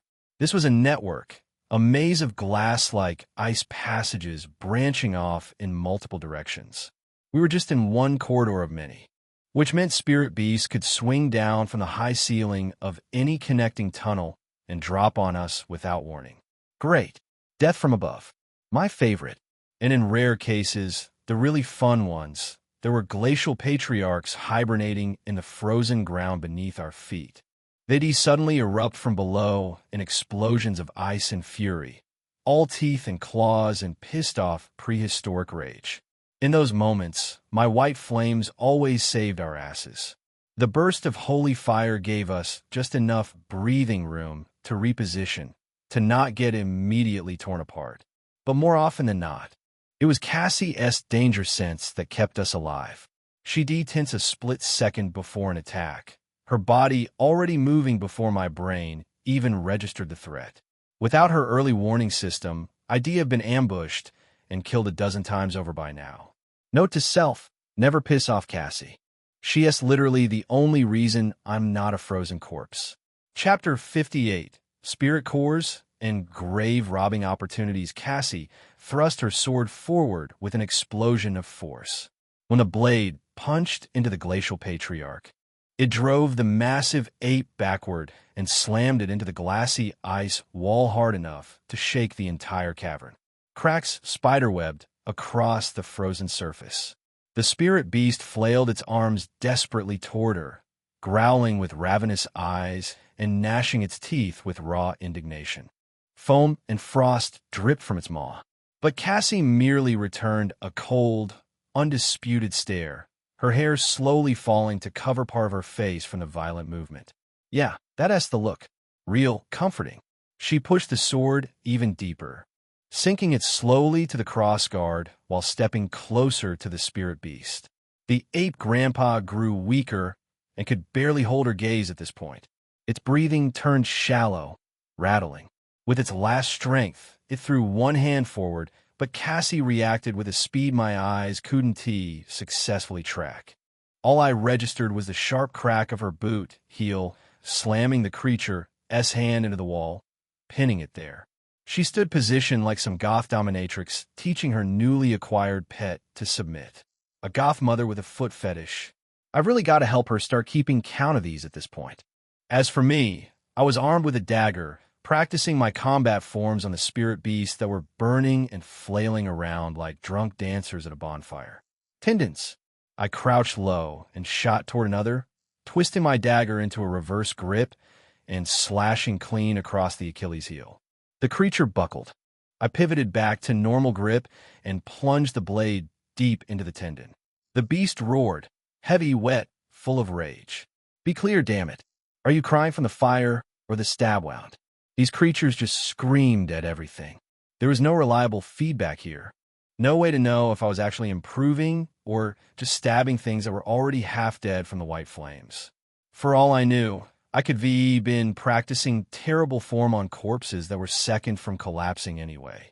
How am I supposed to get better if I can't even tell what's working? Behind me, Cassie slashed horizontally across her sword, tearing through the Patriarch's midsection in one brutal stroke. The wound gaped open, spilling intestines and gore across the ice. Something flew out at blurring speed and slammed into the back of my head just as I raised my dagger for another killing blow on a blizzard mauler. You have killed a primal elite, tier 4, spirit beast, glacial patriarch Ow-Wow. I yelled, clutching my skull and spinning around in anger. But then I saw the macabre way the spirit beast's stomach hung loose before Cassie, intestines and putrid blue blood pooling across the ice. Steam rose from the mess. I quickly reconsidered my anger. She turned to me with a blank expression, sword still dripping. What? I shook my head fast. Nothing. Please carry on. She glanced around the cavern, then brought her gaze back to me. That was the last one. I offered her my gentlest smile, the one that said, please don't disembowel me next. Then you should rest. Just as I spoke, my eyes drifted down, searching for whatever had hit my head earlier. A few meters from my feet lay a blue orb, faintly glowing against the dark ice. I bent down and picked it up. Cold, smooth, almost weightless, like holding frozen moonlight. Immediately, the lodestar spoke. Mid-grade spirit core identified. Oh, right. Spirit beast dropped cores. How had I been sleeping on this the entire time? All those corpses we left behind, all that potential profit, just rotting in caves. I could be even rich by now. Well, relatively speaking. Feels like the one we were given for the summoning ritual, I muttered, turning it over in my palm. But smaller and colder. Cassie approached, her eyes fixed on my hand. She moved with that predatory grace that still made me slightly uncomfortable. A spirit core. I looked at her with slight surprise. You know about this? Who doesn't? She crossed her arms over her ample breasts. They're a physical manifestation of the soul and spirit nature embedded into the body. Every creature has one, but it's more pronounced in beings that have been exposed to spirit essence for extended periods. That actually makes sense. I inspected the blue orb more closely, watching faint light pulse beneath its surface like a frozen heartbeat. It felt heavier than it looked, not in weight, but in presence. The Academy never taught us about this, though. My jaw tightened. That place is utterly useless. They hide all the important information just to keep us dependent and controllable. What else are they not telling us? I glanced at Cassie. She'd been exposed to massive amounts of spirit essence after her real death, stuck in the spirit realm, or whatever that place was called for God knows how long. So, you have one of these too? She looked away from my hand. something unreadable crossing her face. Her expression shuddered completely. Nothing as banal as this. I watched her walk away toward the cavernous far edge, her posture stiff. The temperature seemed to drop a few degrees around her. Cryptic as ever. Still, I turned the core over again, feeling its weight, or lack thereof. There has got to be serious money in this. Who knows? This might be my hack to finally making some actual income in this death trap of a world. I turned slowly to survey the charred corpses scattered around the cavern and grinned, sharp and a little unhinged. Looks like I'm going grave robbing today. Surprisingly, though, their hardened flesh was easy to cut through, but I think that was owed to the flames because it was relatively difficult to cut through the monsters Cassie killed. The ones she de-slaughtered were still frozen solid, their cores locked behind layers of ice-hardened muscle. I managed to secure a good number of spirit cores, then looked back to where we come from with a wistful expression. So many corpses, so much money, just sitting there. But too much time had gone by. Not that Cassie was going to let me go back. Not with the way she was patiently looking at me. Her arms were crossed again, one boot tapping against the ice. Since spirit cores were more physical than spiritual, there was no way for me to take them to my spirit plane. But then I thought about the materials I'd been receiving so far. They had to be more spiritual than physical, right? Speaking of which, I took the time to check them out. Thus, diving back into my spirit plane, I returned to the familiar scenery of the cathedral, now pristine and ethereal. Pure glass windows caught non-existent light, throwing white lights across the marble floors. This really is a terrible contrast to what I believe my soul should represent. As I thought about the items, a new display of runes appeared, words describing each material I'd received. Focusing on the Patriarch's ice crown, a semicircular frozen crown with sharp edges appeared in my hand, along with its information. Ice crown, this is a rare crafting material that can be used to create frost aura spirit gears. Point on. It was just as I suspected. Crafting materials existed in some weird half-spiritual state. I focused on the rune of the dagger. Spirit gear name: Bloodthorn Twin Daggers Grade. Common type: weapon, paired daggers. Base effect: 6 slashing damage, dual wield required. Minor bleed, 3 proc chance, 2 HP SEC for 5 seconds. Durability: 9100 C cost. None. Passive effects: paired daggers crafted from Bloodwolf Fong and Spine. The beast's hunger lingers in the blades. Must be wielded together. I stood for a moment, observing it silently. Then I clicked my tongue. TSK. It's not like I paid for it anyway. At least he cared enough to hand me something. I glanced forward. On the edge of one of the pews, Bloody Magdalene was seated, leaning like a crooked gangster and glaring at me with those hollow eyes. I waved to her, and her eyes glowed maliciously. Then I left immediately. Not dealing with that today. With that, I confirmed that truly I couldn't move the spirit cores into my soul plane. So now, I had no choice but to move with a load. I packed them into my coat and tied the loose ends together, slinging it over my shoulder as we continued our journey. The cores clinked together like frozen wind chimes. With this much weight, I couldn't practice anymore. I just had to support Cassie with the flames. We continued forward like that, and I occasionally added some more cores when we passed fresh kills. I couldn't be too greedy because space was limited, and also because my shoulder was already screaming. Maybe I should have thought this through better. Eventually we got quite deep into the cavern and noticed something different this time. I wore a small smile as I looked around me. Wow, finally! All around the floor, there were mangled corpses of blizzard maulers and glacial patriarchs. The bodies on the floor formed a trail that led us forward, a breadcrumb path of violence. I was beginning to wonder what the hell the others are doing. I threw Cassie a glance as she surveyed the corpses. Who do you think did this? I'm betting it's Elena and her team. She must have met really strong people. Maybe that Maxwell guy. However, Cassie's gaze only darkened.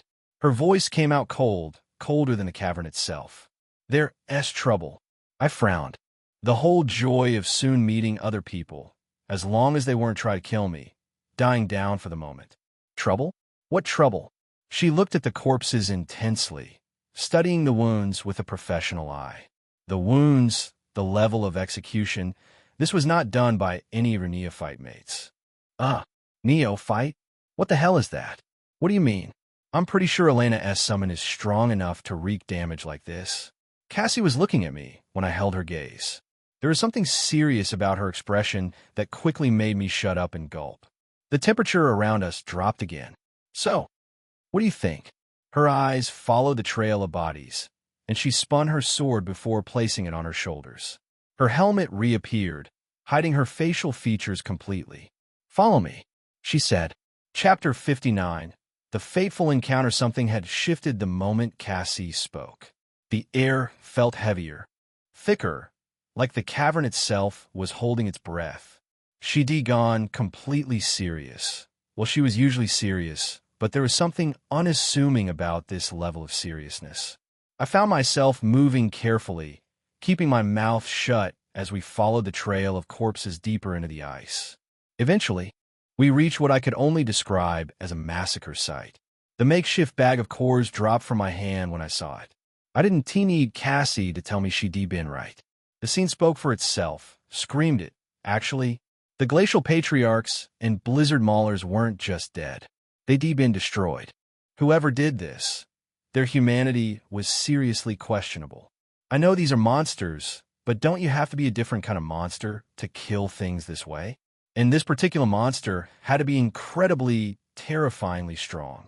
The spirit beasts were impaled on jagged ice spikes jutting from the cavern walls and floor, their blue blood dried in rivulets down the frozen surfaces like some kind of ritualistic sacrifice. Others had their skulls pulverized against the ice, literally smashed to paste. Fragments of bone and brain matter frozen to the stone. The white fur of several corpses had turned a sickly, dirty blue from the sheer volume of blood loss. Hollow eye sockets stared at nothing. Limbs had been completely torn away. Gaping holes punched through torsos, holes large enough that I could see straight through to the other side. This is actually insane. Cassie, you're right. No way any of my classmates did this. Not because they weren't cruel enough. Hell, some of them would probably enjoy this kind of brutality. They simply weren't strong enough. Even Kai, who'd apparently become the most twisted version of himself, had still managed to lose to me somehow. And with the level of unhinged he was operating at, I still couldn't picture him being this bad. I think he's just broken. Like, genuinely broken before we even entered this world. Not whatever madness this represents. Still, I wasn't going to be too quick to judge. Assumptions got people killed. Cassie surveyed the carnage around us, her voice completely flat. Of course I am. I rolled my eyes and glanced at her. So, what do we do from here? She retracted her helmet the moment we reached this section of the cave. Now she looked at me with a strange, almost exasperated expression. You're the summoner. I'm the summon. Aren't you starting to depend on me a bit too much? I offered her my most shameless smile, which is exactly what I should do. I summoned you to depend on you, not to be depended on. She frowned. That's not wrong. My smile persisted. It isn't. Her frown deepened. It's also not quite, right? Look, I just got dumped into this world like 3 weeks ago. You've existed for what? Clearly way longer than I have. Wouldn't I be boring and stupid if I didn't take advantage of that? I gestured broadly at the frozen Hell's Cape around us. Feel free to help me until I have sufficient knowledge to help myself. I jabbed my finger at her with mock accusation in my tone. You really should relish this moment, you know? One day very soon, I won't rely on you or even look at you anymore because I'll be so ridiculously strong. Then you'll be sitting there wishing I'd depended on you more in the past. So quit complaining, okay? She said nothing after I finished. Just stood there looking at me with that completely blank expression. Did I break her? Can you break a summon with logic? That seems like a design flaw. The silence stretched between us. Then we heard it, a footstep. Heavy, deliberate, then another, and another. Each one echoed across the deathly quiet cavern like a hammer strike. Cassie flinched but immediately froze, going utterly still. She stood there, staring at the figure as they walked into the cavern expanse from the tunnel ahead. They wore a brown hooded cloak, tattered at the edges and heavily stained with blood, both fresh and old, layers upon layers of it. The air around this person felt wrong, colder than the already freezing atmosphere, like they carried winter itself in their wake. They walked forward and stopped directly between Cassie and me. Underneath that hood, hidden deep in its shadows, I caught a glimpse of sharp, white-hot radiance burning in their eyes. They ground their teeth together, frustration dripping from every syllable. "It's not here either, TCH. I stood frozen. Cassie was also standing completely still, every muscle coiled tight. For Cassie to be this cautious, that sent every alarm in my brain screaming at me and not to try anything reckless. Not even slightly reckless. I really wish I had an invisibility ability right now. Though honestly, I had the sinking feeling that invisibility wouldn't matter to someone like this. The air, the eyes, the presence, everything about them radiated power, the kind that made my current strength look like a joke. Even though I silently begged the universe for mercy, their hostile gaze slowly drifted toward me. Their eyes flared brighter for a moment, burning like twin stars. "Hi." Their voice sounded like silver bells wrapped around a blade's edge. With those words came a sharpened glare, and suddenly something plundered into my body 100 times. All at once, my vision blurred and twisted, the world vanishing before my eyes as pain erupted across my entire body. What the Cassie moved. Her sword spun through the air as her body twisted away from her position in a blurred spiral that seemed to tear at reality itself. The blade arced toward the cloaked figure with lethal intent. They casually raised one gloved hand from beneath their cloak and caught the sword's tip between their fingers, killing its momentum with vicious, casual power. They just caught it with their fingers. Fuck this world. Then the person looked at Cassie. Her helmet had already materialized back over her face, giving her that intimidating, demonic aura. The figure merely chuckled, like they were genuinely impressed, and released Cassie's sword with a slight push that sent her staggering backward several steps. The air around them suddenly changed. They began to laugh, a genuine, hearty sound that echoed through the frozen cavern. Then they looked at me, still frozen like an idiot, and their laughter continued as they strolled forward with dancing, almost playful steps. They hummed a tune, step dancing to their own rhythm as a blue portal materialized in front of them. A miniature version of the gate's portal, swirling with energy. They entered it without looking back, and vanished. The moment they disappeared, I felt the oppressive weight lift from the atmosphere. My legs gave out, and I dropped to my knees involuntarily. My hands flew to my torso, frantically searching for stab wounds, but I found nothing, not even a scratch. What the hell? I definitely felt bloodlust. I looked up at Cassie. Her helmet had vanished again, her expression grim as she spoke. It's something only seasoned killers develop. She stared at the space where the portal had been, then looked back at me. "We need to get stronger." "Yes, absolutely yes. No arguments here. Also, more importantly, simply means we need to have more sex and unlock more villainesses." Chapter 60. They don't believe in me. Can't blame them. I exhaled heavily, still kneeling. Standing up felt impossible. My legs trembled like they'd been supporting 300 pounds of dead weight while trudging uphill through mud. Another breath escaped me. Life sure was hard for F-rank people. What the hell was that? What did I just experience? I glanced up at Cassie. She was staring at her sword with a fierce scowl, examining the edge where that person had caught it. Caught it with their bare hand. Did you have any idea who that could be? Someone that size. They'd look my height, maybe shorter. It made no sense. That fragile-looking frame shouldn't have been able to stop Cassie's enormous blade. Not without losing the hand. Not without effort. Her eyes grew distant as she studied the weapon. Then she looked at me and shook her head. "No idea." I exhaled again. Third time in barely a minute. Fuck shit. Cassie's gaze fixed on me, carrying that familiar condescension I'd grown to hate. "And what are you doing?" I faunade her defensively. What? Resting? You weren't the one with death breathing down your neck. And as far as I know, you just failed at protecting me. My voice rose despite myself. I literally felt death before you even moved. The memory alone made my blood run cold. That presence, that weight, I never felt anything like in my life. This absolute certainty that I was about to die, that my existence was about to end, and there was nothing I could do about it. And I'm supposed to just bounce back from that. I wouldn't need to protect you if you could protect yourself. I threw my hands up in frustration. Then for fuck's sake, why am I a summoner? I might as well have become a swordsman.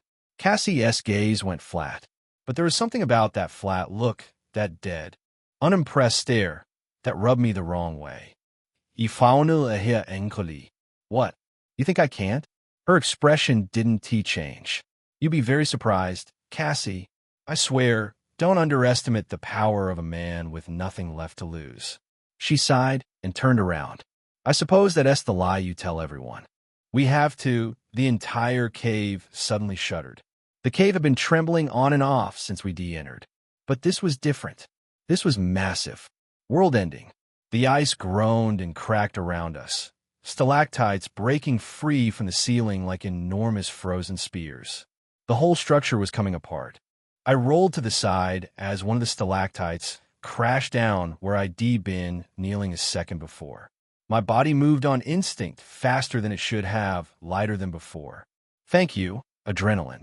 Or thank you, not wanting to die. I was about to overthink it and get disappointed when the temporary boost wore off. I stared around in shock, still on the ground from my roll. What is this?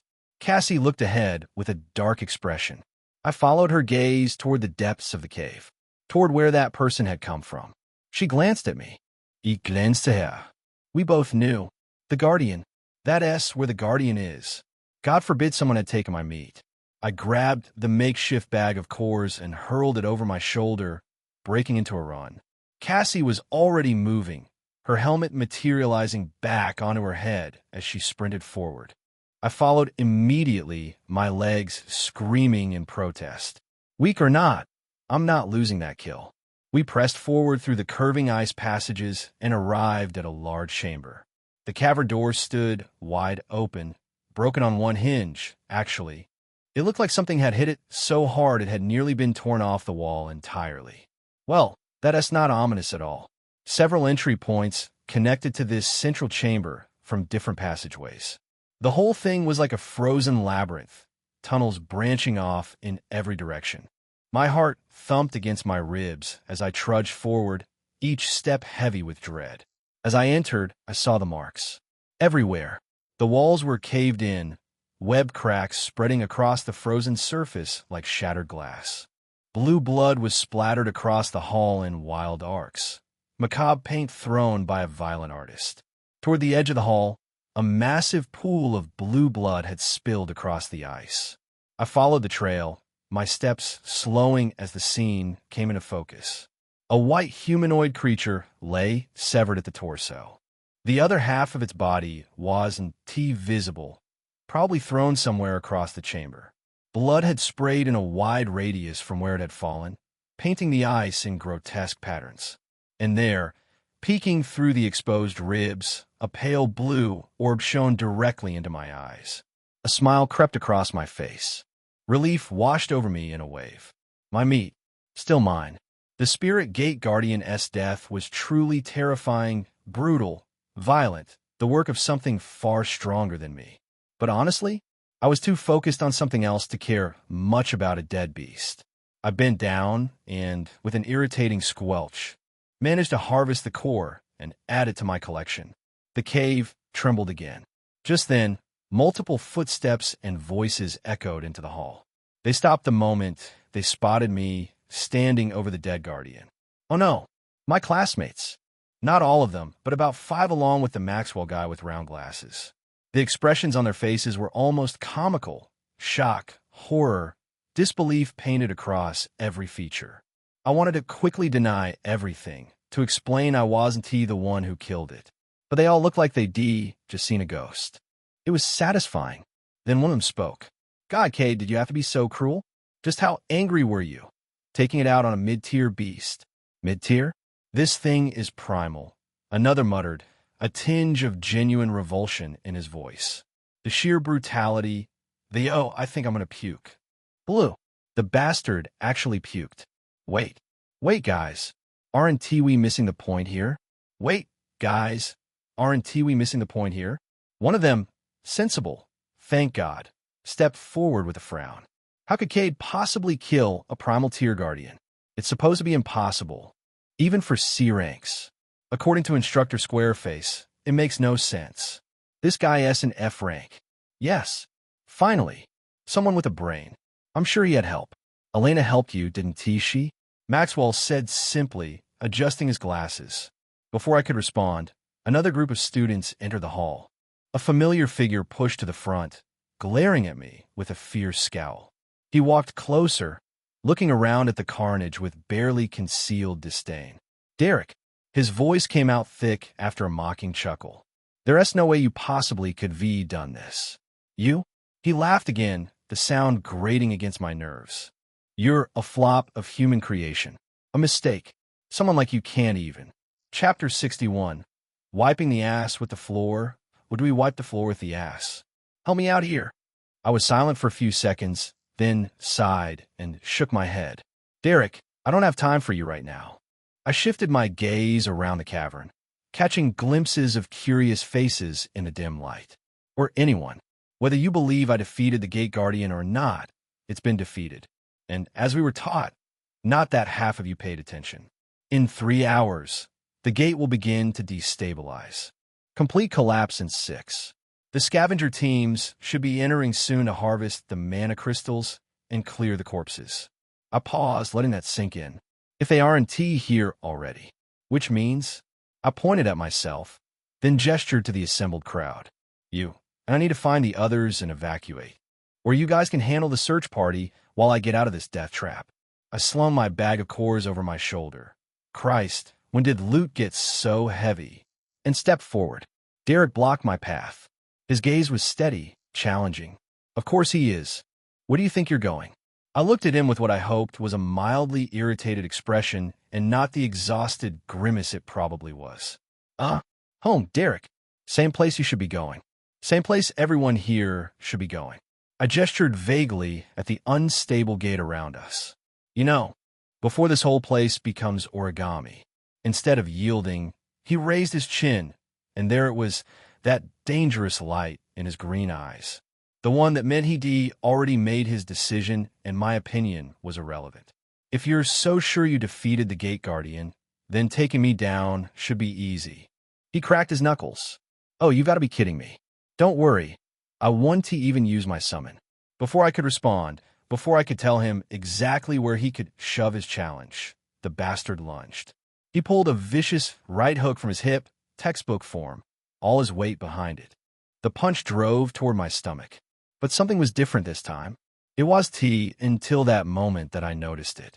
Actually, no, it wasn't just then. When I dodged that frozen stalactite earlier, the one that had nearly turned me into a Cade kebab, I chalked it up to adrenaline. Pure survival instinct overriding my usual mediocre reflexes. But Derek's movement was slow. Not slow like he was holding back. Slow like I was watching it happen through water. As his fist flew forward, I moved my hand almost casually, intercepting the blow with my palm positioned just over my gut. The impact was still solid. Derek was pulling his punches never did, but it only made me stagger backward step. Honestly, probably just the weight of the bag throwing me off balance. I let the cores slide off my shoulder and hit the ground with a heavy thud. Then fixed Derek with my best "Are you serious right now" glare. He looked lost for a moment. His fist was still clenched, arm extended. Then he straightened, and that insufferable smirk spread across his face. "Oomph. I barely put anything into that punch, and you're already stumbling?" He scoffed, playing to his audience. "And you killed the Gate Guardian?" Behind him, murmurs rippled through the crowd. Mocking laughter. Real supportive guys. Fantastic team spirit. I roll my eyes. "Oh, please, Derek. You put everything you had into that punch. And we both know it." But even as I said it, My mind was racing. He was fast, but not as fast as before. Not like the blur he was when he attacked me before. And my body, why does everything feel lighter? Different?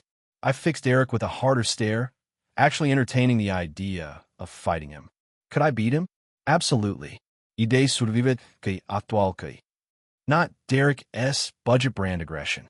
I degroaned from fighting several beasts. By those metrics, Derek was a warm-up, not a threat. But beating him easily would mean showing my hand.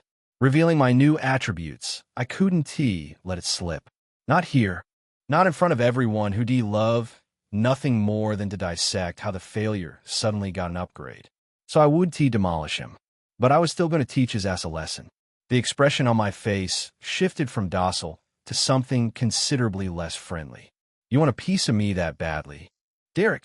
He frowned, hostility mixing with something that looked almost like discomfort. Good. You better squirm. You want to bully me so bad? Establish your supremacy as a B rank? I spread my arms wide in mock invitation. Come on then. Derek, come get a piece of this F rank failure. I'm going to wipe the floor with your ass. Or is it wipe your ass with the floor? I paused. You know what? I'll figure out as I go. I positioned myself in a casual stance, an insane, rage-baiting grin plastered across my face. Derek's jaw tightened. You fool. You must be gotten high off whatever participation trophy you got for stumbling into that guardian kill. Movement at the entrance caught my eye, new arrivals filtering into the hall. I spotted Elena among them, her expression unreadable. No Kai, though. Probably still recovering. Or avoiding me. Smart guy. No Kale either, but that was expected. We weren't seeing Kale again. Poor bastard. I refocused on Derek, letting my grin sharpen. What's wrong? Suddenly hesitating? I tilted my head. You're all bark after all, huh? Barato. Derek's eyes blazed with rage. Then he shot forward. It worked. Getting him to commit to a sharp, uncalculated charge was exactly what I needed. Now that I could actually follow his movements, track them, predict them, I could set traps. Let him into positions where defense and counterattack became trivial. It's almost unfair. No sorry, Vedic. A thought flickered through my mind, half serious. Damn, was I a battle genius all along and just never realized it? I knew better, of course. I knew exactly where this sudden strategic clarity came from. But I could enjoy the moment anyway. Derek closed the distance, planted his lead foot, and angled a heavy punch toward the side of my face, putting his whole shoulder into it. My eyes tracked the incoming fist. Derek, why are you suddenly moving like you're underwater? What are you? A kindergartner throwing a tantrum. I shifted back one step. His punch sailed past my face, missing by inches. The momentum carried him forward, and he staggered, trying to recover his balance. I watched him stumble with what had to be the most embarrassing lack of grace I'd ever seen from him. Here comes my legendary counter. I stepped forward, coiling slightly, then brought my head down like a hammer. Just as Derek recovered from his stumble, just as his eyes widened in belated recognition, I smashed my forehead straight into his nose. The impact gave me butterflies in my belly. His head snapped back. Blood arced through the air in a crimson spray, catching the dim light of the gate's fading crystals. Then he fell backward, landing hard on his ass with a grunt of pain and shock. I stood over him, looking down. I told you. I gestured vaguely at the palette of blue blood he landed in, gate guardian remnants mixing with his own red. I wiped the floor with your ass. Or something like that. Close enough. Murmurs rippled through the assembled crowd, a wave of shock and disbelief, and, if I wasn't mistaken, a few poorly suppressed laughs. Chapter 62, Wibbly-wobbly Derek Sanhay. Did he really wipe the floor with Derek's ass? Bro is on business. He just got lucky. Weak people get lucky a lot. Damn, but Derek though, wibbly-wobbly. Hey, my bad. No matter how hushed the voices tried to be, Derek and I could still hear them. Every word, every snicker. I looked down at him, wondering what he was going to do next. From the textbook of bullies, he was probably going to try and be an ass, escalate things by summoning his spirit. That LL be so delightful. He stood up sharply, face twisted. You bastard. He grabbed my cloak and wound up another punch, but stopped the moment he heard someone's voice. Are you that shameless? The voice was cold, the Russian accent cutting through with brutal precision. Elena walked toward us, her summon right behind her, all gleaming cold blue armor and barely tall halberd. Cassie was standing somewhere adjacent to me. There were a few other heroic spirits, too. The wall was wide and high, so it wasn't T2 clustered despite their presence, but the space felt smaller with all that condensed violence waiting to erupt. Elena glanced at me, then faced Derek. Let him be. Our priorities should be getting out of here. We need to work together to find the others. Derek was still holding my cloak. I looked at him, face blank, letting a small smile creep across my face.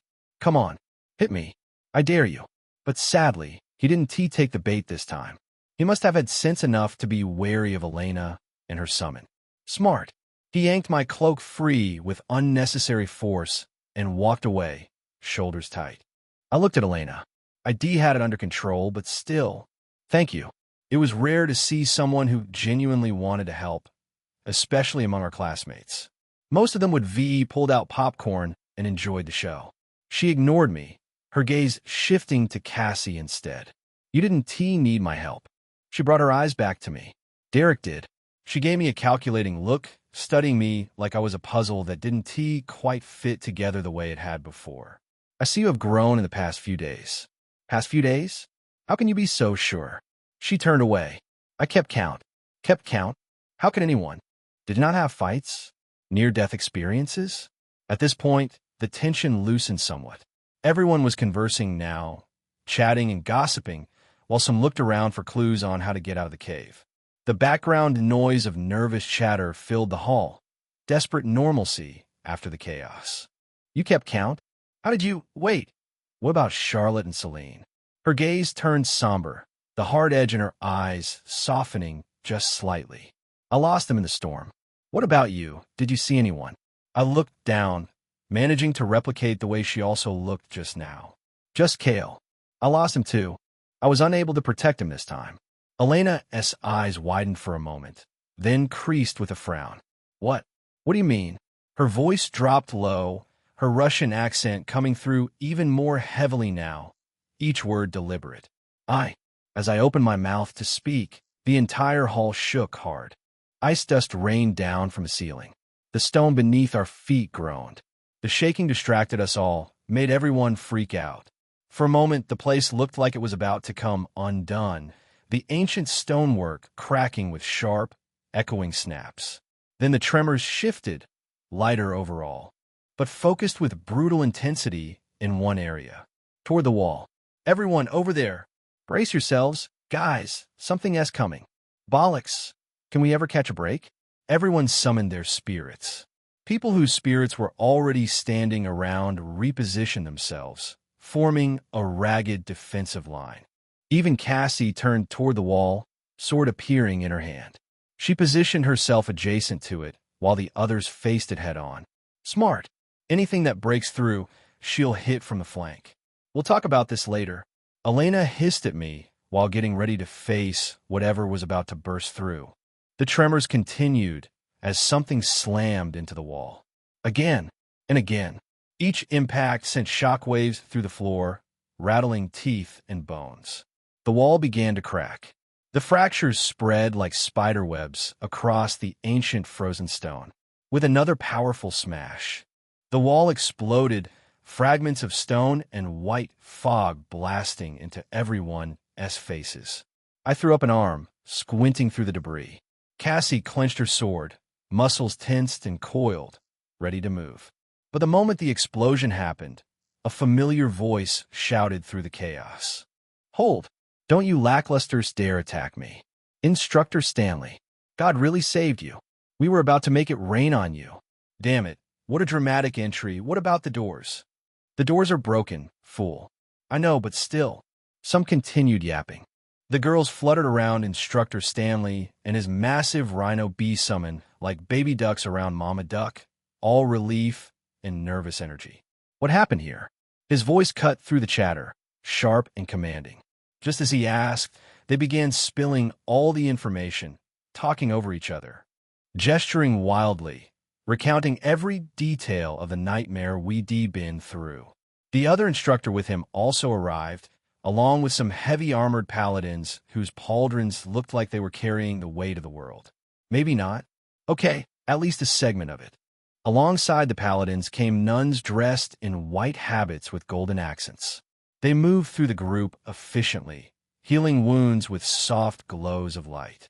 Meanwhile, the paladins and the lady instructor ventured into the network of caves to find the others, the ones still lost in the dark. The total number of us who had made it to the hall was 17. That meant 8 of us were still missing. 7, technically, if there weren't any more to be counted among the dead. A nun approached me and said with a practiced, gentle smile, "Any injuries?" I looked at her with a bored expression. She was slim, and unlike Pyre's Saintess habit, which actually fit, hers was pretty large, loose and flowing. "Me fine." My voice must be sounded like she was pestering me, because she chuckled awkwardly and left, walking to find someone else to fuss over. Selfish nuns. Instructor Stanley led us outside, and we began making our way toward the gate entrance. We didn't necessarily pass through where we'd come from. There were usually 2 gate entrances. The second one would randomly appear somewhere around the gate after the Guardian had been defeated. Convenient. Less backtracking through murder caves. While we walked, I stayed at the back and handed my bag of cores to Cassie.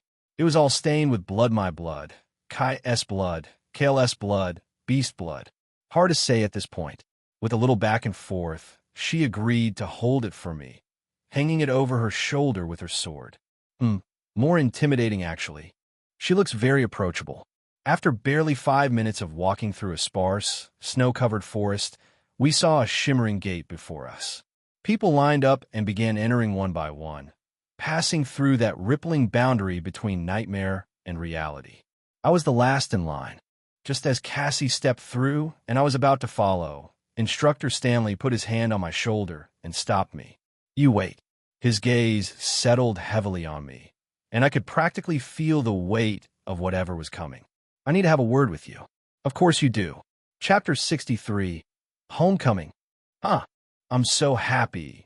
Finally going to see Lyra. I stopped in my tracks and turned to him. "They said you defeated the Gate Guardian. Did you?"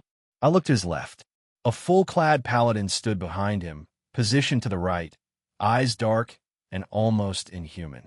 His white cape flowed gently with the wind as the snow began to pick up around us. I thought about my response for a moment, weighing the pros and cons according to what my smart ass could afford to think up right then. If I told him the truth, it'd only raise more questions. If I lied, it would certainly raise more questions too. But the 2 types of questions were different. The first would put me under suspicion, intense questioning about who this mysterious individual was, what they looked like, what they could do, all of which I had no answers to. The church and I weren't exactly on the same page about, well, anything. This could lead to a lot of problems I wasn't sure I had the capability to handle.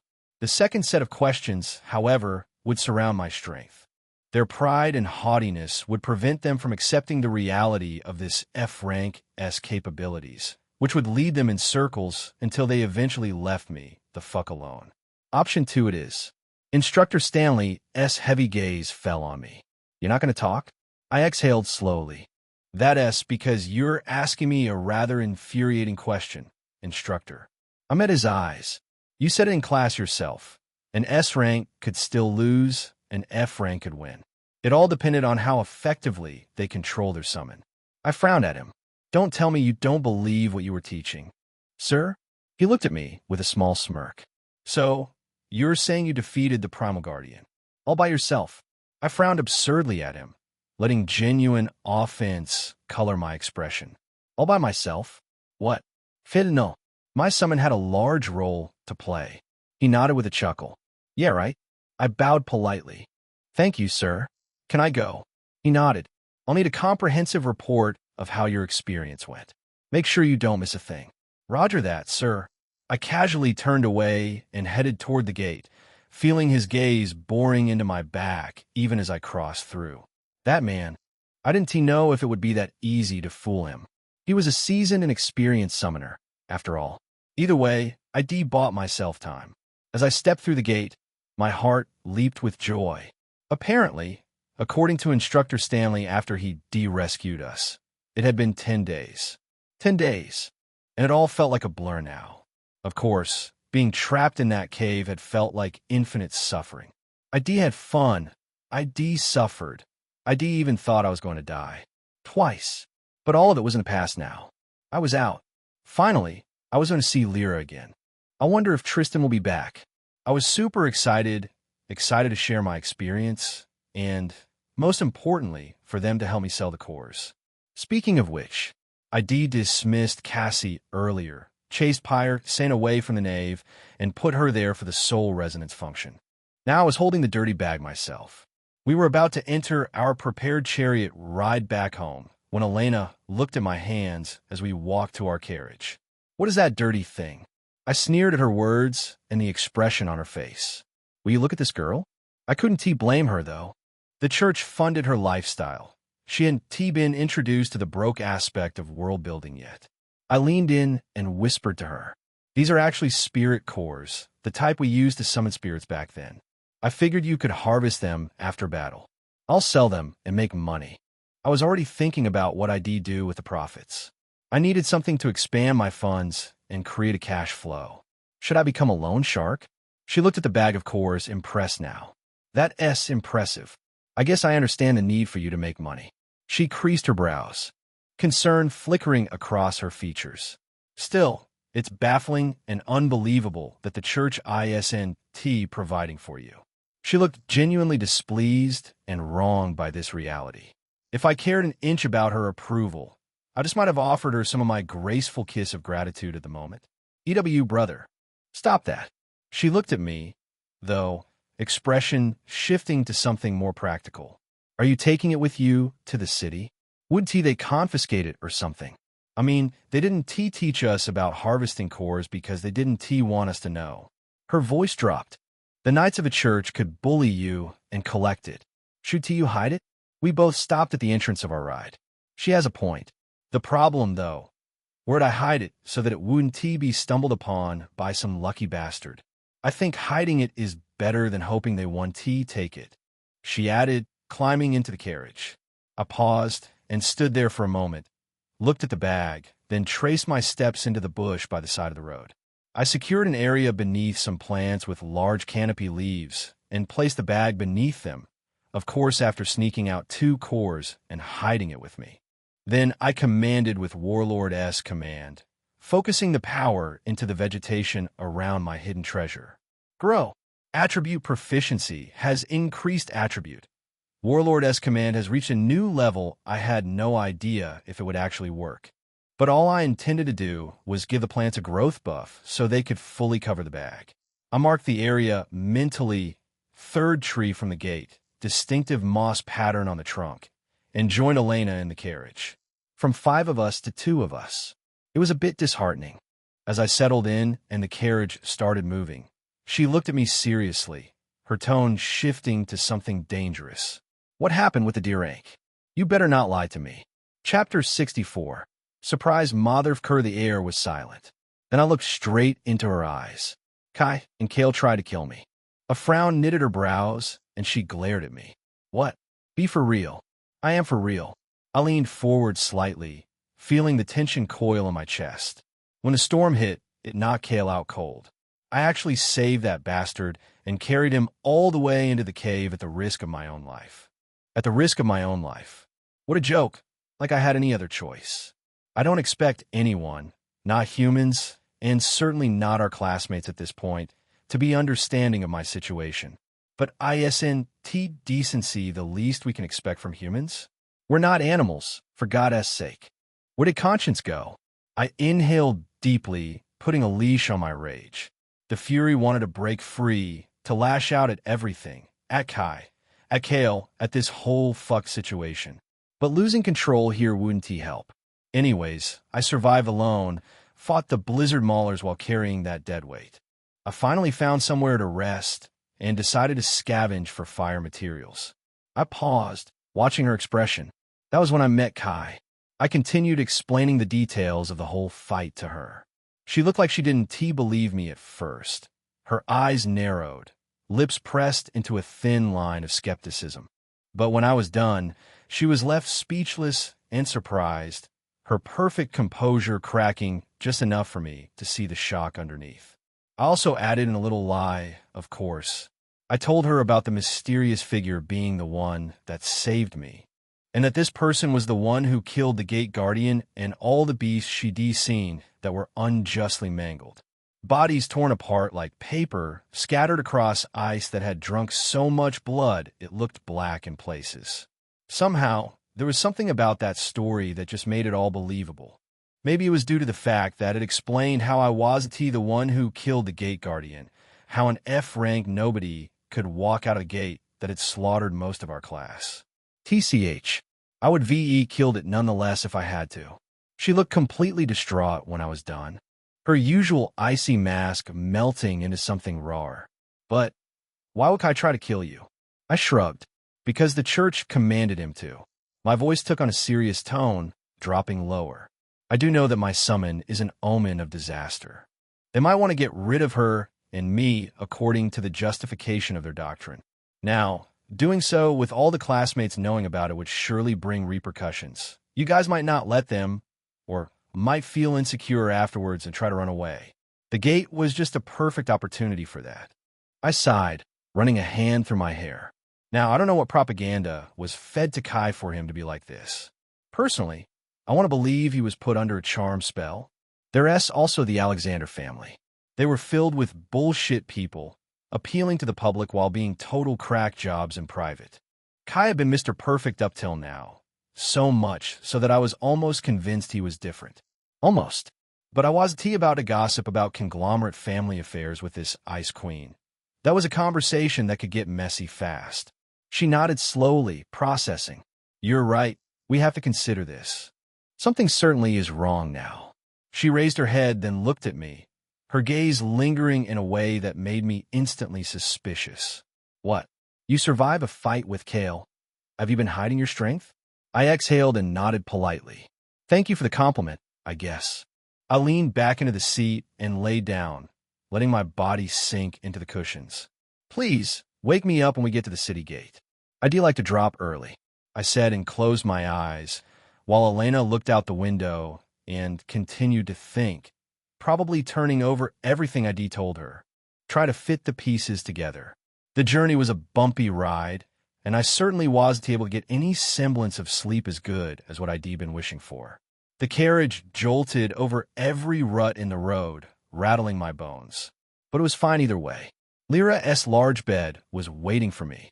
I know I'd been very reluctant about going to her place up until recently, but right now, nothing mattered. The distance and time spent without her presence had caused me to crave her more, an ache that had settled somewhere deep and wouldn't leave. I just wanted to be close to her again, and be with her until neither of us could think straight. Where I laid, thinking about these thoughts, I had to somehow reposition myself, shifting around like a natural person slipping and moving while trying to get comfortable. I still wasn't sure if Elena noticed, though. I think at some point, she closed her eyes and leaned back, folding her arms over her chest and crossing her legs in that prim way she always did. Finally, I heard her call my name after a while.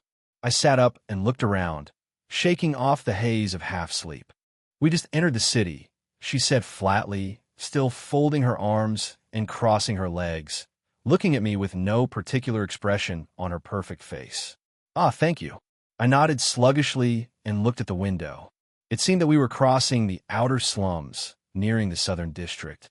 The familiar poverty pressed in from both sides, crooked buildings leaning against each other like drunks, laundry strung between windows.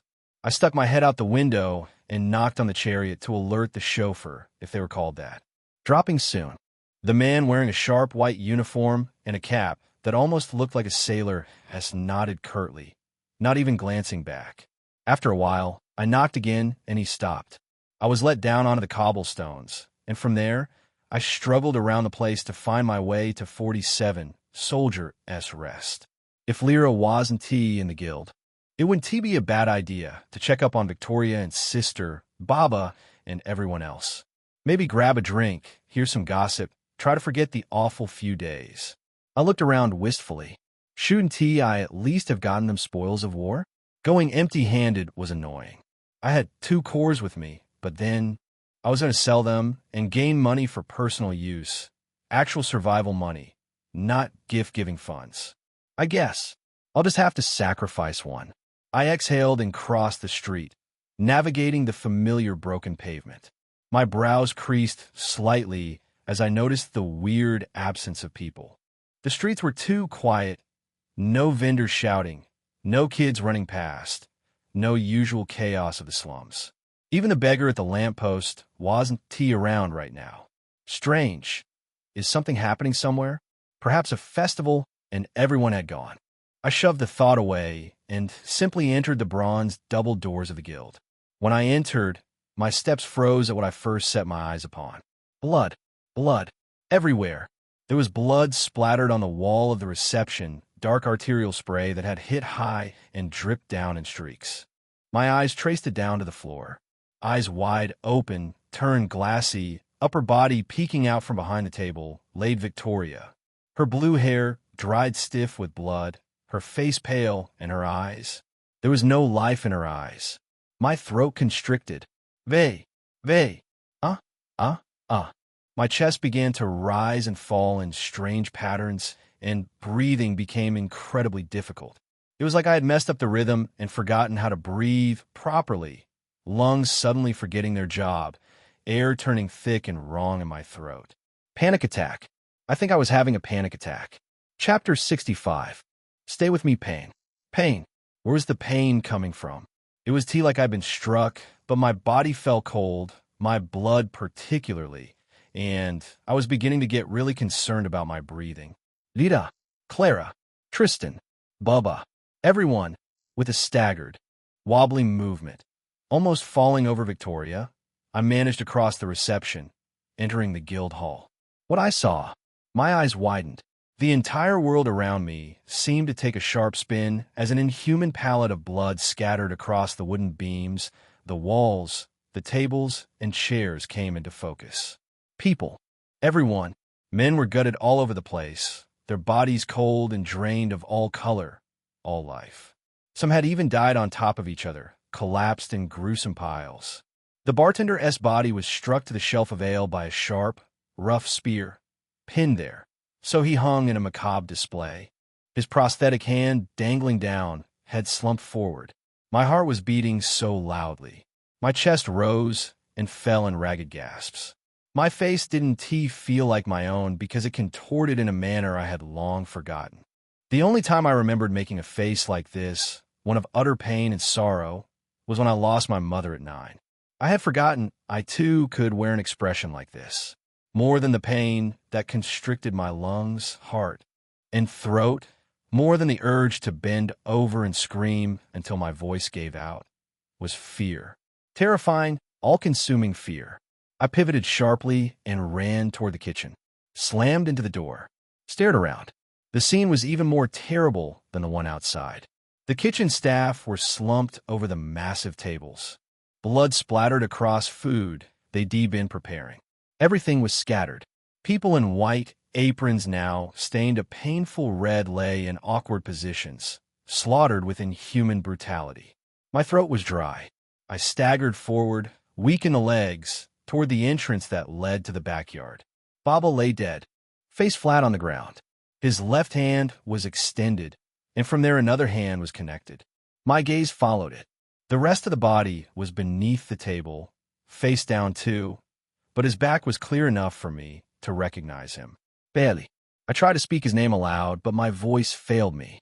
I staggered forward still, each step heavier than the last. Lira. She's not here. Have to find Lira. The pain laced through every movement as I opened the back door. Just beyond the threshold, with dry blood that had leaked for what looked like hours, Clara lay slumped on the ground. Her back leaned against a metal shelf situated beside the wall between her room and the kitchen door. My hands trembled. Cold sweat dripped beneath my clothes as I lost strength in my legs and slowly went to my knees before her. I tried to shout, but my voice had suddenly gone. I had lost it 10 years ago, that voice of pain.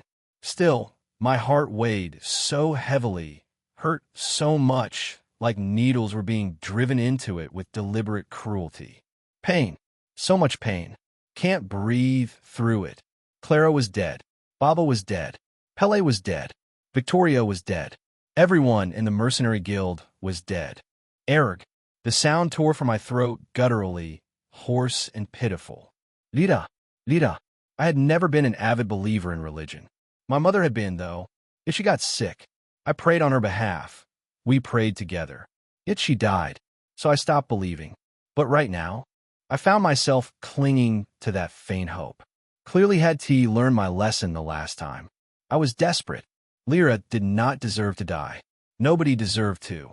But I owed Lyra so much. These past 3 weeks, with how everything had been in the beginning, had become tolerable, memorable, beautiful because of her.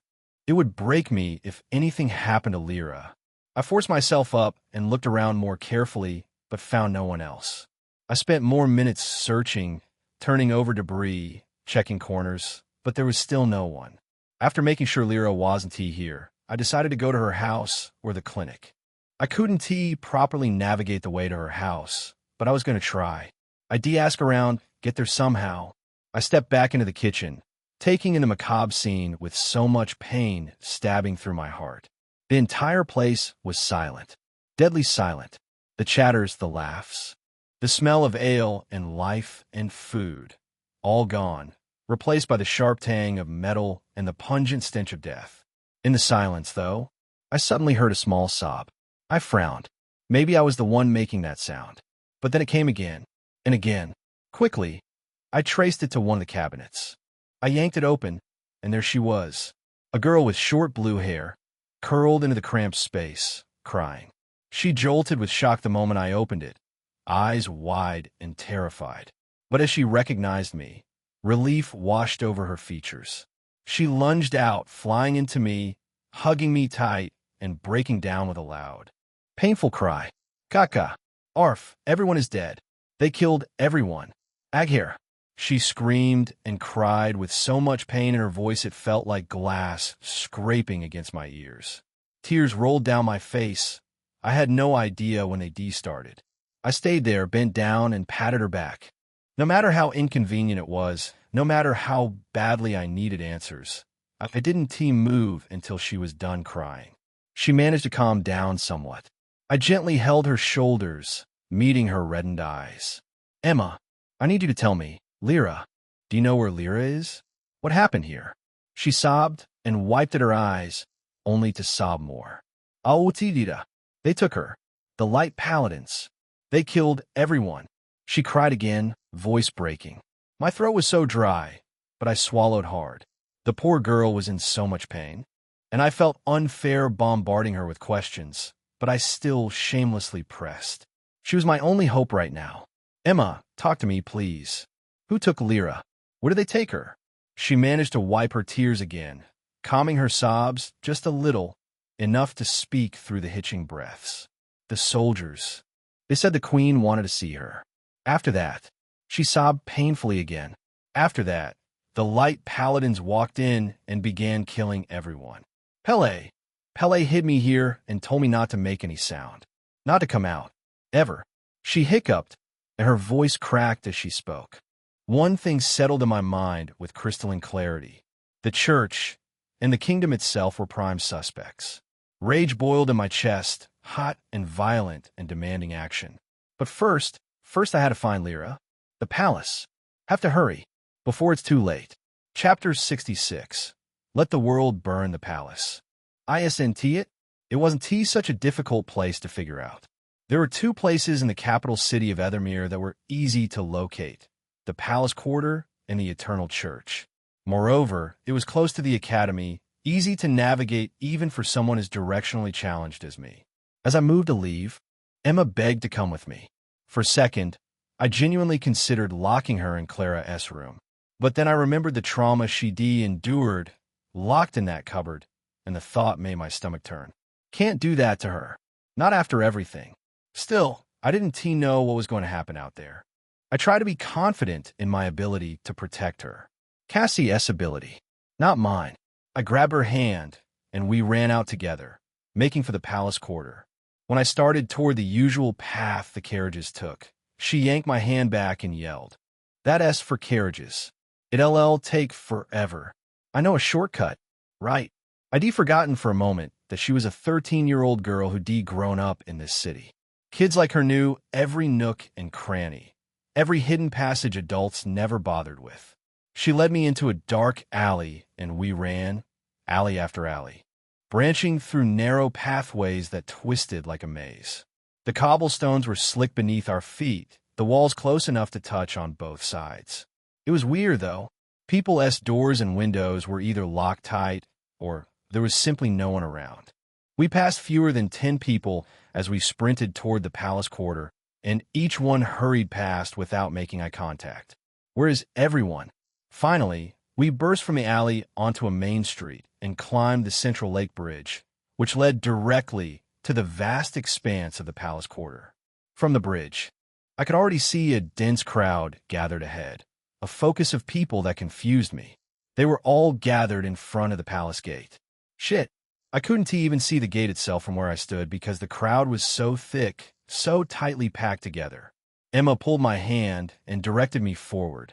Taking another direction, we squeezed through bodies and elbows until we reached a spot where the landscape was slightly elevated, just enough for me to see what exactly everyone was staring at.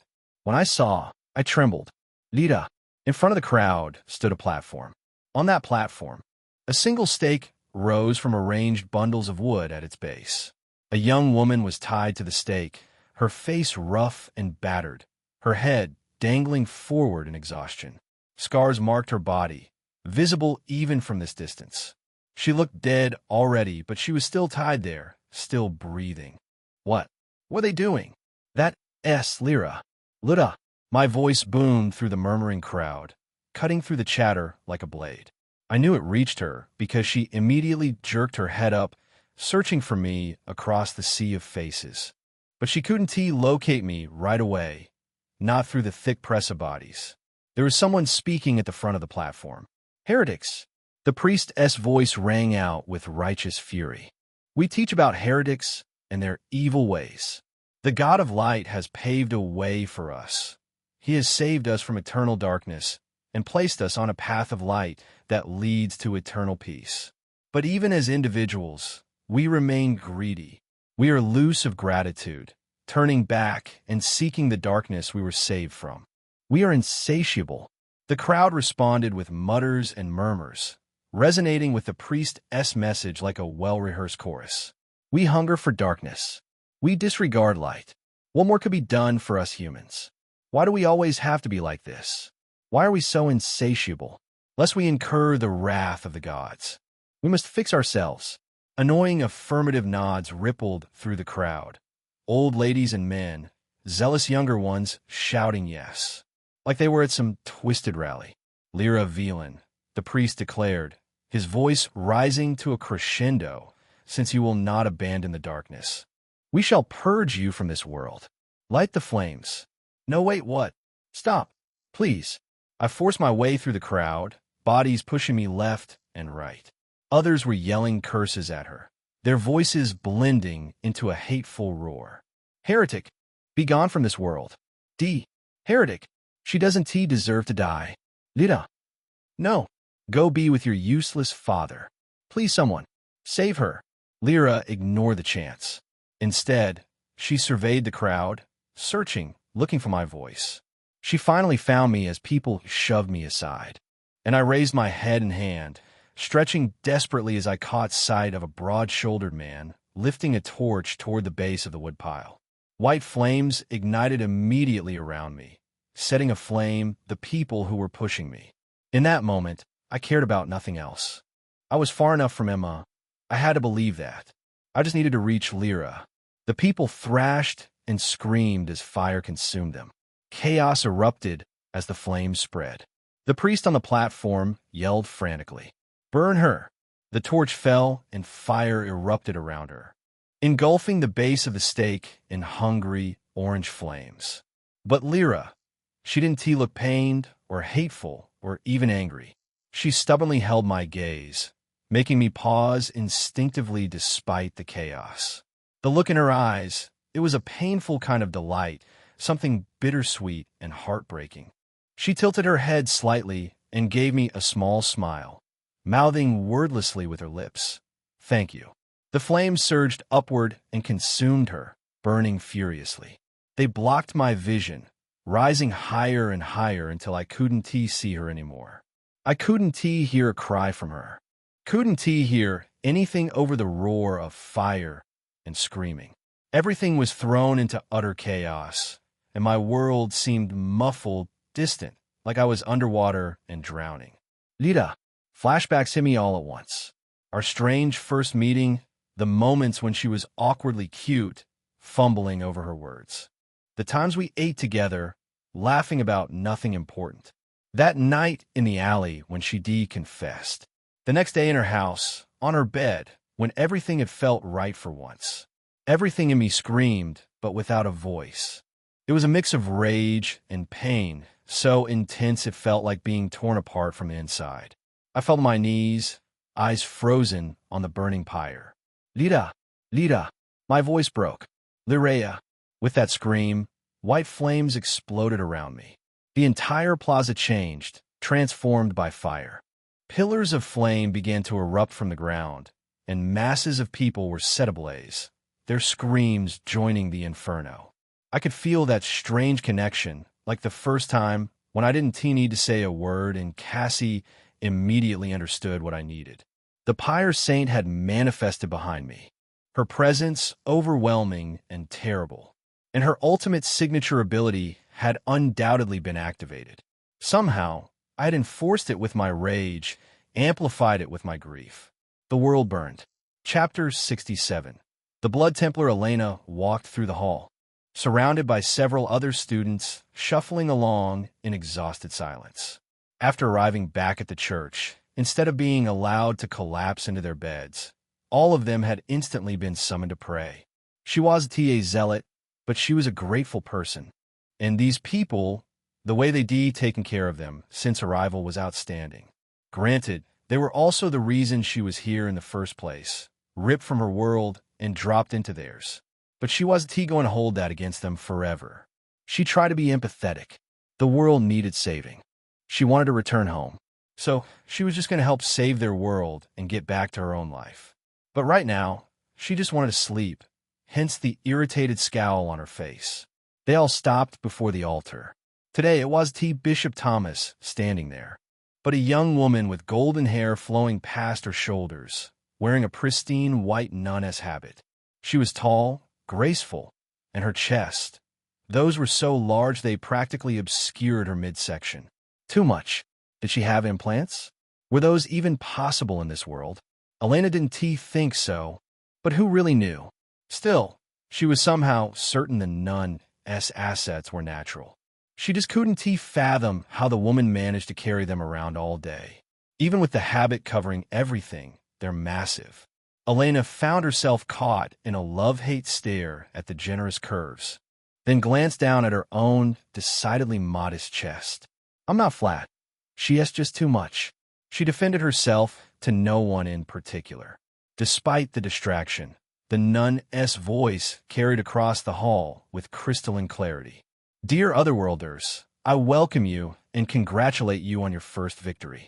Her voice flowed with such natural grace that even Elena, tired and irritable as she was, couldn't help but feel a spark of admiration.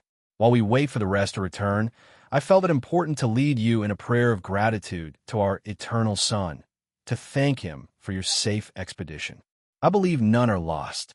I hold strong faith that your companions will arrive whole and unharmed. Her words, the way she paused and placed them with deliberate care, her straight and perfect posture, Elena found herself quickly admiring the nun's poise. She sounded like an incredibly kind and hopeful person, the type who made you want to fight through the darkness just to preserve that light in their heart. Oh, forgive my manners. I haven't introduced myself. E.M. Cardinal Teresa. I was sent from the Mother Church in Solaris Empire to oversee your training and well-being here. The church cares a great deal about you, and I'm even more interested in every single one of you. Paladins entered the hall while she spoke, but she did not stop. She merely glanced at them and continued to address the student. They wore ornate plates reinforced with intricate blue engravings that ran along every edge and joint. A central engraving of a glowing blue sun with 7 rays was embedded prominently on each chest piece. One of the priests approached the lead paladin as he strode forward. The Holy Light Paladins were men forged in the crucible of faith and discipline. There had to be a serious reason for their sudden entrance. The priest remained calm as he met the armored figure. As the paladin spoke, the priest began to shake angrily. The students exchanged uneasy glances. Something was very wrong. There was tension in the air, but it could barely flow with the cardinal's graceful words that demanded attention. The priest picked up his pace and hurried to Bishop Thomas, who stood to the right of the altar. He whispered urgently into the old man's ear, and the bishop's bald brows furrowed in displeasure. He turned slowly, agonizingly slowly given the sudden weight in the atmosphere, and climbed the steps to where Cardinal Teresa stood. "Ah, excuse-me," the kind young woman said to the students and bent down gracefully so the elderly bishop didn't have to strain on his toes to whisper to her. Elena admired that instinctively. Even though she outranks him, she is so respectful. The smile on the cardinal's face didn't fade even as she received whatever grim news the bishop delivered. She showed no emotion the way the priest and bishop did. Instead, she straightened with that same serene smile, her sea-blue eyes shining with calm authority. "Since Gareth isn't available, have Lina handle it. Tell her I've ordered her personally, and I insist she not get hurt," she added with a stern, almost reproachful look that seemed directed at the absent Lina herself. I did not want to see even a shallow scratch on her.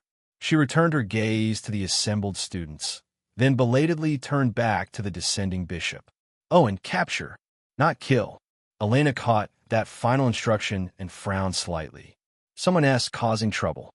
Has to be serious if they're mobilizing the Light Paladins. Cardinal Teresa looked upon the gathered otherworlders once more, addressing them with even more grace than before, as if the interruption had never rattled her composure in the slightest. "I see your worried faces. Don't fret. Prayer first." She smiled warmly, almost playfully. "Then I promise to fill you all in afterward. Perhaps over a hearty supper? I'd love to dine with you all and hear about your expedition." She clapped her hands together and turned toward the towering statue behind the altar, a stern figure holding scales of balance in one hand and a radiant sun with 7 rays in the other. "Let's pray." The cathedral bell rang out, its deep toll reverberating across the entire kingdom. Everyone, students, priests, nuns, and paladins alike, bowed their heads as the prayer began. As the bell rang, an armored woman in a small private worship room dropped to her knees and pressed her palms together in prayer. Her armor was a sleek battle suit plated with heavy pauldrons and reinforced greaves, all traced with crimson lines that seemed to pulse faintly in the candlelight. A red sun with 7 rays was etched prominently across her chest plate and both shoulders. Her black hair was tied high in a severe ponytail, the length of it whipping gently behind her as she bowed her head. Every part of the woman looked built for combat. The fitted plates that allowed full mobility, the flexible joints at elbows and knees, the layered straps and buckles securing everything in place for battle. A priest entered the worship room, his footsteps hushed against the stone floor. He reached the small altar and stopped behind her, offering a respectful full bow even though she couldn't see it. "Lady Lina." She opened her eyes. A furious frown twisted her features, and her eyes, vicious, burning red, fixed on him with barely restrained rage. Was this dishonor? The priest bowed again, deeper this time. "I apologize, Lady Lina. The cardinal has instructed that you lead the Light Paladins to suppress an insurgents at the execution ground." She straightened immediately, her expression shifting from fury to cold calculation in an instant. Mother did? Her voice sharpened. What insurgents? She was already standing, towering over the priest. He had to crane his neck slightly to meet her eyes. One of the otherworlders, the rebellious one. Yes, burning people. Lionna's eyes flared with righteous anger. Then he must be purged. She strode forward without hesitation, summoning a large round shield and a black longsword with a crimson groove running along its blade. Both materialized in flashes of red light, settling into her grip with practiced ease. Lionna had nearly reached the door when the priest's eyes went wide with sudden panic. He scrambled after her, robes flapping. Lady Lionna, capture, capture, not kill. She paused mid-stride, her jaw tightening with visible frustration. Of course Mother wants him alive. She always does. But orders were orders. Even if this heretic deserved nothing less than a pyre. Chapter 68. The taste of pain, my body felt cold despite the raging pillar of flames around me. The chill sank bone deep, wrong and invasive. I wasn't too sure what was going on. Everything was blurry, unfocused.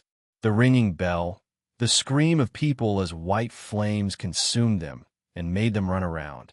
Some smacking into each other in blind panic, their clothes igniting like kindling.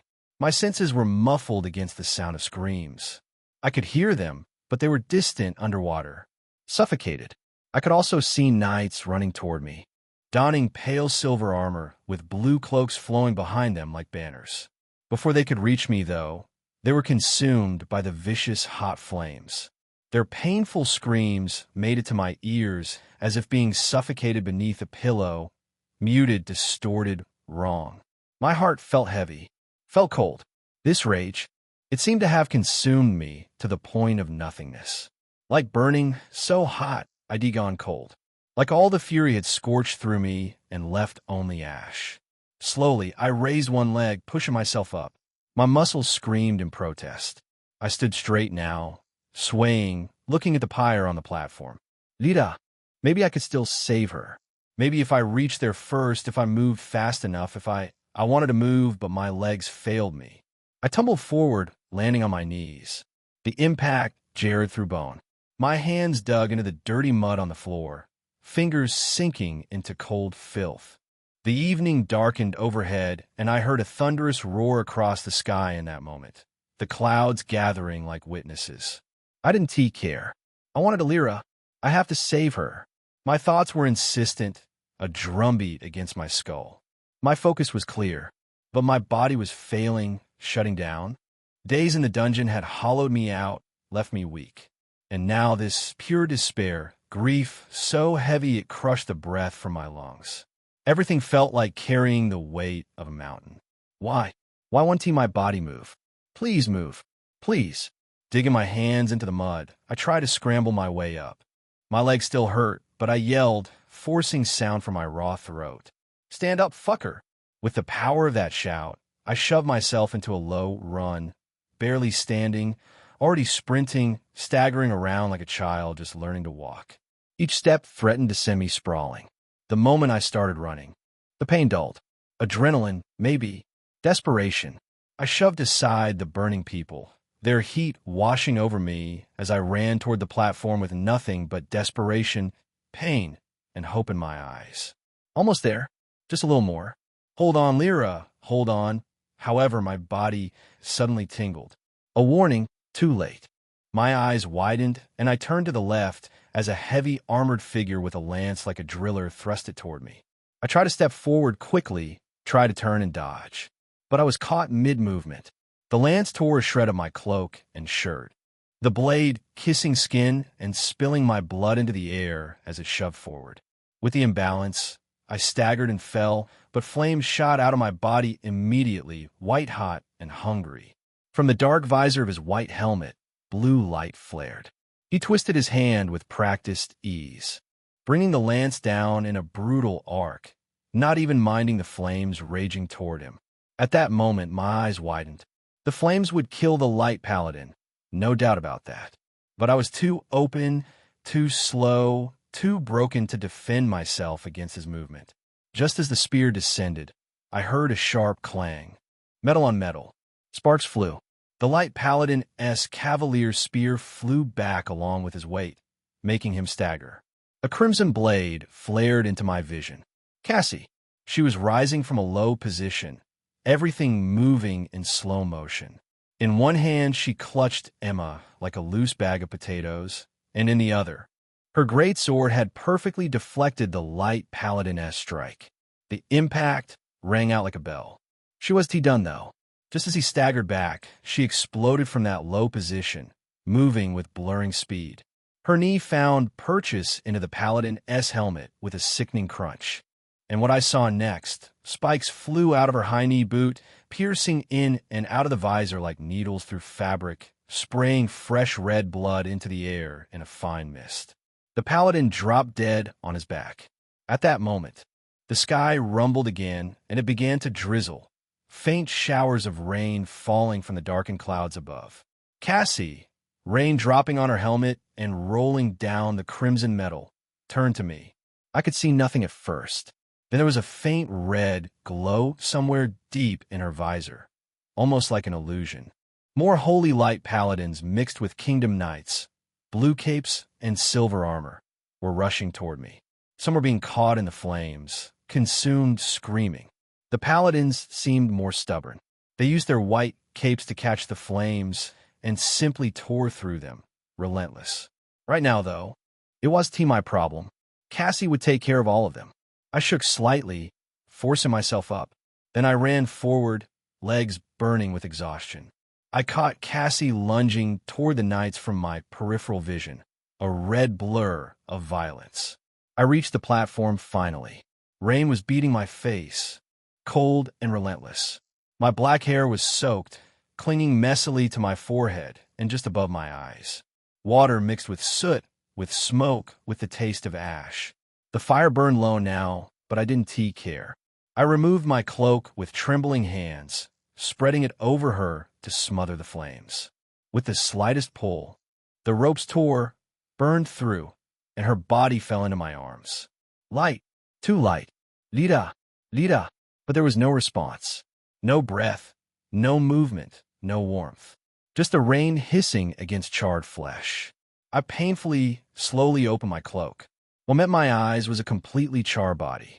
Blackened skin cracked like old leather. White teeth peeking beneath the carbon darkness, a skeletal grin. Maybe I knew. I somewhat already knew, hadn't I? Deep down, the moment I saw the flames. The moment I was too late. I was just too desperate to accept it. Erg! I raised my head into the falling rain and let out a guttural cry, raw and breaking. The sound tore from somewhere deep inside me, somewhere I didn't know existed. Chapter 69. Personal vendetta. The rain had picked up now. I still heard screams, though distant, fading. But I also heard the hard drumming of the rain against stone, against flesh, against everything. Perhaps the rain was mocking me, sympathizing with me. Whatever it was, I hated it. Today. I hated today. Unsure of what was happening around me, I clutched the body tightly in my hands. The charred flesh was still warm, and she was already gone. Lyra was gone. The realization was setting in, piece by piece, like shards of glass sliding into my chest. And all that she had left me was memories and gratitude. What pained me most was the reason why all of this had to happen. Shidi mentioned that if someone were to know about the method we used to increase our spirit essence, we could both be killed. Is that it then? Did someone find out? Who? At the same time, my mind was drawn to what Emma had told me. It was the Queen who de-summoned Lyra. As far as things went, the Queen was the last person to see Lyra before her execution. Something must have happened. I didn't think it was just about the secret arrangement. It was more than that. It had to be, because there was no way anyone would have found out about that. We'd been careful. Hadn't we? I have to have an audience with the Queen. That seemed like the only plausible solution right now. To ask her what went wrong. I asked politely, because she was the Queen. If she refused, then I could burn her daughter before her eyes, just like they burned Lyra. The thought of it fueled me with passion. And passion fueled me with strength. Is it you? A tight voice cut through the rain from behind me. Are you the rebellious otherworlder Who set innocent lives on fire? Huh? How did she? I turned my head. My eyes were deep, hollow, etched with the pain of grief. And she saw it. She looked down at the charred body in my arms with glowing crimson eyes, her black hair plastered wet against her face. Then she shifted her gaze, scanning the entire square. My gaze followed hers somewhat. The whole place had become a graveyard. There was silence now, not because the rain had driven people away, but because many had lost the strength to run from a flame that ignited deep within their soul and burned them from the inside out.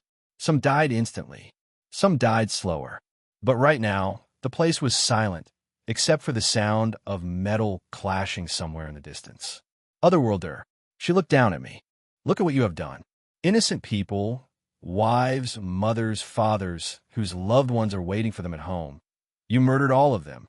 A harsh pain bubbled in my throat as I tried to speak. What is she saying? What nonsense is she spitting? She extended the sword in her hand toward my face, her features contorting in anger. You deserve to be purged for this. But Mother S orders are absolute. You live today by her grace. Grovel and thank her when you see her. Her voice was tight, controlled. Now, I want you to stand up and follow me. Let us not make this hard on ourselves. You feel remorse, don't you? If you have any shred of humanity left in you, then you ought to be despairing at this sight. Surrender yourself without violence and let the church guide you to purgatory. The church? My voice came out hoarse, barely recognizable. She frowned.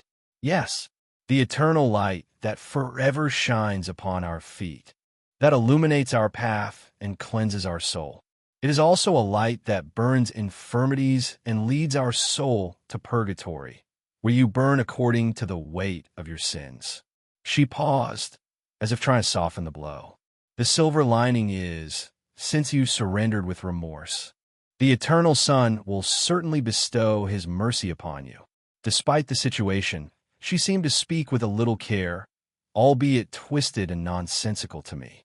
Perhaps she knew where the rage was coming from. Perhaps she understood it. She doesn't understand a damn thing. Church, guide, it's the same damn thing everywhere you go. Every world, every kingdom, every power structure. It's all a freaking game of control to them. All of it. Otherworlder, I want to say I understand your pain. It doesn't forgive the acts, but you can shut up. The small frown perpetually etched upon her face deepened. What? Slowly, I rose to my feet, leaving Lyra's body gently on the platform. I repeated myself as I did. I said, shut the fuck up. I straightened, facing her fully. You keep running your mouth. It's annoying. My daggers sparkled into existence as I summoned them. I wasn't about to turn this into a debate session. I would just kill all of them. I had the power to anyway. I glanced at Pyre's Saint, who remained at her initial position, unervingly still. Looking away when you declared war, her voice cut through the rain. I see you had no proper lesson. Her sword was already coming down. She was fast, faster than I'd expected. I thought I'd gotten fast, but her blade was a blur of motion, arriving before my body could even process the need to respond. Shit! But someone else entered the fray, blocking the strike in an explosion of force. Blue coat and white hair flared through the air as steel met steel. He glanced back at me sharply and barked. Take Lyra and get out of here. This isn't someone you can fight. My body shook, not with fear, but with a surge of joy and relief that nearly buckled my knees. Tristan, Lego, now, dismiss your spirit. His shout cut through my words like a whip. Levi, take him. Meanwhile, the lady staggered back from the block, her expression darkening with wary calculation. She studied Tristan without joy, then turned her gaze to the figure standing beside me, the one ID barely registered in the chaos. The Speed King. Her eyes narrowed. In an outlaw. She looked back at Tristan, lips pressed into a thin line. I've always known you were shady. Your refusal to come under the light of the church. Depending on your own strength, it's always rubbed me the wrong way.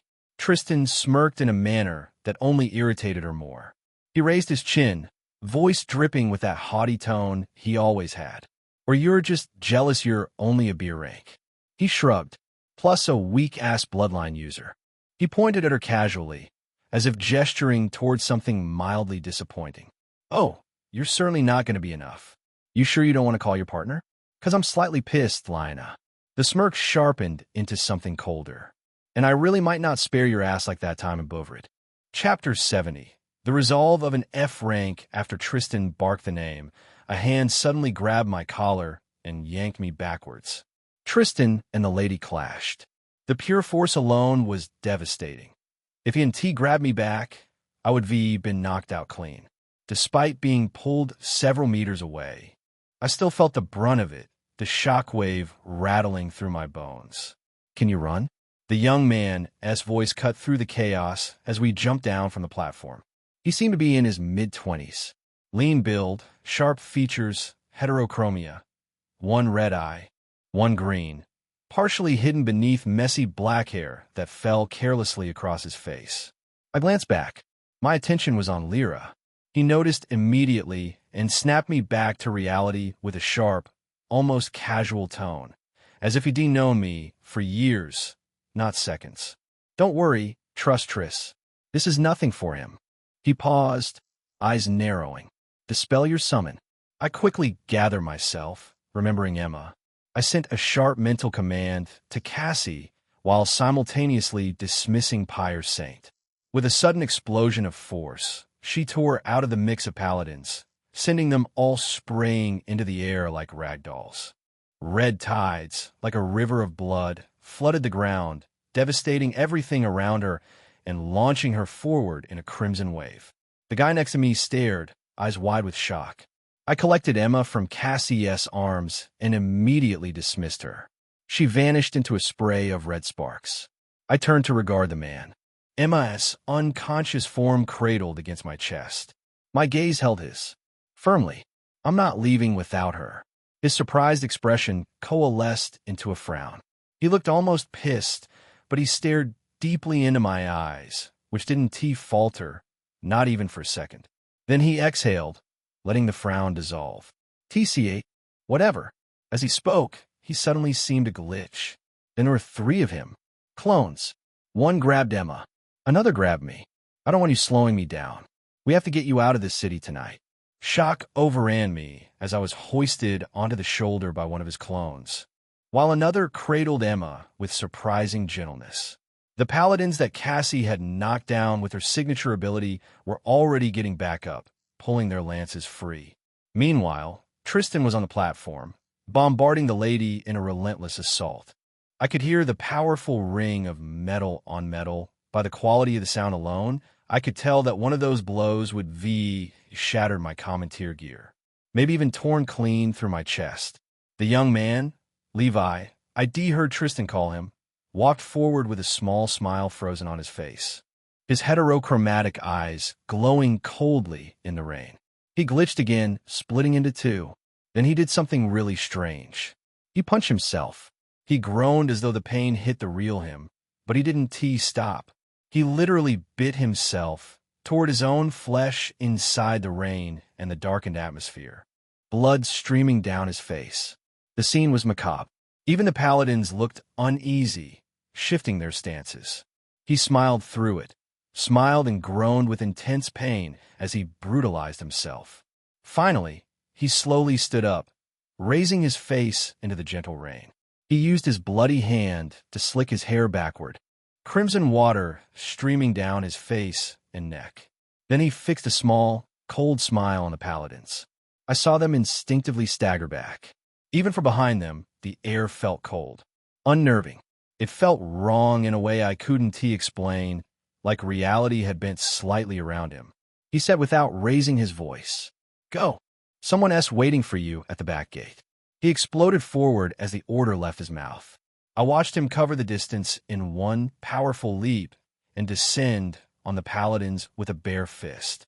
The armor of the first unfortunate light paladin caved in like tin foil, and he rolled away across the sand, refusing to stop as he crushed through mud and dirt, leaving a trench in his wake. Levi was already wrecking someone else as his clone carried me farther away. I caught a faint glimpse of Tristan moving like a literal hurricane silver daggers flashing, forcing the lady into full-time defense. Whoever these people were, Levi and Tristan, one thing was brutally clear to me as I was hoisted away by the clones. They were strong, truly strong. If only. I wanted to wish for their strength, but I stopped myself. Because the truth was, I had something comparable to theirs. Maybe even more powerful. I was just stupid. Too in my head. Too fucking naive. I never expected something like this. Even though I knew I wasn't particularly safe, ID thought about it all too shallowly. ID assumed I had time. That I could figure things out gradually. Like this was still some game with tutorial hints and second chances. I gritted my teeth as pain lanced through my body, dangling against the rhythm of the clone-esque galloping steps. All of it was my fault. My misery. ID caused it myself. If ID used the power I had, really used it, I could cleared that gate in 3 days and been there to save Lyra. If I wasn't so weak, so naive, so unknowing of the true perils of this world. Lyra's death was eye-opening in the most saddening way possible, because it forced me to see that ID truly arrived in another world. No police were coming to save me. There was no law, no father to swing his authority and make everything okay again. There was absolute freedom. And that freedom didn't just mean everything was in my hands now. It also meant my misery, my pain, my vengeance. All of it was my responsibility. Mine alone. I glared at the tall peak of the church as I was carried away into the darkness between buildings, rain streaking across my vision. I'll destroy them. Every last one of them. Chapter 71. The Black Snow Company. The night stretched on, longer than it had any right to. My vision blurred at the edges. Eyes heavy as stone. I could barely force myself to look at anything. Each blink felt like lifting weights. Being draped over the shoulder of Levi's clone for, however long it had been, let the fatigue really sink its teeth in. Undoubtedly, Pyre Saint must burned through a vast amount of essence to activate her ability. And then there was Cassie. She'd used Tyrant S Advance too. I was pretty much spent now that I wasn't moving anymore. Thinking about it, it was a damn good thing I managed to double my essence pool. Even with that, I can barely handle 2 villainesses going all out. I couldn't have imagined taking multiple skill activations from both of them otherwise. Summoning them cost less thanks to their time in the Nave, sure. But their ability usage still carved out chunks of my spirit essence like a dull knife. And ID burned through my own attributes on top of that. The more we moved, the more my vision darkened. My consciousness kept trying to slip away, but I was stubborn about it. Nothing was safe yet. Nothing was certain, not even this Levi person. And I didn't have enough essence left to keep Cassie manifested. Not that I could anyway, considering Levi's clear instructions. The clones moved swiftly through the empty streets, oblivious to the state of my head. Everything was dark and abandoned. I had no idea how far we'd gone or where we'd ended up. With a hazy mind, half unconscious. Half conscious, I finally felt the galloping stop. But I was too weak to stand, too depleted to do anything but slump. I felt myself lowered onto a cold wooden surface. Somewhere nearby, the smell of something salted or smoked, or maybe both, reached my nose. Then nothing. When my eyes cracked open, I saw only thick darkness. Grain dust hung in the air like a living thing, coating my throat with every breath I dragged in. It tasted stale, old. Burlap sacks surrounded me, faintly visible in the gloom. I swept my hand across the darkness, trying to get a sense of where I was. Even though I couldn't see much of anything, I could hear breathing. 2 people, maybe? My palm brushed against something sticky and slightly greasy. I jerked my hand back and wiped it on the sacks. Bringing it to my nose, I caught the unmistakable smell of cheese on my skin. Grain dust, cheese, burlap sacks. And then I noticed the constant swaying, the bumping, the creak of wood, and the groan of ropes under tension. Am I in a wagon? A food transport? My heart kicked up a notch. Have I been captured? It couldn't be. I needed to escape somehow. Maybe Levi and Tristan had been caught. Maybe someone had tracked us down, and Lyra, The name hit me like a fist to the chest. My mind dragged me back to it all. Every horrifying second I'd even try not to think about. The flames. The way her body had, the killings I wrought. Suddenly my throat turned sour, and I felt like I was going to vomit. Like someone was choking me from the inside out. I leaned forward, coughing and trembling. The weight of it all crashed down, the slaughter, the burns, the screams. Everything echoed inside my skull in sharp, relentless waves. And it wasn't just mental anymore. The pain felt physical now, like it was carving into my chest. Hey, are you okay? A croaky but sharp feminine voice cut through the darkness. Someone shifted toward me, patting my back and gripping my shoulder gently. Here, drink some water. The air in here can be harsh. You'll have to deal with it for a while if you want to live. She pressed a gourd into my hands. I took it and tilted it to my lips. Instead of water, harsh liquid burned down my throat. I instantly spat it out, coughing violently. What? She sounded genuinely confused. What the hell? I rasped between coughs. Are you trying to kill me? That's alcohol. I could taste it. Definitely alcohol. Oh, her tone shifted, apologetic and a bit embarrassed. Sorry, I gave you the wrong one. Here, she offered me another gourd, nudging me with it. I took it, shoving her damn alcohol back at her. Then I sniffed the new one cautiously. Don't worry, she added, hearing me sniff. It's water for real this time. After confirming the smell, I poured it into my mouth. This time it was cool and refreshing, washing away the harshness left by the alcohol. But neither the alcohol nor the water did anything for the deeper pain, the one that felt like it was piercing me from somewhere behind my throat. Like a burn, but different, very different. I leaned my head back against something and rested, trying to manage my breathing. Who are you? I asked after a moment. Where are we going? Where's Emma? What about Tristan and that guy? Levi? Hey. Her voice came back, still casual. So many questions. Calm down, okay? I'll answer step by step. I couldn't picture her face in the darkness, but her voice sounded like it belonged to a shameless gambler, the kind who lost everything but still believed one more bet would turn it all around. There was energy to it too, a strange levity. Me, you, and your little friend, are currently in transit toward Mizhard Thicket. We'll lay low there for a while, before heading to Farron Heights to escape the Church's reach. Well, not totally. Since you made such a big burnt pile of ashes back there, they'll be willing to cross continents to hunt you down. I doubt heading to another nation will help much. Her voice suddenly brightened, taking on an excited edge. But hey, at least you'll be on our home turf. Proper protection and all that. A friend of Tristan is a friend of ours. Then her tone dropped, becoming darker and more somber. Besides, Lyra and Clara, we weren't that close, but she was a good person. I'm sorry for your loss. Pain twisted in my gut like a knife. I dropped my gaze, not that it mattered in the darkness. Who? I started, but my voice caught. Who are you people? I interrupted. You said our home. Who are you people? What is your relationship with Levi and Tristan? Silence for a moment. Then her voice came back, sounding like she was grinning. Well, that depends on who is asking. If you're a law enforcer, then we're merchants. If you're a merchant, then we're the Outlaws, a notorious criminal organization operating in the underworld. If you're a criminal, we're just mercenaries like everyone else. But most people across nations love to call us outlaws. Back home, though, we're the Black Snow Company, a massive organization of the worst people you can think of, making the greatest profit from whatever you can imagine. Name it, assassination, adventuring, damn it. We even have a better gate raid ratio than some official guilds. We do mundane jobs too, manufacture and supply goods to whoever needs them. You name it, we got it. We are the Black Snow Company.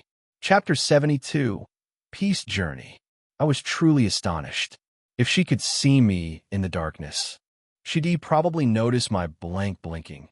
This lady could pass for a decent TV commercial. Maybe if she wasn't such a drunkard, her life could been better. Now she was stuck with a bunch of lowlifes who actually believed they were the shit. Regardless of what I thought, it was just preconceived and imposed. I didn't know this Black Snow Company, and I was certainly in their debt. So, Levi, Oh, right. That's our boss. He s the brain, strength, and money bag behind us. He s the real black snow. She shifted slightly, the sound of fabric rustling in the dark. Listen, the boss is very rich. Comes from a literal illustrious family. That's what they call them, right? What is his angle then? I asked. If he is as rich as you say, shouldn't he be some merchant duke in some kingdom instead of the leader of a criminal organization? Trying to help a lowlife like me escape? My tone came out flat. Realistic. Because nothing about this makes sense. There was silence for a bit. Then she spoke. Well, the boss certainly has more affinity towards the dirty side. Her voice carried something heavier now, weighted. We all have our circumstances, you know? And sometimes they teach us to embrace even the wrong things about ourselves. Or the world. There was a pause. Aren't you in such a phase yourself right now? I stayed silent for a moment.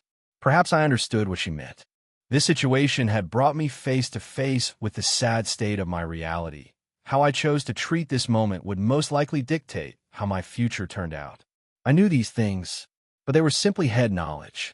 The only thing I cared enough to consider right now was vengeance. My growth should be carved to satiate that hunger. I wanted to destroy the church for what they did to Lyra, to the mercenary guild. And right now, I just didn't care how many died to get to that point. How many I had to cut through. How much blood stained my hands by the end. So I didn't want to think about stuff like this. It's uncomfortable. All of it. TCH. I swallowed the bitterness rising in my throat. What about Emma? Can you tell me her state? Your sister is fine. She woke up a couple of hours ago. I fed her before she slept back. The woman's tone brightened slightly. Right? Are you hungry? For now, I'll have to make do with cheese and water until we get out of here. Haha. I stopped hearing when she said a couple hours ago. My brows knitted together. Wait, how long have we been here?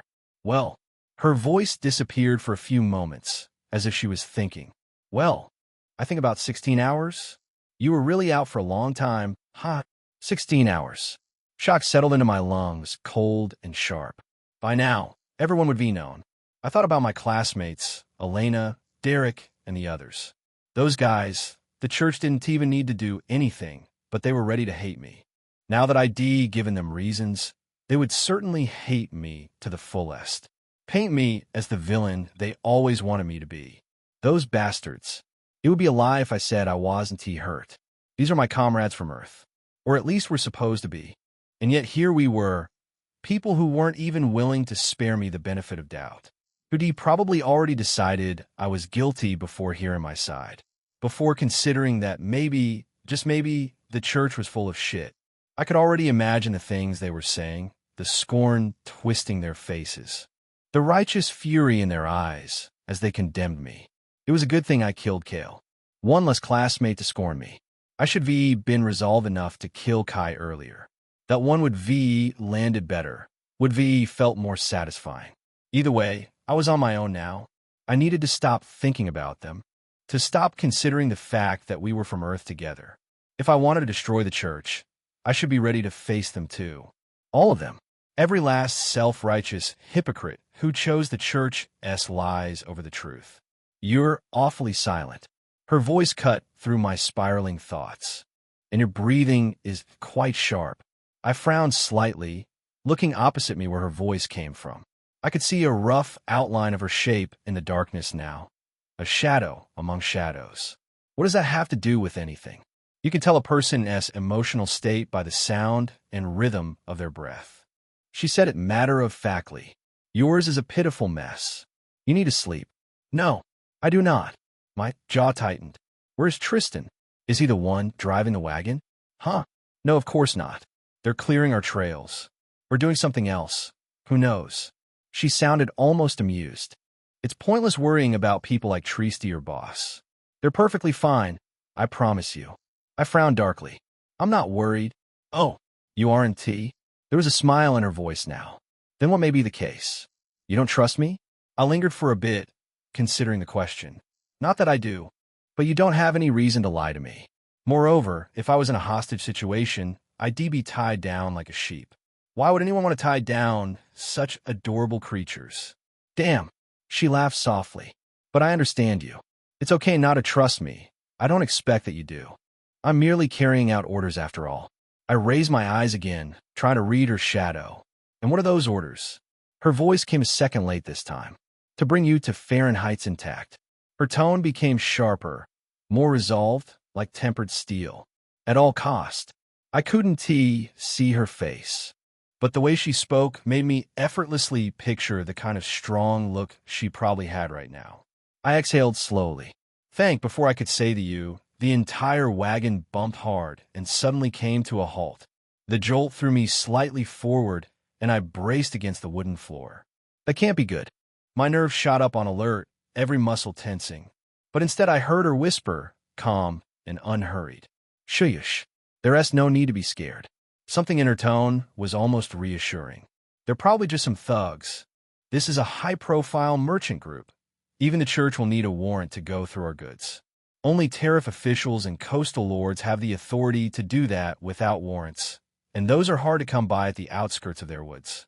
I wasn't sure where their woods was, but it sounded like we left Athermere and were progressing towards Ms. Hard Thicket, as she said. Surprisingly, just as the lady predicted, the wagon continued moving. We were back to galloping, the rhythm steady once more. The road this time seemed especially rough, uneven, and jarring. Perhaps it was a forest path. Wheels were crunching over roots and packed earth. Chapter 73. As if just as she said, the next few hours passed without particular disturbance. The wagons stopped at intervals, but there was no real danger. After a while, my stomach groaned with hunger, and I just couldn't handle not eating anymore. I had to settle for cheese, even though I absolutely hated cheese. I managed either way. Emma woke up at some point, calling my name. I responded and assured her I was with her, which made her crawl toward me and sleep on my thighs. I hadn't been particularly close to her. We crossed paths a few times, and she begged me every time to see Cassie. What I knew and felt for her came mostly from Victoria. We spoken here and there, and one thing I learned through our conversations was how deeply Victoria cared for her sister and how talented the young girl was.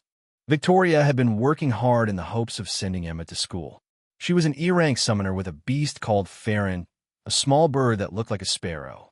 It made for a good messenger, but didn't offer much combat boost, so she had no hopes of becoming an adventurer. But she still couldn't give up. She wanted to give Emma the life of excellence she never had. And we'd all been so certain that with Victoria, Emma was going to turn out fine. Everyone in the mercenary guild had that hope. Emma was their hope. But now, that hope was helpless. No hands left to lift it up. Victoria was dead. Everyone was dead. I exhaled heavily and silenced my thoughts, resting in the darkness of the wagon. A couple minutes later, the wagon's rhythm changed. This wasn't a sudden jolt, it was subtler. The horses slowed without command, their distant neighing carrying through the night air. An obstacle? The lady with us, Nisha, her breathing changed. It was noticeable because for the past few hours I'd been awake, it had stayed soft and flowing. Except now, it went shallow and controlled, like she was getting ready for something. I whispered to her, "Is something wrong?" She shut me up silently. Shush. We could hear distant mutters that grew into a disagreement. A loud hit, a groan, then someone yelling, "Take all their goods. This is our damn turf." Nisha let out a soft, almost disappointed sigh. These idiots again. I caught the slightly relieved tone in her voice, mixed with actual disappointment. Her voice came again. "You stay here with your sister. This won't take long." I couldn't see her as she moved, but I could feel her.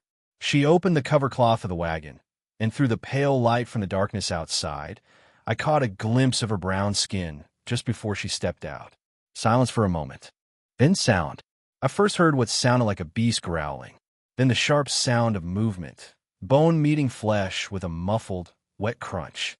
It was followed by groans of pain, terrible screams, and people crashing onto the ground. The wagon itself shook. My guess, someone's body smashed against it. The sounds continued for a few minutes, with me earnestly wishing Emma somehow didn't wake up. The poor girl had probably been traumatized enough already. The squash and smash continued. Then it stopped. There was silence again. I was already at the ready, dagger summoned. My intuition told me Nisha had most likely won.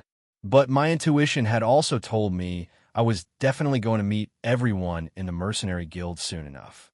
She entered the wagon, the whole thing shaking as she sighed, and sat down. Oh well, that went well. For the most part, at least. I observed her breathing, not tired but still worked. Who were they? She answered immediately. Bandits, which is unusual given that I calculated this route before taking it. We shouldn't have had disturbances like this. I said nothing, but somehow intensified my gaze on the dark outline of her figure, trying to make out her face. Pointless. It was night outside, and the darkness seemed even thicker. Hey, Kate. Her voice carried subtle tension. Yes, I think we need to abandon this wagon.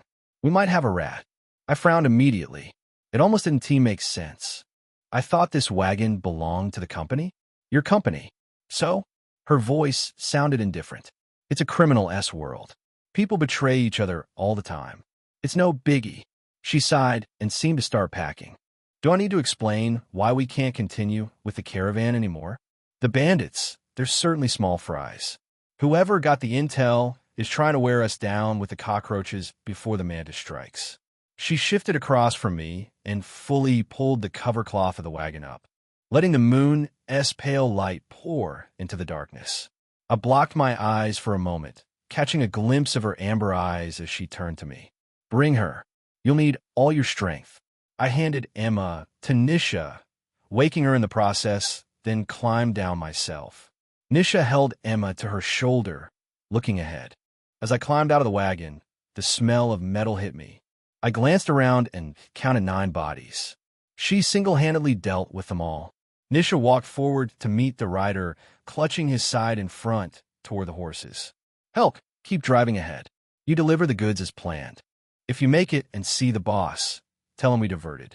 He nodded and climbed onto the wagon, beating the horses with a loud, high yap. They neighed and lunged forward. Nisha came back to where I was standing, and something occurred to me. Hey, I have a question. She looked at me with interest. Her face was beautifully carved, her brown skin and amber eyes almost glowing in the pale moonlight. She had long black hair and locks. Sure, go ahead. I hate to be right, and I believe I have one of the shittiest instincts. But what if whoever got the intel and sent the bandits expected us to send a decoy while continuing on foot? She shrugged. Then we'll just beat their ass. I turned to look at her, unbelieving. Yeah, sure. That is a great plan. No notes. Chapter 74. Fireside talks. We continued into the forest at a deliberate pace. Not too fast, not too slow. According to Nisha, our most dangerous enemies in the forest weren't going to be whoever was probably laying an ambush. It was the owners of the forest, the ones who knew it best. Night had fallen, so we didn't venture too deep. Instead, we pushed far enough from the main pathway and built a small fire against the cold. Nisha provided a thick blanket for Emma to sleep in, then handed one to me. Here, should keep you warm through the night. I took the rolled blanket from her hand and placed it at my feet, then went back to staring into the flames. She watched me for a while, the cantaloupe light dancing across her face, shadows shifting with each flicker. You're not going to sleep? I've slept enough. Don't be silly. You'll need all the strength you can get tomorrow. Sleep. I stared into the fire for a moment, pressing my lips together. How could anyone sleep in a situation like this, knowing that a beast could attack at any moment? Or worse, people watching us from the darkness, and we had no idea. Who knew how truly wide the church's influence reached? I will, I said. But before that, can I ask you some questions? She said nothing, but the go-ahead was clear in her eyes. What's the situation? She shrugged. The church has branded you a heretic, declared a bounty of 10,000 silver coins on your head. So everybody's working their ass off right now to collect. Since this only happened yesterday, it'll take time before news of your genocide reaches church headquarters. She paused, firelight gleaming in her dark eyes. Which is why we have to beat the clock. I asked tentatively, what happens then? She looked at me seriously. Then she chuckled, leaning back on both hands. Inquisitors. Inquisitors? I repeated, the word heavy with question. She looked up first, admiring the stars scattered across the night sky, then brought her gaze back down with a smile. They're the most righteous, most ruthless executioners the Eternal Light Church has ever created. Over 5,000 years of history as pure punishers of heresy. Her smile didn't reach her eyes. All they need to send is one. One Inquisitor is what it takes to hunt us down if we don't leave Etheirys within a week. Even with Tristan and Levi involved? She scoffed. Of course, everything changes with those two around. And the Church knows that too. Tristius, a thorn in their flesh. They've been trying to eliminate him for a while. But I don't know why they hesitate. I have no idea what that guy has over them. She shifted, adjusting her position. As for the boss, well, while the Church persistently hunts us, they also can't do without us. The righteous need sinners to be righteous. The good need bad to be good. That kind of thing. She studied my expression, reading whatever was written there. All these things together, they tie both Tristius and the boss's hands regarding how much they can personally interfere. That's why they sent you, I said slowly, and are cleaning our trails instead. She nodded. As much as the boss is helping you, we can't entirely jeopardize the company's profit. Not even for you. As far as things go, her voice hardened slightly. You made a very big mess. Everyone out to get you right now is doing it in righteous anger. She paused. And of course for the money. I gritted my teeth and stayed silent for a long moment. Finally, I managed, "Is it bad that I don't regret my actions?" She went quiet. Then a warm smile appeared on her striking face. Well, you should. Because when you do regret something but act anyway, when you're presented with a difficult decision and choose despite the cost, that's when you're truly beginning to live. My gaze fell to the lower flames, watching them consume the wood. Then what do I do with all this rage? Because it's still there, still burning. I don't know where to put it. Nisha chuckled a knowing sound. You'll need to reach that point. She exhaled, her voice rising slightly. All of us need definition. We need reasons. But they don't come out of the blue, Cade. They're birthed by the decisions we make, the things we feel, the goals we need to achieve. I've seen people become what they need to be to accomplish their goals. I don't blame them. Her tone shifted, carrying respect. On the contrary, I respect those who recognize and acknowledge their nature. Now she sounded irritated. Unlike the Church that lies to everyone, perpetrating vicious and terrible acts but daring to call themselves righteous. The most shameful thing is to be blind to your own nature. To lie to yourself. She shook her head, truly disgusted by them all. I nodded slowly. I see. She said a lot of things I don't fully understand. Philosophy was never my strong suit. But for now, I do hold on to the bottom line. I could go ahead and get angry. Destroy whatever I wish to destroy. In fact, I probably should, since that seemed to be the only way to reach that point where I have to make a decision that would define who I was. And when I made that decision, I have to own it completely. I didn't know what choice I'd make. Didn't know if I could own anything with my full chest. I was a shameless guy who never wanted any part of this thing called the seriousness of life. And yet, here I was having these talks. She looked at me, firelight making her eyes seem almost amber. Tomorrow will be a long day, Cade. I exhaled heavily. Can I at least summon my spirit? Her gaze tightened, sharpening.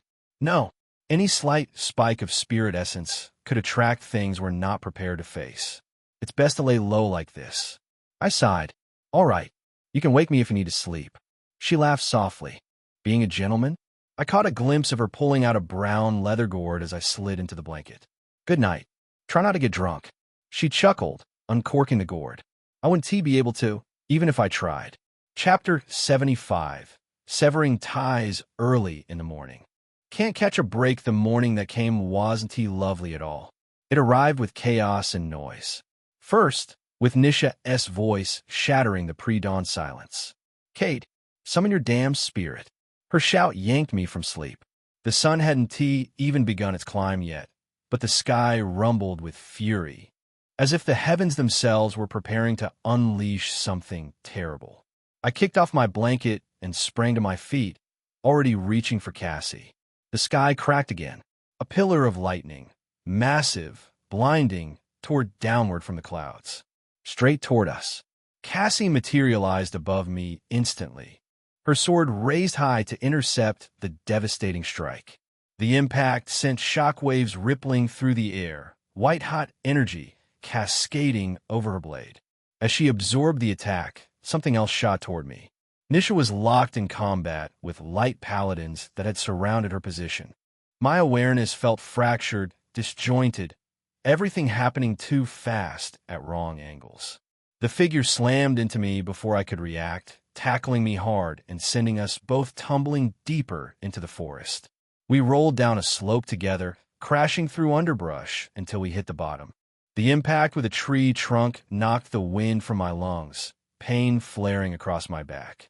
The person who tackled me was already standing, their form resolving in the growing dawnlight.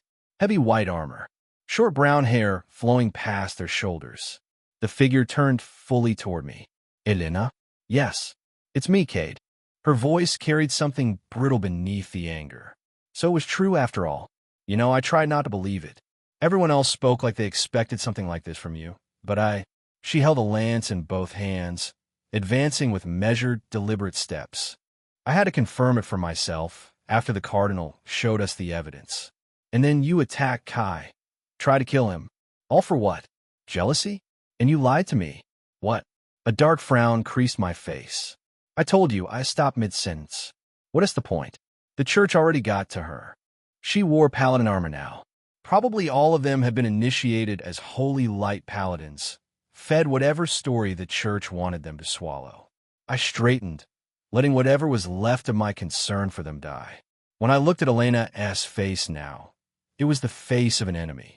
Nothing more. You're right, Elena. My voice came out flat. Cold. I killed those people. I burned them to death. Because they deserved it. I took a step forward. They watched an innocent person get burned alive, and all they felt was satisfaction. All they wanted was her agony, her pain. A laugh escaped me, soft at first, then edging toward something darker. You should have heard their screams, Elena. They were worse than any devil. You know, I'm starting to think mankind does a better job at being the devil than actual devils ever could, if those even exist to begin with. My daggers slid into my hands as I began circling her. Her face twisted with anger and grief as I spoke, emotions warring beneath the surface. Whether they're clergymen, politicians, beggars, we're all so damn good at it. I tilted my head slightly. You and T know, of course. Not until you tried it yourself. Another short, bitter laugh. Turns out killing was easier and less burdening than I thought it would be. She looked at me, then, with something that might have been pain, pity even, then she swallowed it. Her face went blank, stripped of emotion. That's right. Hate me. Don't go thinking there's something left here worth saving. You know, she said quietly, I actually believe the best in you. For a moment. Then she moved. No, she flew. Her feet left the ground, and she shot forward with terrifying speed, spinning midair before crashing both legs into me like a battering ram. I crossed my arms to block, but it barely mattered. Cold lightning damage surged through my guard as her strike connected, and I flew backward, tumbling through soil and vegetation. I rolled with the momentum and came up on my feet. She was already descending again. I released a wave of red aura, subverting the atmosphere around us. Emperor's presence should slow her down. She's lower level. It should hit her harder. The effect took hold immediately. My strength subtly increased. Her movements should have faltered, but she barely slowed at all. She gripped her lance and leaped, twisting her body mid-flight to bring the weapon down like a hammer. I shot left, dodging by inches. The ground shook. Soil exploded where her strike punched into the earth, the shockwave nearly canceling my balance. I righted myself and lunged forward with both daggers, throwing a kick at her lower leg, the only opening I could see. She faltered, balance disrupted. My elbow flew up and smashed into her temple. She immediately swung her lance at me, but the strike was sluggish from lack of momentum. I simply jumped back. A small smirk climbed onto my face. You shouldn't have forgotten your helmet at home. What? Were you trying to show off that pretty face? I paused. Actually, you're not even that pretty. I've seen way better-looking people out there. Her teeth ground together audibly. She shot at me again. I jumped back to dodge. However, she didn't land. It was subtle, strange. Her legs levitated, and she twisted through the air multiple times as if the wind itself had seized her, spinning her like a top. Her lance lashed out with brutal speed. I raised my dagger to block, but the impact was monstrous. My dagger was smacked from my hand, the lance tearing through my knuckles in the same motion. Blood sprayed. Elena unfurled from her spin and landed gracefully while I staggered backward, wide open. "Cade Marlowe," she said, her voice ringing with finality. "This is your judgment." She shot toward me with murderous intent radiating from every movement, enough to send ice down my spine. But in that moment, a nasty smile spread across my face. It's done. With this, I had no more ties to these people. No more anchors. No more pretending. My grin widened in that fraction of a second as she lunged toward my defenseless position, lance poised for a killing thrust. "Get out of my face, Elena." White flames ignited between us. Chapter 76. I'm very unsatisfied with these results. Her eyes widened as she saw the flames. Immediately, she lunged back. I stood there, the white flames surrounding me in a circle, their heat pressing against my skin like a second heartbeat. Her expression was priceless.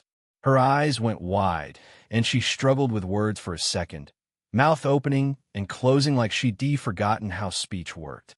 "I thought Cassie was combat-based. You lied to us." I shrugged. Did I? Did I not? Her gaze darkened into a frown. You are no F rank."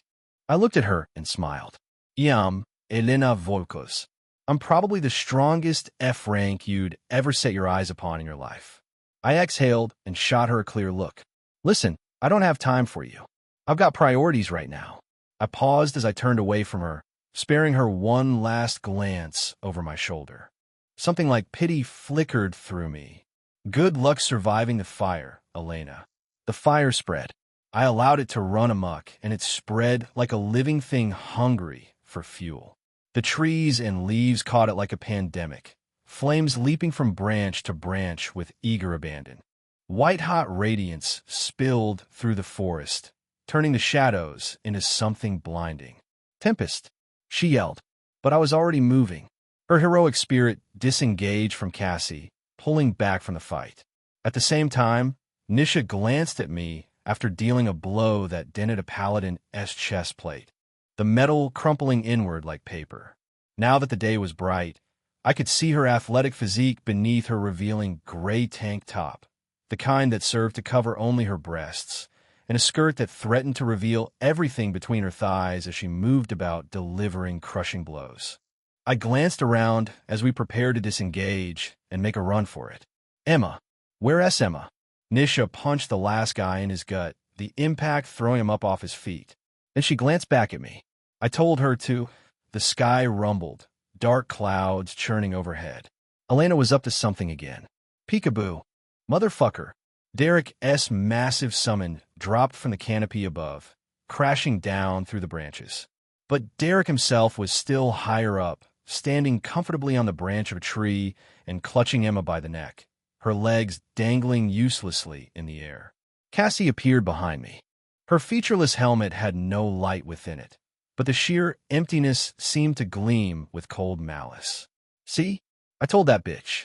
Derek's voice rang out, smug and satisfied. "You're nothing but a cold-blooded killer. It's in your blood. I just knew something was off with you, even going ahead to try and kill Kai. You must be been very ambitious, you bastard." I stared up at him, jaw tight with barely contained fury. "Surrender yourself," he said, "and I will consider letting the little girl go." Nisha was standing close to me, watching my face carefully. I didn't know how she'd done it, but she had rendered 5 light paladins unable to move, all of them groaning in heaps on the forest floor. "Cade," her voice came out low. I sighed and pointed one hand toward Derek. "You must think I'm a fool." A white chain shot out from my back, streaking toward him like a striking serpent. But the bastard was fast on his feet. Just as the chain lashed against the branch he was standing on, splintering the wood, he leaped away with Emma still in his grip, landing somewhere deeper in the burning canopy. Simultaneously, his summon lunged forward and Cassie countered it. She held the thing off with one hand pressing against its massive helmeted head as it advanced, stony boots scraping furrows in the dirt. She raised her knee and smashed it into the summon S torso, but the creature didn't budge. If anything, the strike seemed to have been absorbed. "Cade, listen."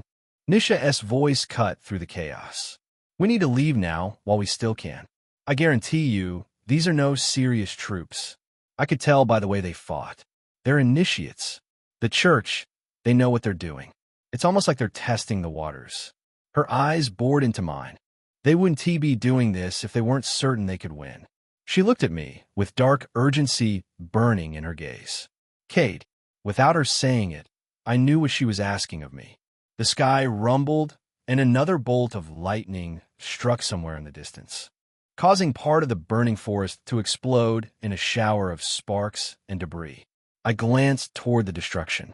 TCH, they can't just stay still, can they? It didn't feel right to abandon Emma. I didn't want to, but Derek, he was playing a game.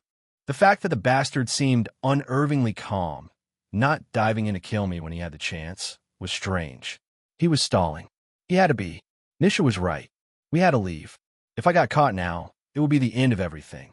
I clenched my fist and glared up at Derek, who was holding Emma S' neck like she was a broken doll he'd found discarded in an alley. The poor girl was groaning, trying desperately to speak, her legs kicking uselessly against empty air. But that bastard didn't even spare her a glance. He was watching me, waiting to see what I'd do. "Derek, we will meet again. And when we do, I promise you a slow, agonizing death." There was no need for me to say it aloud. With the roar of the burning trees and the distance between us, he wouldn't have heard me anyway. "Let us go." I clenched my fist until my nails bit into my palm, gritting my teeth against the pain that had nothing to do with my body. I glanced at Emma one more time. I could hear her struggling groan, her voice fighting to break free, and Derek laughing, that smug, satisfied laugh that made me want to tear his throat out. "You bastard." He was still laughing, delighted by what he was seeing. "You really are going to abandon her? Wow. You're more fucked up than I thought." I did not glance back. Pain lanced through my chest as I ran, each step carrying me further away. Cassie dealt Derek S' summon a powerful roundhouse kick that sent the thing flying backward through the trees, buying us time. I kept running. The smoke stung my eyes. At least, that's what I told myself as moisture blurred my vision. I wiped my nose with the back of my hand and kept moving, kept pushing forward, without looking back. Too ashamed and hateful of myself to look back, I continued running. Chapter 77. Rest now while you can. Nobody knows tomorrow. As we ran through the forest, I spread the white flames behind us, burning every path that allowed them to pursue. The fire trapped them in walls of pale light, their only way out being to go back the way they came. She grabbed my hand, and we didn't stop running until we were sure we covered a reasonable distance. Then we finally came to a stop. Nisha and I walked down a slope and reached a flowing stream. The first thing she did was bend down, scoop water with her gourd, and drink deeply. Then she splashed some across her face, washing away the sweat and grime. I stood there, looking around with a dark and hopeless expression in my eyes. The day was brighter now. Birds chirped in the branches above. Trees with green leaves stretched toward the sky, and colorful fruits dotted the downhill slopes. The trees that bore them were short and wide, their branches heavy with the weight. It should have been peaceful. It wasn't. She glanced at me. "You're not going to drink?" she asked, passing a gourd full of water to me. I collected the gourd from her hand and studied it with a distracted look. "Cade." My mind came back, and I raised the gourd to my mouth, drinking a mouthful of water and letting out a deep, relieved exhale after all that running. We'd been going for 2 hours at least. "What do we do now?" I asked her. She was bending down, staring into the clear water at her own reflection. Now we rest." "Rest? How can we rest in such a situation?" She stood and straightened, rolling her shoulders. Relax, Kate. Right now, we already have a way out. All we need is strength. She smiled as she said it. Looks like she has a plan. At least the look on her face told me so. But rest, though. She sighed. Look, it's going to be a long ride out of here. You can't get tired on the way because there'll be no stopping until we're at Ms. Hard. So you need all your rest, okay? Take it now while I'm giving it to you. It'll be scarce soon. I sighed, agreeing with the breath. But then I held her gaze again. What? What if we encounter them in Ms. Hard? I mean, they caught up to us this early. What has to say they aren't already there? Ms. Hard is dominated by the Iron Covenant. Iron Covenant? I asked, clearly confused. She looked at me, and her face widened in realization. Of course you don't know. She placed her arms akimbo and turned to face me fully. There are 6 religions in Eildrim. The Radiant Faith, the Eternal Light Church, is just the dominant and most powerful one. It doesn't mean the other religions don't pose threats to them or other people. It's just that here in the Central Continent, which is the second largest continent of Eildrim, the Radiant Faith already consumes 90%. The remaining 10% is shared by other religions. You'll find it like that in other continents too. I see. I paused for a moment, a thought forming. So, I can simply run to another continent and they stop chasing me? She laughed. I wish it were that easy, honestly. The Eternal Light Church is in every continent. Even with the protection of other religions, it'll be hard if they consider you their priority. These religions, they don't play around when it comes to heresy. And on top of that, you kill people. It's going to be hard for any other religion to protect you. I smiled. I see. That's so relieving. It's so relieving to know there's no way out of this for me. It's exciting. She examined my face with a worried expression for a few moments, then moved forward. Let us cross. I see a cave down there. We should rest for 3 hours and then leave. We need to touch Ms. Hard's grass by dawn. She walked forward. My eyes followed her as she did, tracing down to her rear. I try not to think about what I was seeing. The smooth brown skin, the curve of her lower back, and the Venus dimples there. The way her modestly sized ass moved with every step. Guy, I really couldn't help it. Even in such a situation, with rage and sadness mixing together, I found horniness entering the mess and making it even worse. The feelings worked despicably together to create a yearning in me. The urge to close myself in someone else's arms, weep against their chest, and luckily find myself between their thighs too. My shamelessness truly knew no bounds. I didn't think anything would take it away from me. These were intrusive thoughts, of course, but they were things I could do if given the chance. So yes, I'm shameless. It was at least reassuring to know that I hadn't lost that side of me to grief and rage. We crossed the stream.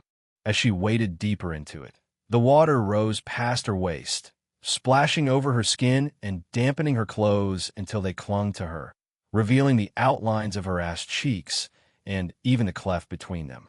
Each droplet traced along her skin like it was mocking me. I found myself rising with an urge that burned in my chest, something that was becoming difficult to contain. We crossed and entered a cave, an old collapsed mine from the look of it. We sat down inside, leaning against the moist wall. It wasn't until then that I felt the wave of tiredness hit me. My breath came out heavy and ragged, and I silently thanked my stars that I decided to just listen to Nisha. She sat beside me, leaning back too. Her breathing was freer, no exhaustion in it. It made me wonder, you must have done things like this a lot. Rescue people? No, not my strong suit. She paused. Survive? Too many times. I've lost count. Chapter 78.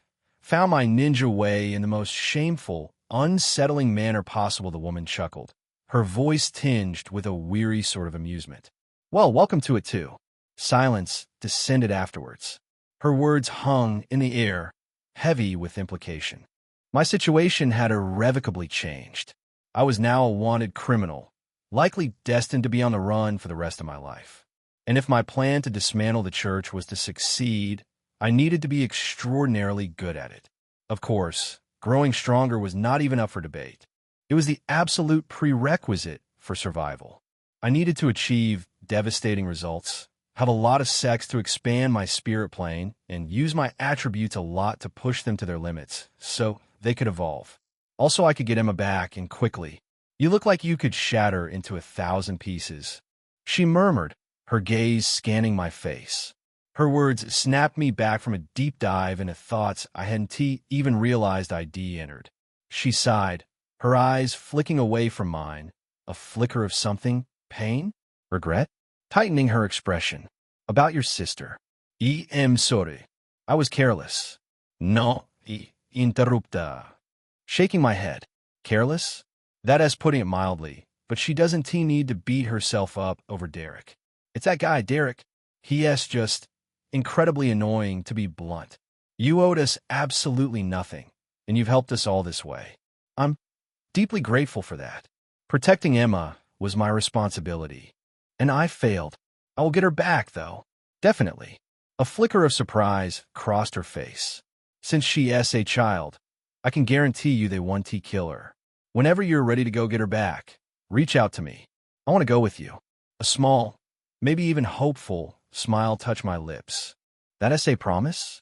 Of course it is. Her own smile was suddenly broad and hearty. Come here. She pulled me into a tight hug, her chest pressing firmly against mine for a moment. The embrace lingered, longer than a simple friendly gesture, a shared moment of quiet defiance and mutual understanding. Then, as if waking from a trance, we pulled away. Our eyes met, locking for a breathless, tense instant. My gaze, drawn by an unseen force, slowly lowered to her lips, full, lush, and emphasizing her beauty in a striking way. My head tilted, my attention wholly captivated by them. Our breaths grew shallow, catching in our throats. My hand moved, tentatively at first, and then, as my lips found hers in a soft, searching kiss, my hand gently cupped her neck. Her lips parted in response, yielding, welcoming. The kiss deepened, a surge of slick, moist pleasure flooding my senses. My body reacted, a strange mix of rage and raw, burgeoning pleasure driving me forward. The taste of her mouth, a complex blend of grime, sweat, and something uniquely her own, was intoxicating. My fingers tightened on her neck, urging more force into the kiss, and her lips responded in kind, pressing back with equal fervor. The intensity escalated. She parted my jaw, drawing me closer, her tongue a daring intruder in my mouth, exploring its depths with a practiced, disquieting skill, like a lone canoe navigating a midnight storm. Her kissing style was devastating, a primal force that ignited a reckless impulse to pin her against the wall. God, where did that thought come from? It was a peculiar sensation, this raw power she wielded, this unsettling flow that coursed through me. And I gave myself over to it. My hands found her waist, pulling her closer until her body settled against my legs. We broke the kiss, but her gaze, those piercing amber eyes, remained fixed on me, fueling a burgeoning fire within me as she crossed her legs, settling herself more firmly onto my thighs. Her muscled arms wrapped around my neck as she leaned in, kissing me deeply once more. My hands traced the curve of her waist, then moved to her back, a possessive caress. Moments like these, they made me wish for the ability to use Summoner-S touch on normal people, too, to amplify this pleasure, to make her feel 10 times what she was experiencing. It would be such an easy win, a direct path to total dominance, much like I demanaged with Lyra. The thought of Lyra, however, brought a sharp pang of guilt.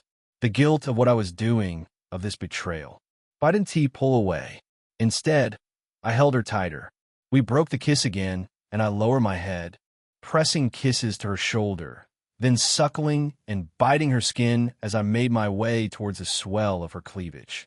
Lyra, even if Lyra were alive, I would still do this.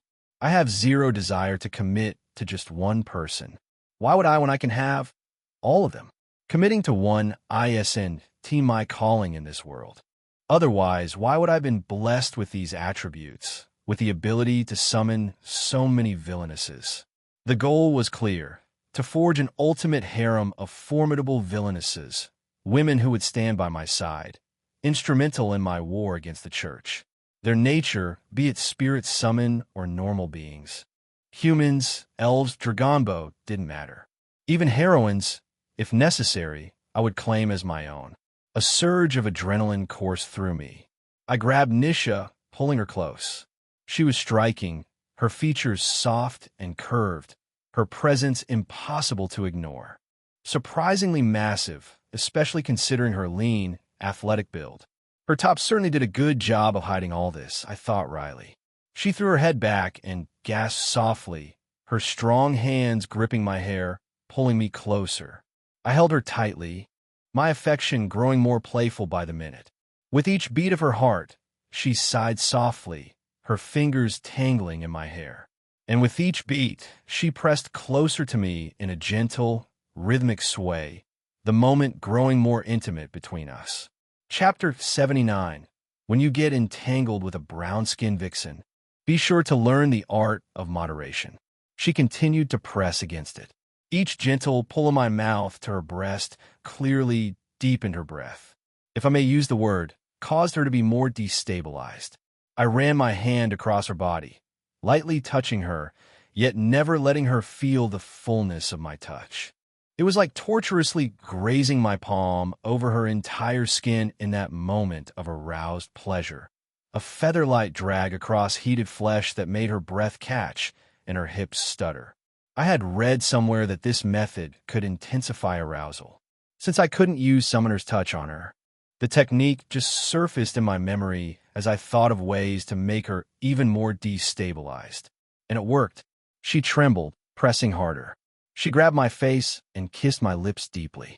I held her close, the moment charged with intensity, as we stood together in the quiet aftermath. She trembled visibly, breaking away from the kiss to let out a helpless moan. There was something fascinating about her, the way she was so helpless in my hands. I suspected she was most likely someone with high libido. The manner in which she behaved had almost made me think maybe Summoner S touch was working after all. Everything seemingly came too easy, as if she was expecting it. With Lyra, there had been a goal, but it was like Nisha had a goal. Maybe she did. Pure pleasure. She was starved, and all the stress so far had just built up to this perfect moment. Hence it was not about me. It could have been anybody. Of course, now I'm about to make it about me. I will be with her so completely and make sure she craves only me from this moment forward. Let her remember exactly who made her feel this way. She leaned into my ear, breathless and intensely passionate. "Don't stop," she said, her voice hoarse. "Please don't stop." It came again, and I almost lost my senses. I pulled her closer, letting the moment carry us both. She gasped as she felt something pressing against her, her mouth widening. She raised herself up slightly and slowly, with widening eyes and an even more pained moan, lowered herself, letting it slowly settle against her. She clenched her eyes and folded her lips in, frantically beating on my shoulder as she gasped and her body tightened around me. I moved, and she immediately threw her head back, letting out a satisfied sigh mid-sentence. Her expression was relaxed, her eyes closed as she leaned on me, wrapping her arms around my neck as she slowly swayed. Back and forth, moving in a gentle rhythm. Her pace quickened. Now, she just placed her hands on my shoulders. Our eyes met, charged with intense emotion. She moved above me, letting out a sound that was somewhere between a laugh and a delighted cry as she kept going. I closed my eyes and focused on the moment, and the moment intensified for even me. My senses sharpened as she moved, every motion driving forward. I could feel it, and focusing on that feeling, aho fu, her lips trembled as her legs did the same. She was strong. She punched into the wall, sending cracks, spiderwebbing through the stone. Her forehead pressed against mine, and she held my hair tightly with her other hand, leaning into me and trembling from an overwhelming emotion. Fu! Her breath came out ragged, her voice barely making it through. "Whatever it is you did just now, do it again. Do it." Interesting. Somehow, I had discovered that by focusing my senses during the moment, I could increase the intensity, making the pleasure last longer than it usually would with every movement. Something to file away for future reference. It seemed like it had worked perfectly. I did it again, more focused this time because it required an incredible amount of concentration. She punched the wall again, throwing her head back and moaning loudly. "Oh, see, what the—" "Keep doing that," she said as she kept moving with intensity, producing sounds that had probably been echoing in the cave long before I noticed it. It continued. Her legs shook like they had a rhythm of their own, and she kept moving despite the intensity. She was sweating. I was too. Our sweat mingled in the humid warmth of the cave. Her moans echoed and bounced off the stone walls, and they were getting louder, more frequent now, building up. In that moment, though, a massive tremor rang across the entire cave. My eyes immediately went wide. Something was wrong. There was no way her punch would have caused a tremor like that. But Nisha, she was gone, lost in it. She kept slamming her body against my thighs. "Nisha, something." She grabbed me all over and buried my face in her chest, making noise. "Shut up. Just a little more. Just a lee." She kept going with full force. "Screech, Nisha." My voice was muffled against her chest as I tried to speak about that cold, screeching sound from outside. She refused. And at this point, I just knew I had to tear her off myself and slap her back to reality because I was not going to die like this. This is not a helpless situation, and you're certainly not Cassie. I rested my hands on the wall, standing up and lifting her weight with me. But she clung to me like a snake, arms wrapped tight as she continued her erratic movement. As I straightened, I felt a sudden pressure building, and in that moment, her body began to shake. Her legs shook way harder than they had earlier. They were vibrating at an astounding frequency. She tightened her arms around me, clenching hard as her pupils completely disappeared, and she continued to spasm, even as I stood. Simultaneously, the powerful sound of something beating against the air got closer, and a massive silvery leg belonging to a beast that couldn't have been anything short of 10 feet tall landed on the ground with a soft tremor.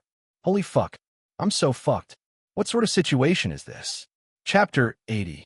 Pretty Boy Templar. As the large bestial feet landed, the cave went dead silent. Nisha was still on me, her spasms finally calming, and I pulled her away as gently as I could manage. I managed barely. Her weight won out, and she slipped from my grip to hit the ground with a soft thud. The beast's legs shifted outside, and I gritted my teeth in immediate regret. The sound had been small, but in this silence, it might as well have been a thunderclap. She lay there, looking half dead, half alive. Her legs were shamelessly spread apart, her body drenched and glistening with sweat. She was either still conscious or too exhausted to care about her state right now. Either way, I removed my cloak and covered her with it. I turned to the entrance of the cave.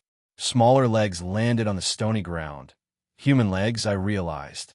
They paused, turned for a few seconds, and then the feet redirected toward the cave, then began to approach. I summoned Cassie at the same time, the familiar weight of her presence settling beside me like cold comfort. As they bent and entered the cave, I was standing with Cassie at my side. The moment the person stepped inside, he stopped and looked at me through the darkness. I could see him clearly enough. The shadows weren't so deep, with late morning light still filtering in from outside. This guy, everything about him was screaming Chosen One. He looked to be in his mid-20s, with ethereal, almost too beautiful features.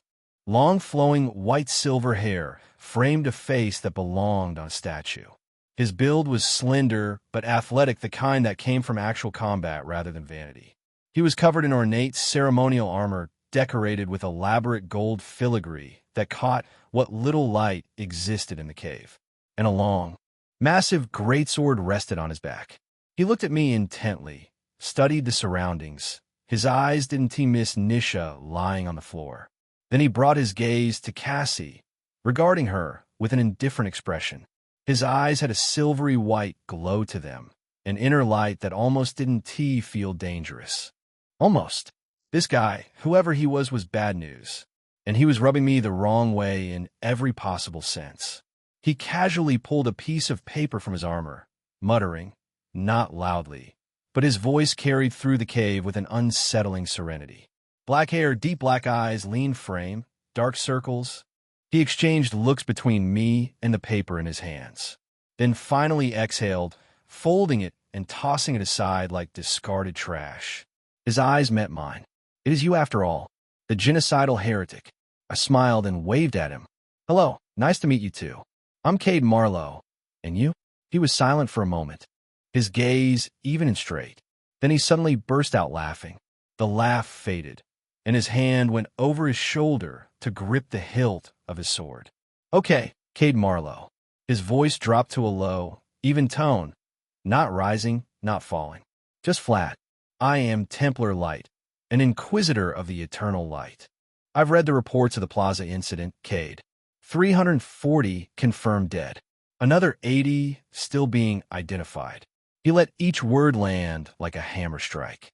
Women, merchants, children who had no idea what was happening. You did that. His words resonated deeply with me for a second, longer than I wanted them to. Even I didn't know I had caused so much damage. The number formed a bitter taste in my mouth, thick and acrid on my tongue. 340. 80 more. Children. But I swallowed that bitter taste. The weight of my sin, I would carry it. I would suffer it, but not at the hands of these bastards. Not from the same church that had hunted me after bringing me into this world, killed people, and condemned them as heretics to probably suit their own agenda. They didn't get to judge me. Not them. What? I let mock surprise color my voice. Certainly, I didn't expect the numbers to be so little. Guess I slacked for a minute, huh? His face went cold, and he drew his sword with a chilling metallic ring that echoed through the cave. The greatsword came fully out, massive, gleaming, and he held it over his head, angled to one side with practiced ease. Cassie was summoning her own greatsword in response, the dark metal manifesting in her grip. Thank goodness, she's not refusing to interfere this time, because he's human. Somehow, it seemed Cassie also recognized the weight of this situation. The threat this pretty boy actually posed. Just when I thought everything was going to go smoothly, my beautiful villainess buried her sword into the ground with a decisive thunk and cracked her knuckles against each other. Of course, I was stupid to think otherwise for even a second. Templar Light looked at her with a slightly tilted head, his expression unchanged. Then he turned to me. You will be making a very stupid mistake, Cade. I know, motherfucker. Left to me, I want her to slice you in half as soon as possible. But her ego is bigger than this entire planet, and apparently she needs to prove something right now. I smirked back at him instead. Had to act like I was in control of this whole thing. Like I planned for Cassie to go bare knuckle against an inquisitor with a giant sword. Stupid mistake? I shook my head slowly. You're the one making a stupid mistake, thinking you can actually fight my summon just because I'm F rank. Silence stretched through the cave. Templar Light studied me and my summon, his expression carrying nothing. No emotion, no regard, no dismissal. Just that flat, assessing stare. The next moment, he exploded forward. Wind burst from where he stood, and his figure became a blur tearing through the distance between us. It caught me completely off guard. There was no way I would have ever been able to respond in time. But Cassie could. She shot forward to meet him. I didn't know how she read the exact moment he moved, but when he did, she did too. But she stopped midway and stepped aside at the last instant, letting his momentum carry him past her. In that moment, the Templar's eyes widened as he sailed by. But she didn't let him finish passing. Her arm anchored and slammed in his gut. Not a punch, but something more brutal. Her forearm caught him like a clothesline, using his own speed against him to stop his charge and redirect all that force backward in one uninterrupted motion. He flew back through the air and crashed through the stalactites hanging from the cave ceiling. Stones shattered around him as he smashed into the entrance, breaking apart the upper portion of the opening and tumbling outside in a cascade of rubble. Yes, good one, Cassie.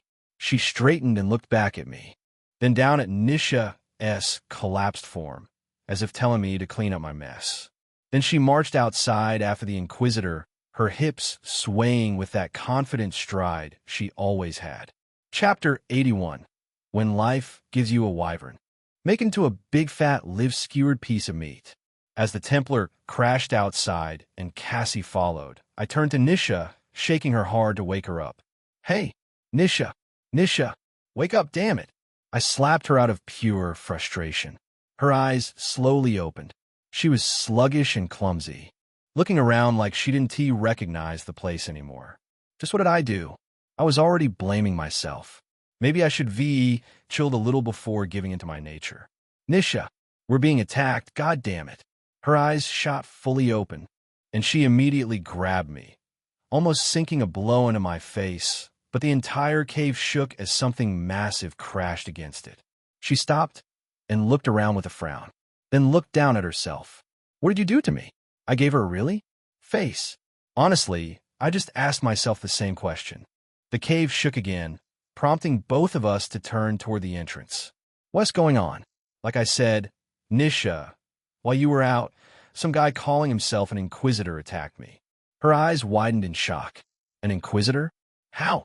I looked at her with a small frown and shrugged. "How should I know? Dude just popped out of the sky." Nisha looked disturbed, still stunned. "An Inquisitor shouldn't have gotten to us this early. There's no way. Something is wrong. Whatever it is, we have to survive first." I turned back toward the cave entrance. With another vibration, stalactites hanging above came loose and shattered on the ground. A section of the cave entrance trembled, and realization hit me. "Hey, Nisha, I think that bastard is trying to collapse the cave on us. We have to move." I was already moving as I said it. She stood up and grabbed my coat, quickly tearing a chunk off and wrapping it over her chest like an improvised tank top, not minding the disaster unfolding around us, before sprinting after me. As I ran out of the cave, the full scope of what was happening hit me, and my mouth fell open. First was the creature that had apparently been striking the cave with one of its massive feet. The thing was easily 30 meters from snout to tail tip. Its body was serpentine and lean, built like a living javelin designed for aerial murder. 4 wings arranged in offset pairs, the primary set spanning nearly 50 meters, while the secondary pair stretched close to 30. The coloration shifted depending on the angle, pale white with ice blue veining threading through its wing membranes like frozen rivers. Black accents marked its wingtips and claws, the color of deep frostbite. The creature had anchored its wings against the ground and was stomping the edge of the cave like a gangster curb-stomping some helpless guy who curled into a ball. Godforsaken, on another side, already fighting their way toward the river, Cassie and the Templar, Light, were exchanging strikes. Actually exchanging strikes. Even though she was using her bare fists, dodging and guiding the devastating arcs of his greatsword away as if riding some invisible current, it was still genuinely impressive that this guy Light was holding his own. He was even blocking her hand strikes with the flat of his blade, though each impact generated shockwaves that knocked him stumbling backward. I'll be damned. He is actually keeping up with her. But I had my own problem to deal with. As I fully emerged, I got a clear look at the creature. I knew this one. I'd seen it too many times in fantasy books and movies not to recognize it. Hello, motherfucking wyvern. This wasn't Game of Thrones, though. Neither was it House of the Dragon. Really, House of the Dragon should be renamed House of the Wyvern, but then again, not like my opinion mattered anymore, considering I was now in another world entirely. The wyvern turned its head slowly.